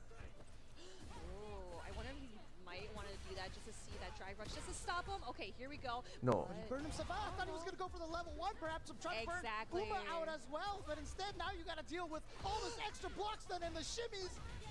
He's going to go Level for the level 3. 3, and this is so smart because he's going to freeze that gauge. He still has the potential to drive impact him into the corner, and Uma's so good at mixing up when he does it. Oh, yeah, and no. It's over. The neutral jump. And here we go. We are wrapping things up. It Buena. is Uma who's 2-0. wrapping things up. 2-0. And with that, Uma clasificado por winners. Secured his spot in the top 16. Potentially, I think on the winner side, because I don't think anybody Juninho else now eliminado. can get to 4 wins. Esto They'll have depende to entre take a look Rof. at the No, count Rof over creo here. que ya está eliminado, But I pero believe that Raimbro. means that Uma should be able to qualify on the winner's side Rof está of fuera. Group G. So Esto es well entre played Raimbro y for Safe Uma ahora. here. Unfortunately, I do believe that that means that that is the run. That is it. that, yeah, that is, I think that's the end for Juninho Ross. But again, you know, I talked about this a little bit earlier in the week. You know, he was here last year. He had that drop against Ending Walker, and he was really, really sad. But you know Menos what? 1. He's here again, and he's representing one of the hardest regions to represent. There's so many good players out there, so Exactly, and like I said before, Juninho Ross was literally here last year, Yes. so just being Uf. very consistent and getting Sí, into no pasó, era de esperarse. El Fudo y el Snake lo aniquilaron, especialmente el Fudo. Un combo de 59 hits. Es que es el Fudo, ¿qué esperas hacer? Él peleando contra 2 Evo Champions. Cuando dije eso, justo cuando salió lo de la selección había dicho, le había dicho al Samuel, él contra 3 Evo Champions, lo siento. Ya era ya una mala, pero ya era ya una premonición de lo que se le vendría. Y queda coming down here from Brazil. Congratulations to him. And well done, and you know what? We'll see you next year, man. Yeah, I'm pretty sure we all know Gino Ross, but to those at home who've never seen him, do you know? Así que por ahora ya están casi todos los grupos. Faltan algunos matches aún. But we have Vamos con el último match. Safe versus Rough. Que si Safe pierde apenas solo un match, no tiene que permitir que Rough le gane un solo match. Porque si Rough le gana un solo match a Safe, Safe fuera y Rain Pro pasa. Bueno. Yeah, well, the crazy thing about this is if ROF can beat Safe right now, him, Safe, and Rain Pro will all be 3-2. So I'm really curious to see. I said if ROF wins against Safe, they would all be 3-2 if I'm not mistaken. So yeah, there you go. So Rain Pro, Safe, and ROF would all be 3-2. Yeah, and oh my goodness, I'm just like really upset to see that like all these players have just. What game? Oh, yeah, I forgot. Yeah, ROF and Safe. But yeah, like I mentioned before, just seeing all these players in these groups, I really wish they could all make out because they are so good. I really want to see them in top 16, but there's got to be two winners. You know, I say like one winner side or loser side, but again, just winning out of your pool is definitely something to pat yourself on the back for. Ken versus JP. Well, Safe played extremely well. He's the only one that was able to give Uma a loss in this group at all. But of course, ROF coming in here with that JP. No. Again, in the next group, we're going to have Travis Styles, who's also from Australia, and he's looking in a strong position. Can you imagine if they can get it so that both Australians make it out? Again, I don't know how the tiebreakers Safe roll need to win 2-0. We'll see what happens. Yeah, 2-1 don't work. Again, we are just here to see some Street Fighter action. Need to win we got 2-0. Rob hailing from Australia and Safe hailing from Canada. All right, here we go. Almost kind of like the opposite ends of the earth. Right here, Canada and Australia. And immediately Safe going in there and being very aggressive against ROF. Let's see if ROF can he's actually going to try to just drive rush in there. Again, JP, a quote zoner, but he also has very strong rush down potential as well. Exactly. Oh, great punish counter going in for the drive rush follow-up and just putting Safe back into square one. You know, this is actually really good though. Yes, see that green go for the ODDP. And of course, Ken utilizes that drive rush just to get through things, and we've mentioned before that step kick. I think he's just trying to get some drive meter off of him, but it is not looking so good on the healthy side. Yeah, again, you know, JP's crouching light punch Ambos en burnout. and so you saw him actually punish Safe's step kick there. So, Uy, yeah, no, I'm curious to see if Safe continues to use Throw. that step kick. They're both in burnout here. Oh, he just interrupted him with the buttons. He didn't care. Muerto. Chip, Round para Rough. 1 round over to Rough. All right. One more. Gosh, got that low forward. Yep, going in for that drive rush. Great starting for Safe. But here we go. Rough with that OD amnesia. Great patience from Safe. But going into level 2, are you going to be even more patient than this? Oh, yeah, that was a true block string, so he had to block that whole entire thing. He only got opened up at the very end. Oh, no, the portal spike is still there. But, I mean, that actually worked out so well for Rough because it put him on the other side. Here we go. Super 1 getting back on my side. Yeah, shades of how Tokido and Kakaru ended at Evo right there. Just a level 1 all of a sudden in the middle of nowhere, in the middle of the screen. Throw. Gets the throw, and now Safe here, trying to be a little aggressive. Yeah, no free Dragon Lashes for you. You go for that heavy Dragon Lash. There's a big old gap in there that you could definitely jab him out of. Oh, nice backing away from the portal too, because he knew that it was going to combust soon. Throw. So here we go. Yep, Safe going in for the grab. Finding a way in with the overhead as well. Yeah, sneaks in the medium Jinrai Ender. Here we go. Do enjoy this. Stuck in this block string here. You gotta block it manually. Got hit low. Trying to go for a sneaky command grab, but Rob is blocking all of those. That Dragon Lab, remember? Here we go, the amnesia. Gets the throw. That's Throw. not going to be enough to kill, but the chip, it's such a No, situation 1-0 para to fight Rob. against JP when you're in burnout and across the screen. And Ken does not have a lot of very, very fast ways to move forward to avoid a lot of those Triglobs, the ground spikes. I just felt like he just spent those Bison Bucks over and over again just to get what he wanted. Actually, it's the Kami Cash now, right? We have the Kami Cash today. That's actually really cute. I love that. Hello. Step aside. Oh, stop. Oh. Yep, just backing away from the portal to know that it's going to combust. finding the right way in after that portal. You finished. Oh. Now with that low forward, great confirm coming in from Safe. Really good spot for Roth to get hit by Safe's normals, but Amnesia. you gotta remember that. Yep, and here we go. Big combo here. Look at this damage.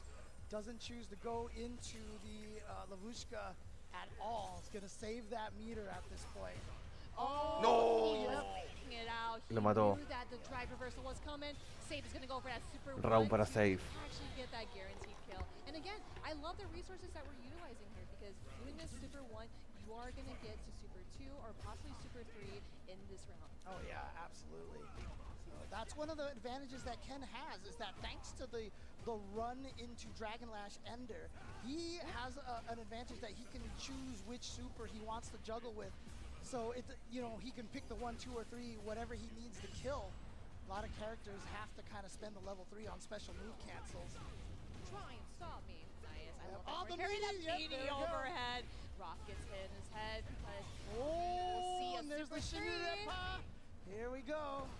Gonna be close to burning ROF out now.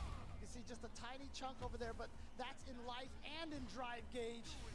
Oh, there we go with the super 2. Now he has some time to kind of regain the drive meter. And going for that first command grab. That is going to be a punish counter, so that is going to hurt Slagmite to stop him in his tracks. Here we go. OD, DP, Safe, bet it all in that very round. Now he is tied up to 1-1. Wow. Safe was, he was starting to look almost a little too aggressive, starting to run into all those ground spikes right there. But then the ODDP wake up working out. What? Got hit? It was a counter hit. Yeah, I think he tried to maybe do an ODDP just so he can negate the shards that he got hit by the OD Amnesia. Okay, here we go. Cancel drive rush in, goes for the throw. Nice tech. Both players right now low on drive gauge. There we go, OD Amnesia, and of course putting Does Roth he in get the juggle? burnout. He still gets the juggle. That might be a really good trade-off too, just putting out the portal, getting in front of him, and does not want to stick in the corner because he could get wall splat and stun. Safe, breathe out Amnesia. Here we go, Safe sitting at match point. It was the burnout from ROF. It was a bad situation for him, and now, yep, Safe at match point. Here he goes. Again, this is the last match here of this group. This one actually, all of the last matches of every group have still determined. They've still had some impact on who makes it out of the pools. It's been crazy. That's how good the competition has been here. Oh, I kind of like how Safe didn't commit to a DP because it was a little too far out. But remember, Ken's DP kind of pushes him a little forward, so it might have worked, but it's better safe than sorry. Yeah, absolutely. Here we go. Try to drive rush in there with the light punch. Try to sneak in with those crouching medium kicks. Oh, just runs in it. But there finally gets the crouching medium kick. Yeah, see that he is getting, Burnout. Yep, he has level 3 super. You gotta be really careful, Rob. You are really close to the corner. And that low forward. Oh no, I'm sorry. Not yet. He didn't spend Not the yet. level 3. It might have missed. Maybe he was worried. He tried to go for the super. He blocks it. Safe right up so well. Going 2-1 over Rob. All right. All right. So there you go. Look at Safe. Look how happy he is over here. Pumping his fist. Again, representing that Canada. Great job to him. And yeah, the wince right there from ROF. It can be really rough over here. But again, I really want to see how the standings are going to look. But obviously, we're going to go through the replay first before we get there. But again, a very, very close match here. And, love seeing ROF and Safe go at it again from literally polar opposites locations on the globe. Very, very cool to see. Yeah, again, Safe just played that so well because I like how he, realizes those step kicks just to get some drive meter off. But the thing is that Ken can literally just drive rush through those stalagmites, through the fireballs, and he was not scared at all of being in burnout. Yeah, but again, when you're in burnout against JP, though, it is a tough nightmare situation. Yeah, you're just like, I don't even, so after this throw, there was basically nothing he could do there. Look at that. He had so much meter. It was OD, Triglav, and then that was the end of it right there. And so, yeah, very, very tough situation for Safe, but then Safe was able to bring it back. He did get punished by the OD Amnesia here, but like I said, Safe was able to run the next 2 games. Yeah, literally. So he's doing that, perfect parry. And of course the Dragon Lashes too, because we've seen that Dragon Lash multiple times on Rob, but he was able to count that. jab it out, but man, Safe really clutched it out, even in such a like a peril moment like this. A ver quién pasa. ¿Será Raimpro o será Safe el que pasa? Tried to activate the Lavushka, but Porque quedarían empatados. Más 2. Quedan empatados Raimpro y Safe. Pero debido al match head to head. Crazy. No, 100%. Yeah, going in for that overhead. See, it's literally just running in Jinrai and calling out that amnesia. That definitely gotta feel good, because again, I hate amnesia in a way, because you're just like, oh, I have the pressure point, and then now you're just like, nope, not anymore. But here we go, Safe going with that 2-1, and hey, see, we can't even see it's it. the Kami cash. It's the Kami cash. I literally saw Matsumoto just sitting there making it rain from the balcony earlier. So, you know, hey, you just threw away my Kami cash. Dude. Really? Yeah, really. All right, let's talk about the standings over here, huh? Okay, look at this. Okay, so because Safe won, he did go up 4-1, so we are avoiding the tiebreaker situations outside of Uma and Safe, of course, but it is 4-1, and so Safe from Canada, representing from Group G here, and of course Uma from Taiwan, both of them with the 4-1 record. Uma tiene que esperar ahora al grupo H. We would have had a three-way tie of 3-2 players, and it would Dos have been Kens. so crazy, but fortunately, we don't have to do that math. We don't have to wonder. It's Uma and Safe making it out of Group G. Dos Kens. And again, yeah, Yo quería que pasara Raimpro. Going into these groups, that they were Dos so Kens. close. And of course, here is the bracket. Just to go down the line, you know, Chris Wong, ECQ Gachikun, Xian Leshar, Uma, and then the final group. I would say the LCQ group, right? So we will see who will make it out El on del that H. side. But then also we want to check out the loser sides. We got Kawano, Nephew, Nakadu No, Fudo, Mena RD, Safe, and of course that LCQ group once more. All right, Vamos con el so grupo there H, you go. último That grupo. is Group F at this point in time, and you know what? The crazy thing is, I had all this Kami cash. You know what I could have done with all that money before you threw it away? I could have ¿Qué? bought myself a ton of egg rolls Pagoda. from Pagoda. So don't fight your cravings. Get yourself some Pagoda egg rolls. Again, we have been having two of the flavors here: the pork, the chicken, the buffalo chicken, and. Okay, I'm scared right now. You guys can't see why. But crush your cravings with the Pagoda snacks. And actually, if you are here, you can go to the lobby bar to get some free samples.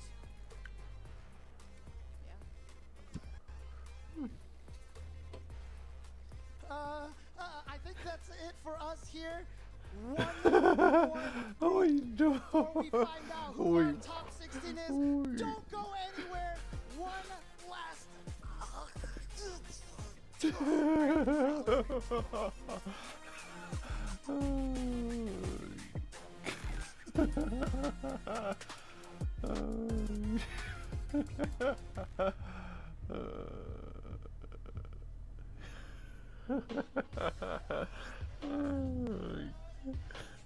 Ok, último corte. Así que Uma y Safe pasaron. Tenemos entonces tres norteamericanos que son Safe, Nakutu y Nephew. Porque Menard, Menard se podría conseguir como norteamericano porque vive en Norteamérica. Aunque está representado en República Dominicana, él vive ahora en Norteamérica.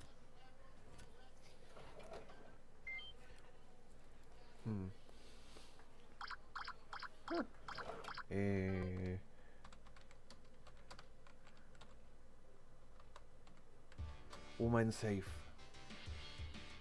Uma and Safe.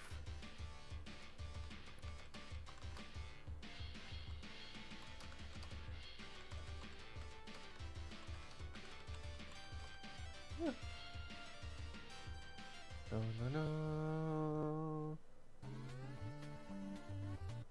Uma and Safe.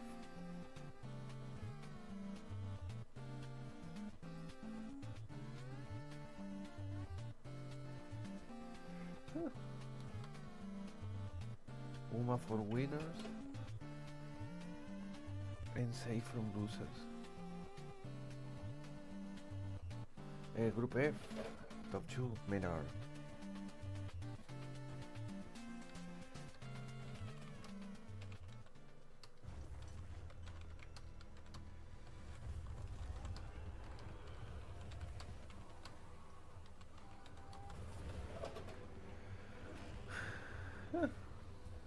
Menard get second in Group F.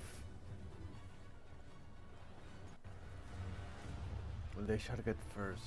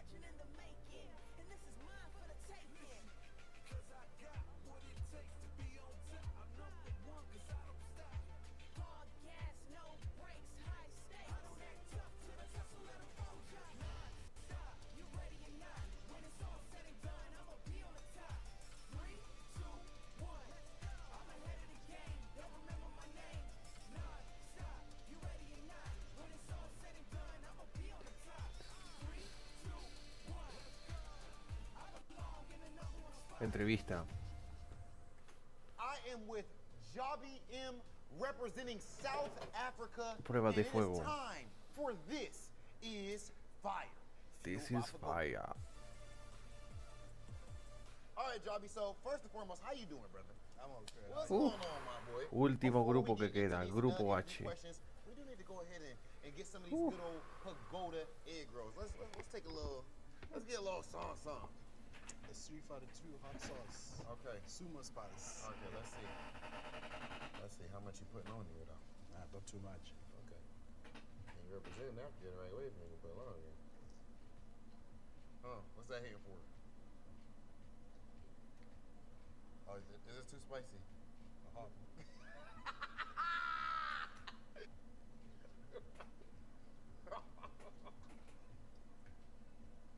All right, whenever you gather yourself, it's okay. I'm good. What's wrong with you?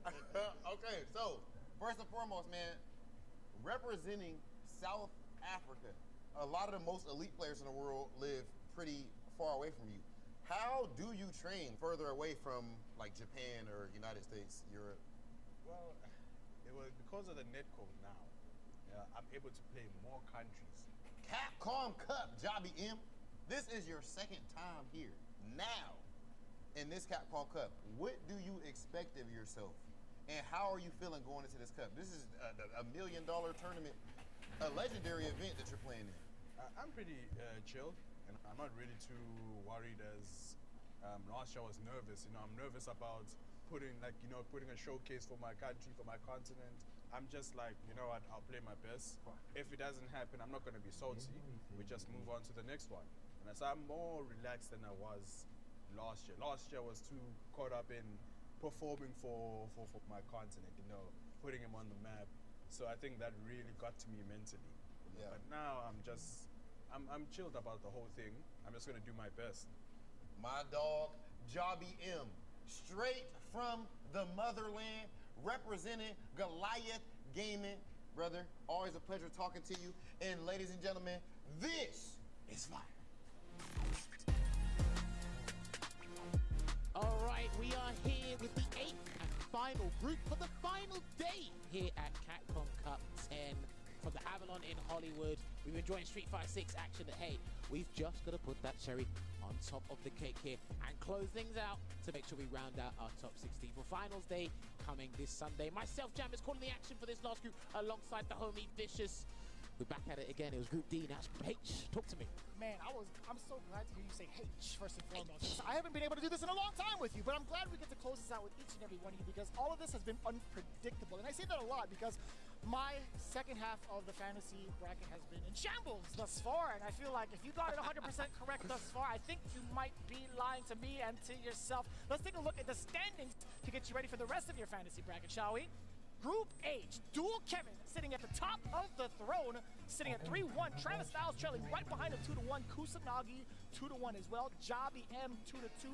Problem X 1-2. And at the bottom, Ren 0-3. Now, we talk about the guarantees here. Ren, I feel like sitting at 0-3, he's the one that's going to be putting a monkey wrench in a lot of the plans of some of the players here. But as we get ready for it, Problem X and Jobby M, they actually have a very similar situation in regards to how they're supposed to qualify. I think they have to get the big 2-0, then the rest is up to fate's hands. Legit, I couldn't have said it better myself, just to reiterate.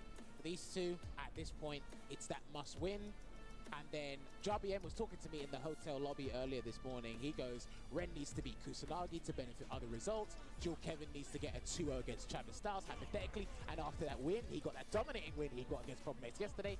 It's very slim and specific requirements no doubt, for their fates to be changed and here. we haven't even taled about Kusanagi. He has the same exact fate as Travis Styles. Ricardo Blanca. Out all of their games, they qualify.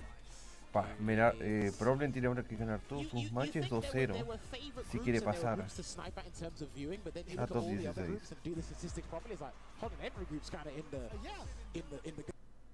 know what I mean? But it's kind of crazy. That's the best part about it. Here we go.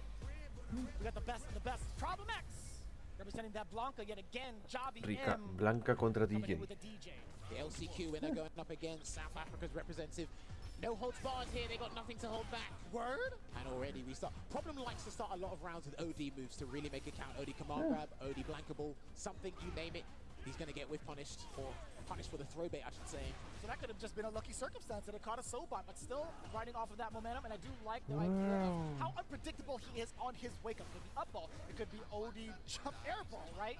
It's similar to Bravery's unpredictability on his wake up and how it's hard to kind of understand how he cycles through those options. But Problem's going to go for that drive gauge damage here. He hasn't got Lightning Beast, so he's going to go for a different conversion. But he will be able to close out this round with a roundhouse, no super required, which means he gets to conserve that gauge for a Lightning Beast sequence momentarily. And I think he tried immediately. Man. Again, the big punish counter off of the perfect parry slide for the advantage, moving him towards the corner even more so. Lightning Beast incoming off of the level 2. Well, Jobby's got low on resources, so he's going to have to take a risk. Yeah, he was low on drive gauge, so he had to resort to the other option instead, and he will go for the punch. But the side swap, has the plushie disappeared? Yes, it has. Okay.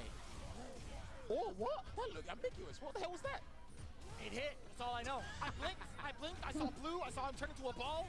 I couldn't tell you. +2 situation for the advantage. Trying to check the walk away. Problem X responds in kind with his own impression of the OD up ball. And now the OD Blanca ball instead to immediately chase down. 1-0 para So Problema. did he do the air slash of feint there? Was he commit to an air slash? Could the Blanca ball be either option there? It might have been a feint. Yeah. It might have been a feint. I didn't get to see the leg extension. I didn't get to see the little, special effects that come out from his legs. Interesting. Either way, I think it was just the timing that Problem X decided to do it.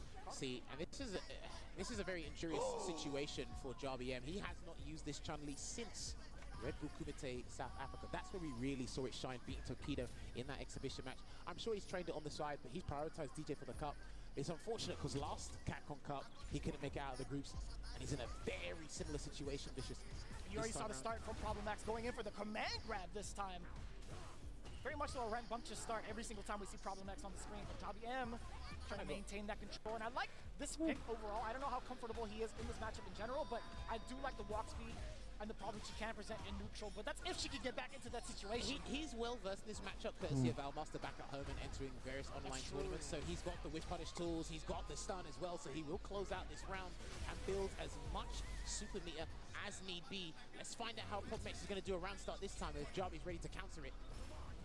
Ok, match point para Problema. Hostia, se regresó la Chun-Li, el Yakim. He's probably looking for a blanket ball instead. That's why he walked away. Perfect parry timing's on point here for Problem X.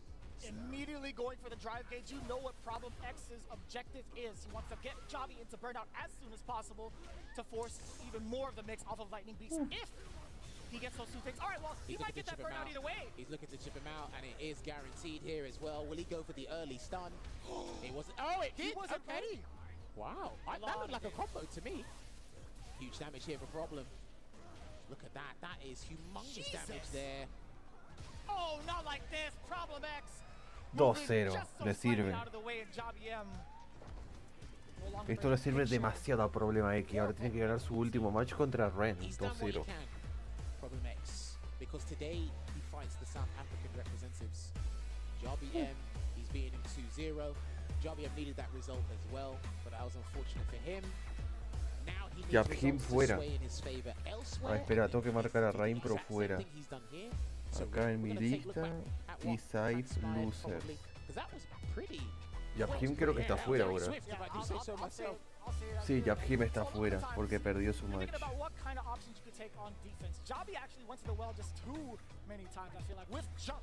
Problem X, he's like, you know what? If it ain't broke, I'm not gonna fix it at all. I'm just gonna stick to layer 1. Jabhim está fuera. But overall, the present, it was just so aggressive from Problem X, not even giving JBM a chance to think about what to do. Yeah, it was crazy, and obviously he forced the Chun-Li pick, which probably made things slightly easier for Problem X in terms of the mental state that JBM is probably in. Again, Problem X has some of the most ferocious round starts I've seen throughout the group stages in the Capcom Cup these past couple of days, and he managed to maintain that pressure and aggression here and there as well. And look, I thought that was a combo. That looks like a combo just because of how the back needed it connected, but luckily it got out of hit stun there, managed to get the DI, and I don't think JBM was expecting that either. Again, he's been so successful with that Lightning Beast level 2 there. But hey, props to the UK representative, Problem X, for holding it down as much as he possibly can. But again, his destiny is not in his hands. Somebody else needs to do the work for him. Brother, it's such a wild story to even kind of like say that, especially him coming in from the LCQ. But moving on to the next one, Kusanagi versus Ren is going to be coming up. Kusanagi versus Ren. Con esto Problem está 0. Kusanagi si gana 2-0 queda más 2, pero si pierde queda menos 1. I feel Ken versus Luke. hasn't been spoken about enough unless we actually see his group matches in front of us. People are not talking about him behind closed doors. They're not saying, yo, this guy can actually turn things around and really shake things up in Group H. We praise him when we watch the gameplay. That's lovely attire he's got on, by the way, I must say so myself. I've just literally spotted what he's wearing. Jammers, keep it together, brother. Look, eyes on me, eyes on me. You know who's up there already. You keep your eyes on me. We talk about the games, bro. That's what I was talking about until the camera showed me otherwise. Huh? That's all I'm saying. Please don't look at the screen anymore. I'm looking at the screen. Ken Luke's on there. What are you talking about? Yeah, sure. Anyways, please continue on with your analysis, bro. Anyway. God. We've seen this Aquí matchup vamos. a few times now, but I think the players have learned over the last couple of Sudáfrica days versus México. how to really handle the perfect parry situation on the fireballs, drive rush in, play poking games with those fireballs. I want to see their take on it. Try to go for a jump. They didn't quite work out. Rushes in. Ooh, gets the response. Okay, he didn't commit too hard. He got a punish, and he's got Kusanagi in the corner. So. Yeah, all things considered, you get a punish cutter off a Throw. you get punched. Could be a little bit stronger after that, but the target combo was nice and safe, I feel like. Sure, Trying to get that okay. drive gauge back, and Kusanagi now on the other foot. The thing is, Ren's got nothing to lose. He's 0-3. He's using one of the best characters in the game. I think you should just go nuts. Unless you really want to ruin Kusanagi's. That's the thing. I feel like Kusanagi has been in that type of domain for so long. He is one to go wild Lo himself. mata. And I feel like that's exactly what paid off for Ren. Round I want to para see if my Ren. aggression can test Kusanagi's defense more so than his offense. Kusanagi has been very much so known as a wild player, aggressive, wild player. So we'll see. Perfect parry on the lights, which is going to be punished by getting his flash knuckle conversion straight to the corner here. What's the choice going to be? Perfect parry back, and it looks like Ren tried to challenge there when he shouldn't. He's going to get hit. Right. With the level 2 Tiempo Laika. Ren doesn't want to burn himself out. That's why he 21, held up. He's getting hit 22. on purpose. Still low in drive gauge here, and because he mistimed that parry, it made things easier for Kusanagi to put him in burnout. Do you think Kusanagi takes the risk of seeking in the drive impact despite the 3 bars to Ren's Lo mata. to his name? I don't think he needs to, but he's burnt himself out on his own volition here, and he's going to do the Jinrai leaps into the Shoryuken. Lo mata. Ren knew it. Final One round. throw was going to close it out, which is why he did an immediate tech, but Kusanagi 10 steps ahead. And he got the neutral jump there as well. Kusanagi is a very active, very belligerent Ken from what I'm seeing thus far, and he really shakes things up in the neutral there. He's got the fundamentals, but he doesn't play by the book unless he needs to. Starting to mix up what happened after the jab. Does it again, which is a little bit far off the mark. Crouching medium punch now with the full extension. Perfect. Going for the damage. Level 3. That's what it looked like. It looked like it clipped the jab. Y casi en burnout. It did stand jab, walk back jab again, and it did clip. Okay, one stand hard punch should actually put Kusanagi in burnout here, and that, he was looking for that as well. But the burnout situation is conducive for Ren right now. Ooh! He's being so aggressive right now. He's hunting for the kill, vicious. Oh, I thought the Se lo same gasta. is that you with the crouching Y se va a recuperar rápido la barra This is huge because de Ren is burnout. now putting burnout. The shoes on the Shut other foot here for up. Lo deja él en burnout y él se va a recuperar. It is. Ah, that is a classic fireball trap. From further Muerto. out, now the stun. Kusanagi more than enough in the tank. Drive rush forward. Extend that bad Dead. boy. There you have it. Oh, not even the last hit did it. And he No wakes way. up right, and then he did That it. could have been OD. That could have been anything. Dude, what is going on here with Ren? One jab will do it. If he, no way. Y lo mata 1-0 para Ren. Cash out with the crouching medium punch.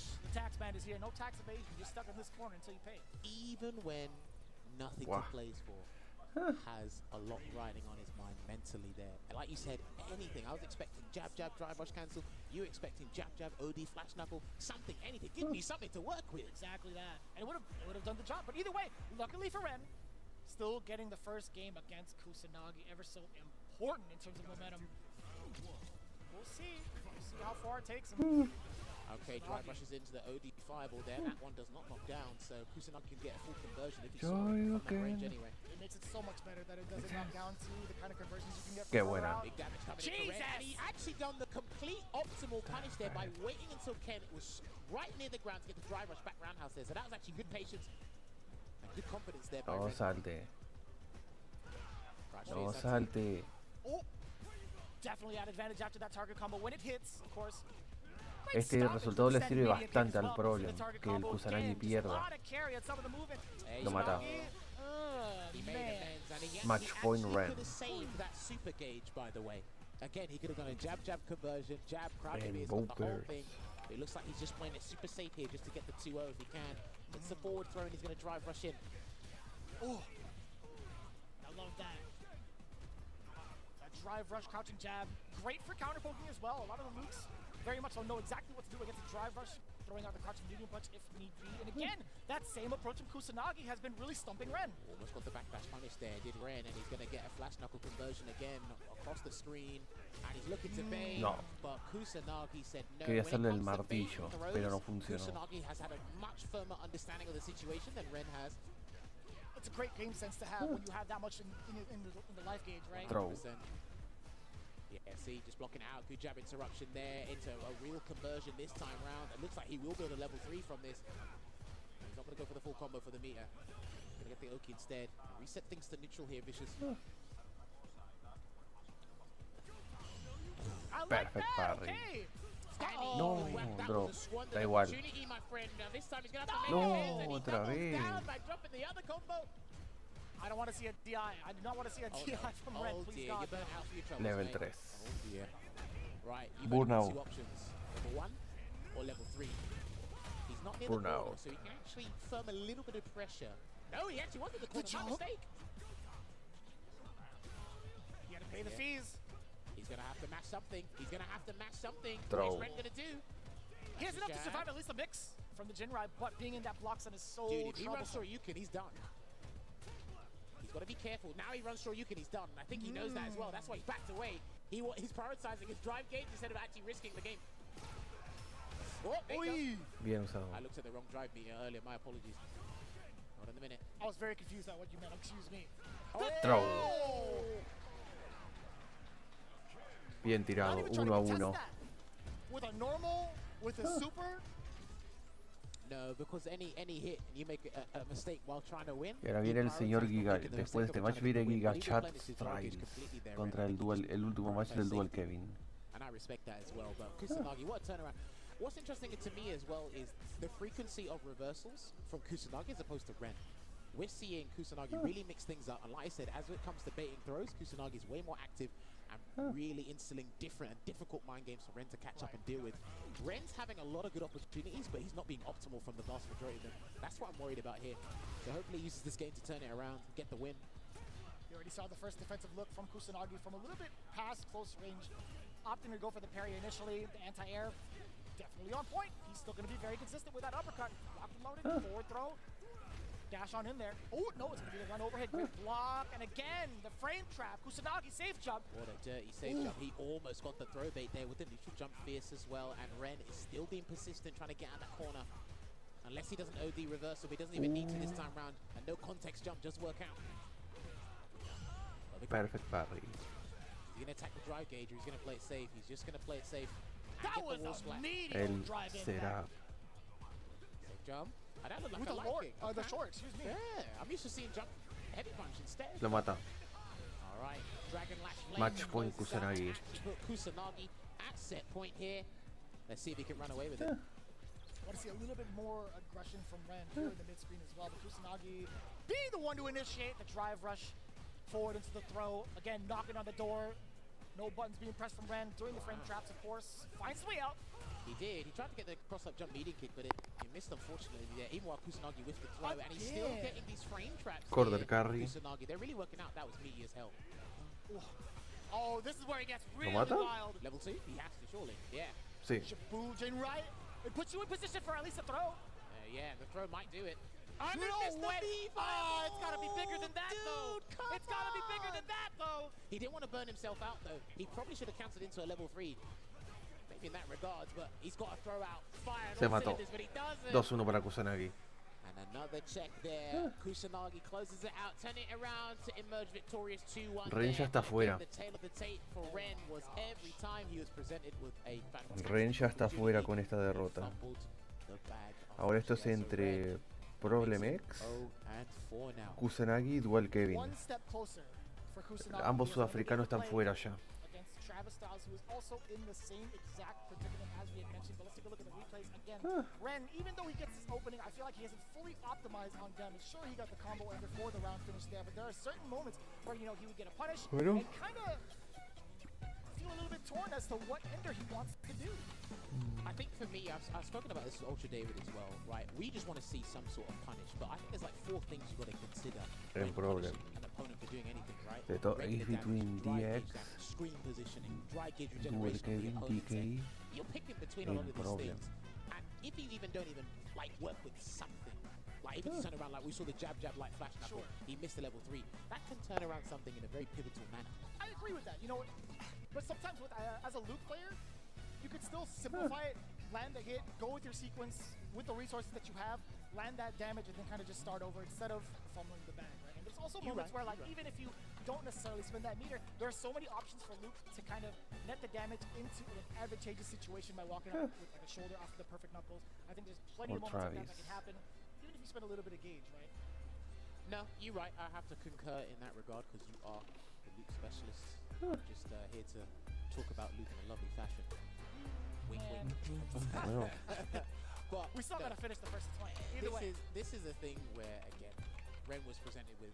Bueno, Travis had 2 matches. And even though like, there were times where he actually got the engine revving and it was really working out. It's just when I feel when Kusanagi had the right read on his defense to turn things around, and then Ren had to reciprocate. That's when he like flopped it. Unfortunately, that's when it really went downhill for him. 2 matches. But we got to give credit to Kusanagi for adapting on the fly and really understanding Ren's habits in this first of 2. Because again, his whole table results is in his hands as well, Kusanagi. Because like you said, he's still got 1 more game to game. So well played there to Kusanagi. Unlucky to Ren. He's got 1 more game against Problem X. So I think the goal at this point is to just throw a spanner in the works. Okay, this is what we Más 0. Tendría que quedar más 2. -6 on differential there. 0-4. Problem. He can get another win here. But we're going to see the next match, which is actually Travis. This has to be the highlight of Group H. Dual Kevin versus Travis. Dual Kevin, which can really shake up the standings, all things considered. Dual Kevin sitting at the top of the charts. Again, we mentioned this at the top of the block. Kevin can qualify if he wins at least 1 game versus Travis. Damn, this man looks good. Both of those men look good. Sorry, I'm jealous. But you are correct here. Now, Travis had an amazing, a sensational performance against Quantex yesterday. A lot of people probably weren't expecting that with the 2-0 with Chun-Li versus Blank, a matchup we actually saw with Quantex and Jarvi M. But like you said, still Kevin needs the 1. If Travis Styles wins 2-1, that still can kind of work in someone's favor, but perhaps. A lot of factors, a lot of outliers. Considerably. O sea, I will say this, I did happen to read that tweet from Problem X. I think the big takeaway is that Travis Styles has just been so hard to even play defense against. A lot of the Chun-Lis have been very difficult Kevin to win figure out 2-0 over Travis. Well, when we're talking about Chun-Li plays on a global scale, Travis Styles never gets mentioned, and he's one of the first people to actually qualify for the Cup, and he's always been a representative of Australia, one of the 2. Shouts to ROF as well. Oh, and the patience off of the Serenity stance as well. A deliberate delay just to see how Kevin's reaction is going to be like. And I imagine he's super comfortable in this matchup as well, despite this one not being... The general consensus is slowly shifting in the balance of Chun-Li players not liking this matchup at all. Slightly in Luke's favor, maybe. Heavily in Luke's favor. See how it changes down the line, but good patience, good start right now. I just love the walk speed of this character. Chun-Li making it really uncomfortable within the space of mediums, and also from further away because of the fireball range. But this right there, that low medium kick, it's about disaster for Dual Kevin. That's 1 off the counter hit. Luckily enough, Travis wasn't ready for it. He is trying to readjust his spacing. Lovely check there with the jab, and he's going to go set up the stomps. Maybe a safe jump. No, double dash Oki instead. Remember, any knockdown Chun-Li gets is Oki galore, my friend. Bien bloqueado. Throw. Takes that grab, and that grab's fine because your drive gauge regenerates while you take a grab. Not unless that attack happens the drive instead. gauge. Yes, sir. Good Sand Blaster. Excellent Sand Blaster too. Travis attempted to go for the perfect. That was literally the optimal choice there for Dual Kevin, regardless if it was perfect parried or not. So the risk was all on Travis's end, and he gets hit with a level 1 Kikosho. What a decision too! The bravery to dash up and immediately sniping it out. Yes, putting it into burnout with Travis Styles. He's in trouble. ¡Qué grande! Actually, Dual Kevin's the one in trouble. My mistake. Dude, the way he rode that momentum after landing the Super Art 1. El gigachaza. Absolutely magnificent. Brilliant stuff there from Travis, and he's really hungry for that burnout there from Dual Kevin. So gets the grab, and he can close him down. Walks away. That beautiful backwards walk speed. Privilege right there. You can give it a float within the medium range distance. I feel like it's going to be key to taking down a Luke player. But Dual Kevin, he understands that way more than anybody else within this bracket. So I think Parry, watch out for the reversal probably. No, he's going to do the late tech instead. What Dual Kevin was actually going to wake up with an immediate reversal to break that momentum there from Travis Styles. Travis Styles has gotten away with a couple of Hazanchi. Throw, punch counter. Try to contest against it, which is really scary because if it's punish counter or counter hit, well, leads to so much carry. Y tiene level 3 el Dual Kevin. Lo puede usar en cualquier momento. Lo mata. Se gasta level 3. No. Throw. Travis has to be very careful. Yeah, he has to. Bien usado. Get him off of you with the drive reversal. No drive rush cancel there. That could have been huge. He's going to block it out here. He's got to be very careful because Dual Kevin's looking to surprise him. And the decision making even outside of the corner, still really trying to Cuidado con la crouching esa. He just sits there on defense majority of the time. Forward throw. Kenny can do it again. And Travis Styles sniffed it out. He wants the round. That's why he's done that 10 show kicks. He really wants the round here. And he's only got level 3 to work with. So if he gets like a button into level 3, he could take the round. Throw. 12 seconds on the clock. Remember, supers do freeze the timer. So if he gets a hit, he's in prime position. And that's why Dual Kevin's actually running down the clock. No way! ¡Lo mata! ¡Lo mata! There you go! He got the level 3. I was like, bro, in 1 second, he's gotta do it now! He was yelling at him. Giga chat. 1-0 otra vez.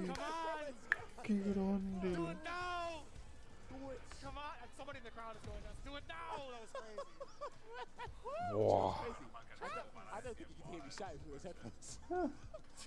Shout out to Steel Suits. You got some good headphones. Oh my god. Giga chat. He grabbed me and like leaned into me. Do it now! I'm like, I'm not playing jammers, bro.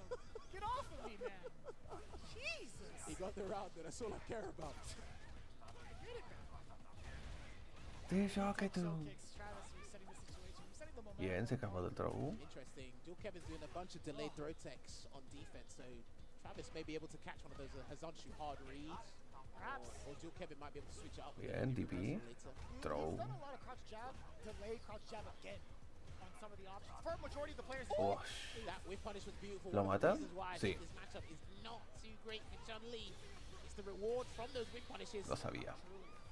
Especially when he gets the immaculate spacing on the mediums. That's the priority in this matchup if you are going to play in that mid-range. Again, with the crouch medium kick. It's so dangerous too. It does stick out a lot longer than people think. What, dude, his perfect parries on the lights in this set alone have been Bien hecho el DP. Bien bloqueado. Throw. Take that there, No. I noticed, I believe Travis is still playing on the pad, so he hasn't actually gone for attentional kicks anti-A. He's always gone for the stand medium kick, playing it safe over the maximum damage. Unless he can space himself for a stand heavy kick anti-A, but that's all space dependent. Jumped again. Oh, that was awkward. Dude, he's not afraid Tradeo. to do the floaty jump with Chun-Li against someone like Luke. Surprisingly enough, it worked out for him that last instance. That trade definitely benefited Travis Styles. Still waiting here. Jewel Kevin's waiting to approach comfortably while having necessary drive gauge to make any Cuidado con esa crouching medium punch. Travis. Cuidado con esa, la crouching medium punch. Y lo mismo que la crouching medium kick. I think he wants to get some of that drive gauge back instead of just relying on La mata. That's going to be huge. He gets to build his level 3 off of this. No cancel there from Jewel Kevin. Do not do what you did against Problem X, please. Not like this. He already built a level 3. He did. He had Throw. the level 3, and I think he was aware of it as well. This is the beginning of the end. Styles wants the round. That's plus. Good block, and he committed. He committed. Throw. Yeah, he committed to 1-1. Took a big risk there. He just said, as soon as this hits, I'm going for it. Now, one thing I've really got to notify you on is props to Jewel Kevin's exuding that patience, because he is not whiffing. He's doing very little things. He's not too busy, as Ultra David would say. Trying to be patient. He's whiffed one or two things, but Travis hasn't really been looking to whiff punish with certain buttons here and there. But the patience is all there. Yeah, to add on to it, if he does see a whiff normal, if he knows the opportunity is not going to be there, he's not overzealous about it. He's not trying to force that mistake again by kind of walking up into space and trying to tease the idea of like, hey, let me see you throw out that medium kick again. I'll be ready for it this time. Costume 3. On to the next objective, which is just slowly pushing Travis to the corner. Well, let us get top priority here. Let's get the 6 p.m. bulletin news. He's got one game, so Y that aquí means vamos. he should be fine. That's right. Si el Travis le gana al Dual Kevin, lo va a poner en poco de ayuda al Problem. Si después el Problem le gana al Ren 2-0. Travis, if he gets this 2-0, or sorry, 2-1, important going forward. Oof. Could have been a lot bigger there, but I think he's just prioritizing trying to deter Travis from using certain buttons before he really goes big. Maybe looking for that crouching medium punch with punish again is Jewel Kevin, but the work's been done. Oh, Again, is that interaction? but it's just the ambiguity on that jump, because it looks like he's ready for the cross cut, but it just doesn't come out. The jumping medium kick hits as if there was no problems. Like that. He is now switching it up after the delayed jab. Wake up choice there from Travis. Oh yeah, that is Like definitely this. a punish counter. Trying to maybe snipe out a low. No. Blocking it out here. Low on drive gauge is still Kevin. He's not going to make this easy for Travis to approach, but the drive rush does help with that. Still blocking it out here. And he's still blocking. Not trying to escape to make sure he's not burnt out yet. And there it is. Lo mata. Oh, wait, no What is cancel? happening? Still no cancel, not even into lightning legs. He can't make this too obvious. Jewel Kevin still has level 1. And I like this. Travis Styles not going to be overzealous about it. He still gets the fire. Match point, Travis. Kevin really swinging with that medium punch, excuse me, looking to make any sort of connection. Call him burnout. Gets the counter hit conversion to the back roundhouse and the shoulder tackle straight to the corner here. What's Travis's Styles wake up choice? Real block. Knocking on the door again. Travis Styles opting for movement immediately after that crouch jab. A no. big opportunity missed from Travis. Falló el dropeo el combo. Yeah, people were not No. expecting that, and there's one grab, Throw. one more grab will close it out, and that's No. what Travis thought. He had to bet something on the line here, and Jewel Kevin, they're both on final Uy, game, final round. Entre Full Kevin resources y at the ready. Travis. Let's see who gets it ripped for first blood. What a whip punch. After punch, medium punch, we already see that button from that space. No, That's crouching dropeo. medium this time around. Needed a little bit more range to work with. Even after the second jab, Travis Styles really reluctant to try to move. Perfect parry. Bien. And the attack on the the drive gauge. Beautiful. At the level 3, that was the most optimal thing he could do in terms of the drive gauge damage here. It's not going to burn out Dual Kevin, but it's going to be pretty damn close. Oh, okay. What did he try and anticipate there? Maybe he tried to do a drive rush or something, but it didn't quite work out. No whiff punish there on the stand fierce. Still keeping his drive gauge in the antler there. Drive reversal, that's an offensive one, so he does get pressure. Kevin does his delay tech. Dual Kevin gets a hit.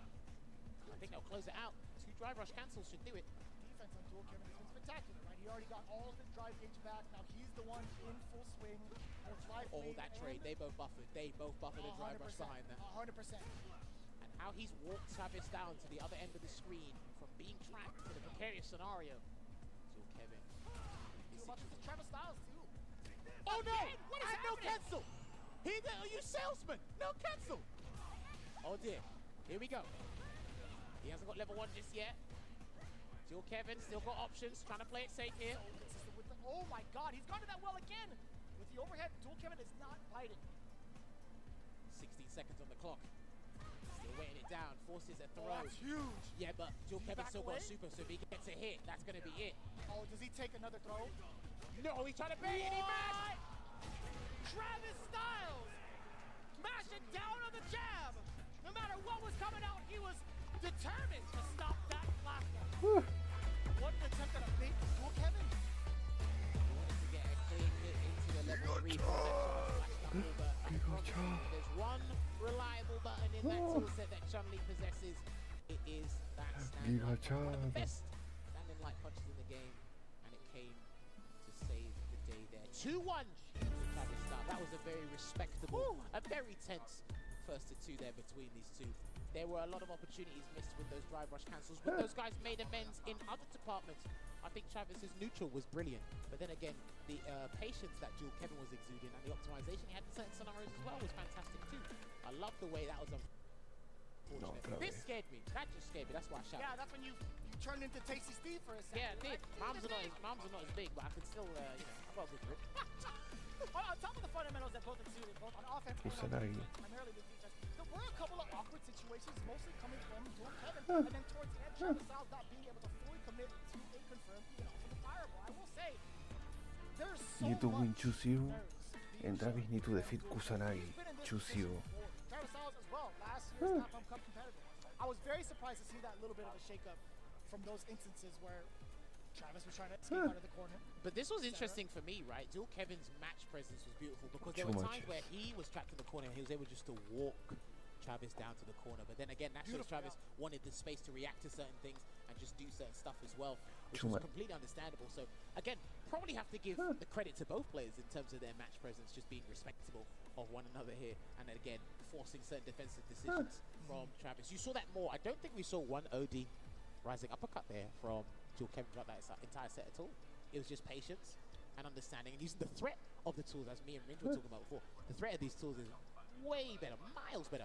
And this props because what's beautiful about that is when you get the perfect parry to replenish your drive gauge, then you DI for the punish counter to do the drive gauge damage, and you get a side swap from that, and then you get to complement that with a level 3.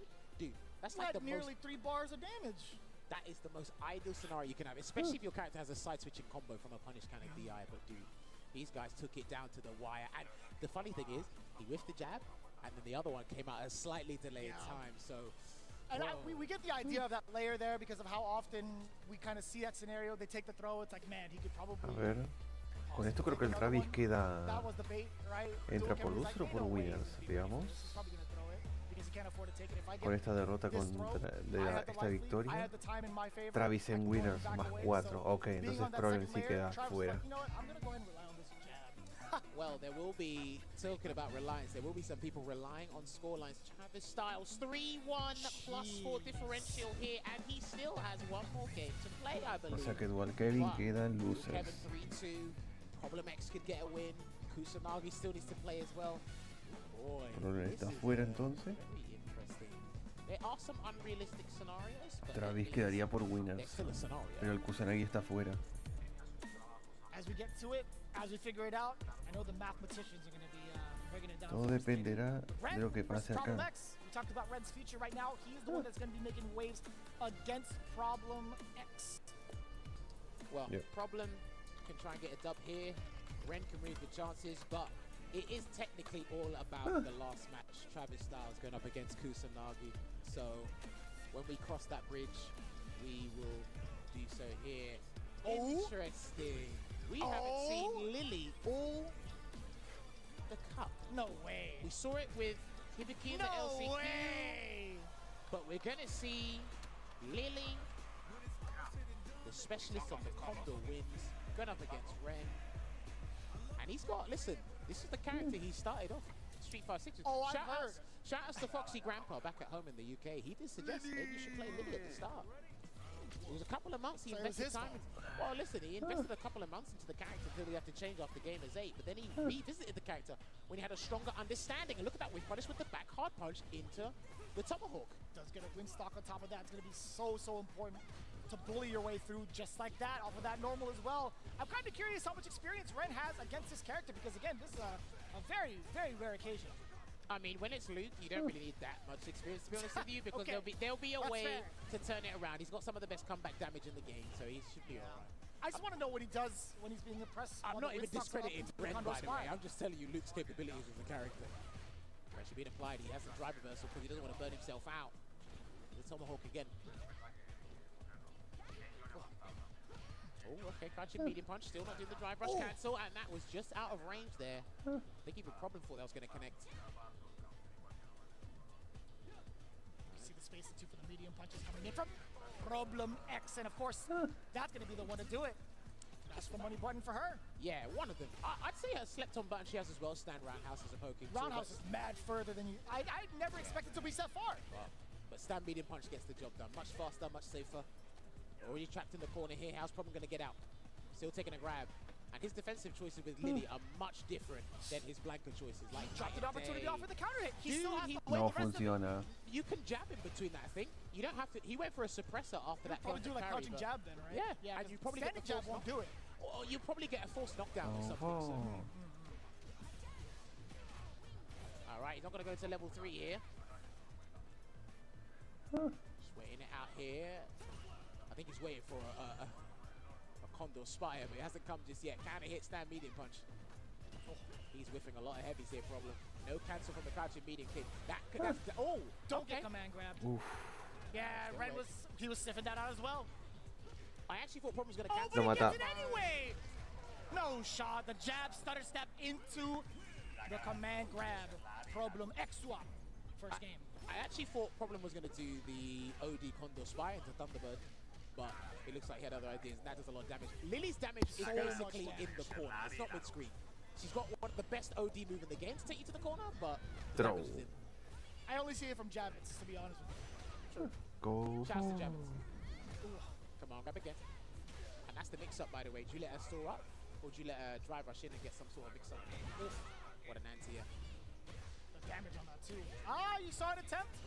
At the command grab, it did get stuffed out, standing like it did hit. There you go, he's going to have to deal with this. And there's the stun. He'll build the bar in time, and he has in the corner as well, so he actually might build level 2, but he doesn't need it because it will be OD Condor dive. The look on Moment's face as he's like, oh, okay, I guess I'm moving on to the next one. I don't even know if he knew that was going to kill for some reason. He looked very surprised on Like I said, Lily lands a massive amount of damage in the corner, and I respect it. Okay, gets the overhead, too. That's gonna build the level 3. Jesus Christ! Problem X. Problem X Lily. Typhoon oh my lets you know the state that Problem's in. He's not here to play around on the final day. He's doing what he can. It's necessary to get the dubs, and he beats both South African representatives 2-0. at Capcom Cup. Pero Problem está fuera. Which means banking on something specific. I'm not sure. Well, we'll look at the table very shortly, but of course it is this match that we need to prioritize and focus on. And this is the last game of the day we'll be showing. But hey, let's take a look back at the highlights. It was great. I saw that Lily was a crowd pleaser because I heard the crowd behind us here. Really good to see it. And like you mentioned before, there was a lot of unfamiliarity in regards to the matchup for Ren in terms. But yeah, it looked like it was pretty good there for Ren. ran out to 1 point until Problem X just turned things around. Yeah, and looking at it, Problem X, again, very impressive play with the Lily, but man, I gotta say, who was truly prepared for this character? When you're looking at it, Problem X has been playing off as Blanca. It's not to like take it away from anybody, but Problem X has been playing as Blanca the entirety of Group Stage. And that's probably what he was expecting. Right. And I will agree. Look, I mean, there was a look on his face. It cut too soon, but when he saw the damage output, he's like, oh, that cute. I'm surprised. I want to know what Ren tried to do when the overhead hit. I think it's like he stood up. Right? Yeah, it's like he stood up and then he crouched and he tried to delay something, because overheads are pretty similar in terms of start frames in Street Fighter 6, but the animation is what throws everybody off. Chun-Li's a good example of that as well. There's like a huge wind up and then she does it, but the start of the the same. So, okay, that's what it's looking like here. So that means... Yeah, so this is secured, if I'm not mistaken. Más 3. Kevin does have the loser side, no matter what. It's gonna Si be Travis win or go pierde, home right now. Kusanagi pasa.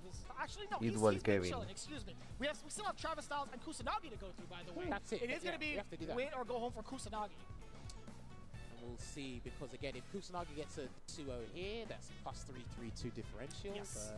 We're looking at it, but also I gotta say what the tiebreaker is gonna be like for Travis Styles and Kevin, because they did have a heads up. But we'll see it as it plays out. Kusanagi versus Travis Styles. That's gonna be coming up real soon. Well, as we set it up, like we said, this is the last game of the group stages overall. This is gonna be tense, and Travis Styles, he wants to be a representative in the final 16 for Australia. This is huge, and that means Kusanagi. Listen, the objective here is pretty much the same, but in terms of velocity, in terms of how aggressive someone can be, the way Kusanagi's been active in neutral, offense, and defense, the whole combination, and what we saw, just a snippet of Travis Styles' defensive choice against Jill Kevin, some of them didn't work out. Maybe Kusanagi was watching the back and he was able to, add some notes to the mental bank, see how he can adjust here, but this is going to be huge. I feel like this is going to be a little bit slower in regards to what you're going to be looking for in neutral, right? The Sand Blast is going to be available. Obviously, you have Ken with a very much so different fireball, much slower approach. But it does give Travis Styles an opportunity to land some of these Hazanchos, or at least use it freely a lot more in this matchup. It could be a great gap closer. But I also do like her options against whiff punishing some of Ken's normals. Ken versus Chun-Li. As much of a problem trying to deal with a crouching medium kick or even a crouching medium punch from Ken in regards to the neutral. I feel like Chun-Li overall has a much better aggressive style to face off against someone like Ken. I think the big thing for me would be obviously assessing the ground game, the tools they're going to be using. We see that Travis Styles, like most Chun-Li players, likes to play things safe with the lights and the mediums. Kusanagi will integrate a jump at some point. Travis Styles does it as well, and he's doing that at the ambiguity range, or the Match decisivo. Where it's hard to even determine whether it's going to be a regular Shoryuken or a cross-cut Shoryuken, but already, That's aggressive. He's firing on all cylinders. Oh!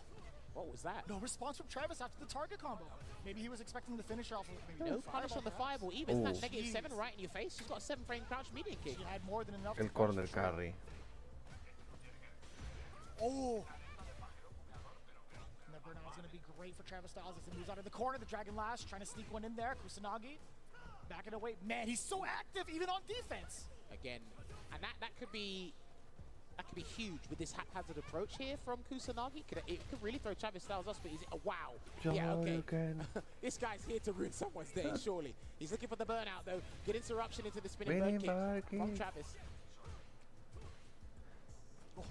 Yeah, oh my god, that was such an awkward angle too. And this is the interesting thing. I said a jump would come at some point, but now he's actually found El that meticulous Kusanagi. spacing to make sure Travis is going to have to actually do a different anti. He's going to have to do the tension kicks. That was an empty jump. Oh, what was that? Not. Dude, he whiffed and he smiled. He whiffed the Shoryuken. Bad input. And he actually caught Le salió DP. Quería hacer dry rush. Fue a la barra de ahí. Oh my god, out of there. Jump back. No quiere salir. Kusanagi snagged him out of the air. Now getting the burnout. This is going to be so catastrophic if Travis Styles does not have the right answers on defense. Plus frames as well. And continuing on the offense. Level 3, Kusanagi. Looking pretty damn clean. Well, look, he's only got level 1 to really get him out of this situation. The throw will not do it, but he might try to bait something, Kusanagi. That's why he walks, gets that throw, looking for the chip. Oh! Lo mata. He's flinching. I think he's got the necessary notes. Has he got the download here to try and get a 2-0? But we go back to the character select screen. Huh? He might be Jury? going to. No, okay. Oh, who were you gonna say? He hovered over Jury just for a split second. Remember, Travis is fighting for his qualification life here. So is Kusanagi. So this is huge implications for the day. Oof, I almost used Yuri. I thought it was gonna be a tiebreaker scenario between Travis Styles and Dual Kevin, to be honest with you, because they did have the head-to-head record, right? And Travis ended up taking down Dual Kevin a little bit earlier on. But either way, we'll get that calculation going. Just waiting it out here. Ooh. And there you go. He Qué wasn't buena. doing that against Dual Kevin, but now he's made amends and he needs to wake up. He needs to do it now. Throw. Se hubiera confirmado un poco antes, más rápido eso. Yeah, not even trying to test the anti-airs, right? There's a Hazanchu on the fireball, but he did go for a drive rush cancel after that Back punish throw. counter there. So he's actually squandered another good opportunity. Throw. Got the forward throw. And he wasn't ready for it. You thought you could get away with the drive impact. Travis, what's the play? It's a side switch. Yes, sir. Down forward roundhouse. All the way through, ending with a 10 show. Overhead gets just blown up. Oh, the uppercut from Travis, or sorry, from Kusanagi. Yeah, and that's going to be, what's it going to be? A safe jump? No, he goes for the mix-up instead. Good block from Travis. He's almost burnt out here, but he's got Kusanagi burnt out. Kusanagi's going to take a huge risk here. If he doesn't want to avoid chip. There's the jump. Travis is charging up too. Go! And it doesn't work! No! It does not work! He does not have it. Vulnerability past it. He literally has one El frame of proyectil lo invincibility, and that's salvó. literally on the flash. After that, it is useless against projectiles. Oh, yeah, man. and that is Perfect parry. so slow. That projectile is just so slow. Corner carry. You know what? That was really fortuitous, and so was that anti-throw tool with the air lightning legs. Well, Travis had Perfect another parry. perfect parry there. Travis has got to be very careful with his block No? strings and his pressure sequences. Throw. Oh, he tried to hold up. Oh, good on Kusanagi for not confirming, but either way, Travis still got managed to get a push. Perfect You parry need to otra stop vez. autopiloting these strings, man. Kusanagi's looking for a parry immediately after you press one button. Still trying to escape. Here's Travis Styles. Again, looking for the throw bait. Oh, No mata. More than enough damage. He's No. gonna go for the mix instead. I respect that. I respect that a Throw. lot. Forward throw. He gets the. Oh my God. I don't know, man. I think you should have done that level 2 earlier, a moment ago. But he gets the cheap Hello. ball, the cash in the bank. It is secured. Kusanagi also giving himself a little bit of a Match point para final round Kusanagi. potentially for Kusanagi. Rush throw. What's he looking to bait? And he goes and does a wake-up throw there, Travis Styles, and this is where he's going to get hugely active. La pagué. Reset into the drive impact. Kusanagi Level is going to 3. have to take this level 3 because El Travis daño. Styles wants to have a full stock of dry gauge to work with. But Kusanagi, he's got a decision to make. He blocks. Still blocking out. No parries yet. Almost went out here. Oh, he's trapped. I think he wanted the empty jump there. It didn't quite work out. Que dije que Again. Plenty of mediums being peppered in. Travis Styles trying to back away from the Jin right pressure. Dashes into a fireball. Speaking of, dashes into a pretty big fireball. Travis Styles tying it up 1-1. Well, he's able to calm down, stay laser focused, ruminate, yet take a moment to breathe because Kusanagi was just showing too many signs of impatience there, which could lead to very flustered choices. And you don't want that at this stage because there's one more game to go in this group stage. And this is pivotal. Cambio de Absolutely escenario. vital for both of these guys here. Now, the great thing about that momento. second game was Travis being able to slow things down and be able to dictate the pace. Kusanagi was dictating too many interactions in the first game. You But had highlighted Travis Styles autopiloting just a little bit in some of his strings, and he actually went to that well again, except he delayed the low medium kick. At one point, Kusanagi didn't even want to try to parry. 100%, and it looks like he's off to a good start here. Slight life lead, perfect parry of the Kokoken into the fireball. That could have been punished, I think. Yeah. Was he within range? It looked like it. I like that he didn't do it. So. If you do get counter hit, I totally get it. You link standing light kick as can. Forward throw. Oh. In pursuit, caught it with the low forward too. Back dashes this time round. He's very lucky that Kusanagi had other ideas in terms of what he's looking to bait. And he's getting hit by every straight hit by Ken here, Vicious. Good confirm. Looking it out. He's being threatened. He got out of there. He wormed his way out somehow. Again. Level 1. I'm No, pretty he's sure taking level it. 1 would have done it. 100% it would have. But you know this, man. Kusanagi has saved it in the previous round. He's willing to save that money in the bank till it's time to cash out. Dude, he wants freebies before he has to pay for anything. Nice interruption there with the Tensho kick. Baited. No. Big damage here. I think you should take that drive gauge. And he will do so. So smart. And I think he should try and set up the safe jump. Kusanagi has to get perfect parry if he's going to set up the safe jump. Oh, I think they both knew. I think they both knew. Clearly with the tech. That throw break was everything for Kusanagi up until this point. The back throw in place. Backs away, gets clipped low into the snap kick on the Jinrai. You see some of the defensive tendencies really starting to bite Kusanagi. Final game, final round, you got it. He identified that he threw an EX5 first, but he didn't believe and didn't chase it down. No punish. That looked like well spaced. Good spacing there from Kusanagi. That was at the toenail, Jazz. I know. Dusty and crusty. No sir, the fireball stopping all the shenanigans, going up forward. No whiff punish there, the crouching meeting kick from Chavez either. He's playing super conservative at the moment, but he's actually pretty safe. Oh my god, the handshake of destiny. And he will go into Hoyokusen. What's he going to set up this time, Vicious? Do we get the stop? Yes, we do. Excellent defensive choices in the back throw from Kusanagi. Moves away, and he's still trying to run away. You gotta do it right. Take out a bar and a half. Oh dear. Get this life lead. Dude. Build up some of your gauge. You gotta drive up forward now. If he blocks, he's burnt out. He could lose. If he takes a grab, it's gonna be in trouble. And that's why he did. He said, I'm gonna go out on my own terms. There's a throw. Hang on a minute. Oh my word. They both grabbed hot air.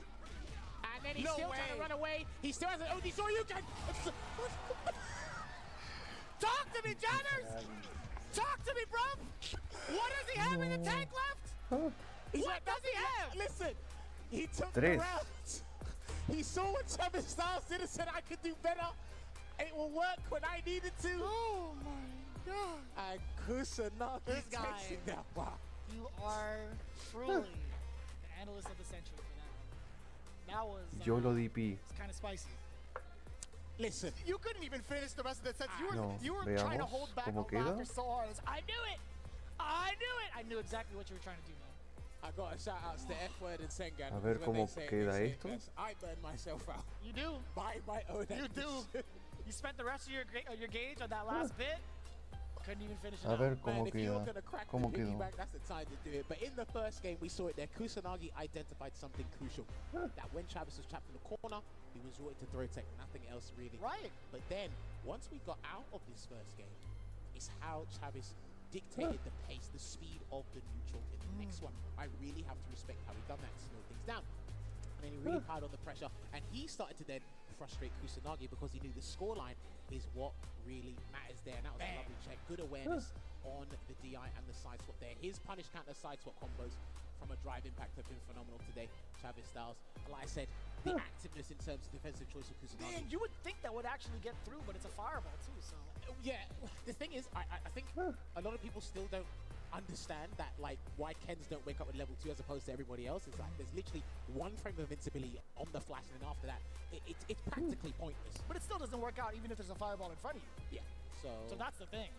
Then we go to this another round, and you know what? I respect him because again, A ver. he has understand the situation awareness, and he's confident that he can actually save his meter for a better scenario and a more conducive outcome. There were times where I thought Kusanagi should spend his bar just for safety, but he said, no, I've got this, I can do this. I got you. But then, look at this closeout. Man, here. the closeout was actually so unprecedented, man. Kusanagi, again, peppering in some of the lights, but for every character, for every player, really, the Jinrai, having to defend against that, especially with someone like Kusanagi, it's so troublesome. He managed to worm his way out there, and these two are actually pretty precarious situations in the burnout scenario in this round alone. They get so El overhead. by the overhead, and then again, it's interesting. There were times where he really baited out successfully. Travis in this last game utilized level 2 really well, but Kusanagi had a good understanding of the whole situation in its totality with the drive gauge, the mind game that he'll do. But then we come to the closing moments here because had to do level 2, set up something nice, but then Travis Styles had a huge decision to make here, and he said, I will burn myself out. I will do that. And this is what was interesting because after that, oh my God, in this moment, you saw the throw come out as well as Travis Styles. But the thing is, when you see that scenario, A ver, veamos. Esto lo dirá ahora, quiénes pasan y quiénes están fuera. almost like everybody at home knew it as well. It's like, dude, I think he's actually he's gonna have to do it. He's gonna have to do it, man. Sí, Kusanagi por winners. You Tuvo see al it Kevin right por there. Dual Kevin loser. actually secured his spot because he got at least one game against Travis Styles, which helps him in the game differential. You can see it. Kusanagi making it out of Group H from the winner's side. Mexico represent. Dude, he went from 4th place to 1st place there. That's crazy. And he got a free t-shirt on top of that. He did. I mean, that's well deserved, right? And this is what it's looking like. The final results of Group H here. I don't think anyone had Kusanagi in their fantasy brackets there, but he emerged victorious. 4 wins to 1 loss there, and Dual Kevin 3 wins to 2. But the round differential, the game differential, is what plays a tie there. Travis Styles and Problem X had the same win and loss ratio, but the round differential let them down. Unfortunately, no victories there for Ren, so we'll see no South African representation in the top 16. Así que va a ser Uma versus Kusanagi en winners y Safe versus Dual Kevin en losers. I definitely had Dual Kevin at least in one of those. Dos, I had tres. Dual Kevin and Problem X. Bueno, think I also had 2, 3, Dual Kevin and 4, Problem X as well. I think a lot of people. Perhaps, yeah. 5, I mean, we can ask David and check. 6 americanos. Listen, what 6 americanos. what would I have to do? What would I have to gain from lying? Pa, 6 American. No, weirdo. Anyways, that's all I got. That's all I got for you. But fact of the matter is, again, Kusanagi, I feel like hasn't been talked about enough. 100%. Right? And his performance overall has been so hard to call in regards to his results. Like, it's such a hard person to really crack down to keep him still. It's so ambiguous as to what his defensive options are. And he also reads the layers of people's offense really, really well for his defensive decision making too. This was super pivotal for what he was doing today, and I hope the other competitors are going to pay attention to that as well, because again, maybe they didn't even expect Kusanagi, maybe 1 or 2 players, because the players have been actually very good at identifying who has the potential to make it out of these brackets in the winner side and the loser side. But we're actually going to look at the entire, all 8 groups and the totality of the situation. This would look like. I can't believe it. Can we just talk about who didn't make it? Joe Umerogan, Despair King, Big Bird, Mr. Crimson, Foulmaster, Problem X, the LCQ winner, Rain Pro didn't make it, Angry Bird didn't make it, Kava, let's talk about that too. Angry Bird, Madre Kava, mía. Andy Walker. Jesus, man. But towards the end, I will say from the group standings, who would you highlight as your MVP from each? For me, Madre Group A, mía. immediately, Halibel. Halibel was a crowd pleaser on the final day. I actually, I want to give it to Ok, Crossover. con eso ya están Crossover confirmados feeling, los if I had to grupos. put one name Los on it, 16 I'd give it players to que estarán. Crossover. He definitely performed well because again, I've been waiting to see him in this kind of like level of environment for a long time now. So shouts to Crossover. I'd say Group B, Chris Wong. Like Chris Wong for me, immaculate record. I've had the pleasure of speaking to him, playing to him, losing to him, and again, just pristine gameplay, perfect stuff. I think Nephew. I think Nephew was low-key kind of slept on. I did say that over and over again, but I think Nephew was just a tiny bit slept on in regards to what was actually happening in Group B. I mean, they had Chris Wong and Big Bird. They were making the most noise on social media, right? But Nephew, it's like, let's see how he warms up today. Let's see how he performs in day number 1, because he had sort of a shaky start. But going on into Group C, man, DCQ has been destroying everybody's mental in this bracket. Sí, Kusanagi pasó y Dual Kevin. Lástima que Travis no pasó. Me hubiera gustado ver más Chun-Li. Aunque al menos tenemos al Lechar que pasó. Lechar haciendo a la Chun-Li top tier. We'll talk about that in a little bit. Yeah. I do want to give my shout outs to Bravery as well. I think he did a phenomenal job with this cam. He really showing up. But going into Group D as well, talking about the bottom 4, Mike X, Takamura, Soul VNG, and Valmaster. I would like to formally apologize for commentators cursing Mike X, because there was a moment where he actually had a significant way to win, and he made that significant drop, and I was like, you know, that was probably our fault. We did it together. Don't. The duo. Don't. I didn't say anything. It was your fault. You co-signed it. I'm throwing you under the bus. That's right. Anyway, my MVP is Gatchigan, because I play Rashid as well.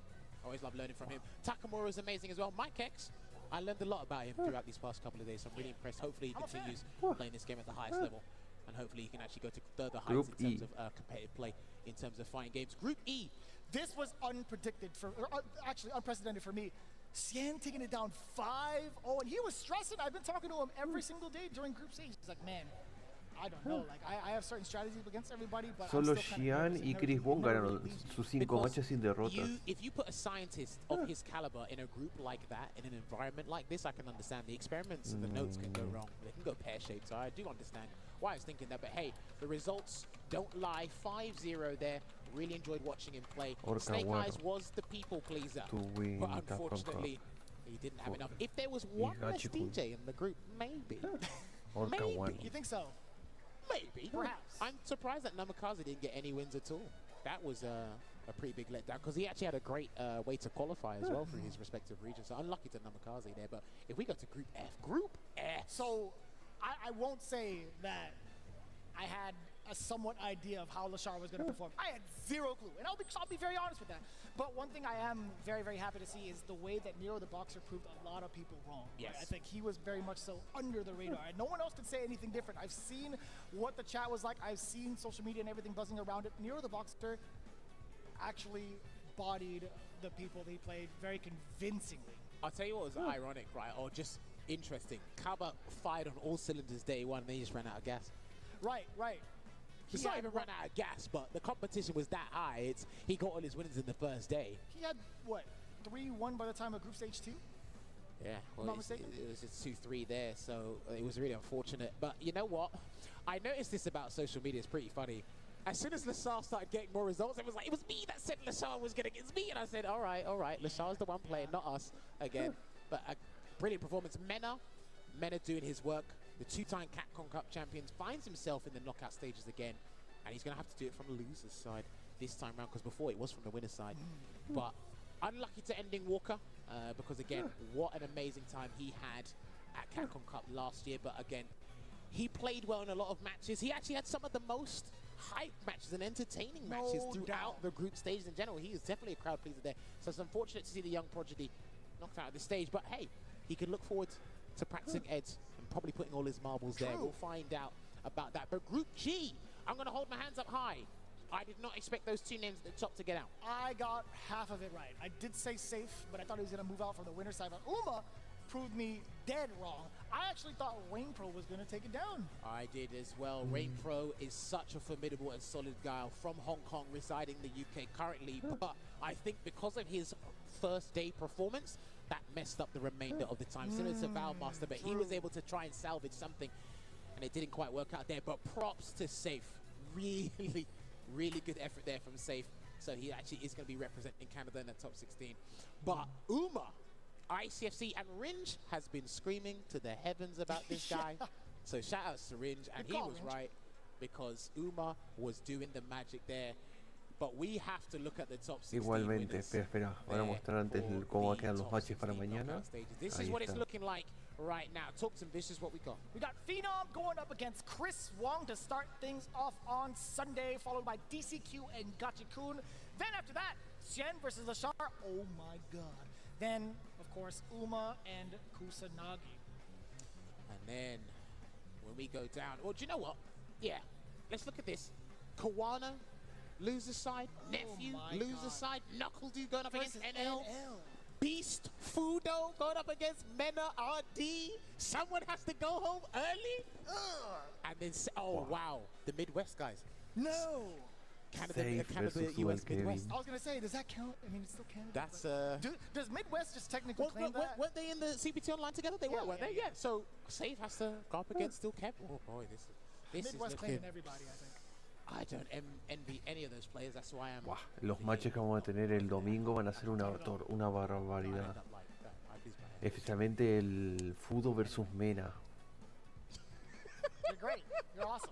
You're amazing. But we got a lot more to talk about, right? Group stage has finally concluded. You guys have been tuning in for so long for the very, very thing that we've been looking forward to all year around.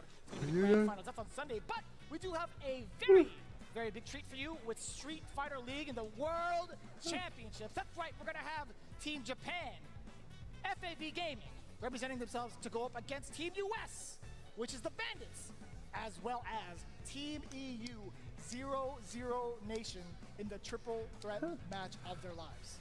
You want to stay locked into tomorrow. I know everyone's looking forward to the grand finals on the Sunday for Capcom Cup, but stay locked in because there is still some high-level competition.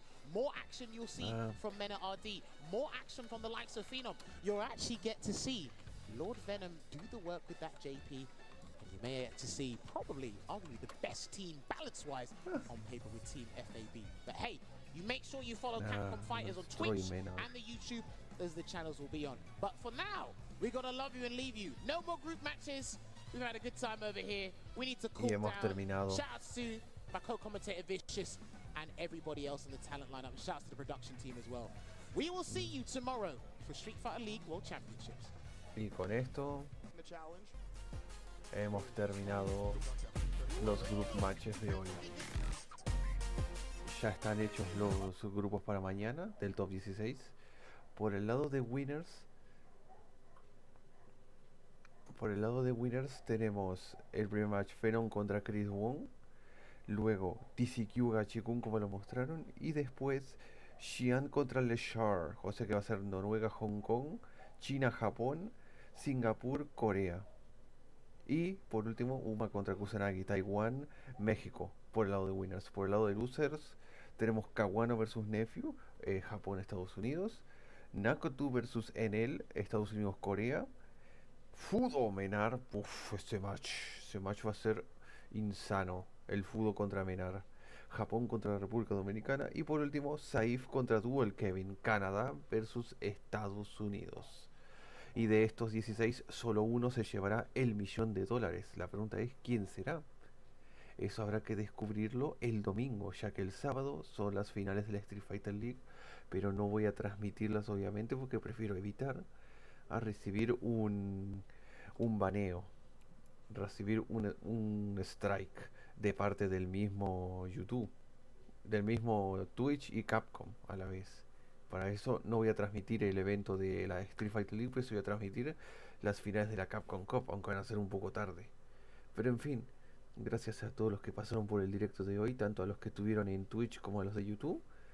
Y ahora nos veríamos el domingo, ya que el sábado estaré en estreno subiendo la parte número 12 de Final Fantasy 3, y el domingo tendrán un doble estreno de Kingdom Hearts Beat by Sleep Aqua, y a la vez también el co-stream de las finales de la Capcom Cup número 10 para buscar quién se llevará el $1.000.000. Pero bueno, gente, hasta acá llega el directo de hoy. A los que estuvieron en Twitch, muchas gracias a todos, y a los de YouTube, ayuda mucho a dar un buen like, compartir las redes sociales, y si pueden también suscribirse al canal para más. Desde ya, muchas gracias a todos y nos vemos con más y mejor.